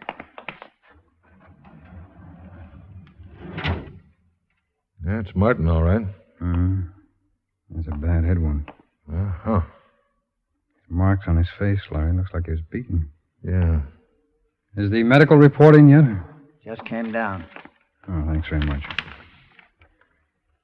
Cause of death, skull fracture. Dead when he hit the water. How about Martin's belongings? Over on the table. Thanks very much. Yeah. He didn't have very much. Yeah. Auto keys. Any numbers on the other side? No. It'd be tough to trace. This key's got a number on it. That's all. Let me take a look at that. Yeah. I got the same kind of key last month when I rented a locker at the airport, and one company owns all those lockers. Let's call them, Larry, and see where this key belongs.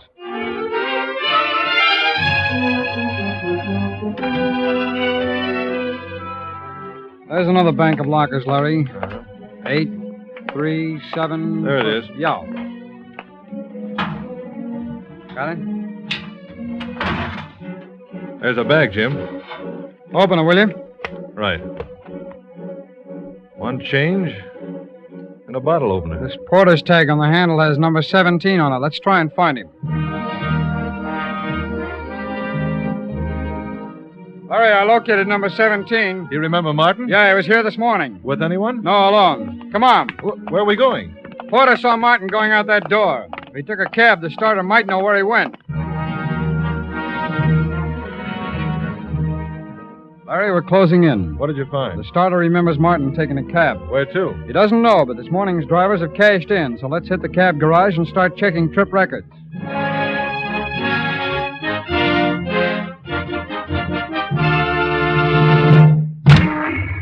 Can you leave the truck here? After 5 o'clock, you can park any place. You go ahead, Ma. We'll wait here. All right. Eric said the man's name was Wilson. Mr. Wilson, I remember. Good luck, Ma.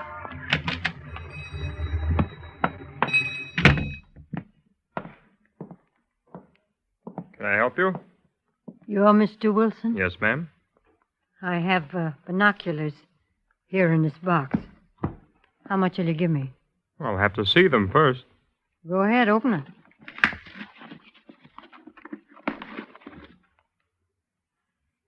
These are quite good. How much? $20. Oh, Mr. Wilson, they're worth more. Not to me. Well, all right. You want more? How many more? 9 dozen. I couldn't buy that many without knowing where you got them. Well, my husband, he has a trucking business. Sometimes it's good, sometimes it's bad. Right now, it's bad. One of his customers, he can't pay the bill. He told my husband to keep the goods. And these binoculars are the goods? Yeah. Where are the others? In a truck outside. Come on, I'll show you. I can't leave the store right now, but perhaps you wouldn't mind showing them to these gentlemen. Oh, you want to see the glasses? Yes, ma'am. Are you the owners? No, Mrs. Berrien. Well, who told you my name? We're special agents of the FBI. We just arrested your sons outside. Come on, we can all ride down to headquarters together.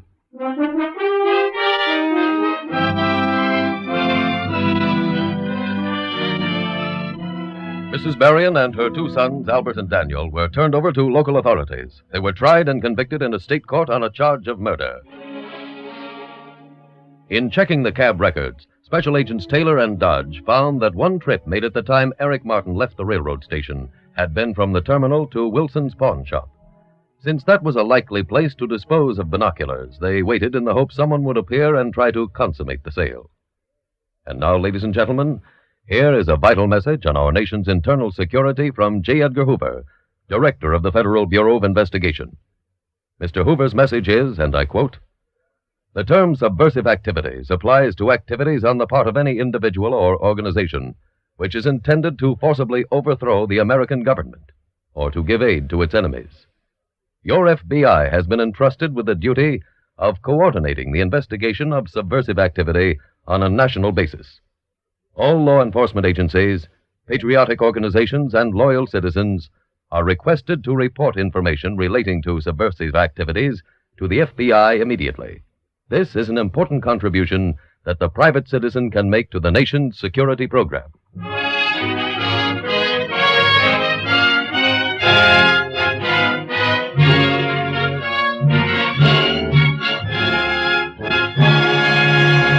Now, 2 final questions on the cost of the Equitable Society's Independent 60s plan. Mr. Keating, I'm 33 years old. How long before I should start one of these plans? Start right now. The sooner you begin, the lower your yearly cost will be. Is there any fixed amount of money I have to pay? No, the amount of your Independent 60s plan is strictly up to you. Your Equitable Society man takes into account your present salary, your future income under Social Security, and the life insurance you now own. A comparatively small amount of additional life insurance may be all that's required. Get the exact figure from your Equitable Society representative, or send a postcard care of this station to the Equitable Life Assurance Society.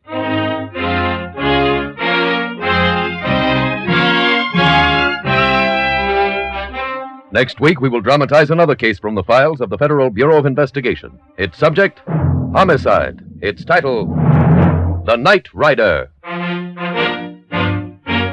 The incidents used in tonight's Equitable Life Assurance Society's broadcast are adapted from the files of the Federal Bureau of Investigation.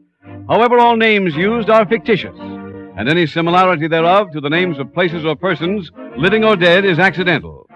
Tonight, the music was composed and conducted by Frederick Steiner.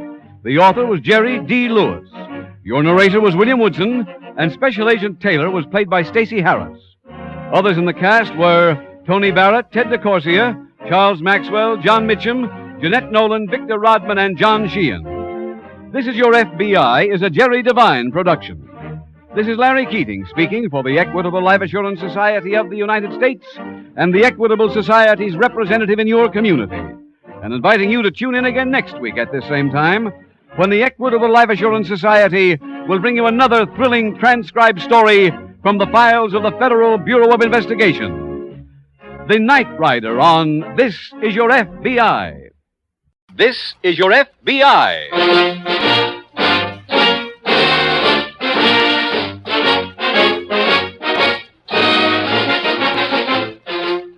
This is your FBI, the official broadcast from the files of the Federal Bureau of Investigation.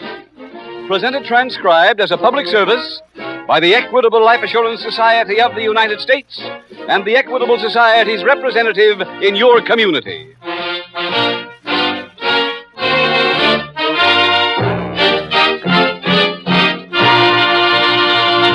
From time to time, most men and women ask themselves, what will I be doing when I'm 65 years old? Well, that's largely up to you and the decision you make right now.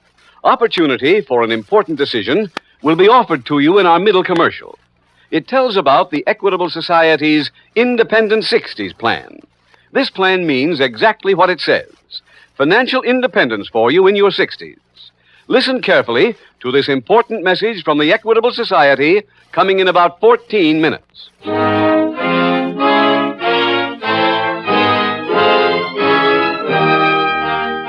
Tonight, the subject of our FBI file, homicide. Its title, The Night Rider.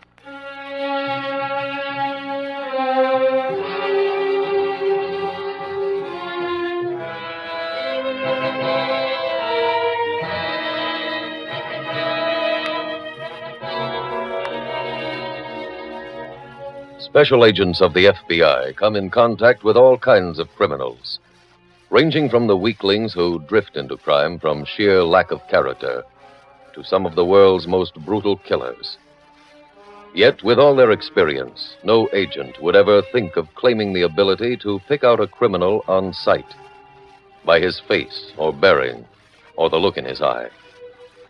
The point is this. Don't be misled by the villainous gangsters you see in the movies or on the stage.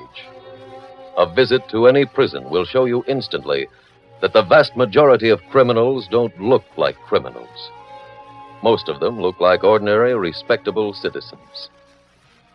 Tonight's case from the files of the Federal Bureau of Investigation has been chosen because it demonstrates that you can't be too careful in your casual contacts with strangers. Honest-looking faces and frank, pleasant manners are meaningless. You can't recognize a criminal at sight.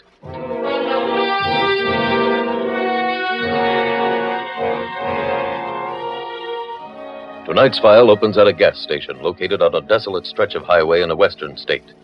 It is early evening. A car approaches and pulls into the station. The driver orders a full tank of gas. As the attendant cranks the pump, a young man approaches the car. Evening. Hello. You heading for Santa Fe? No, not that far. I'd appreciate you taking me as far as you're going. Well, all right. Hop in. Thanks, mister. The young man gets into the car, and when the tank is filled, they drive off, streaking swiftly across the lonely desert road as miles accumulate on the turning speedometer. Finally, as they reach the top of a high plateau, the young hitchhiker speaks. I guess you better pull over now. Huh? Yeah, pull over and stop. Look, This is a real gun, mister. Oh.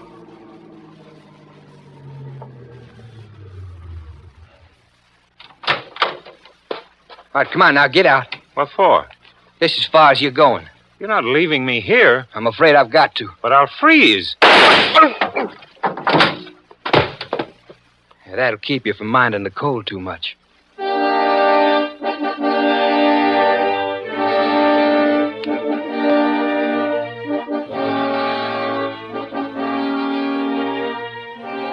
A short time later, at a nearby county courthouse, Sheriff Martin is in his office when Deputy Watson enters.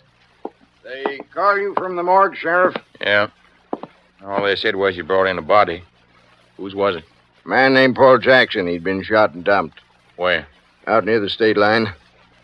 Morgue see how long he'd been dead? Oh, about an hour. Find anything besides a body? Oh, some good tire impressions and a few footprints, but they weren't clear enough to be worth anything. Never are when you need them. This wallet was laying by the body. No money in it, but lots of papers. Is it Jackson's? Yep. His picture's in it. From the papers, he was a traveling salesman, so I'd guess those tire tracks was made by his car. Car gone? Uh-huh. Body was laying just off the highway. Those footprints lead anyplace? Nope. They was concentrated just beyond the tire marks as if two men come out of the car. Any money in Jackson's pockets? Not a cent. Yeah, this adds up to a hitchhiker. Mm-hmm. Any lead on the car? Yeah. A charge slip from gas station over in Arizona. It's got a license number and Jackson's signature. What's the date? Today's. Better call the gas station. Describe the car and see if they remember anybody riding with Jackson.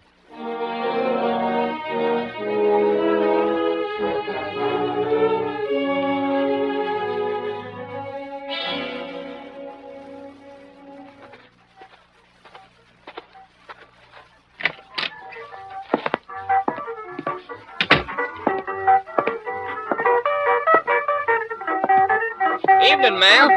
Oh, didn't hear you come in. The radio's too loud. That better? Uh-huh, much. What can I get for you? Hey, that sign telling the truth. Which one? Southern fried chicken. No, it's too late for that. That's on the dinner. Oh. Hey, any coffee left? No. You can have any of those sandwiches. Uh-huh. Baked ham. All righty. Coffee now or later? Now, please. All righty. Not much traffic tonight. No, ma'am, hardly none at all. Here you are. Thank you, ma'am. I'll be back in a minute. Where you going? The kitchen. Make your sandwich. Cream and sugar's on the counter. Thanks.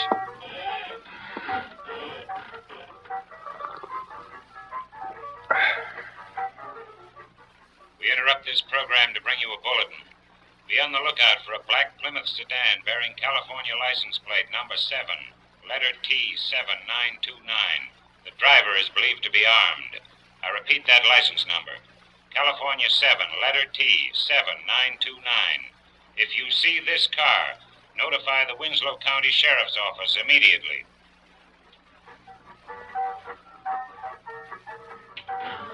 Yeah, I forgot to ask whether you wanted... He's gone.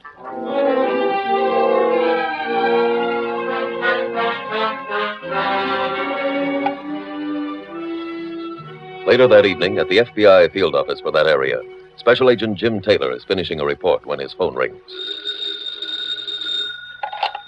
Special Agent Taylor.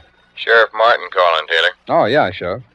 Got another case out here for you. Yeah, what kind this time? Murder. A man named Paul Jackson was found on the highway earlier tonight. Now, how do we figure? Jackson gave a hitchhiker a ride over in Arizona. Killing was done this side of the state line. Uh-huh. Any description on the car? And we just found it outside of town. Nobody near it, though. No prints. Any idea on the hitchhiker? Partial. Owner of a trading post where Jackson stopped for gas tonight remembered him giving someone a lift. Party was young, medium height, and wearing a short, heavy coat.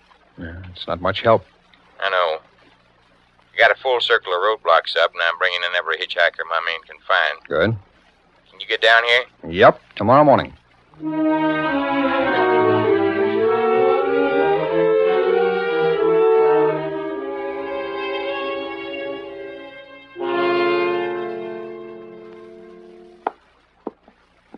I come in, Sheriff? Sure, Taylor.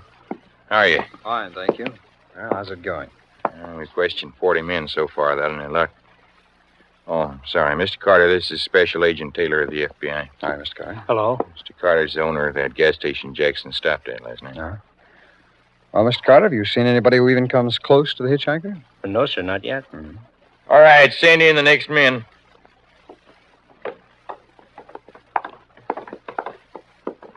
Stand right there.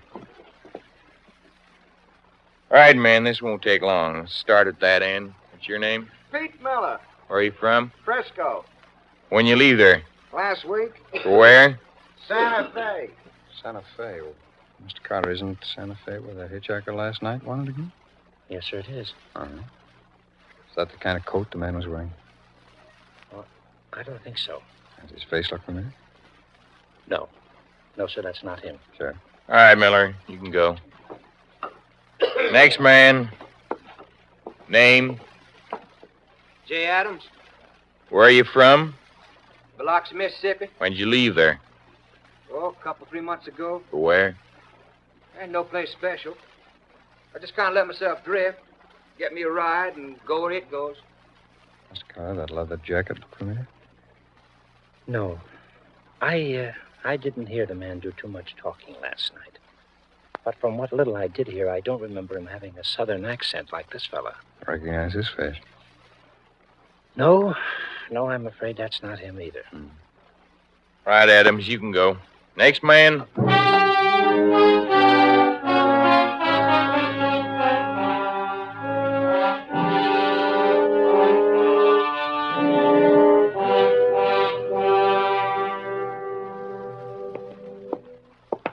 Well, that does it, Taylor. We run out of suspects to question. Sheriff, are you sure the killer was inside the circle when you set up those roadblocks? Well, I'm positive. We found Jackson's car cracked up. The radiator's still warm. No. Even if we got another lift right away, couldn't have gone more than 20 miles. Pardon me, Sheriff. Yes, Watson? Somebody named Miss Gray to see you. Wants to talk to you about the Jackson case. Yeah, I'll be right out. Come on, Taylor. All right.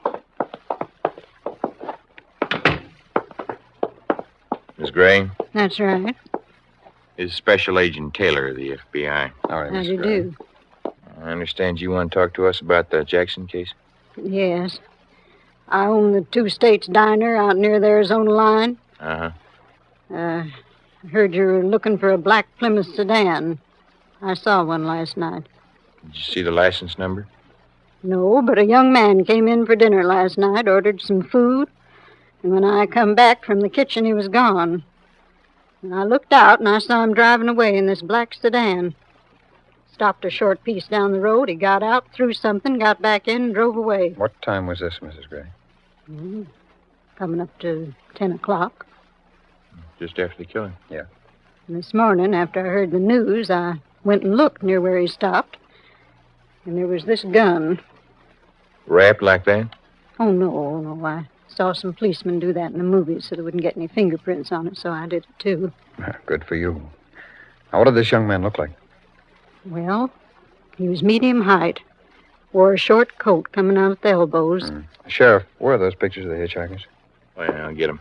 Fine.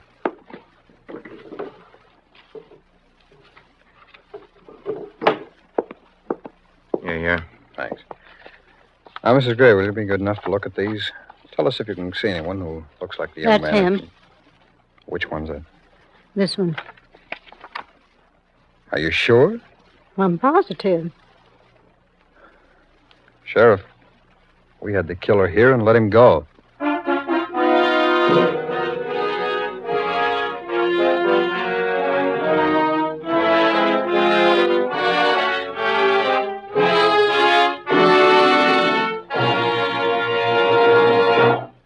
We will return in just a minute to tonight's exciting case from the official file of your FBI.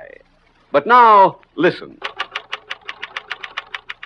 Those are the check writing machines at the home office of the Equitable Life Assurance Society. Every month, those checks go out to members who have paid up their Equitable Independent 60s plan. And here's Mr. George Ryan.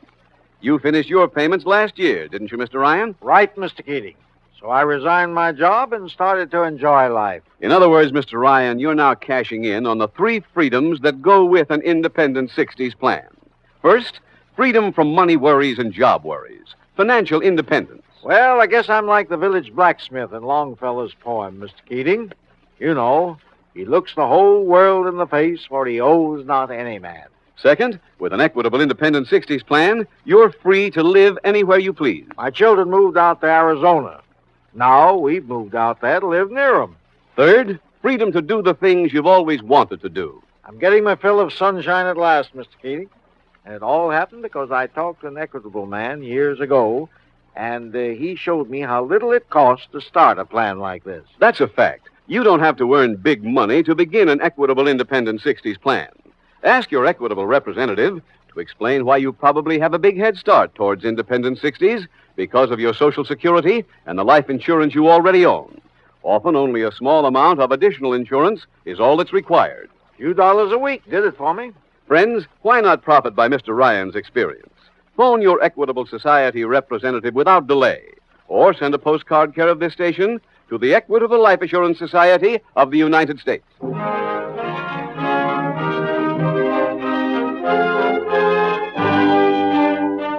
And now back to the FBI file, The Night Rider.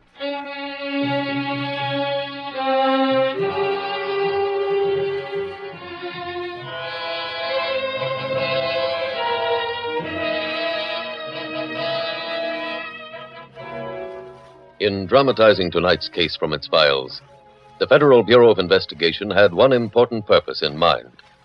Your FBI wished to repeat a warning issued again and again by almost every law enforcement agency in the land. Every month in all sections of this country, scores of assaults, robberies, even murders are committed by hitchhikers. To those of you who drive a car, do not give any stranger a lift. Remember, you can't recognize a crook on sight.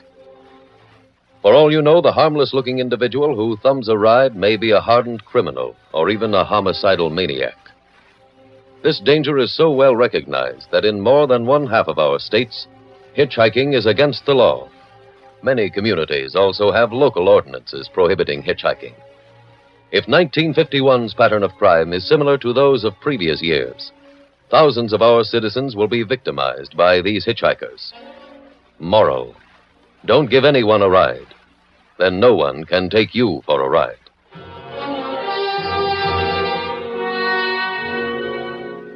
Tonight's FBI file continues later that day as Special Agent Taylor enters the county sheriff's office.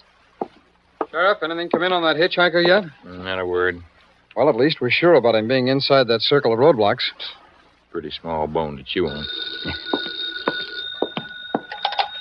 Sheriff's office. Sheriff, I gotta talk low. Who is this? Gus Rogers at the Chili Bowl. Go ahead, I can hear you. You still looking for that bird? Who? The one in the short coat. Yeah. You seen him? He's out front at the counter working on some tamales. Well, feed him slow. We'll be right there.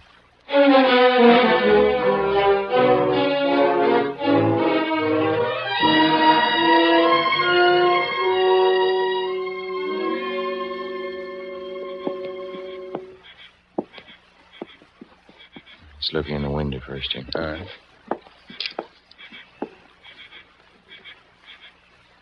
Nobody at the counter. Better go in. Look, there's somebody on the floor. It's Gus. All right, Gus, we'll have that gag off you in a minute. Bad cut on his forehead. I'll cut the ropes on his legs. Gag you. There we are. Oh, thanks, Sheriff. Jump you, Gus? Yeah.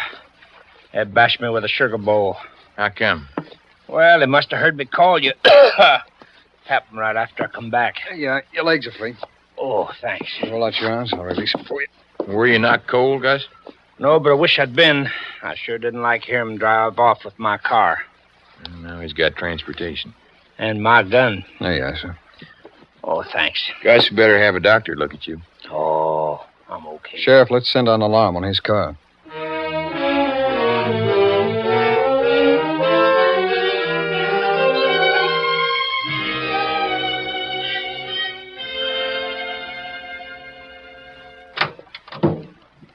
Doc said Gus ain't hurt bad. No, it's fine. Better get back to my office. Roadblock 9 to car 1. Roadblock 9 to car 1. Car 1 reporting. Come in, Watson. Adams just tried to shoot his way through. In Gus's car? Yeah. We stopped the car, but he got away. Where'd he go? Up the hill toward Painted Cavern. You head for there. We'll meet you. Right. Where is this Painted Cavern, Sheriff? Up in the hills. Oh, how far? A couple miles.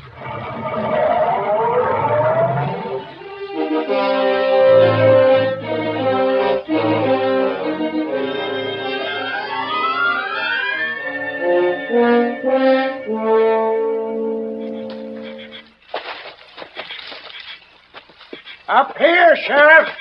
Right. Adams is in the cavern. Sheriff, is there any tear gas in your car? Yeah, it wouldn't work. Why not? Roof of the cave's about 100 feet high. It's plenty long. Yeah, besides at least 25 passageways leading off the cave. Oh, I see. Well, what's our procedure? We've just got to root him out. You know your way around in there? Very well. Mm-hmm. We stay together? No. Watson knows the place, too. We take the left side. You stay with me. We'll walk around to the right and meet at the back of the cave.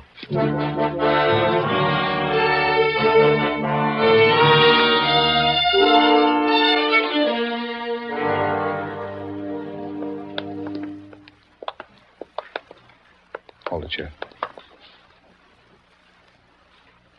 I thought I heard something. Probably watching. Think he's reached the back of the cave? Just about. You know, this would be a lot easier with a flashlight. All right, Adam, stop. Watching. Yeah, they came from back in there. Don't come no closer. I just shot one of you guys. How bad? I suppose you want me to light a match so you can see. What do you think we should do, Taylor? Hey, I'd like to make a deal. What kind? I want to get out of here, but I don't know my way. You give me directions, I'll carry your man out with me, then I'll leave him. I don't trust you. Looks like you've got to. Your guy here is hurt real bad. You better do it, Sheriff. But what do you say? Okay. Go ahead. Now, how do I get out? Can you feel the wall? Yeah? Well, keep walking with your right hand on the wall. You come to an exit. About how far is that? About 200 or 300 feet. You better be telling me right. If I don't get out, your man here stops another bullet. I told you the truth. Okay. There he goes. You guys better stay here. We won't follow you. Come on, Taylor, follow me.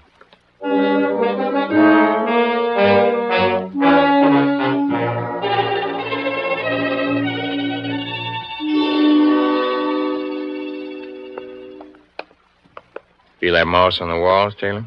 Yeah? We're getting close to water. Water? Underground river. Safe enough to use a flash now. Oh, fine. There it is. Come on. Well, now what? Now we'll lose some clothes. Hey, what? Swim the rest of the way. You mean to get out? Yeah. Okay. Goodbye, Jacket. These are new shoes. Yeah. Sheriff, I don't see any outlet for that river. It's below the surface. You swim under that wall rock on the left. Where does that take us? Outside the cave. Ready? Yeah, let's get in. Oh, brother. Cold, huh? We go under right here. How far down? About 5 feet. Just grope for the opening. Okay. And take a deep breath. Right. See outside.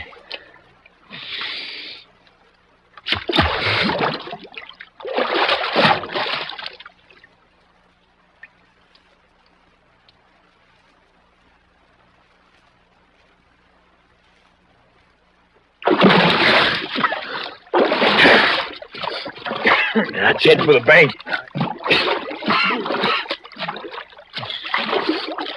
Where to now? To that opening. It's exit St. Adams, too. Oh. Think he's made it in? Oh, he went the long way. Oh.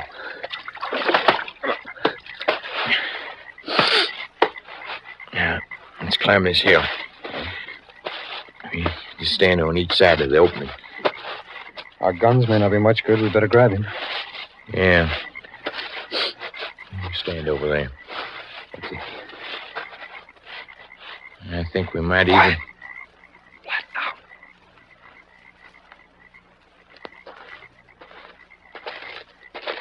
Hey! Let go!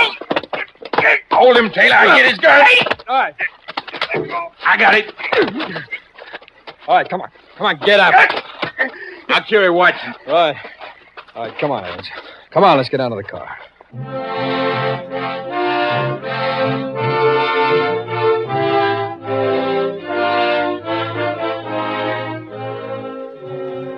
J. Adams was turned over to local authorities, tried and convicted on a charge of first-degree murder. You've heard tonight how one woman helped your FBI solve a murder. Not every woman has a chance to identify a fugitive killer, as did Mrs. Gray in this case. But in the current issue of McCall's magazine, FBI Director J. Edgar Hoover tells what every woman can do to help prevent crime, or to clean up a crime-ridden community. If you want to know what you can do about the situation in your city, read what the women of Gary, Indiana did about it in theirs. And read J. Edgar Hoover's 10 Commandments of Crime Prevention in the current issue of McCall's magazine, now on the newsstands. America's criminals can be conquered if you do your share of the job. But that share has a price tag on it. You can buy a cleaner community only with civic alertness, energy, personal decency, and wholesome self-sacrifice. Decide for yourself whether that price is too steep for you.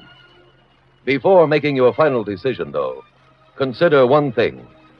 Upon your answer depends not only the welfare of every coming generation, but also your own self-preservation.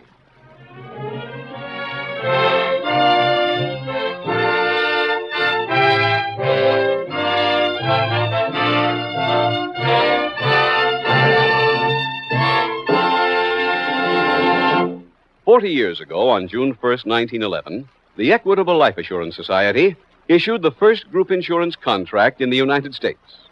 On this 40th anniversary, the Equitable Society is proud of having pioneered a form of coverage that today furnishes life insurance protection to over 20 million American employees, accident and health insurance protection to over 10 million, hospital, surgical, and medical expenses insurance to over 8 million, and assures retirement insurance pensions to over 2 million workers. But we are proud of more than mere numbers. The group insurance movement, which the Equitable started 40 years ago, operates within the framework of the free American private economic system. It provides security without infringing upon liberty. It is an American system, and of that, we at the Equitable Society are particularly proud. Next week, we will dramatize another case from the files of the Federal Bureau of Investigation. Its subject, hijacking. Its title, The Return of Father Crime.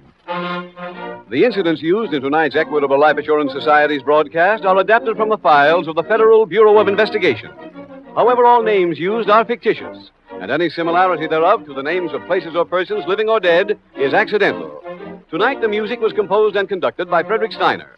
The author was Jerry D. Lewis. Your narrator was William Woodson, and Special Agent Taylor was played by Stacey Harris. Others in the cast were Herbert Ellis, Stanley Farrar, Lamont Johnson, Wally Mayer, Henry Morgan, and Peggy Weber. This Is Your FBI is a Jerry Devine production. This is Larry Keating speaking for the Equitable Life Assurance Society of the United States and the Equitable Society's representative in your community, and inviting you to tune in again next week at this same time when the Equitable Life Assurance Society will bring you the return of Father Crime on This Is Your FBI. This is Your FBI.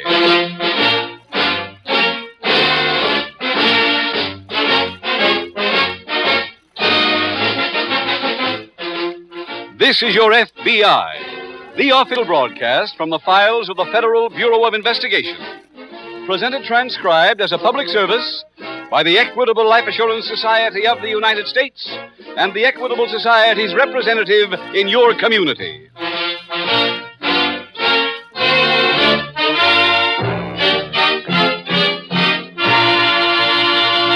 From time to time, in their 30s and early 40s, most men and women ask themselves, what will I be doing when I'm 65 years old? What are my chances of being 100% self-supporting when it's time to stop work? Well, that's largely up to you and the decision you make right now. One such opportunity for an important decision will be offered to you in our middle commercial. It tells about the Equitable Society's Independent 60s plan. This plan means exactly what it says. Financial independence for you in your 60s. Do you like that idea? Then please listen carefully to this important message from the Equitable Society coming in about 14 minutes.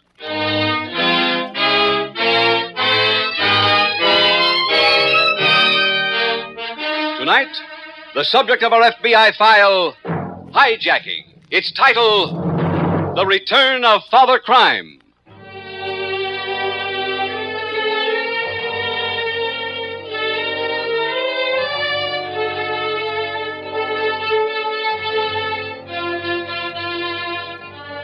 Recent investigations have given the public a new conception of organized crime.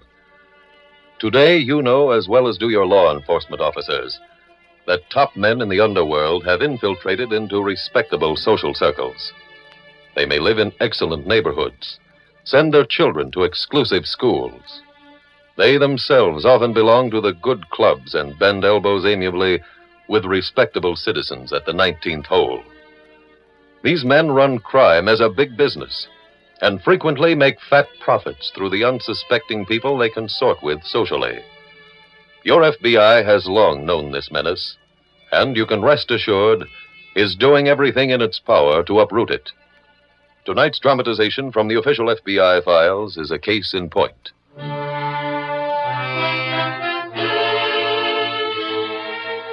Tonight's file opens in a large Midwestern city. A man sits in the steam room at a fashionable club. He looks up as he hears the door open. You in here? Yeah, Hal. Thought you were coming in the office today. I got tied up on that auto radio deal. We finally got our price. Good. Nothing to clean up before you leave, is there? No. I'll only be gone a few days anyway. You flying? Driving. I'm stopping at the Springs on my way back for some golf. Oh, that's a great course. If you don't slice. So I hear. Thought I might hit Chicago, too. Look at some of that freezer equipment. You still like that idea, don't you? Yeah. It'll open up a new field for us.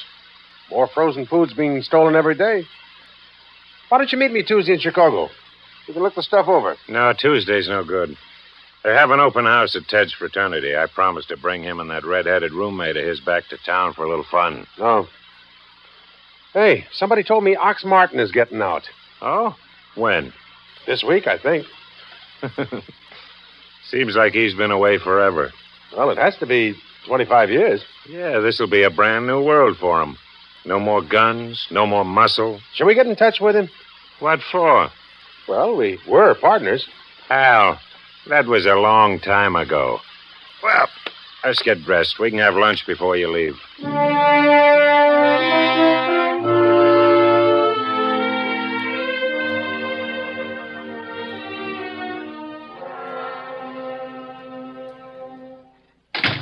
George? Mm-hmm.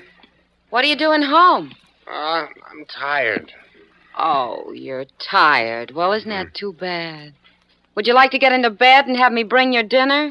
Can a guy get tired? If he can afford it. How much did you make today? $4.50. $4.50? Yeah. The kid next door steals more off newsstands. What were you breaking into? Hot rods? Elsie, these days everybody's locking their cars. Oh, you poor boy. Isn't that tough?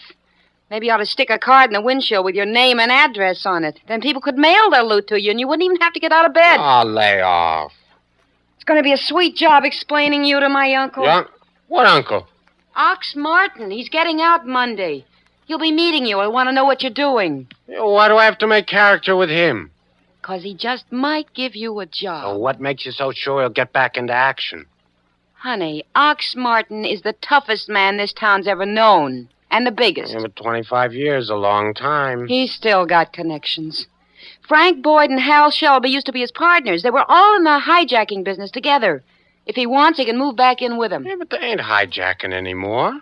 They've got plenty of other touches. And what if they don't want Ox? If Ox wants them, he'll move in.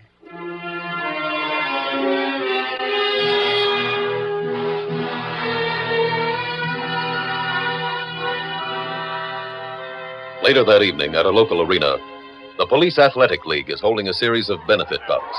Seated near the ring are FBI Special Agent Taylor and Police Detective Mort Ross. Jim, look at that kid punch. Yeah. He's got a great right hand. Yeah. Oh, man, he's using those big gloves. That other boy must be, too. Oh, it's great. It's a real good fight. Yeah. Where do you see the middleweights? One of them's the kid I arrested last year for snatching purses. Oh? Woman refused to prosecute, and I got the boy to come down to our gym. If he doesn't turn pro, he wants to be on the force. You know, Mort, the league sure does a great job fighting delinquency. Yeah. It's too bad they didn't have one when Ox Martin was a kid. Who's Ox Martin? He started piling up a record before I joined the force. Ox Martin. I don't think I've ever heard of him, Mort. Yeah, he's just finishing a 25-year stretch. Gets out Monday. What was he in for? Murder. He was a tough cookie, and he had brains to go with the muscle. Oh? He originated quite a few techniques. Like what? First hijacker ever to use detour signs to run the trucks into ambush. First to use a state trooper's uniform to stop a But truck. he didn't invent a way to stay out of jail. No, that's one they all miss. All right, come on, Shorty. All right, Jim, let's see if we can root this kid in. Come on, boy.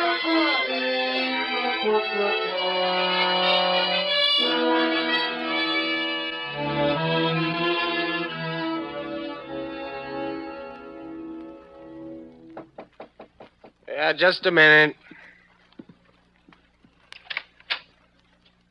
Yeah, this the Lane apartment? That's right.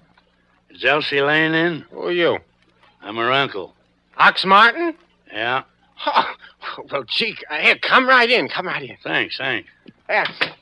Hey, Elsie. Yeah? Your uncle, Mr. Martin, is here. Oh, swell. She'll be right with you. Here, let me have your coat and hat, Mr. Martin. You just make yourself comfortable. Uncle Ox. Hello, Elsie. Gee, I don't know what to say except, well, it's just wonderful seeing you. Yeah. Ain't it, though, huh? Yeah. Yeah, same here. I guess she's changed some, huh, Mr. Martin? She ain't a kid no more, huh? Oh, she's a very attractive young woman. Well, thanks.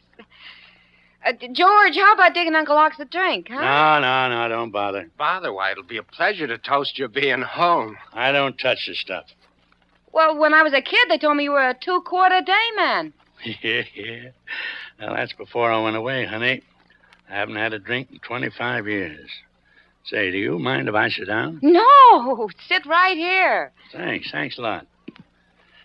I'm a little tired after my trip. That feels good. You got any plans, Uncle Ox? Plans? Plans about what? What you gonna do? Oh, I got a couple of ideas. You gonna work alone? I don't think so. I may hook up with some outfit. Shelby and Boyd are still around. Frank Boyd and Hal Shelby? Yeah, they're big men these days. That's so. Doing what? They got a lot of touches. Yeah, that'd be a good spot for you to move into, Mr. Martin. No, I didn't have anything like that in mind. Yeah, but you just said you wanted to hook up with somebody. I had something a lot different planned. Yeah, like what? Working with flowers. Oh, you mean muslin flowers? No, son. Just tending the flowers. What are you talking about? I was head gardener at the prison for over 15 years. I learned a lot about flowers. I'd like to get a job in that line. You mean be a gardener? A legit gardener? That's right. Huh? What's the joke? Ask Elsie. Shut up! Elsie, what's so funny?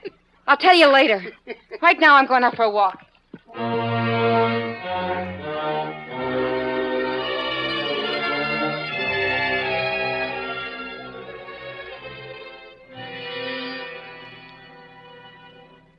Mort, do you remember telling me about Ox Martin? Oh, sure, Jim. Well, according to the records, he was once arrested with two men named Frank Boyd and Hal Shelby. Yeah, they used to work together. What do you know about Boyd and Shelby now? Enough. Why?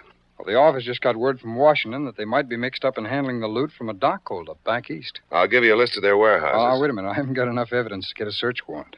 Have you ever worked on them? Yeah, I arrested them for selling stolen property 5 or 6 years ago. They were convicted, but got short terms. They're tough to collar, Jim. You see, they've got 3 or 4 legitimate businesses to hide behind.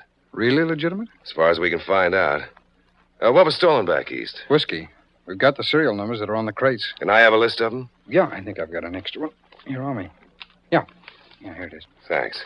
Now, come on back to the file room. I'll get you everything we've got on Boyd and Shelby.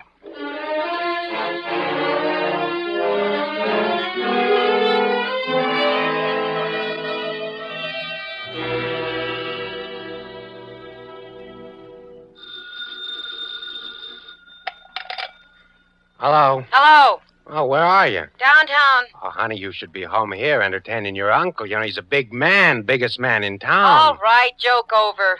Where is he now? In the bedroom sleeping. We'll see that he doesn't leave the house. Why? What for? We're going to use him.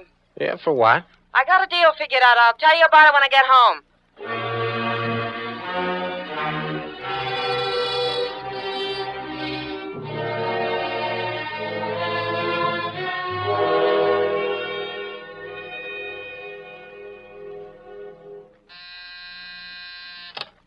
Yeah? Somebody here to see you. Who is it? Her name is Lane. Says she's Ox Martin's niece. Oh, all right, send her in. Yes, sir. Hello there. Hello. Come right in. Thanks. Well, I understand Ox Martin's your uncle. That's right. I'm Elsie Lane. Well, sit down, Miss Lane. Thanks. Ox, get out, did he? Yes. I heard the other day he was getting sprung. You seen him? Yes. How is he? He doesn't look a day older, Mr. Boyd. Oh, that's fine. And he's real anxious to get back into action. Oh? That's why Ox sent me here. Well, I guess we could find something for him to do. He's not interested in a job, Mr. Boyd. But you just said... You were his partner once, weren't you? You and Mr. Shelby. Yeah, that's right. That's how he wants it to be again. Look, Miss Lane, that partnership was 25 years ago. As far as Ox goes, it still stands. He told me to tell you that, too. Then suppose you tell him something right back. Tell him to get a lawyer and sue us. He means business, Mr. Boyd. So do I, young lady. Now, if you don't mind, I've got some work to do.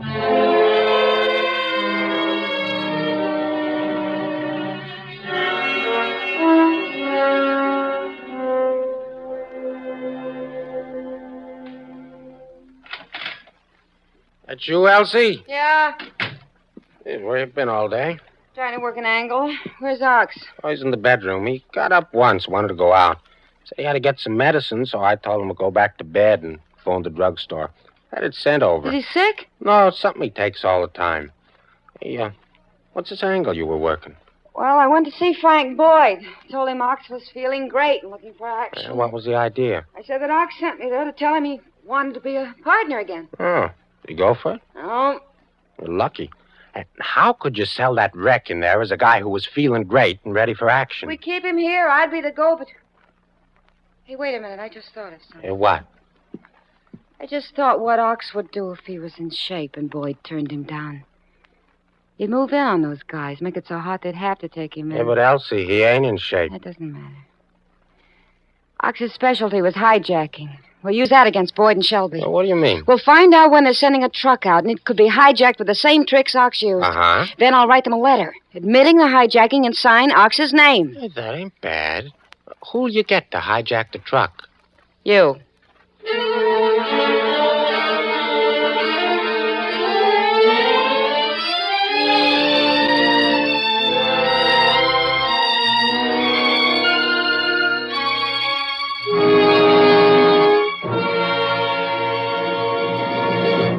We will return in just a minute to tonight's exciting case from the official files of your FBI.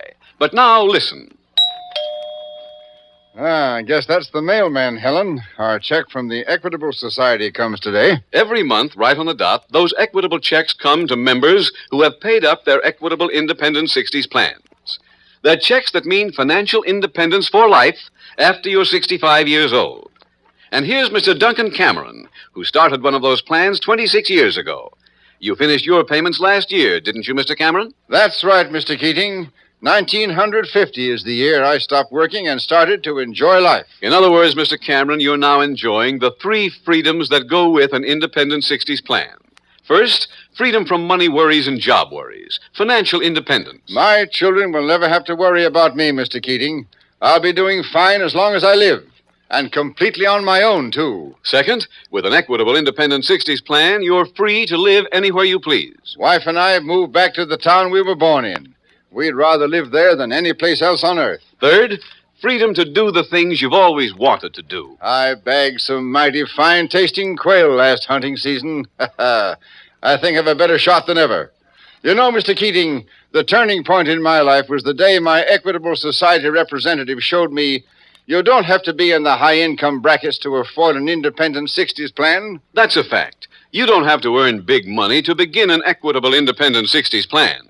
Ask your Equitable representative to explain why you probably have a big head start towards independent 60s because of your Social Security and the life insurance you already own. Often only a small amount of additional insurance is all that's required. A few dollars a week did it for me. Friends, why not profit by Mr. Cameron's experience? Phone your Equitable Society representative without delay, or send a postcard care of this station to the Equitable Society. That's EQUITABLE.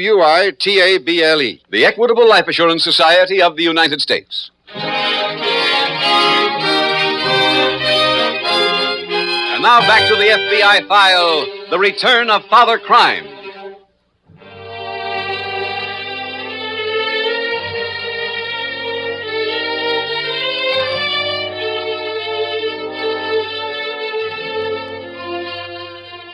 War brings to a people more than casualty lists. It also carries in its wake a wave of crime. That fact has just been proved again by a crime survey taken by the Federal Bureau of Investigation. The study covered the period since last June, when the Korean War began. It shows a pronounced upswing in many types of crime. Mr. J. Edgar Hoover, director of the Federal Bureau of Investigation, in commenting on these figures, said, and I quote, "These increases reflect a criminal trend which, if unchecked, will greatly impair the security of the nation's home front. An increased public awareness of the seriousness of this menace is absolutely essential if America is to remain strong and free."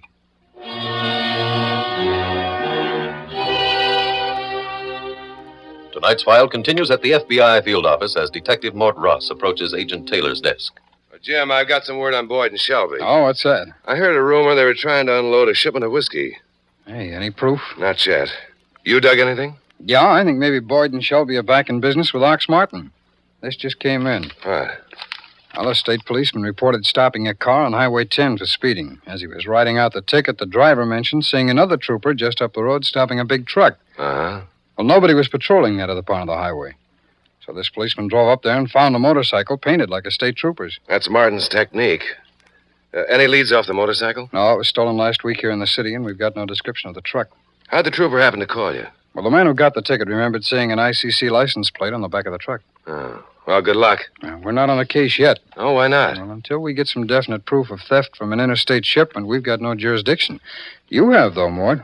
So why don't you try and locate Ox Martin?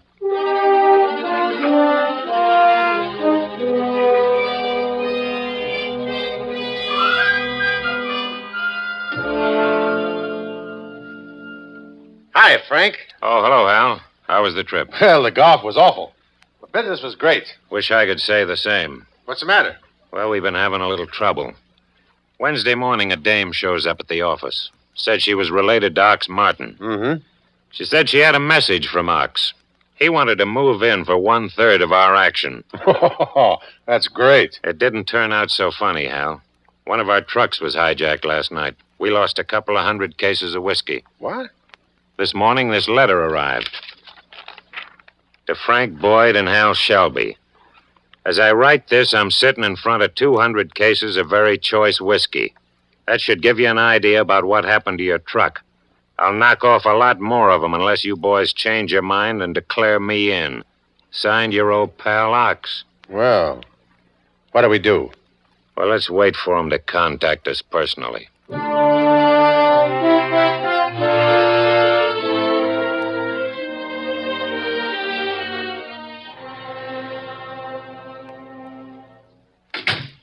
Who's that? Me? Oh, thought it was Ox. Ox? Where is he? Out for a walk, I guess. You let him go out? It had nothing to do with it. I went out for a newspaper. When I came back, he was gone. Oh, that's great. Suppose he runs into Boyd or Shelby. How would they know? And look, he probably just wanted some air and went around the block. That still isn't good.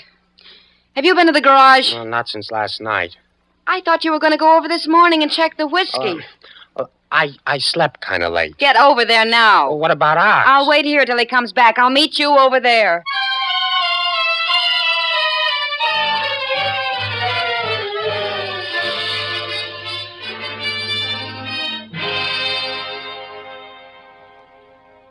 Say, Frank, are you sending out those electric blankets tonight? Yeah, I plan to. I think we ought to put 2 extra men on the truck. That's a good idea. Mr. Martin to see you. What? Ox Martin? Yes, sir. Tell him to come in. You wearing a gun, Al? Yeah. Come in. Well, hello there, fellas.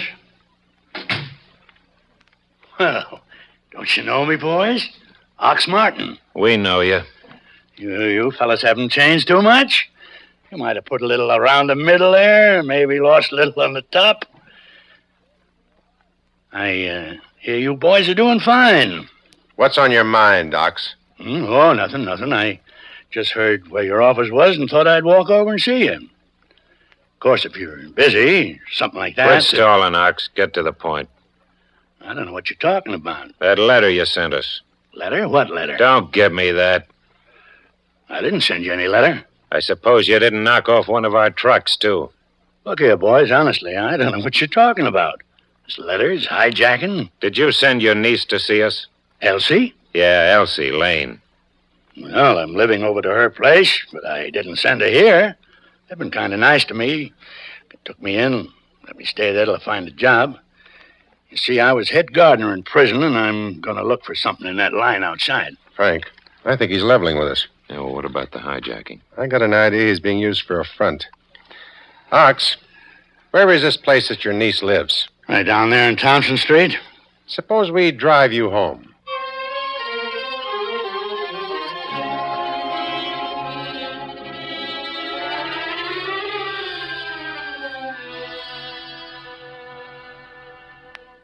Mort, the Bureau is in on that hijacking. Officially? Yeah, the truck was found abandoned, and the state police discovered part of a broken whiskey crate inside it. Was there a serial number on the crate? Yeah, and it was one of the numbers on that list that I gave you.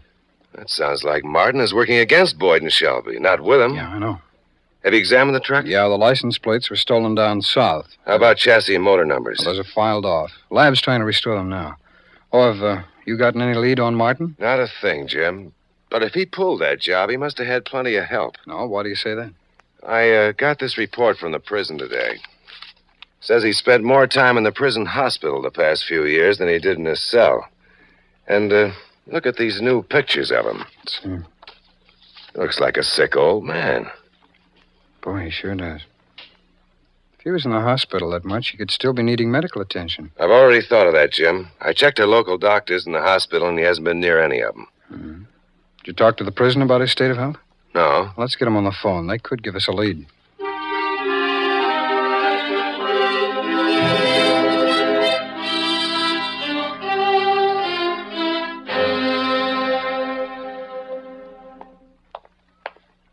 George? I'm back here. Ox come home? No. I thought you were going to wait for him. I left a note for him, telling him to come here. Well, what'd you do that for? This'll be a better place for him to stay. We can put a bed in the garage office, and if he wanders out, nobody in this neighborhood would know him. Well, what are we going to do with the whiskey? I got a lead this morning on a customer. He wants to give us $20 a case. What? Oh, buttermilk is worth more than that. Do you want to dig up a buyer? No. Okay, then. Just let me... We're back here, Ox. Oh, fine. I got your note, so I came right over. Good. I brought some friends with me. Who? You remember me, Miss Lane, Frank Boyd. Oh, yeah. It's my partner, Hal Shelby. There's the whiskey, Frank. Yeah, I see it. Ox, why'd you bring him here? They wanted to meet you. Look, we're busy now. We're waiting, Miss Lane, till our truck arrives. Truck for what? To take our whiskey back. What do you mean, your whiskey? It belongs to us. Well, I'm glad to hear you admit it, Boyd. What? Stand right where you are, all of you. I'm a special agent of the FBI. You're all under arrest.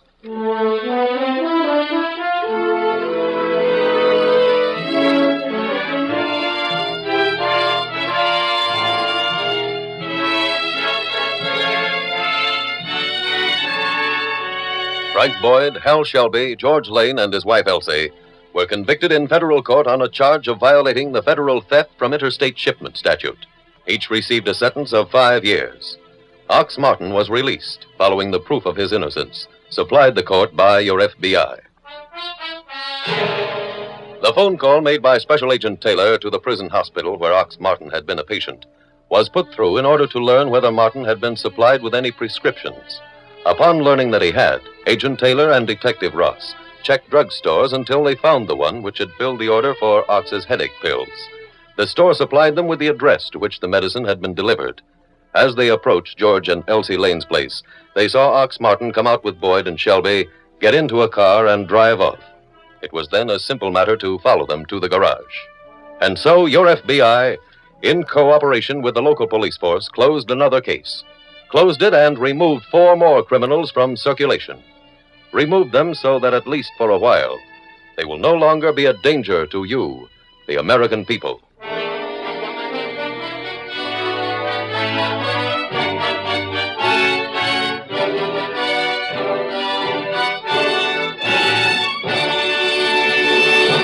Now, one final question on the cost of the Equitable Society's Independent 60s plan. Mr. Keating, I still find it hard to believe that a plan like this doesn't run into big money. Well, you already have Social Security, don't you? That's so. You already own some life insurance, don't you? Yes, I do. Then you now have a big head start towards an Independent 60s plan.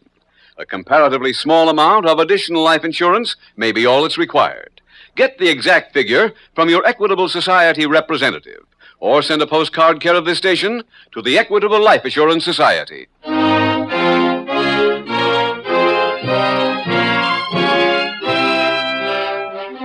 Next week, we will dramatize another case from the files of the Federal Bureau of Investigation. Its subject, homicide. Its title, The Mountain Murders.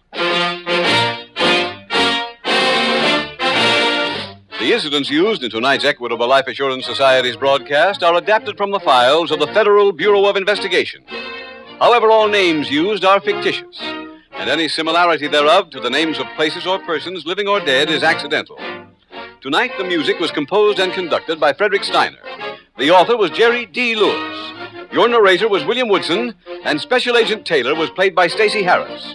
Others in the cast were Walter Catlett, Georgia Ellis, J.C. Flippen, Henry Morgan, Paul Richards, and Carlton Young. This Is Your FBI is a Jerry Devine production. This is Larry Keating speaking for the Equitable Life Assurance Society of the United States and the Equitable Society's representative in your community, and inviting you to tune in again next week at this same time when the Equitable Life Assurance Society will bring you another thrilling transcribed story from the files of the Federal Bureau of Investigation. The Mountain Murders on This Is Your FBI.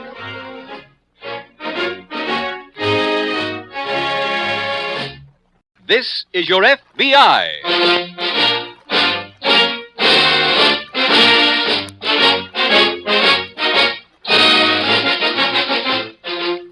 This is your FBI, the official broadcast from the files of the Federal Bureau of Investigation.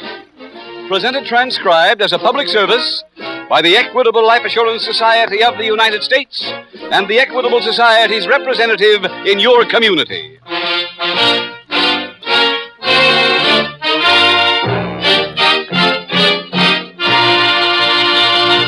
From time to time in their 30s and early 40s, most men and women ask themselves, what will I be doing when I am 65 years old? What are my chances of being 100% self-supporting when it's time to stop work? Well, that's largely up to you and the decision you make right now. One such opportunity for an important decision will be offered to you in our middle commercial. It tells about the Equitable Society's Independent 60s plan. This plan means exactly what it says. Financial independence for you in your 60s. Do you like that idea? then please listen carefully to this important message from the Equitable Society coming in about 14 minutes.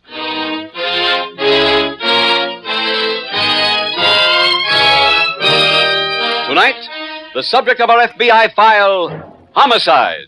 Its title, The Mountain Murders.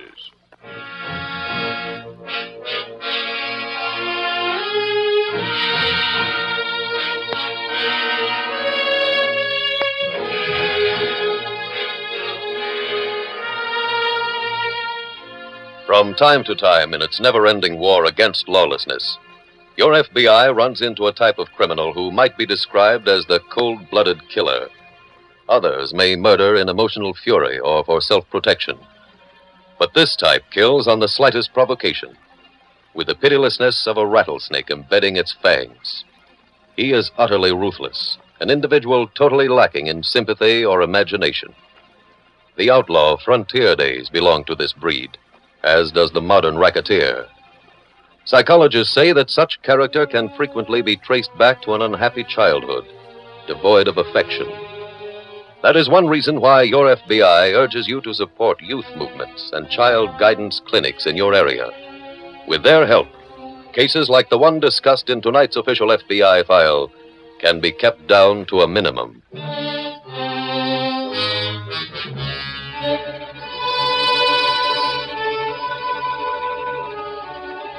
Tonight's file opens in a mountain shack located in a southern state. A lanky, raw-boned man sits on a chair tilted against the wall, his hat almost covering his eyes as he idly fingers his guitar. Near the window, a lean woman pushes her hair from her face and resumes patching a faded pair of jeans. Roy, Yeah? back acres need plowing. Sure do. Gonna get to 'em? When? As soon as I'm feeling up to it. That be very long? No telling.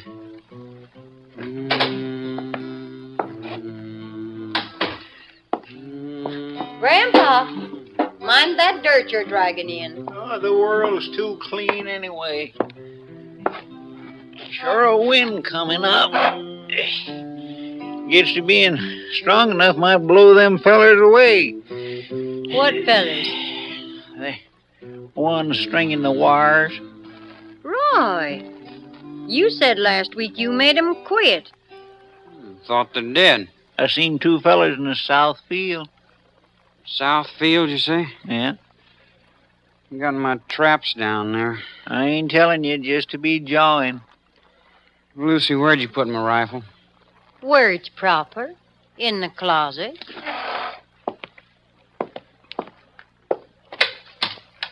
They was right close to where the fence needs mending. I'll find them. You got shells? Yeah. Enough to take care of both of them.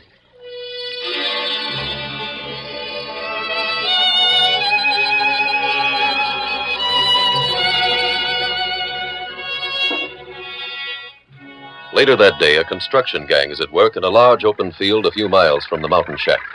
A husky, bronze-faced man yells instructions to his crew. Get that crane fixed and move it down. You men on the cats can roll too. Pardon me. They said we'd find Joe Scott up here. That's me. Oh, well, I'm Jim Taylor, FBI. This is Agent Tommy Hart. Mr. Scott. We were driving back to the city, Mr. Scott, when the office radioed us. They said you reported some shootings. That's right. And they have it on the government reservation? Yeah. What are the details? You see those steel towers up the hill? Yeah. Once they're up, we string the wire along them. That's a two-man job. One man in the tower and one on the ground. I see. This afternoon, somebody shot the team working on number 9. The county hospital says they both might die. Where's number 9? 2 miles up the hill. Any idea who did the shooting? Well, I suspect a local farmer. Oh? Last week, Bill Carter, one of our engineers, was up by the site of number 9, and the farmer came over and threatened him. He told Carter to stay off that part of the hill, or there'd be trouble. Was that government land, too? Yeah. Carter explained it to him, but he said he wasn't going to have his traps ruined by a government or anybody else. Is Carter around now? Down the road away. Jim, how about me going to county hospital and seeing the wounded man, huh? All right, Tommy. I'll interview Carter. Meet you later at the construction shack.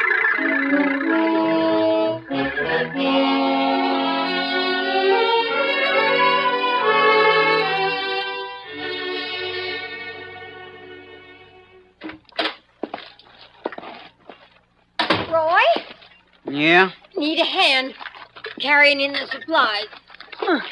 Soon as I'm up. Get my tobacco? Uh-huh. Mighty grateful. Hell, went up a penny. Again? Yes. 1 week to the next. Things costing more. Any talk at the store about the shootings? Mm-hmm. Yeah, guess we'll be having a visitor. Who's coming? Government man. Heard this fella from the power company come into the store and called the government. After hanging up, he said they were sending somebody. When? Today. Roy, maybe you better go hide. You can set yourself in that old cave I used a couple years back. Ain't much for caves. I heard those government men be here today. Oh. Want us all to get rifles and try holding them off? No. You going? Mm-hmm. As soon as I get my guitar.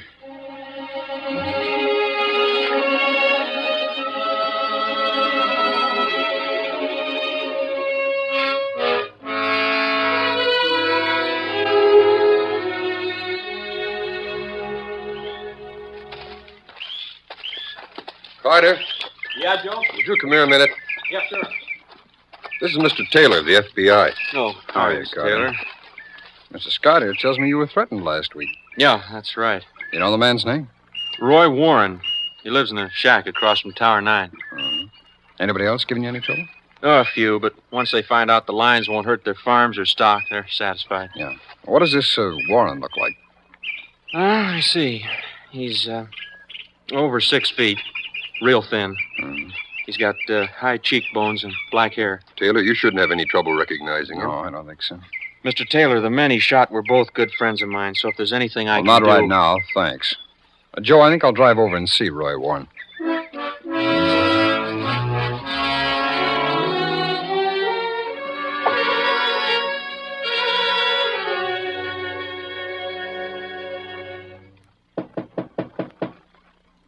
Who can that be? No idea.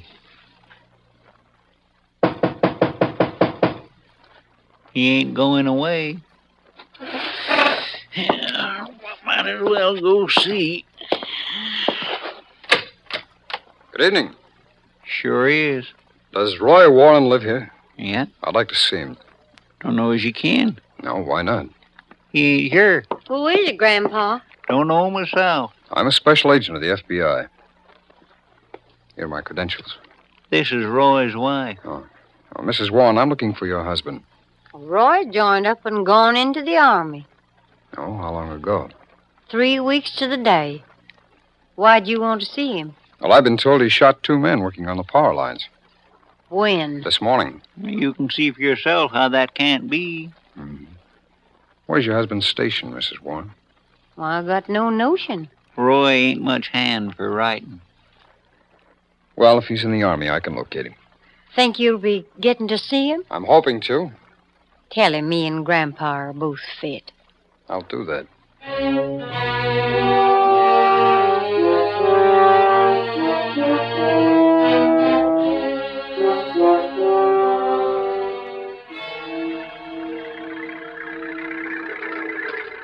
Tommy? Yeah? Tommy, did you get anything down at the hospital?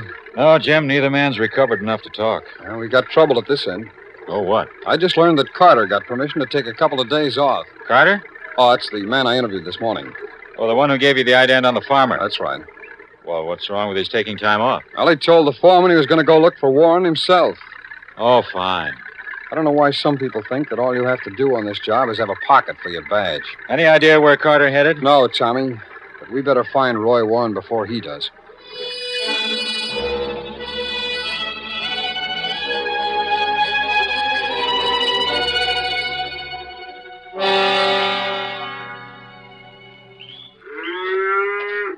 Through milking yet? Pail ain't even damp. Yeah. It's the second day she's been dry. Yeah. Hey, who's that? Where? Feller coming to us? He's a stranger. I'll fetch my gun. Never saw him around. Stand there, mister. Okay. What you want? Some water. Why? I'm thirsty. Plenty other places got wells. I just happened to be passing here. Where was you heading? Up the hill. I'm with the power company. And, mister, you don't have to walk around with your gun anymore. That man's been captured. Who? The one who shot 2 of our men last week. You say they found him? Uh-huh. He was identified by the men he shot. Turned out he came from up north. The law got him? Yeah. The well's out back of the house. Go get yourself a drink. Thanks very much. My horse needs shoeing. Yeah, I know. Well, can you do it now? Guess so. Where are you going?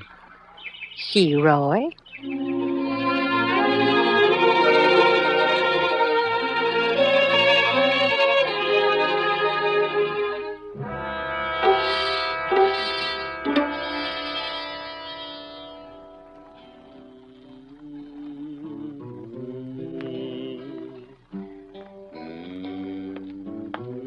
Hello, Roy.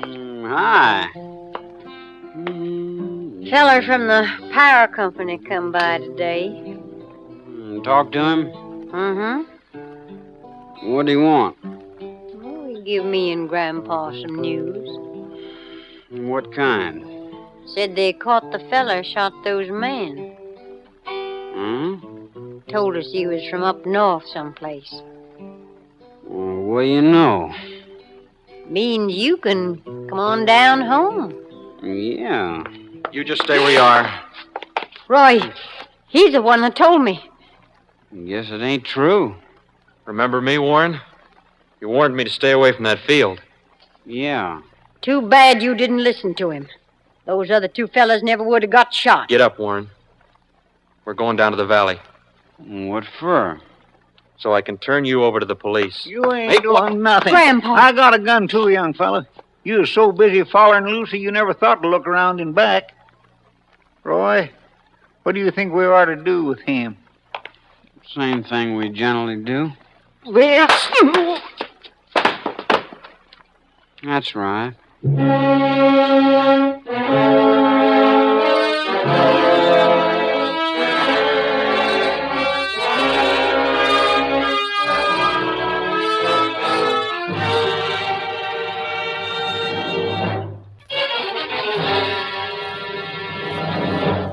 We will return in just a minute to tonight's exciting case from the official file of your FBI. But now, listen. Those are the check writing machines at the home office of the Equitable Life Assurance Society. Every month, right on the dot, those checks go out to members who have paid up their Equitable Independent 60s plan. They're checks that mean financial independence for life after you're 65 years old. And here's Mr. Frank Peterson, who started one of these plans back in the late 1920s. You finished your payments last year, didn't you, Mr. Peterson? Yes, Mr. Keating. I've quit work, and I'm here to prove that life can begin at 65. In other words, Mr. Peterson, you're now cashing in on the 3 freedoms that go with an independent 60s plan. First, freedom from money worries and job worries. Financial independence. I've got some mighty fine children, Mr. Keating, but I'm glad I'll never have to move in on them and be a burden to them. Second, with an Equitable Independent 60s plan, you're free to live anywhere you please. We've taken a pretty little place down in the Valley of Virginia. And let me tell you, it's true what they say about Dixie. It's wonderful. Third, freedom to do the things you've always wanted to do. I've got a couple of bird dogs I'm training. Takes time, but I got plenty of that since I started getting checks on my Independent 60s plan. A lot of my friends think I must have made a lot of money to retire like this, but they're wrong. You don't have to make a big salary to afford an Independent 60s plan. That's a fact. You don't have to earn big money to begin an Equitable Independent 60s plan. Ask your Equitable representative to explain why you probably have a big head start towards Independent 60s because of your Social Security and the life insurance you already own. Often only a small amount of additional insurance is all that's required. A few dollars a week did it for me. Friends, why not profit by Mr. Peterson's experience? Phone your Equitable Society representative without delay. Or send a postcard care of this station to the Equitable Society. That's EQUITABLE. The Equitable Life Assurance Society of the United States.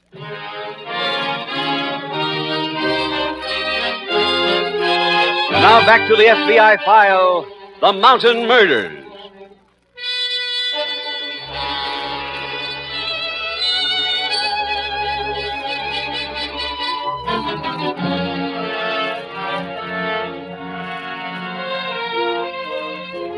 Some of Special Agent Taylor's words, which you heard a few minutes ago, are so important that they warrant repetition. Speaking of Carter's ill-advised attempt to find Warren's hideout, Agent Taylor said, "Why do some people think all you have to do on this job is have a pocket for your badge?" While we may applaud Carter's motives and marvel at his courage, we can only condemn his foolhardiness bordering on stupidity in going after a criminal equipped only with good intentions and a gun. Your FBI takes this occasion to re-emphasize its oft-repeated advice. When a crime is committed, report it immediately to your local authorities. Then keep your hands off unless requested to do otherwise.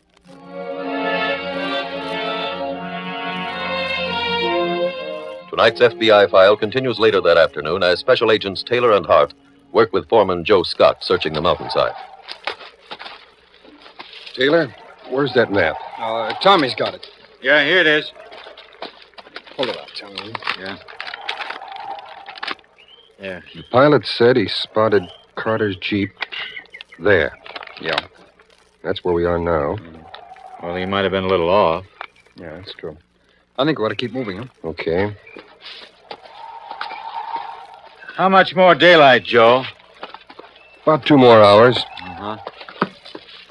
Wait. Look over there. That's Carter's Jeep. Yeah. Must have come off that cliff. Never saw one that cracked up. Well, if I'm right about the cliff, Carter should be around here close by. Come on, let's look. Joe, did you put any towers up on that cliff? Mm-hmm. Well, then you know the road up there. How is it? Not really a road, Taylor. More of a trail, and it winds past the caves. Huh? Hundreds of them all over the face of the mountain. If Warren's in one, you'll never find him. Why not? Well, most of them are connected, like rooms in a railroad flat. Take an army to flush Wait a them minute, out. hold it. Carter. Yeah. Here, pull him over. Easy. It's a bad head wound. Mm-hmm. That doesn't look like one he'd get in a crash. You better get him to the doctor quick. Oh, I'm afraid it's too late for that. Carter's dead.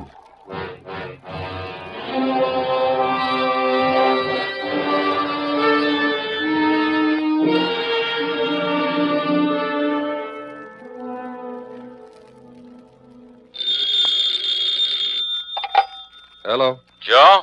Yeah? This is Hart. Can I speak to Taylor, please? Taylor, for you. It's your partner. Oh. Thanks, Joe. Hiya, Tommy. Hi, Jim. I'm at the hospital. Both men died this afternoon. Well, that's 3 for Warren. No word on them yet, huh? No, none, Tommy. I've been thinking about those caves up on the cliff. If Warren's up there, he knows he'll have to stay under for quite a while. Uh-huh. Well, to do that, he'll need food, probably canned food. That's true. I checked at the general store. Mrs. Warren shops there once a week. She's doing again tomorrow. How does that fit in? Well, she got her usual order last week. Now, if she takes extra rations this time, it'll mean Warren's hiding out in this area. Yeah, but Jim, if we were right about Carter being ambushed after following her, they'll be doubly careful about that now. Yeah, but maybe we can do the job without trying to trail him. I'm having the office rush some special equipment out here.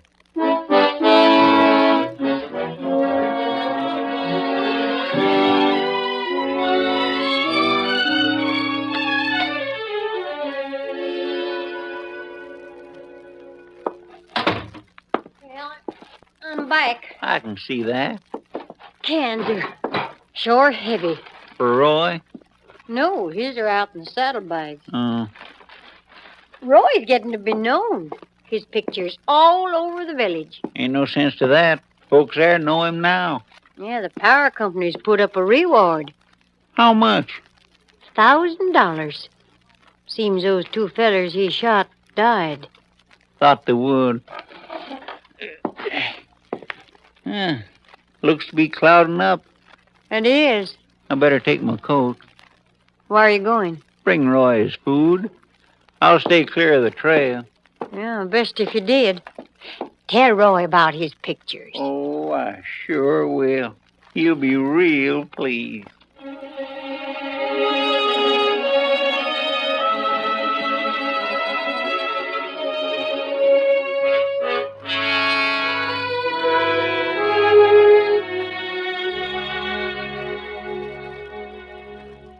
Joe, move your chair over here next to Tommy's, will you? Okay.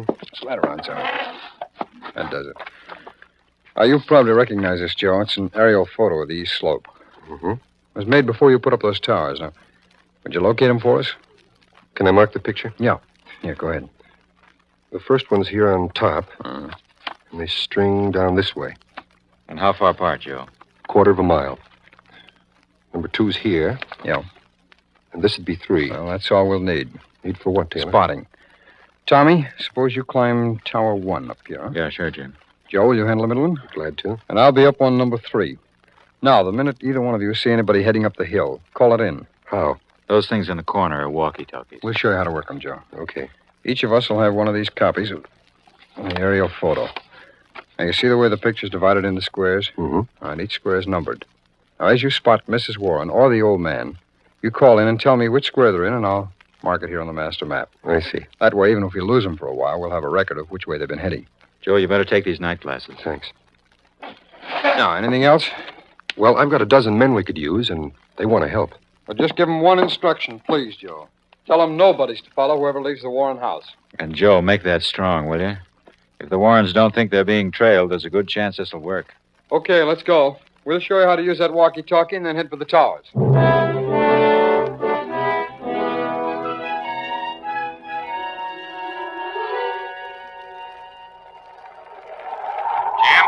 Come in, Tommy. Your man's just leaving the house. Check square 58. He's riding with both saddlebags bulging. It's probably Roy's food. Yeah. Approaching square 49. Check 49. He's headed into the brush. That line will bring him to the cave in square 14. Yeah.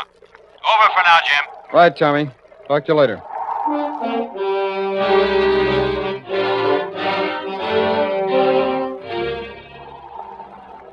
Taylor? Yes, Joe? He's in square 36. Check 36. That means he's double tracking. Uh-huh. Making sure nobody's following this time. I'm losing him. He's moving into the woods. Tommy, Yeah, Jim. you see him? No. No, I'll call if I spot him again, Jim.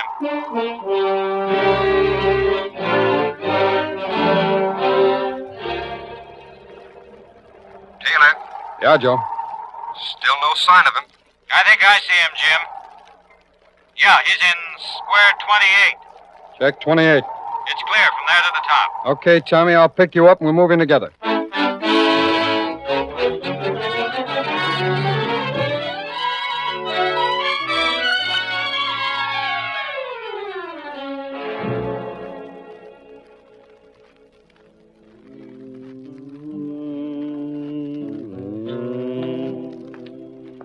Hi, Roy. Hello, Will. Hungry?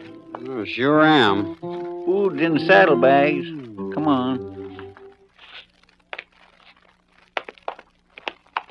You like being up here, Roy? Mm-hmm. That's good, 'cause it'll be home for quite a spell. Why? Those two fellas you shot, they died. Oh. The power company's real mad. They can get more men. They put up $1,000 reward. For me? Uh-huh. Say, Will, I clean forgot to ask you. About what? The turkey shoot. Who won it? The Pike boy. Too bad I wasn't there. I can shoot better than him. Yeah, you proved that. Well, sounds like he's glad to see you. So am I. What? Don't move. We're special agents of the FBI. You're both under arrest.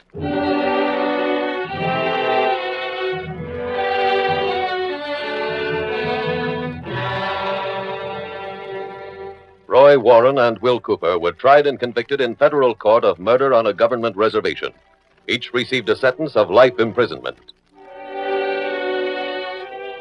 As you have heard, a physically close surveillance was impossible in this case. As you have also heard, Special Agents Taylor and Hart improvised with what materials were available to them and apprehended the criminals. That ability to improvise is one of the talents for which the men of your FBI have become justifiably famous. Famous throughout the world. No two cases are ever exactly alike. Probably for the simple reason that no two human beings are perfect duplicates. Therefore, each investigation calls for its own particular method. The need of law enforcement officers for so many different types of knowledge is what has elevated police work to the status of a profession devoted exclusively to the welfare of you, the American people.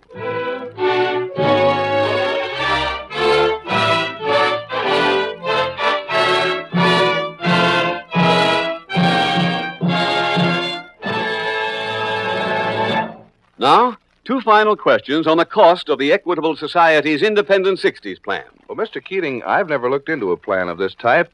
I always figured they cost me more than I could afford. That's a mistake lots of men make. They overlook the fact that their Social Security and the life insurance they already own gives them a big head start towards independent 60s. Another thing I'd like to know, are these plans flexible? If I'm earning more money a few years from now, can I increase the amount of my plan? Many Equitable members do exactly that. After all, the amount of your independent 60s plan is strictly up to you. Your Equitable man takes into account both your present income and your future needs. He'll be glad to sit down with you at any time, or send a postcard care of this station to the Equitable Life Assurance Society.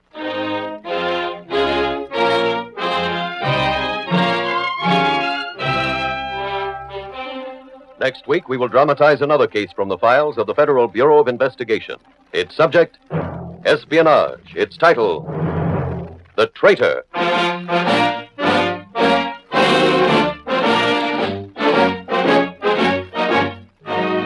The incidents used in tonight's Equitable Life Assurance Society's broadcast are adapted from the files of the Federal Bureau of Investigation. However, all names used are fictitious, and any similarity thereof to the names of places or persons, living or dead, is accidental. Tonight, the music was composed and conducted by Frederick Steiner. The author was Jerry D. Lewis. Your narrator was William Woodson, and Special Agent Taylor was played by Stacey Harris. Others in the cast were Harley Bear, Dick Crenna, Whitfield Connor, Sam Edwards, Jeanette Nolan, and John T. Smith. This Is Your FBI is a Jerry Devine production. This is Larry Keating speaking for the Equitable Life Assurance Society of the United States and the Equitable Society's representative in your community, and inviting you to tune in again next week at this same time when the Equitable Life Assurance Society will bring you another thrilling transcribed story from the files of the Federal Bureau of Investigation. The Traitor on This Is Your FBI. This is your FBI.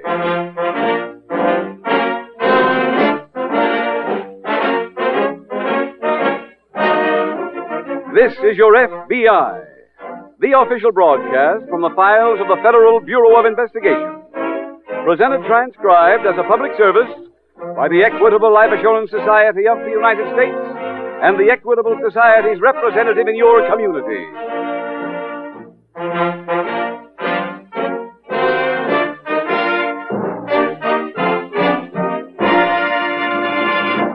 From time to time, in their 30s and early 40s, most men and women ask themselves, what will I be doing when I'm 65 years old? What are my chances of being 100% self-supporting when it's time to stop work? Well, that's largely up to you and the decision you make right now. One such opportunity for an important decision will be offered to you in our middle commercial. It tells about the Equitable Society's Independent 60s plan. This plan means exactly what it says. Financial independence for you in your 60s. Do you like that idea? Then please listen carefully to this important message from the Equitable Society coming in about 14 minutes.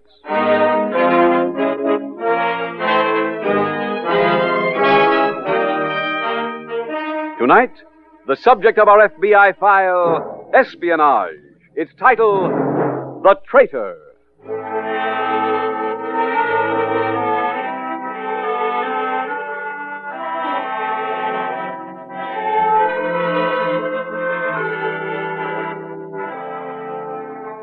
Guarding against enemy spies is one of the oldest problems of law enforcement.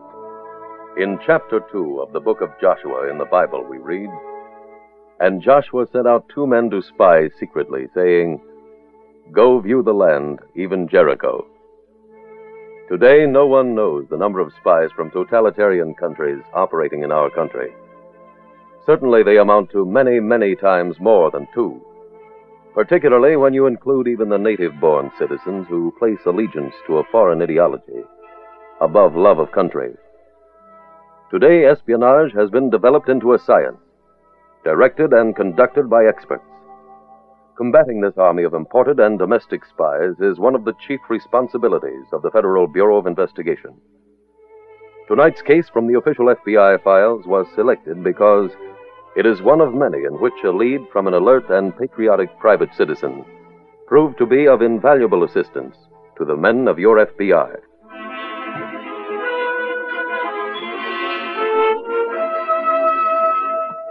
Tonight's FBI file opens on the deck of a small passenger ship in the Mediterranean.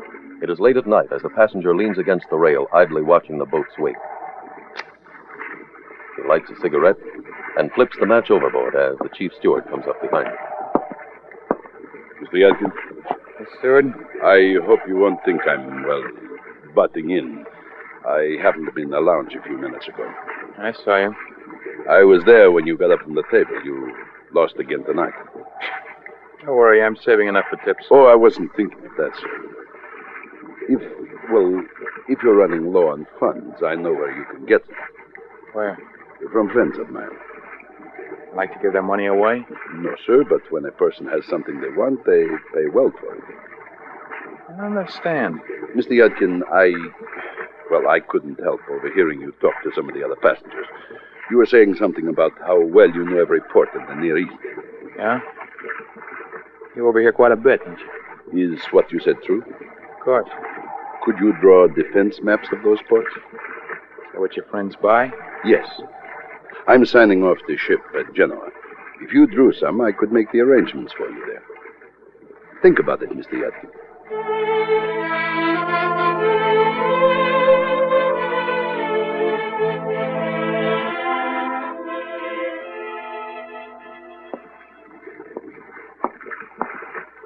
Oh, steward?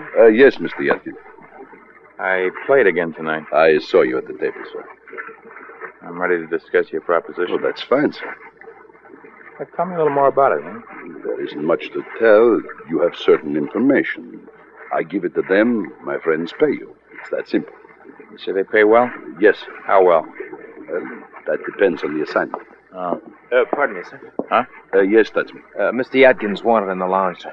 Oh, thank you. I'll be right there. Very good, sir. Now, we get to Genoa tomorrow, don't we? Tomorrow morning. If you had the map finished by then, I could take you to meet one of my friends. All right. I'll have it ready.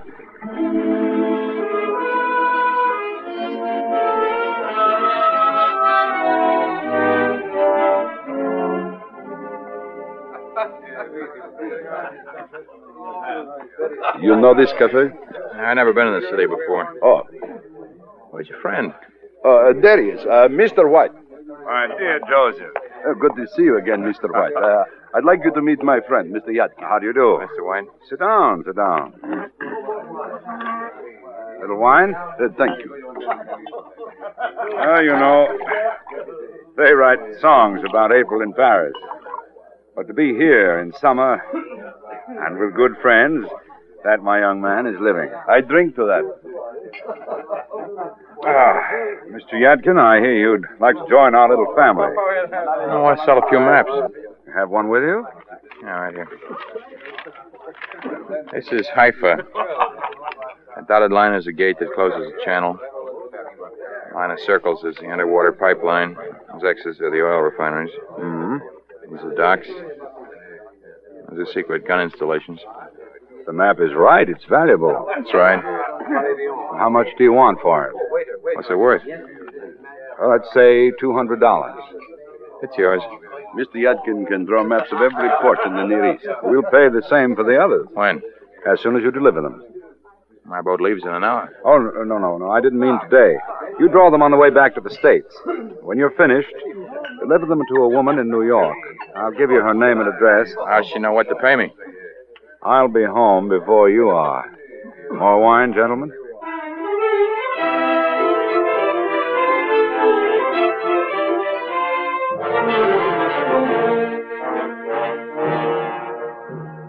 10 days later, at an FBI field office in the United States, Special Agent Jim Taylor is writing a report when a man approaches his desk. Mr. Taylor? Yes, that's right. My name is Peter Stutzman. Oh, the agent in charge called and said you were on your way here. Have a chair, please. Oh, thank you. He said you were a seaman on the SS Fidelity. Yes, sir. And one night on our last voyage, I heard our chief steward ask a passenger to sell his friend some maps. Oh, of where? Near East ports. The steward's name was Joseph Pembina. And the passenger's name? Alex Yadkin. Alex Yadkin. Yes, sir. He agreed to draw a map and go to Genoa with Mr. Pembina and meet a friend. I don't know the friend's name, but they said something about the cause. Oh? Mr. Yadkin was traveling with an American passport. You say he got off the ship at Genoa? Yes, sir, they both did. Pembina signed off there, but Mr. Yadkin returned and made the trip back here with us. Uh-huh.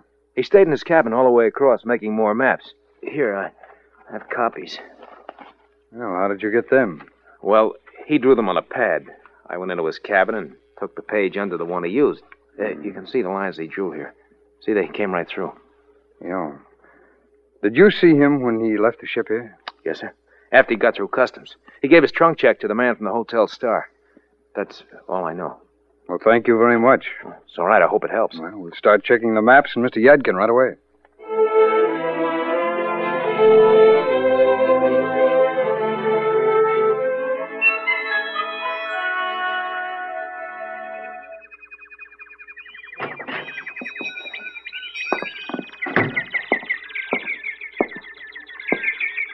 Can I help you, sir?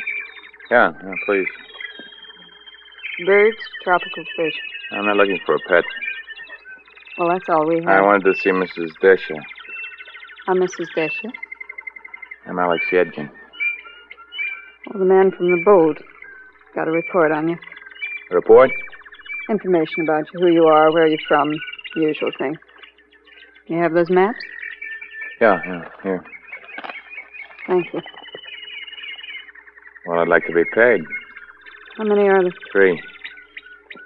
$600. Where are you staying? Hotel Star?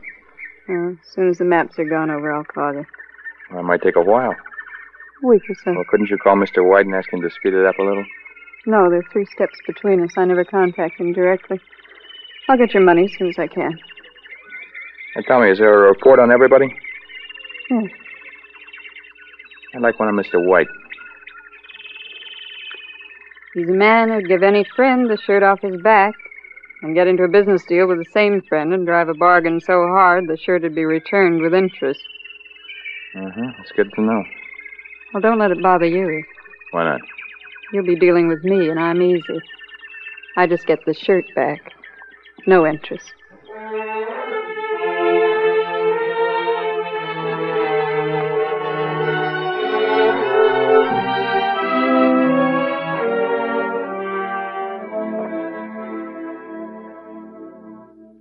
George, can I see a minute? Sure, Jim. What's on your mind? A woman named Anna Desha. Oh, you've run into the Ladybird, too. Yeah, the card in the file says you got the folder on it. Right here. I'd like to take a look. Yeah, but I can't. I'm due out on a surveillance in 20 minutes, so how about a quick fill-in, huh? Nothing definite, but everything points the wrong way. Oh? She has no visible support besides her pet shop, and after watching her for months, I can tell you one thing. That? She's buying her food from the profits. She's eating less than the birds. Mm-hmm. Any leads on where she does get her money? None. All her deposits are in cash. They're big and fairly regular. Mm-hmm. How does she rank? We think she's only a couple of rungs down from the top man. And who's he? Oh, we don't know. That's why Mrs. Desh has never been questioned. We're hoping she'll take us to him. I see. How'd you get tangled up with her? You remember those maps I showed you last week? Uh-huh. Well, we've had a watch on Yadkin. He's been to see her twice. He kept any other interesting company? No, except for those trips, he hasn't left the hotel. Well, you can be sure of this. He wasn't sent from Europe to study the Hotel Star wallpaper. Yeah. Well, thanks, George. I better get moving now and go back to being Mr. Yadkin's faithful companion.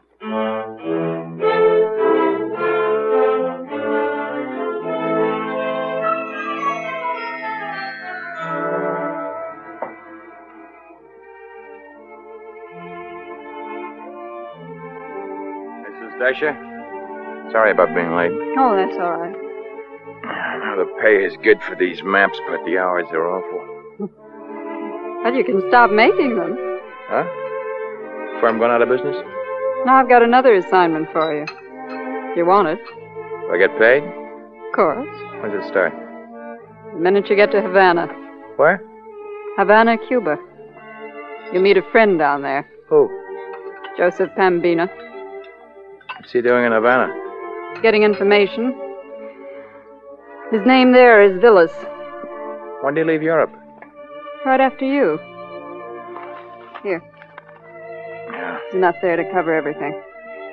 Book your passage and call me, so I know what ship you're on. When'll I see you again? Not till you return. What's the assignment? I'll cable you on the ship. Give you all the details.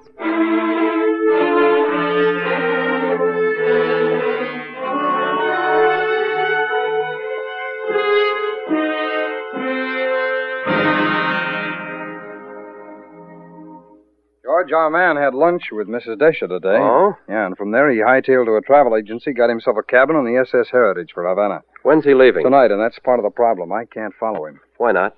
Well, the boat's full. I told the SAC about it. He's calling Washington now. Mrs. Desha withdrew $2,000 in cash this morning from her bank. Oh? Well, that's what must have been in that envelope she gave him. He pay cash for his ticket? Yeah. George, you suppose the head man is in Havana? Oh, I doubt it. This is the first Cuban angle we've run into. Well, let's get it. Oh, I'll get it. Okay. Agent Wells. Oh, just a minute. The SAC for you, Jim. Thanks. Taylor. Yes, Mr. Carroll. You have? Uh-huh. Yes, sir. All right. Yes, sir. I'm sure I can. Thanks very much. George, the captain of the Heritage, is a friend of the Bureau, and he's making room for us. Us? Yeah. SAC's putting us both on it, so we've got 45 minutes to go home, pack, and make that boat.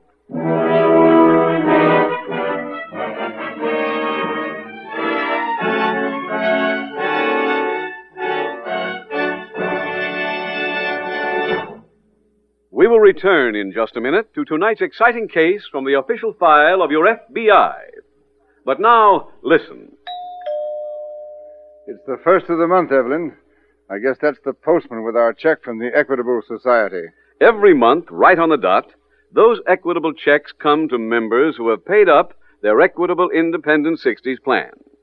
They're checks that mean financial independence for life after you're 65 years old. And here's Mr. Edward Fontana, who started one of those plans in 1927. You finished your payments last year, didn't you, Mr. Fontana? That's right, Mr. Keating. My son took over my law practice, and I'm taking life easy. In other words, Mr. Fontana, you're now enjoying the 3 freedoms that go with an independent 60s plan. First, freedom from money worries and job worries. Financial independence. Just bought my grandson a new bike, Mr. Keating. It's nice to know that I'll always be able to do things like that. Second, with an Equitable Independent 60s plan, you're free to live anywhere you please. My wife and I decided to keep on living right here in Philadelphia. All our friends are here. Third, freedom to do the things you've always wanted to do. Down on Chesapeake Bay, I've got a little old boat that sleeps too. And last fall, we took a cruise down to Florida. I guess I ought to thank my Equitable man for that. 24 years ago, he proved to me that the Independent 60s plan is not just for people who make a lot of money. That's a fact. You don't have to earn big money to begin an Equitable Independent 60s plan. Ask your Equitable representative to explain why you probably have a big head start towards Independent 60s because of your Social Security and the life insurance you already own. Often, only a small amount of additional insurance is all that's required. A few dollars a week did it for me. Friends, why not profit by Mr. Fontana's experience? Phone your Equitable Society representative without delay, or send a postcard care of this station to the Equitable Society. That's EQUITABLE. The Equitable Life Assurance Society of the United States.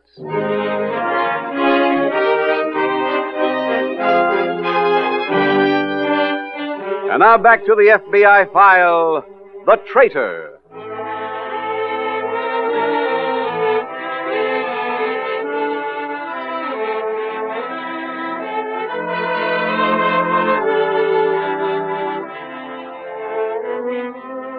In tonight's case from the files of your FBI, you are meeting two different species of subversive agents. One is the bought and paid for type. His sole interest in spying is the money it puts in his pocket. The other kind is represented by Mr. White. He takes his misguided satisfaction from doing a job for a cause he places above his own nation. Both types will always be with us. It is part of your job as a decent citizen to see that they do not succeed in their work. You can help tremendously by keeping your eyes and ears open at all times. If you run into anything that seems as if it might be espionage or subversive activity, report it. This is important. Do not, we repeat, do not investigate it yourself. Just pick up your phone book and get the number of your nearest FBI field office from page 1. Then call your FBI and let them do the rest.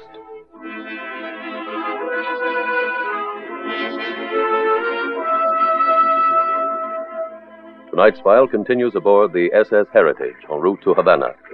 Special Agent Taylor is on deck when the captain approaches. Taylor, here's a cable for you. Oh, thank you, Captain. I got a copy of one Mr. Yadkin just received. Came in about the same time as yours. Oh? Here you are. Thanks very much. Captain, they said you were looking for me. Oh, it's all right, Mr. Wells. I had a cable for Mr. Taylor, but I found him. I'll see you both at dinner. Thanks again, Captain. Right. George, we got word from the office to meet somebody from Cuban intelligence named Gonzalez. Captain also gave me this copy of the cable Yadkin guy. Mm-hmm. Oh, brother, I hope Gonzalez has a code expert down there. I never saw one like this before. Let's go down to the cabin and try to crack it ourselves.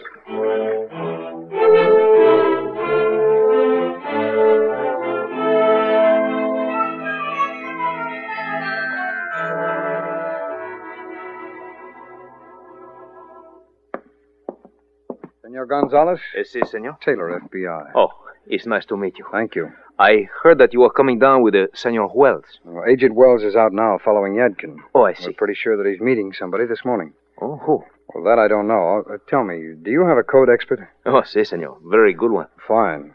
If he can break this, it'll help a lot. It's a copy of a cable that Yadkin received on the boat. I see. Have you checked into a hotel yet? Yes, the one on the corner, but that's all we did. I haven't even washed or changed my shirt yet. Well, you go do that, senor. By the time you come back, we may have this code broken and find out what your suspect is doing here.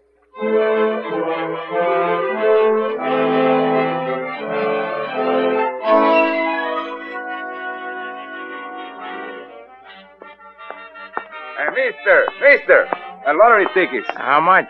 $1 for a whole one. Let's have a couple. Gracias. I hope you win. Still gambling, I see. Huh? Joseph. How are you? Fine, thanks. Come on, let's find a bench. You'll have to do all the talking. I still don't know why I'm here. The American Atlantic Fleet is on maneuver south of the island. Oh? And the fishing boat manned by friends of ours has been with them. It is due back this morning. Pick me up? No. They will have a list of the ships in the fleet. What for? I never ask reasons. I was told to get this list. Your job is to take it back to the States. How'll Mrs. Desha get it out of the States? Up there, when you mail a letter, even the police can't open it. She'll send it to a drop in South America. From there, it goes in a diplomatic pouch. That ship you came on sails this afternoon. You have your return space? No. You better go get it. What about the list? I should have it by then. Wait in your room. I'll deliver it to you as soon as I can.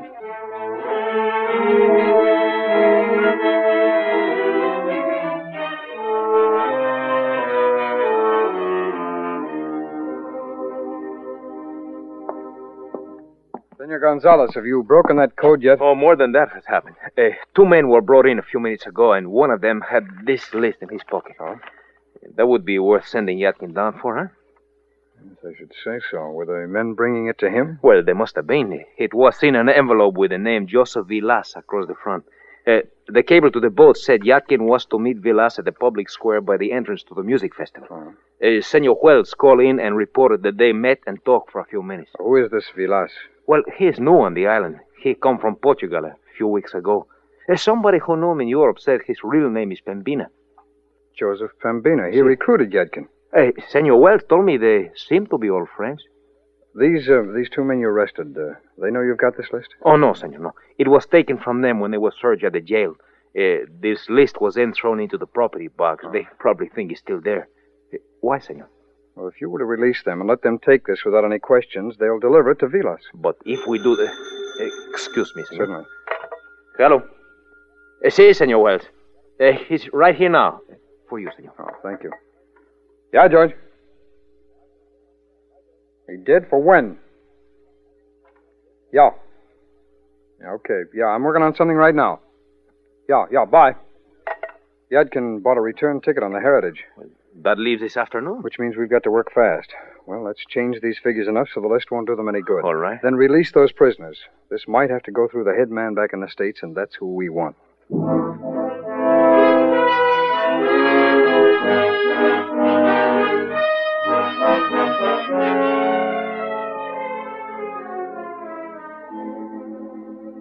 That afternoon, Alex Yadkin caught the boat back to the United States. On the same ship were FBI agents Taylor and Wells. Upon their arrival in this country, Yadkin was kept under further surveillance. A few days later at the FBI field office. George, the SAC just got a report from Washington on that ring. What's the word? Immigration's finished their investigation on Yadkin, Mrs. Desha, and the rest. And? And Yadkin's clean. He got his citizenship through regular channels, but Mrs. Desha's in trouble. 3 others are illegal aliens. I thought she was a citizen. Oh, she's got the right set of papers, but she got them through fraud. Oh. Immigration's holding off till we're through with her. How about the rest? Well, the SAC said he didn't care either way about them, so they'll be picked up any minute. Well, everything's gelling at the same time. No, what else is there? I just got some news on the head man. We intercepted something mentioning a Mr. W. and indicating he decided things. That's a start. Yes, but the clock's running for them. Pardon me, Jim. Sure. Wells. Yes, Freddie. He has? Right away. Jim, that was a report on Yadkin. He's left the hotel and he's heading uptown.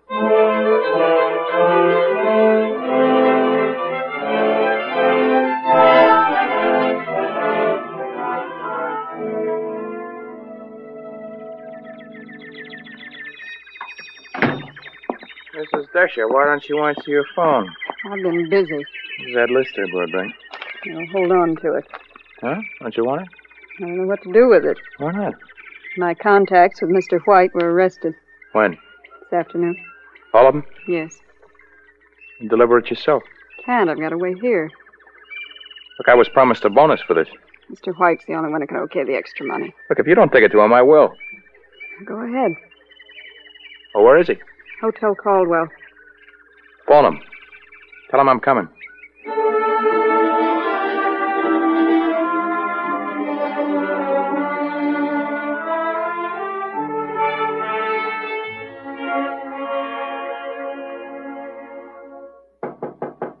Coming. Hello, Mr. White. Remember me? Well, of course, Alex. Come in. Been a long time. Here's your list. Yeah, fine. I just put it in this envelope. Oh, do you want to see it? No, that's not necessary. The envelope's addressed and stamped. Mail it on the way out. Mr. White, before I go, I'd like that bonus. My boy, I'm surprised at you. Why? Money is energy. The cause needs every ounce of strength it can get. Yeah, is that a long way of saying I don't get paid? No, of course not. You'll receive something. But part of your salary must be the joy of knowing that you're helping shape the new world. That's worth something, isn't it? No.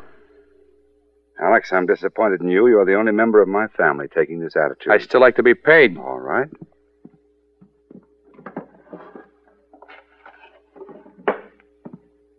There you are. 100, 2, 3, 4, 5. Thank you. Now, please mail that letter. Just a minute, Yadkin. Huh? Do I have some other callers? Yes, Mr. White. We're special agents of the FBI. You're both under arrest.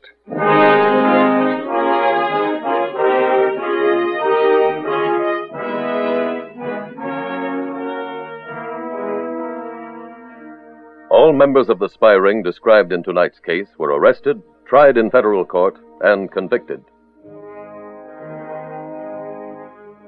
Because Alex Yudkin and Mrs. Desha were not Native Americans, it is important to point out here that they are the great exceptions to the rule, so far as America's foreign-born population is concerned.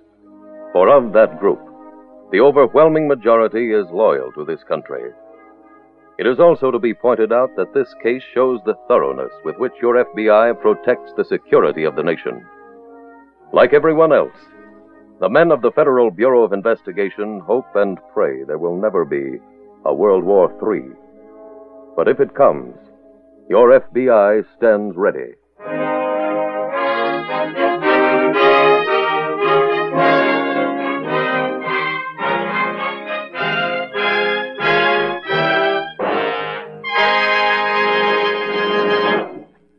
Now, two final questions on the cost of the Equitable Society's Independent 60s plan. Mr. Keating, does this plan take into account what I'll get from Social Security? It certainly does.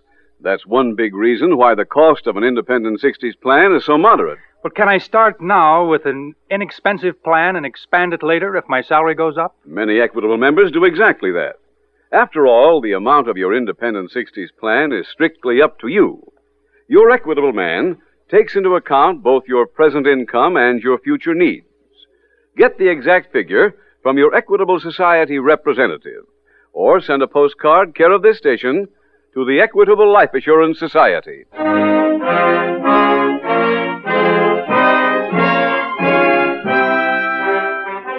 Next week, we will dramatize another case from the files of the Federal Bureau of Investigation. Its subject, jewel theft. Its title, The Fraudulent Healer. The incidents used in tonight's Equitable Life Assurance Society's broadcast are adapted from the files of the Federal Bureau of Investigation. However, all names used are fictitious, and any similarity thereof to the names of places or persons, living or dead, is accidental. Tonight, the music was composed and conducted by Frederick Steiner. The author was Jerry D. Lewis. Your narrator was William Woodson, and Special Agent Taylor was played by Stacey Harris. Others in the cast were Anthony Barrett, Ted DeCorsia, Kenneth White, Lamont Johnson, Victor Rodman, Paul Theodore, and Peggy Weber.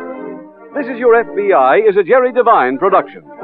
This is Larry Keating speaking for the Equitable Life Assurance Society of the United States and the Equitable Society's representative in your community, and inviting you to tune in again next week at this same time, when the Equitable Life Assurance Society will bring you another thrilling transcribed story from the files of the Federal Bureau of Investigation.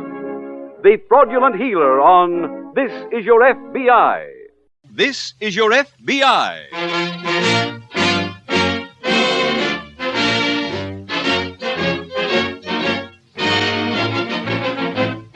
This is Your FBI, the official broadcast from the files of the Federal Bureau of Investigation. Presented transcribed as a public service by the Equitable Life Assurance Society of the United States and the Equitable Society's representative in your community.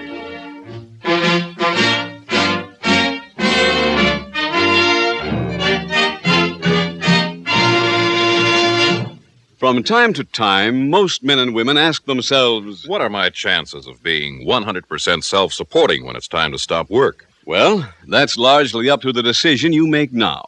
Opportunity for an important decision will be offered to you in our middle commercial. It tells about the Equitable Society's Independent 60s plan. This plan means exactly what it says: financial independence in your 60s. Listen carefully to this important message from the Equitable Society, coming in about 14 minutes.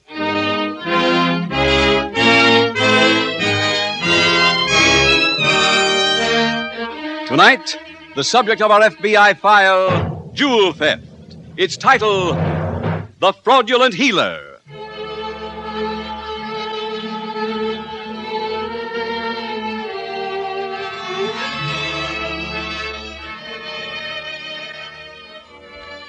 Tonight's case from the files of the Federal Bureau of Investigation deals with a very shrewd and carefully planned confidence game. Bear in mind that confidence men and women are among the elite of the criminal world. Many of them are excellent amateur psychologists. They play expertly on the heartstrings of their victims by appealing to one of two normal human desires. The first is the natural need of lonely people for friendship and affection. The second basis of many confidence rackets is greed. The victim is lured on by the prospect of making easy money. Tonight's case has been chosen for dramatization for a very simple reason. The more you, the public, become familiar with the techniques employed by this type of crook, the better you will be prepared to protect yourself against them.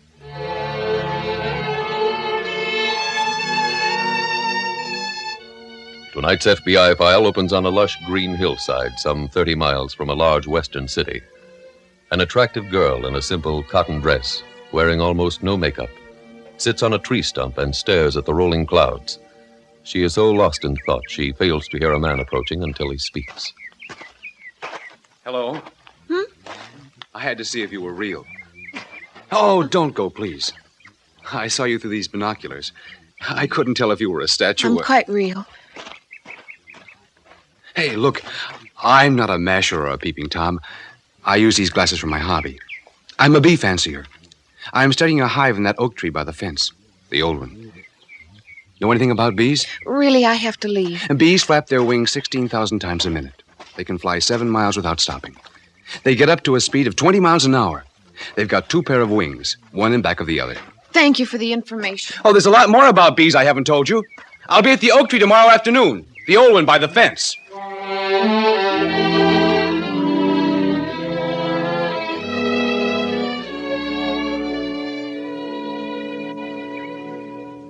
Hello there. Shh. Come over here. See inside the crevice? Uh-huh. That's their hive. It runs down to the tree. Those bees in the outer lip, they're the sentries. They keep strangers out. And see the bees flapping their wings? Uh-huh. They're fanners. They ventilate the hive. I thought bees just went around stinging people. That's propaganda. Oh, by the way, my name's Bruce. Mine's Mary. Here, take the binoculars. And get up on this incline. Why? Oh, look down to the hole. You can see the comb. Oh. The cells on top are a little bigger than the others. They got queen bee eggs in them. Uh-huh. They've been there 11 days. It takes them 16 to hatch. Oh. When the first one's ready, the wax will be scraped off the end of the cell, and there'll be a new queen.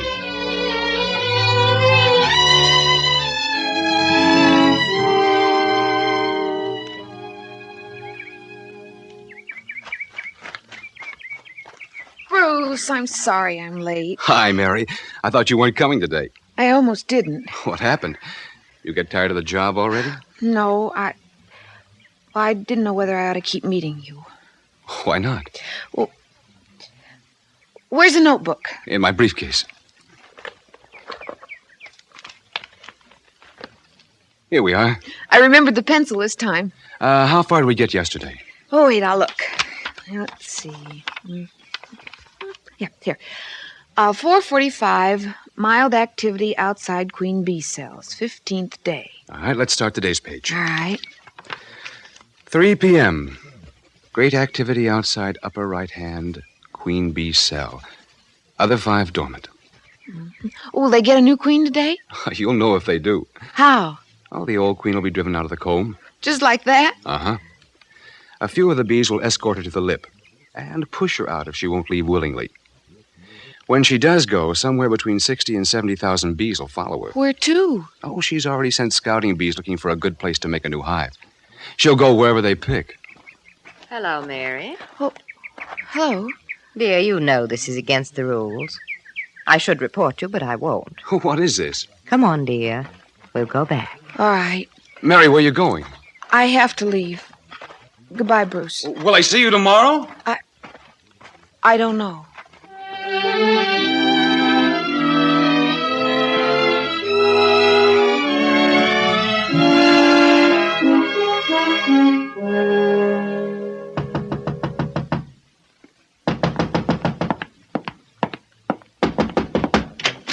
Yes? I'd like to see Mary. Mary? She's a tall, pretty blonde girl.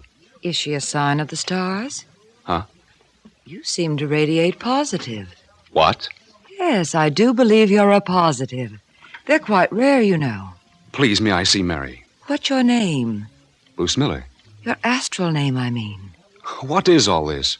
No one may enter whose Jupiter is predominant, while the forces of Pendennis are striking. Now, cut that out. I want to see a girl named Mary. I don't know what her second name is, but she's here. And I'm going to talk to her. Is that clear? Nora, what is this commotion? Oh, I'm sorry you were disturbed. Are you in charge? Yes, I'm temporarily allowed to rule the lodge. Well, there's a girl here named Mary. That's correct. I'd like to talk to her. That's quite impossible. Why? She's in seclusion. What kind of nonsense is that? I'm sorry, sir, if it seems odd to you, but one of the reasons people choose to come here is to know the quiet of the sky and the privacy of their souls. I'll ask once more. Are you going to let me talk to Mary? He's radiating violently. So I noticed. Well? I've told you, sir. Your request is quite impossible. If you return some other time... When? I have no way of knowing. All I can tell you, sir, is to keep trying. Goodbye.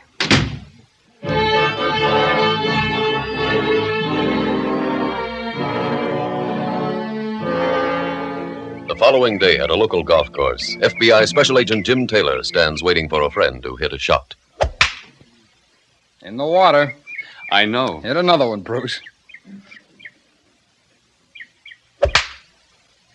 Well, at least that one's on dry land. Come on. Jim. I haven't mentioned this to anybody, but... Well, you know I'm back on that bee kick. Yeah. One day last week over in Alexander County, I saw a girl sitting up the hill a ways and just kind of staring at the sky. I walked up and talked to her. We got to be friends, and, well, the next day she came down to meet me. Huh? So far, no problem. She met me every afternoon and took notes while I watched the hive and dictated to her. But yesterday, while we were working, a woman came by, spoke to Mary, and they left together. Mama don't like no bee man hanging around? It wasn't her mother.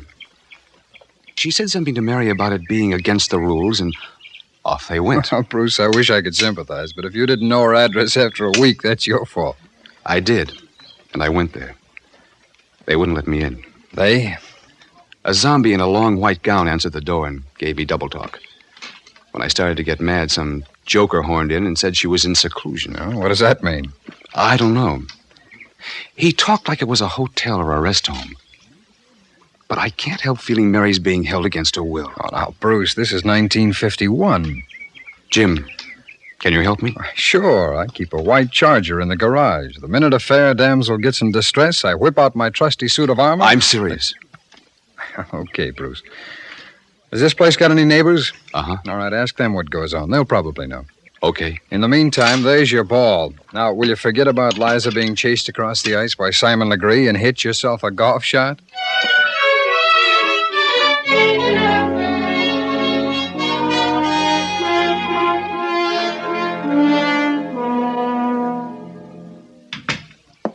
George, we'd better have a talk. I can't think of anything more enchanting. Save the charm for the customers. Parishioners, Irene, not customers. Well, whatever you call them, we're about to have one less.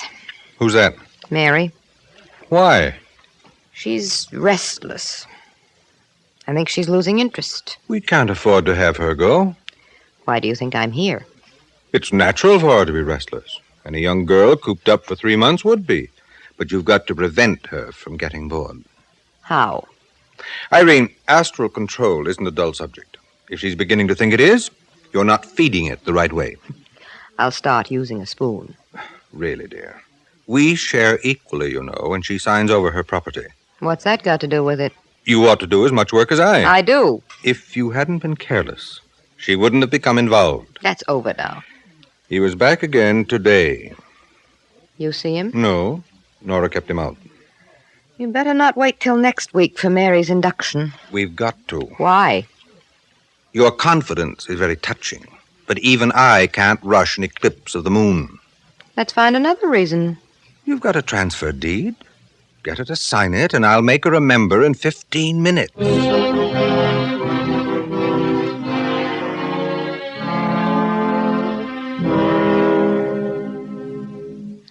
Jim, I hate to bother you. Oh, hello, Bruce. I went out to see Mary's neighbors this morning. Oh? Then I stopped by her place again. Oh, how'd you make out? She was still in seclusion. But I'm sure now I was right. Right about what? Her being held. Hmm? About 10 women are living there with that man who calls himself the Oracle. He's got them practicing something named astral control. Yeah, what's that? Hogwash, from what I can gather. He's got these women believing all our bodies radiate electrical impulses. That enough people directing their impulses in unison could alter the movement of the stars. Oh, and why should they do that? Well, he claims the stars rule the earth. When they move the wrong way, we have wars. When they move the right way, we have peace, and the world is a land of milk and honey. Well, that's just logical enough to be commercial. Can you do anything about getting Mary out? Bruce, look, the Constitution allows people to worship a matchbox if they want to. She can study astral control, voodooism, or whatever she likes. You sound like you don't care. No, it's not that, Bruce. You see, the FBI has jurisdiction over about 120 federal laws. None of them cover religious cults as such. I see. But if it'll make you happy, I'll check our files on this oracle. There may be something in them that'll allow me to be interested officially. Yeah. Now, can you give me a description of him? Sure. Okay, fire away.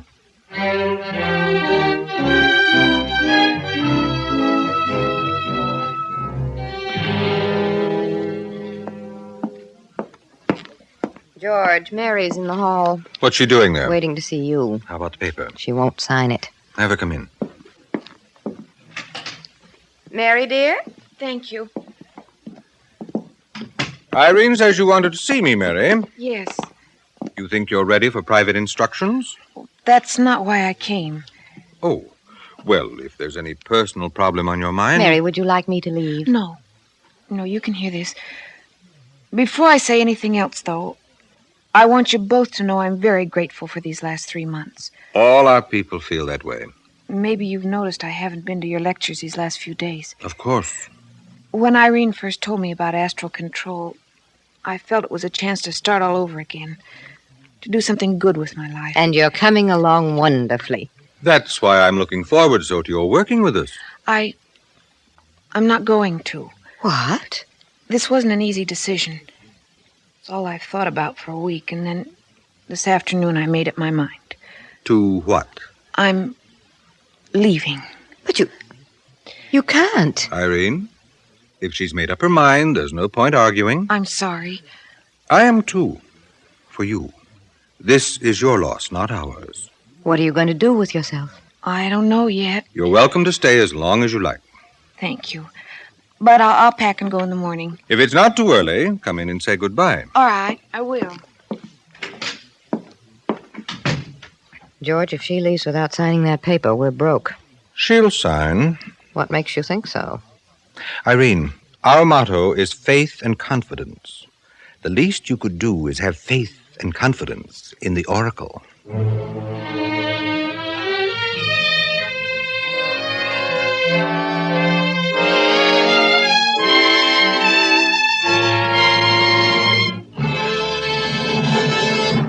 We will return in just a minute to tonight's exciting case from the official file of your FBI. But now, listen. Those are check writing machines at the Equitable Life Assurance Society. Every month, those checks go out to members who have paid up their Equitable Independent 60s plans. They're checks that mean financial independence for life after you're 65 years old. And here's Mr. Seymour Harris, who started one of those plans back in 1925. You finished your payments last year, didn't you, Mr. Harris? Right, Mr. Keating. I gave up my job in 1950, and I've really been leading the life of Riley ever since. In other words, Mr. Harris, you're now cashing in on the 3 freedoms that go with an independent 60s plan. First, freedom from money worries and job worries, financial independence. Mr. Keating, every month when that equitable check comes in, I'm reminded that I don't owe anybody a cent. Second, with an Equitable Independent 60s plan, you're free to live anywhere you please. For several years, I had my eye on a little place outside of town. Last year, we moved in. Third, freedom to do the things you've always wanted to do. I get in town a couple of times a week for a ball game or a game of cards with the old gang. That was a big day 26 years ago when my Equitable Society representative proved to me that you don't have to be a high-salary man to afford an independent 60s plan. That's a fact. You don't have to earn big money to begin an Equitable Independent 60s plan. Ask your Equitable representative to explain why you probably have a big head start towards independent 60s because of your Social Security and the life insurance you already own. Often only a small amount of additional insurance is all that's required. Few dollars a week did it for me. Friends, why not phone your Equitable Society representative? or send a postcard care of this station to the Equitable Life Assurance Society of the United States.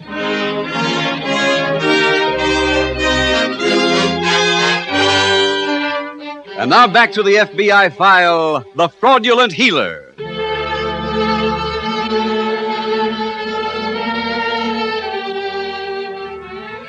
Tonight's case from your FBI file shows a typical confidence racket operated by a man and woman in criminal partnership. While members of the so-called weaker sex have been convicted of all kinds of crimes, they seem to be most at home in the confidence field. Here they use their charms and femininity to aid their male accomplices. Sometimes they operate alone. Several years ago, for instance, a woman of great poise and charm posed as a close confidant and friend of an influential and wealthy industrialist and fleeced many otherwise careful bankers out of hundreds of thousands of dollars. Many times, as in tonight's file, these adventuresses work behind the smoke screen of a fake organization or phony charity.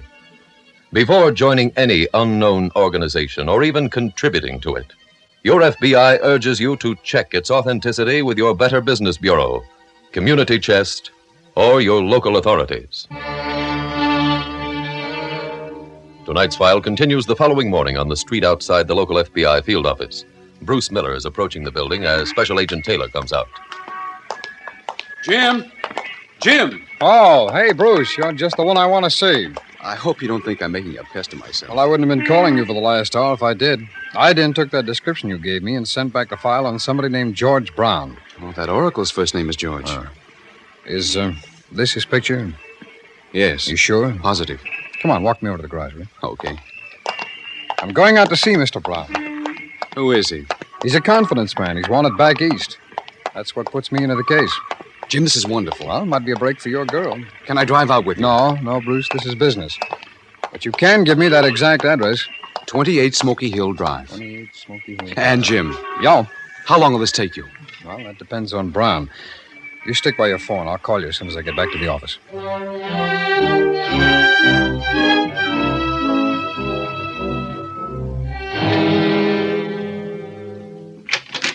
Go ahead, Mary. Thanks. Good morning, Mary. Good morning. We wanted to make sure you didn't leave before we said our farewells. I just started to pack. We also wanted to give you another chance. To do what? Come back into our little circle. Oh, I'm sorry. I still feel the way I did last night. That's your privilege, my dear. We certainly wouldn't want to force anyone to believe as we do. Oh, I know that. You don't have any unkind feelings for our movement, do you? Oh, not at all. Splendid. Irene has a form all filled out. And if you'd care to contribute your property to Astral Control, it would ease the pain we feel at losing you. Here it is. I have a pen handy. Oh, I'll take it with me and think about it. Now it's my turn to be sorry. I don't understand. I hate to be crass, but I'm afraid I can't allow you to leave without signing. What? Well, you can't do this. But I am. I won't sign it. Irene, you know where Mary keeps her jewels? In the top drawer. Get them. Irene! Get back there. Here they are, George. Fine. Let's see what we've got. I can't wait to get these to Casey. Oh, George, she's bleeding. I think she's really hurt. Oh? Well, then, we'd better get started immediately.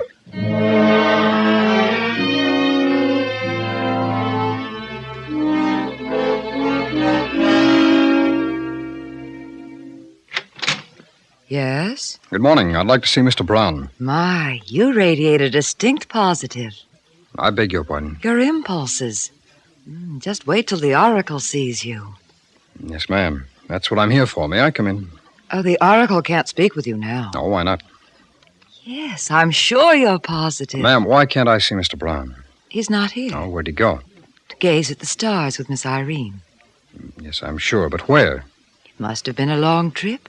The Oracle said they were taking the train. What train? To the stars.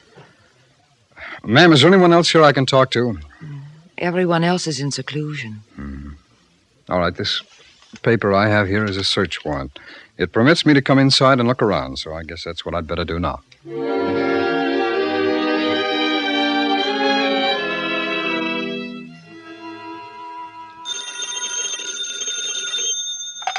Taylor speaking. Jim, this is Bruce. I just got your message. Oh, Bruce, your girl Mary's at the hospital. Huh? I missed George Brown and that woman that you told me about. What's the matter with Mary? I found her unconscious in her room. Which hospital is she at? Memorial, but you won't be able to see her, Bruce. She's not being allowed visitors. Well, what happened to her? Well, severe contusions of the head. The doctors expect her to be all right, though. Oh, by the way, her name is Cook. I guess it's all right if I call the hospital. Yeah, sure. Did you find out what was going on out there? Yeah, your Mary must be a very wealthy girl. Brown was trying to promote her into turning everything she had over to astral control.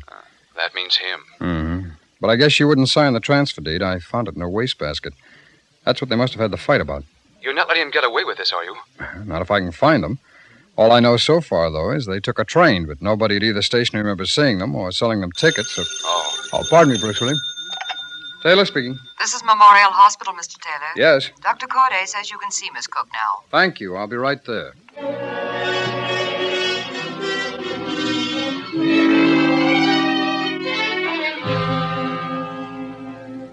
And then he told Irene to get my jewelry. I tried to stop her, but he pushed me away, and I hit my head when I fell over the chair. I see. How much jewelry did you have? Oh, it was worth, I guess, about $20,000.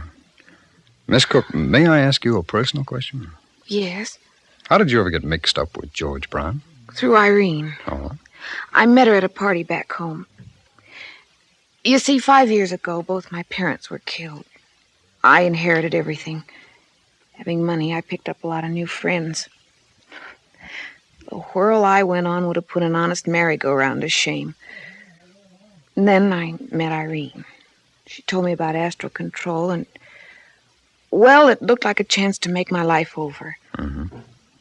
I see now it was just part of their plan to get my money. Yes, I see. Well, Miss Cook, I was asked not to stay too long, so I'd better be going. Oh, I'm sorry I can't help you find them. Well, now, you say you never heard them talk about any friends. Only that person, Casey. Mm-hmm.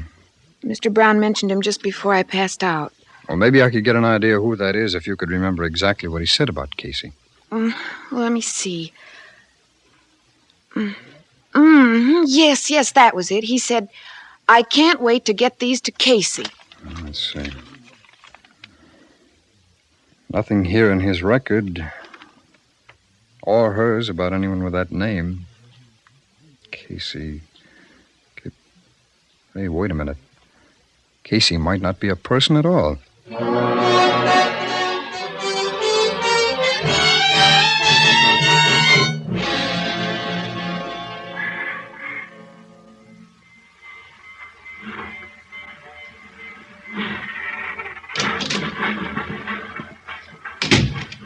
You'll get left at one of these jerkwater towns. Now, Irene. I wouldn't care so much, except that you've got the jewelry. Sentimental soul, but don't worry.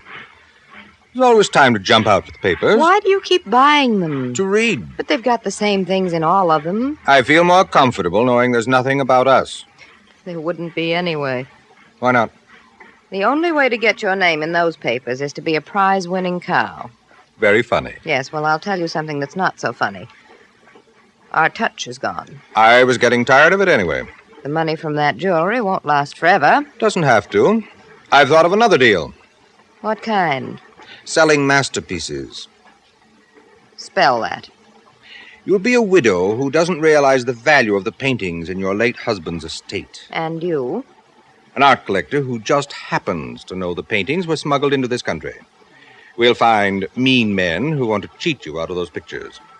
Where'll we work? New York or Boston. This deal requires a locale where the citizens are positive they're smart enough not to be cheated. Good evening. You must have the wrong compartment. No, Brown. I'm in the right place. Here's a warrant for your arrest. Huh? And one for you, too, Miss Howard.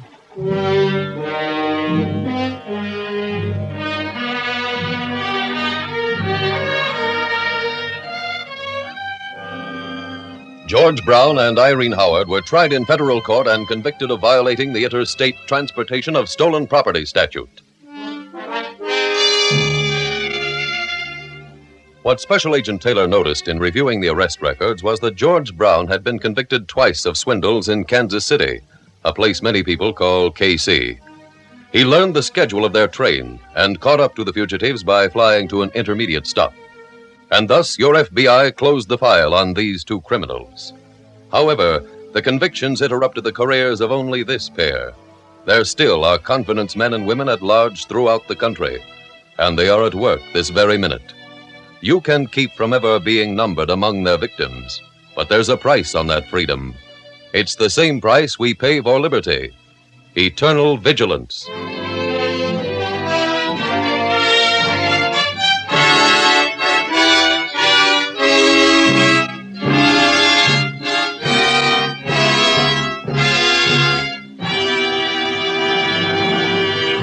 Now, one final question on the cost of the Equitable Society's Independent 60s plan.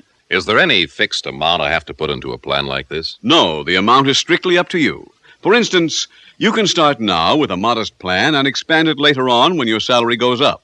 In any event, the man to see is your Equitable Society representative, or send a postcard care of this station to the Equitable Life Assurance Society.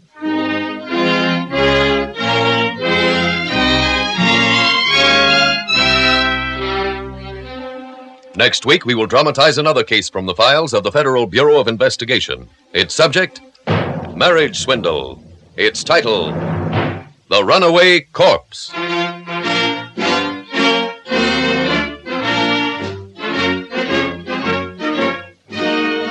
The incidents used in tonight's Equitable Life Assurance Society's broadcast are adapted from the files of the Federal Bureau of Investigation. However, all names used are fictitious, and any similarity thereof to the names of places or persons, living or dead, is accidental. Tonight, the music was composed and conducted by Frederick Steiner. The author was Jerry D. Lewis. Your narrator was William Woodson, and Special Agent Taylor was played by Stacey Harris. Others in the cast were Robert Cole, Joyce McCluskey, Ted Osborne, Yvonne Patey, and Alice Reinhardt. This is Your FBI, a Jerry Devine production, was directed by Sid Goodwin. This is Larry Keating speaking for the Equitable Life Assurance Society of the United States and the Equitable Society's representative in your community, and inviting you to tune in again next week at this same time when the Equitable Life Assurance Society will bring you another thrilling transcribed story from the files of the Federal Bureau of Investigation. The Runaway Corpse on This Is Your FBI. This is Your FBI.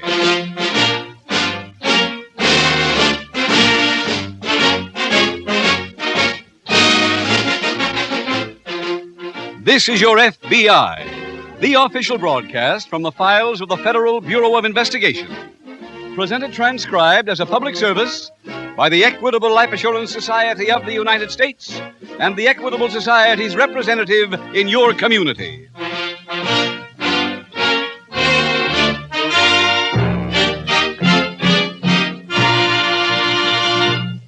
From time to time in their 30s and early 40s, most men and women ask themselves, what will I be doing when I'm 65 years old? What are my chances of being 100% self-supporting when it's time to stop work? Well, that's largely up to you and the decision you make right now. One such opportunity for an important decision will be offered to you in our middle commercial. It tells about the Equitable Society's Independent 60s plan. This plan means exactly what it says: financial independence for you in your 60s. Do you like that idea? Then please listen carefully to this important message from the Equitable Society coming in about 14 minutes.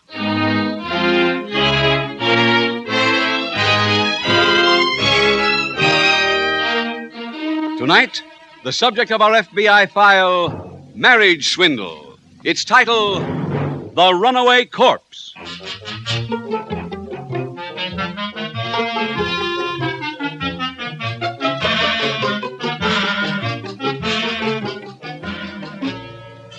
In very ancient days, the fate of every woman was the same. She did the hard labor for the family, and her status was little more than that of a slave. In certain of the older civilizations, it was unknown for a woman to sit and eat at the same table as the male members of the group.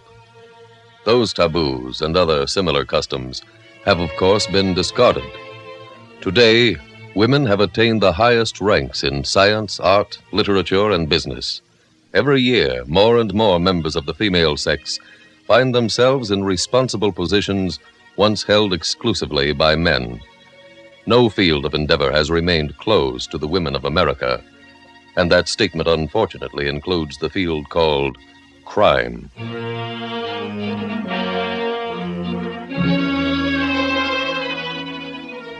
Tonight's FBI file opens in the downtown district of a large eastern city. It is early afternoon as two middle-aged women enter an undertaker's parlor. They speak to the owner for a moment and are shown toward the rear. Our complete line of caskets is in this back room. There now, sister. Be brave. This way, please. Perhaps you'd be interested in our perfect tribute service. What's that? You select the casket.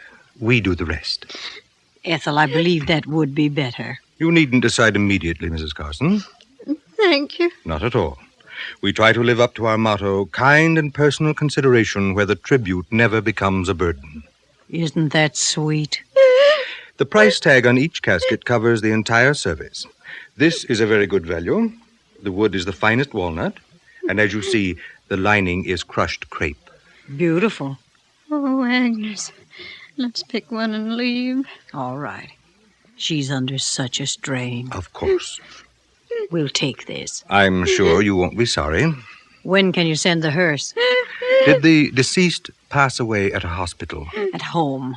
We can call and prepare him for the reposing room at any time. This evening? Certainly. I have your address. I'll be there with the casket coach at, let us say, 8. Fine. You may use the side exit if you like. Thank you for thinking of us. We'll see you later. Very well. Go ahead, dear. Thank you. Well, that's that. I hope it works. Oh, it's bound to, Agnes. After all, what difference does it make to them if the body they come for is dead or alive?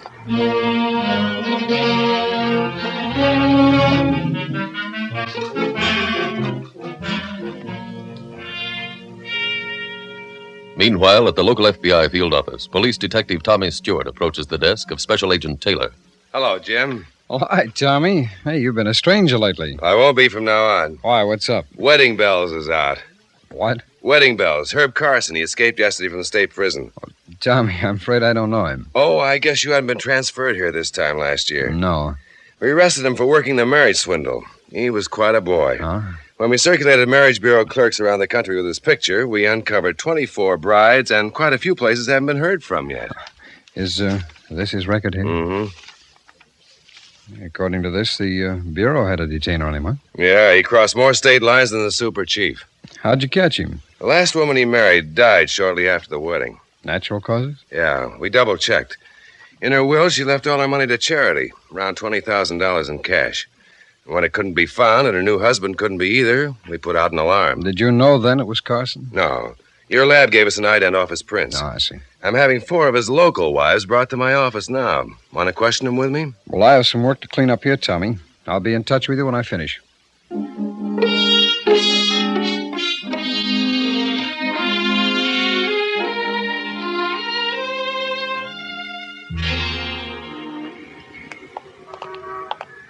Why did I do it, Ethel?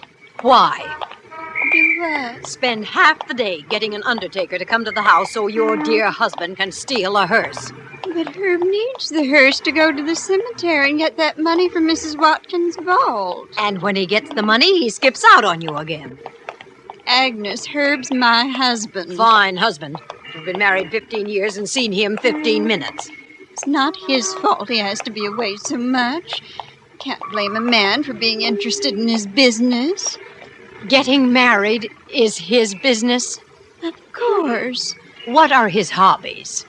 You just don't understand, Herb. I don't understand you either. Oh, Agnes, before we see Herb, please promise me one thing. What? Even if you don't understand him, try to get along with him. That's a large demand, but I'll try. Herb? Be right there, dear. How did you make out? The man said he'd be here with the hearse at 8 o'clock. Oh, that's fine. What have you done to your hair? Just grayed it up a little. Looks more like it's been breaded. Thank you. Ethel, I've been thinking. It's been a long time since we had a vacation together. I know. Well, to show my appreciation for this, I'm taking you on a boat trip. Oh, Herb, that'll be wonderful. Wouldn't it be better to give her the cash? She won't need any. She'll be with me. For 5 minutes. Agnes, what a thing to say. What about 3 years ago when he took every dime you had, said he was going to a movie, and didn't show up again till the following summer? I explained that to Ethel. I did go to the movie, and I ran into a prospect. We were married, and, well, one marriage just led to another. You see, Agnes? Yeah. Ethel, dear, if that undertaker's coming at 8, we'd better get inside and start packing.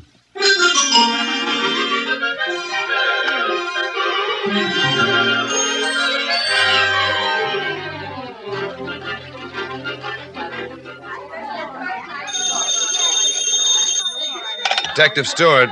Tommy, this is Jim Taylor. Where are you, Jim? I'm still tied up at the office. I need help. Oh?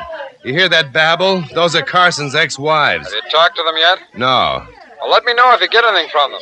You're not going to let me face them alone, are you? I'm still working, Tommy, but I'll get down there as soon as I can. Well, all right. But if anything happens to me, remember, it was all in the line of duty. Okay. So long. Bye. Why? All right, ladies. I'd like to talk to you for a minute. All right, ladies. Hold it. Hold it.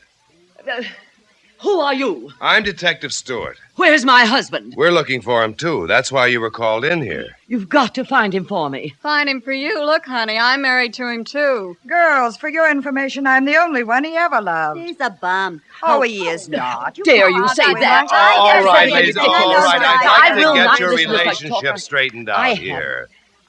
Now, when did you marry him, ma'am? 5 years ago, and I can prove I was his only wife. Why, I've got his prized possession, his uniform as an army colonel. For your information, dear, he was an admiral in the Navy. Oh, you're both lying. He hated war. He only went into the Marines to get it over with in a hurry. He's a bum. Oh, yes. Ideas. Ladies, please, let's all be quiet. Let's all be calm. Now, we'll start from the beginning. How long ago did you say you married?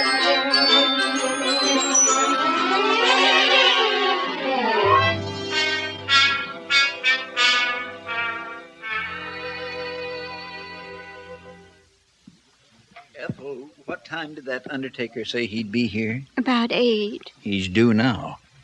Where is your dear sister? Oh, she went out.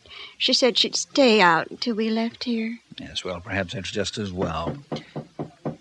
The undertaker? Now, see.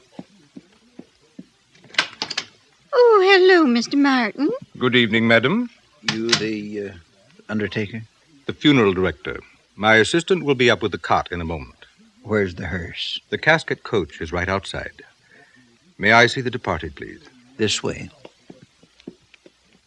Through that door. Thank you. Hey, let me out. Let me out. Just a moment. He doesn't seem very happy about the closet. Well, it's hard to please some people. He said his assistant was coming out. I know. What will you do about him? That's easy, my dear. We'll just give him the other closet.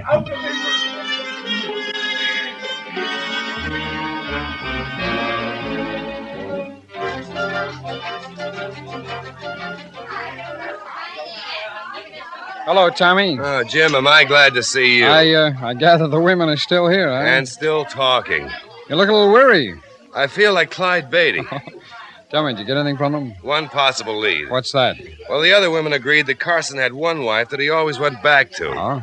She apparently was the first woman he ever married. I sent out a tracer on her and found that she lived here in town. We got her address, but she's moved. Any forwarding address? No, but one of her neighbors said that she went to live with her sister. Her sister's name is Jones. That's all we know. How long ago did she move? About 9 months ago. While Carson was still in jail, huh? Yeah. Well, then you're assuming that he'll follow his pattern and go back to her, huh? That could be. Anything against him. Mr. Stewart, I refuse to stay in there with those women any longer. Tommy, you better handle it. Oh, wait, Jim. I'm going to call the place that might have the first Mrs. Carson's address.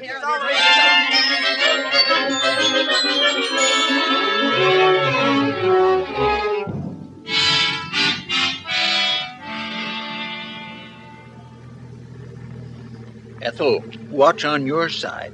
Look for a vault with the name Watkins on it. It's right along this street. Was that your last wife's name? Yes. I don't see how you remember one from the other. When you've hidden $20,000 in someone's vault, it's rather easy. I hope Agnes isn't too angry. About what? Those men in her closet. She didn't know we were going to leave them there. Well, what else could we do? Oh, look. I think that one there says Watkins. Where? See? Oh, yes. Yes, that's it. I'll wait here. No, dear, I'd rather you came in with me. But I'll need you to hold the flashlight. Oh, all right. Here's the light. But don't use it till we get inside. Where is the money? In a vase, in a niche in the wall.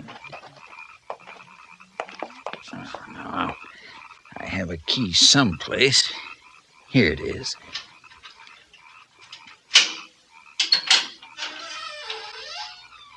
Now, turn on the flashlight. Very well.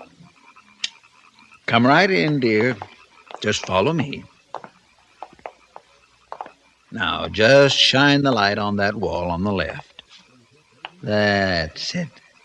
There's our vase. Herb, I'm not sure that I like this very much. It won't take long, dear. Now, if the little bag is still in this vase, and it is, well, there's the money.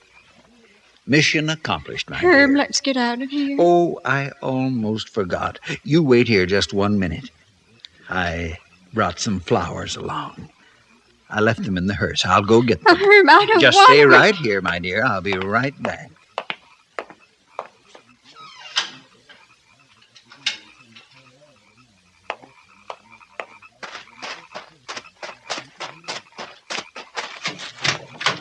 Where you going, Herb? Agnes, what in the world are you doing here? I rode with you in the back. How did you ever I figured you'd pull something like this. Like what? Running out on Ethel. Now turn around and go back in there. Just a minute. Herb, I've got a gun. Get moving. Agnes, this is entirely uncalled for. Unlock that vault. Go on.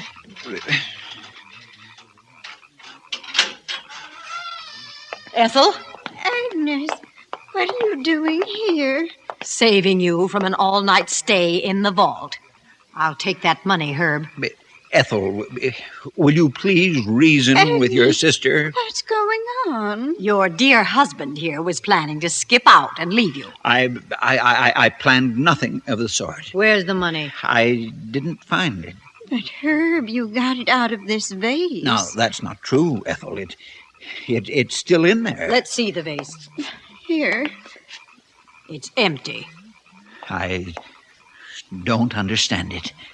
Maybe you will understand this. Now, let's search him for the money and we'll take that little vacation.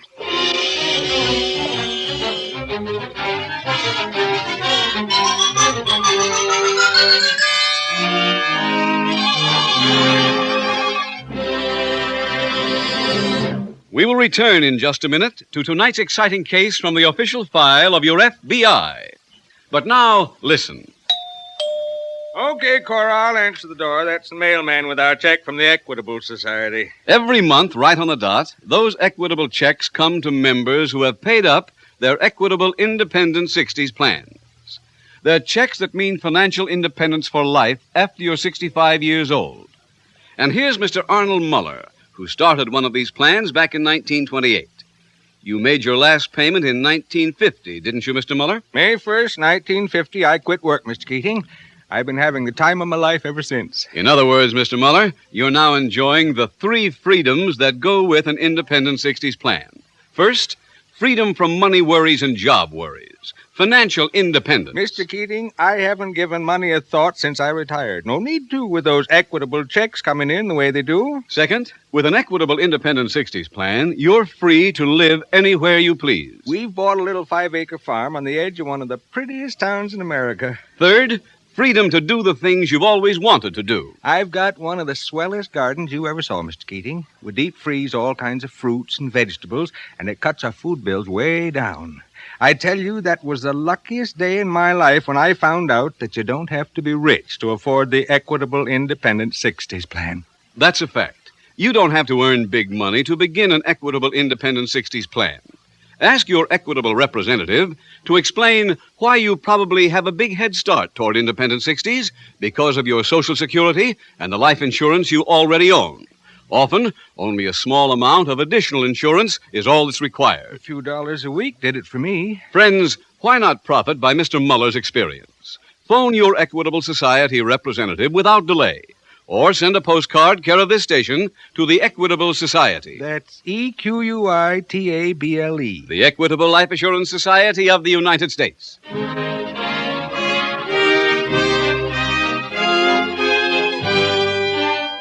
And now back to the FBI file, The Runaway Corpse.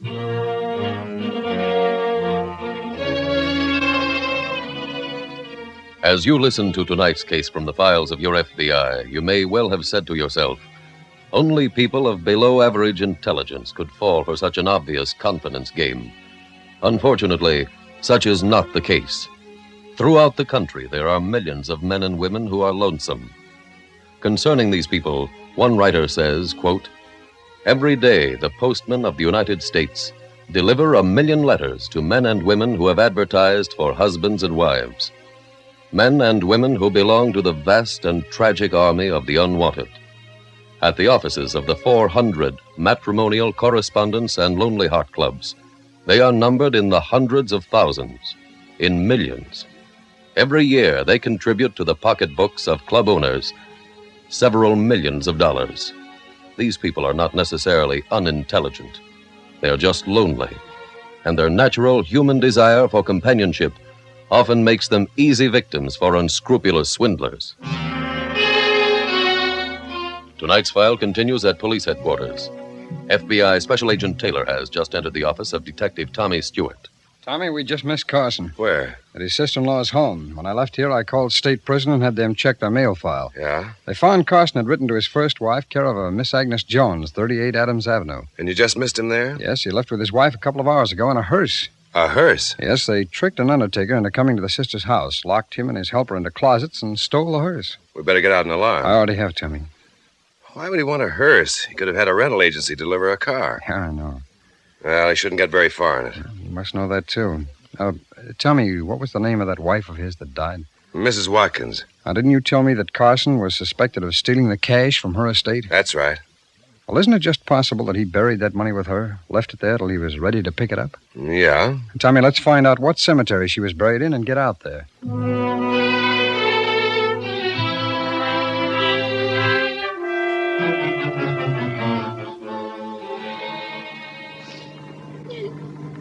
Ethel, will you stop crying?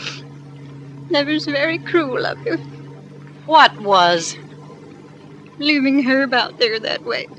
cruel? Don't you know what he was trying to do to you? If it's anything bad, I'd rather not hear it. Well, you're going to. One of the neighbors told me darling Herb was out all morning. But he said he was staying in. That's what made me suspicious. I knew he'd go out for only one reason. To get married. Agnes. Let me finish. I called that florist he always uses to send roses to his brides. They had an order from him. I knew how he worked, so I called the marriage bureau. Sure enough, somebody named Watkins had gotten a license. I came back to the house to tell you, but you were leaving. That's why I climbed into the hearse. I still can't believe it. How much proof do you need? Didn't he try to lock you in the vault? Didn't he lie about not having the money? Well... Ethel, if that isn't enough, you saw what he had in his pocket. One boat ticket. You think that was for you or for him? Now let's find a place to leave this hearse.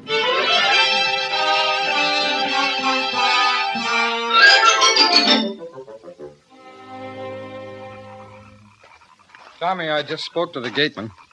He saw the hearse pull in here tonight. A gray-haired man was driving it. A woman was with him. How long ago? Almost 3 hours. Did he see it leave? Yes, and there were 2 women in the front seat going out. The man was missing. Later, the gateman said he saw the man stagger out the front entrance. On foot? Yeah. Come on, let's go in the vault, huh? Right. Yeah, what do you know? They left the gate wide open. Mm-hmm. Hey, Tommy, look. They're on the floor. Pieces of a broken vase. Must have been knocked out with this vase, then rolled, because look here on the floor. Change. Key ring.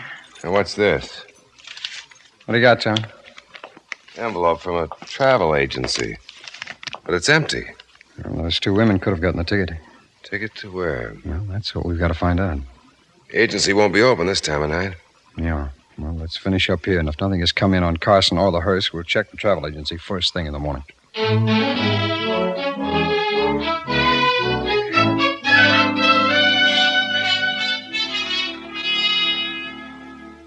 Well, I checked the travel agency, Jim. I showed them the envelope. They didn't remember anyone answering to Carson's description. No, I was afraid they wouldn't. This agency specializes in ocean travel. No? I'm having the passenger list checked on all boats sailing today. Well, he'll probably be using an assumed name.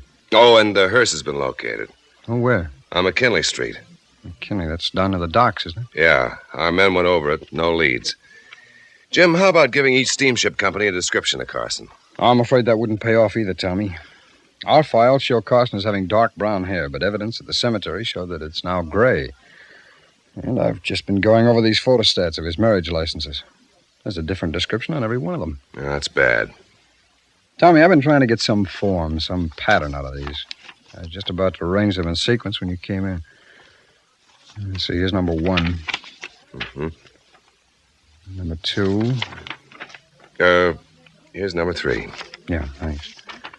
Number 4. Hey, wait a minute. Tommy, there is a pattern here. Let's look through the stack and find his last license.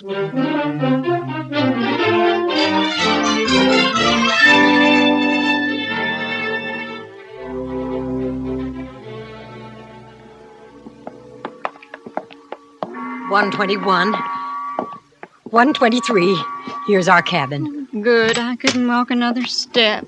Come on. We'll leave our coats here and then go up on deck. Just a minute. You must be in the wrong cabin. Why, isn't this 123? Yes. Well, here's our ticket. But my ticket has the same number on it, too, and I'm sharing the cabin with my husband. Lady, is your husband a tall, gray-haired man with glasses? Yes. I'm sorry to tell you, but he's her husband, too. What? Yes. And he's also married to Mrs. Adams, Mrs. Bentley, Mrs. Randall, I Mrs. don't Clifford, believe Mrs. you. Hall. His real name is Herb Carson, and he's a cheap, four-flushing, double-crossing... Agnes, don't talk about Herb that way. For your information, my husband's a bachelor, and he's always been one. Now, please, get out of here. Herb, darling. Herb, dear. Well, lady? Sorry, wrong cabin. Herb, it's me, Marie. Yes, and it's her, Ethel, and me, Agnes. Herb, who are they? Answer me, Herb. 2 extremely jealous women. But are you married to that one? Well, I used to be. But you said you were a bachelor. When he was 9. I've heard enough from you. Your attitude compels me to tell the whole truth. These women have hounded me, Marie, and when they heard I'd married you, they vowed they'd do everything in the world to break it up. Herb. And last night, when I refused to give in to them, they waylaid me and stole my money. I came here to get that money back. That's a good story, but we're keeping the money. Oh, no, you're not. You're forgetting the gun, Herb. Agnes. Here he is, Tommy. Well, if you're from the steamship company, put those women out of here. I'm from the FBI, and they're all under arrest.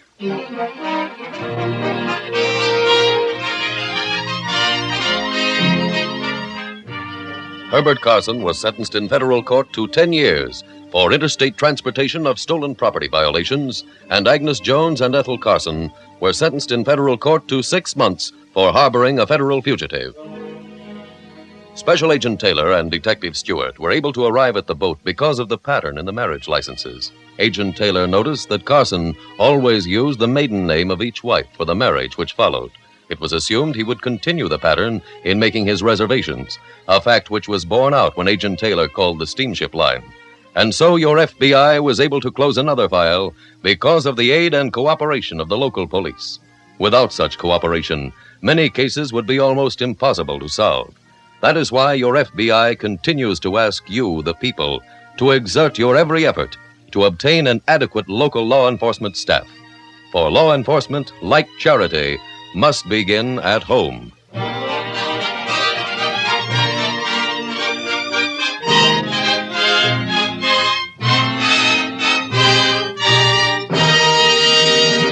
Now, one final question on the cost of the Equitable Society's Independent 60s plan. I already have a good bit of life insurance. I don't think I could add the cost of an Independent 60s plan on top of what I'm now paying. You don't have to. Your Equitable Society representative will show you how to integrate your present life insurance into an Independent 60s plan. Often, because of life insurance already owned and Social Security, only a comparatively small additional amount of insurance is all that's required. Your Equitable man will be glad to give you the exact figure, or send a postcard care of this station to the Equitable Life Assurance Society. Next week, we will dramatize another case from the files of the Federal Bureau of Investigation. Its subject, murder. Its title, The Tribal Shakedown.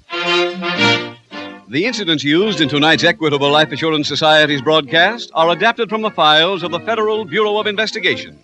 However, all names used are fictitious, and any similarity thereof to the names of places or persons living or dead is accidental.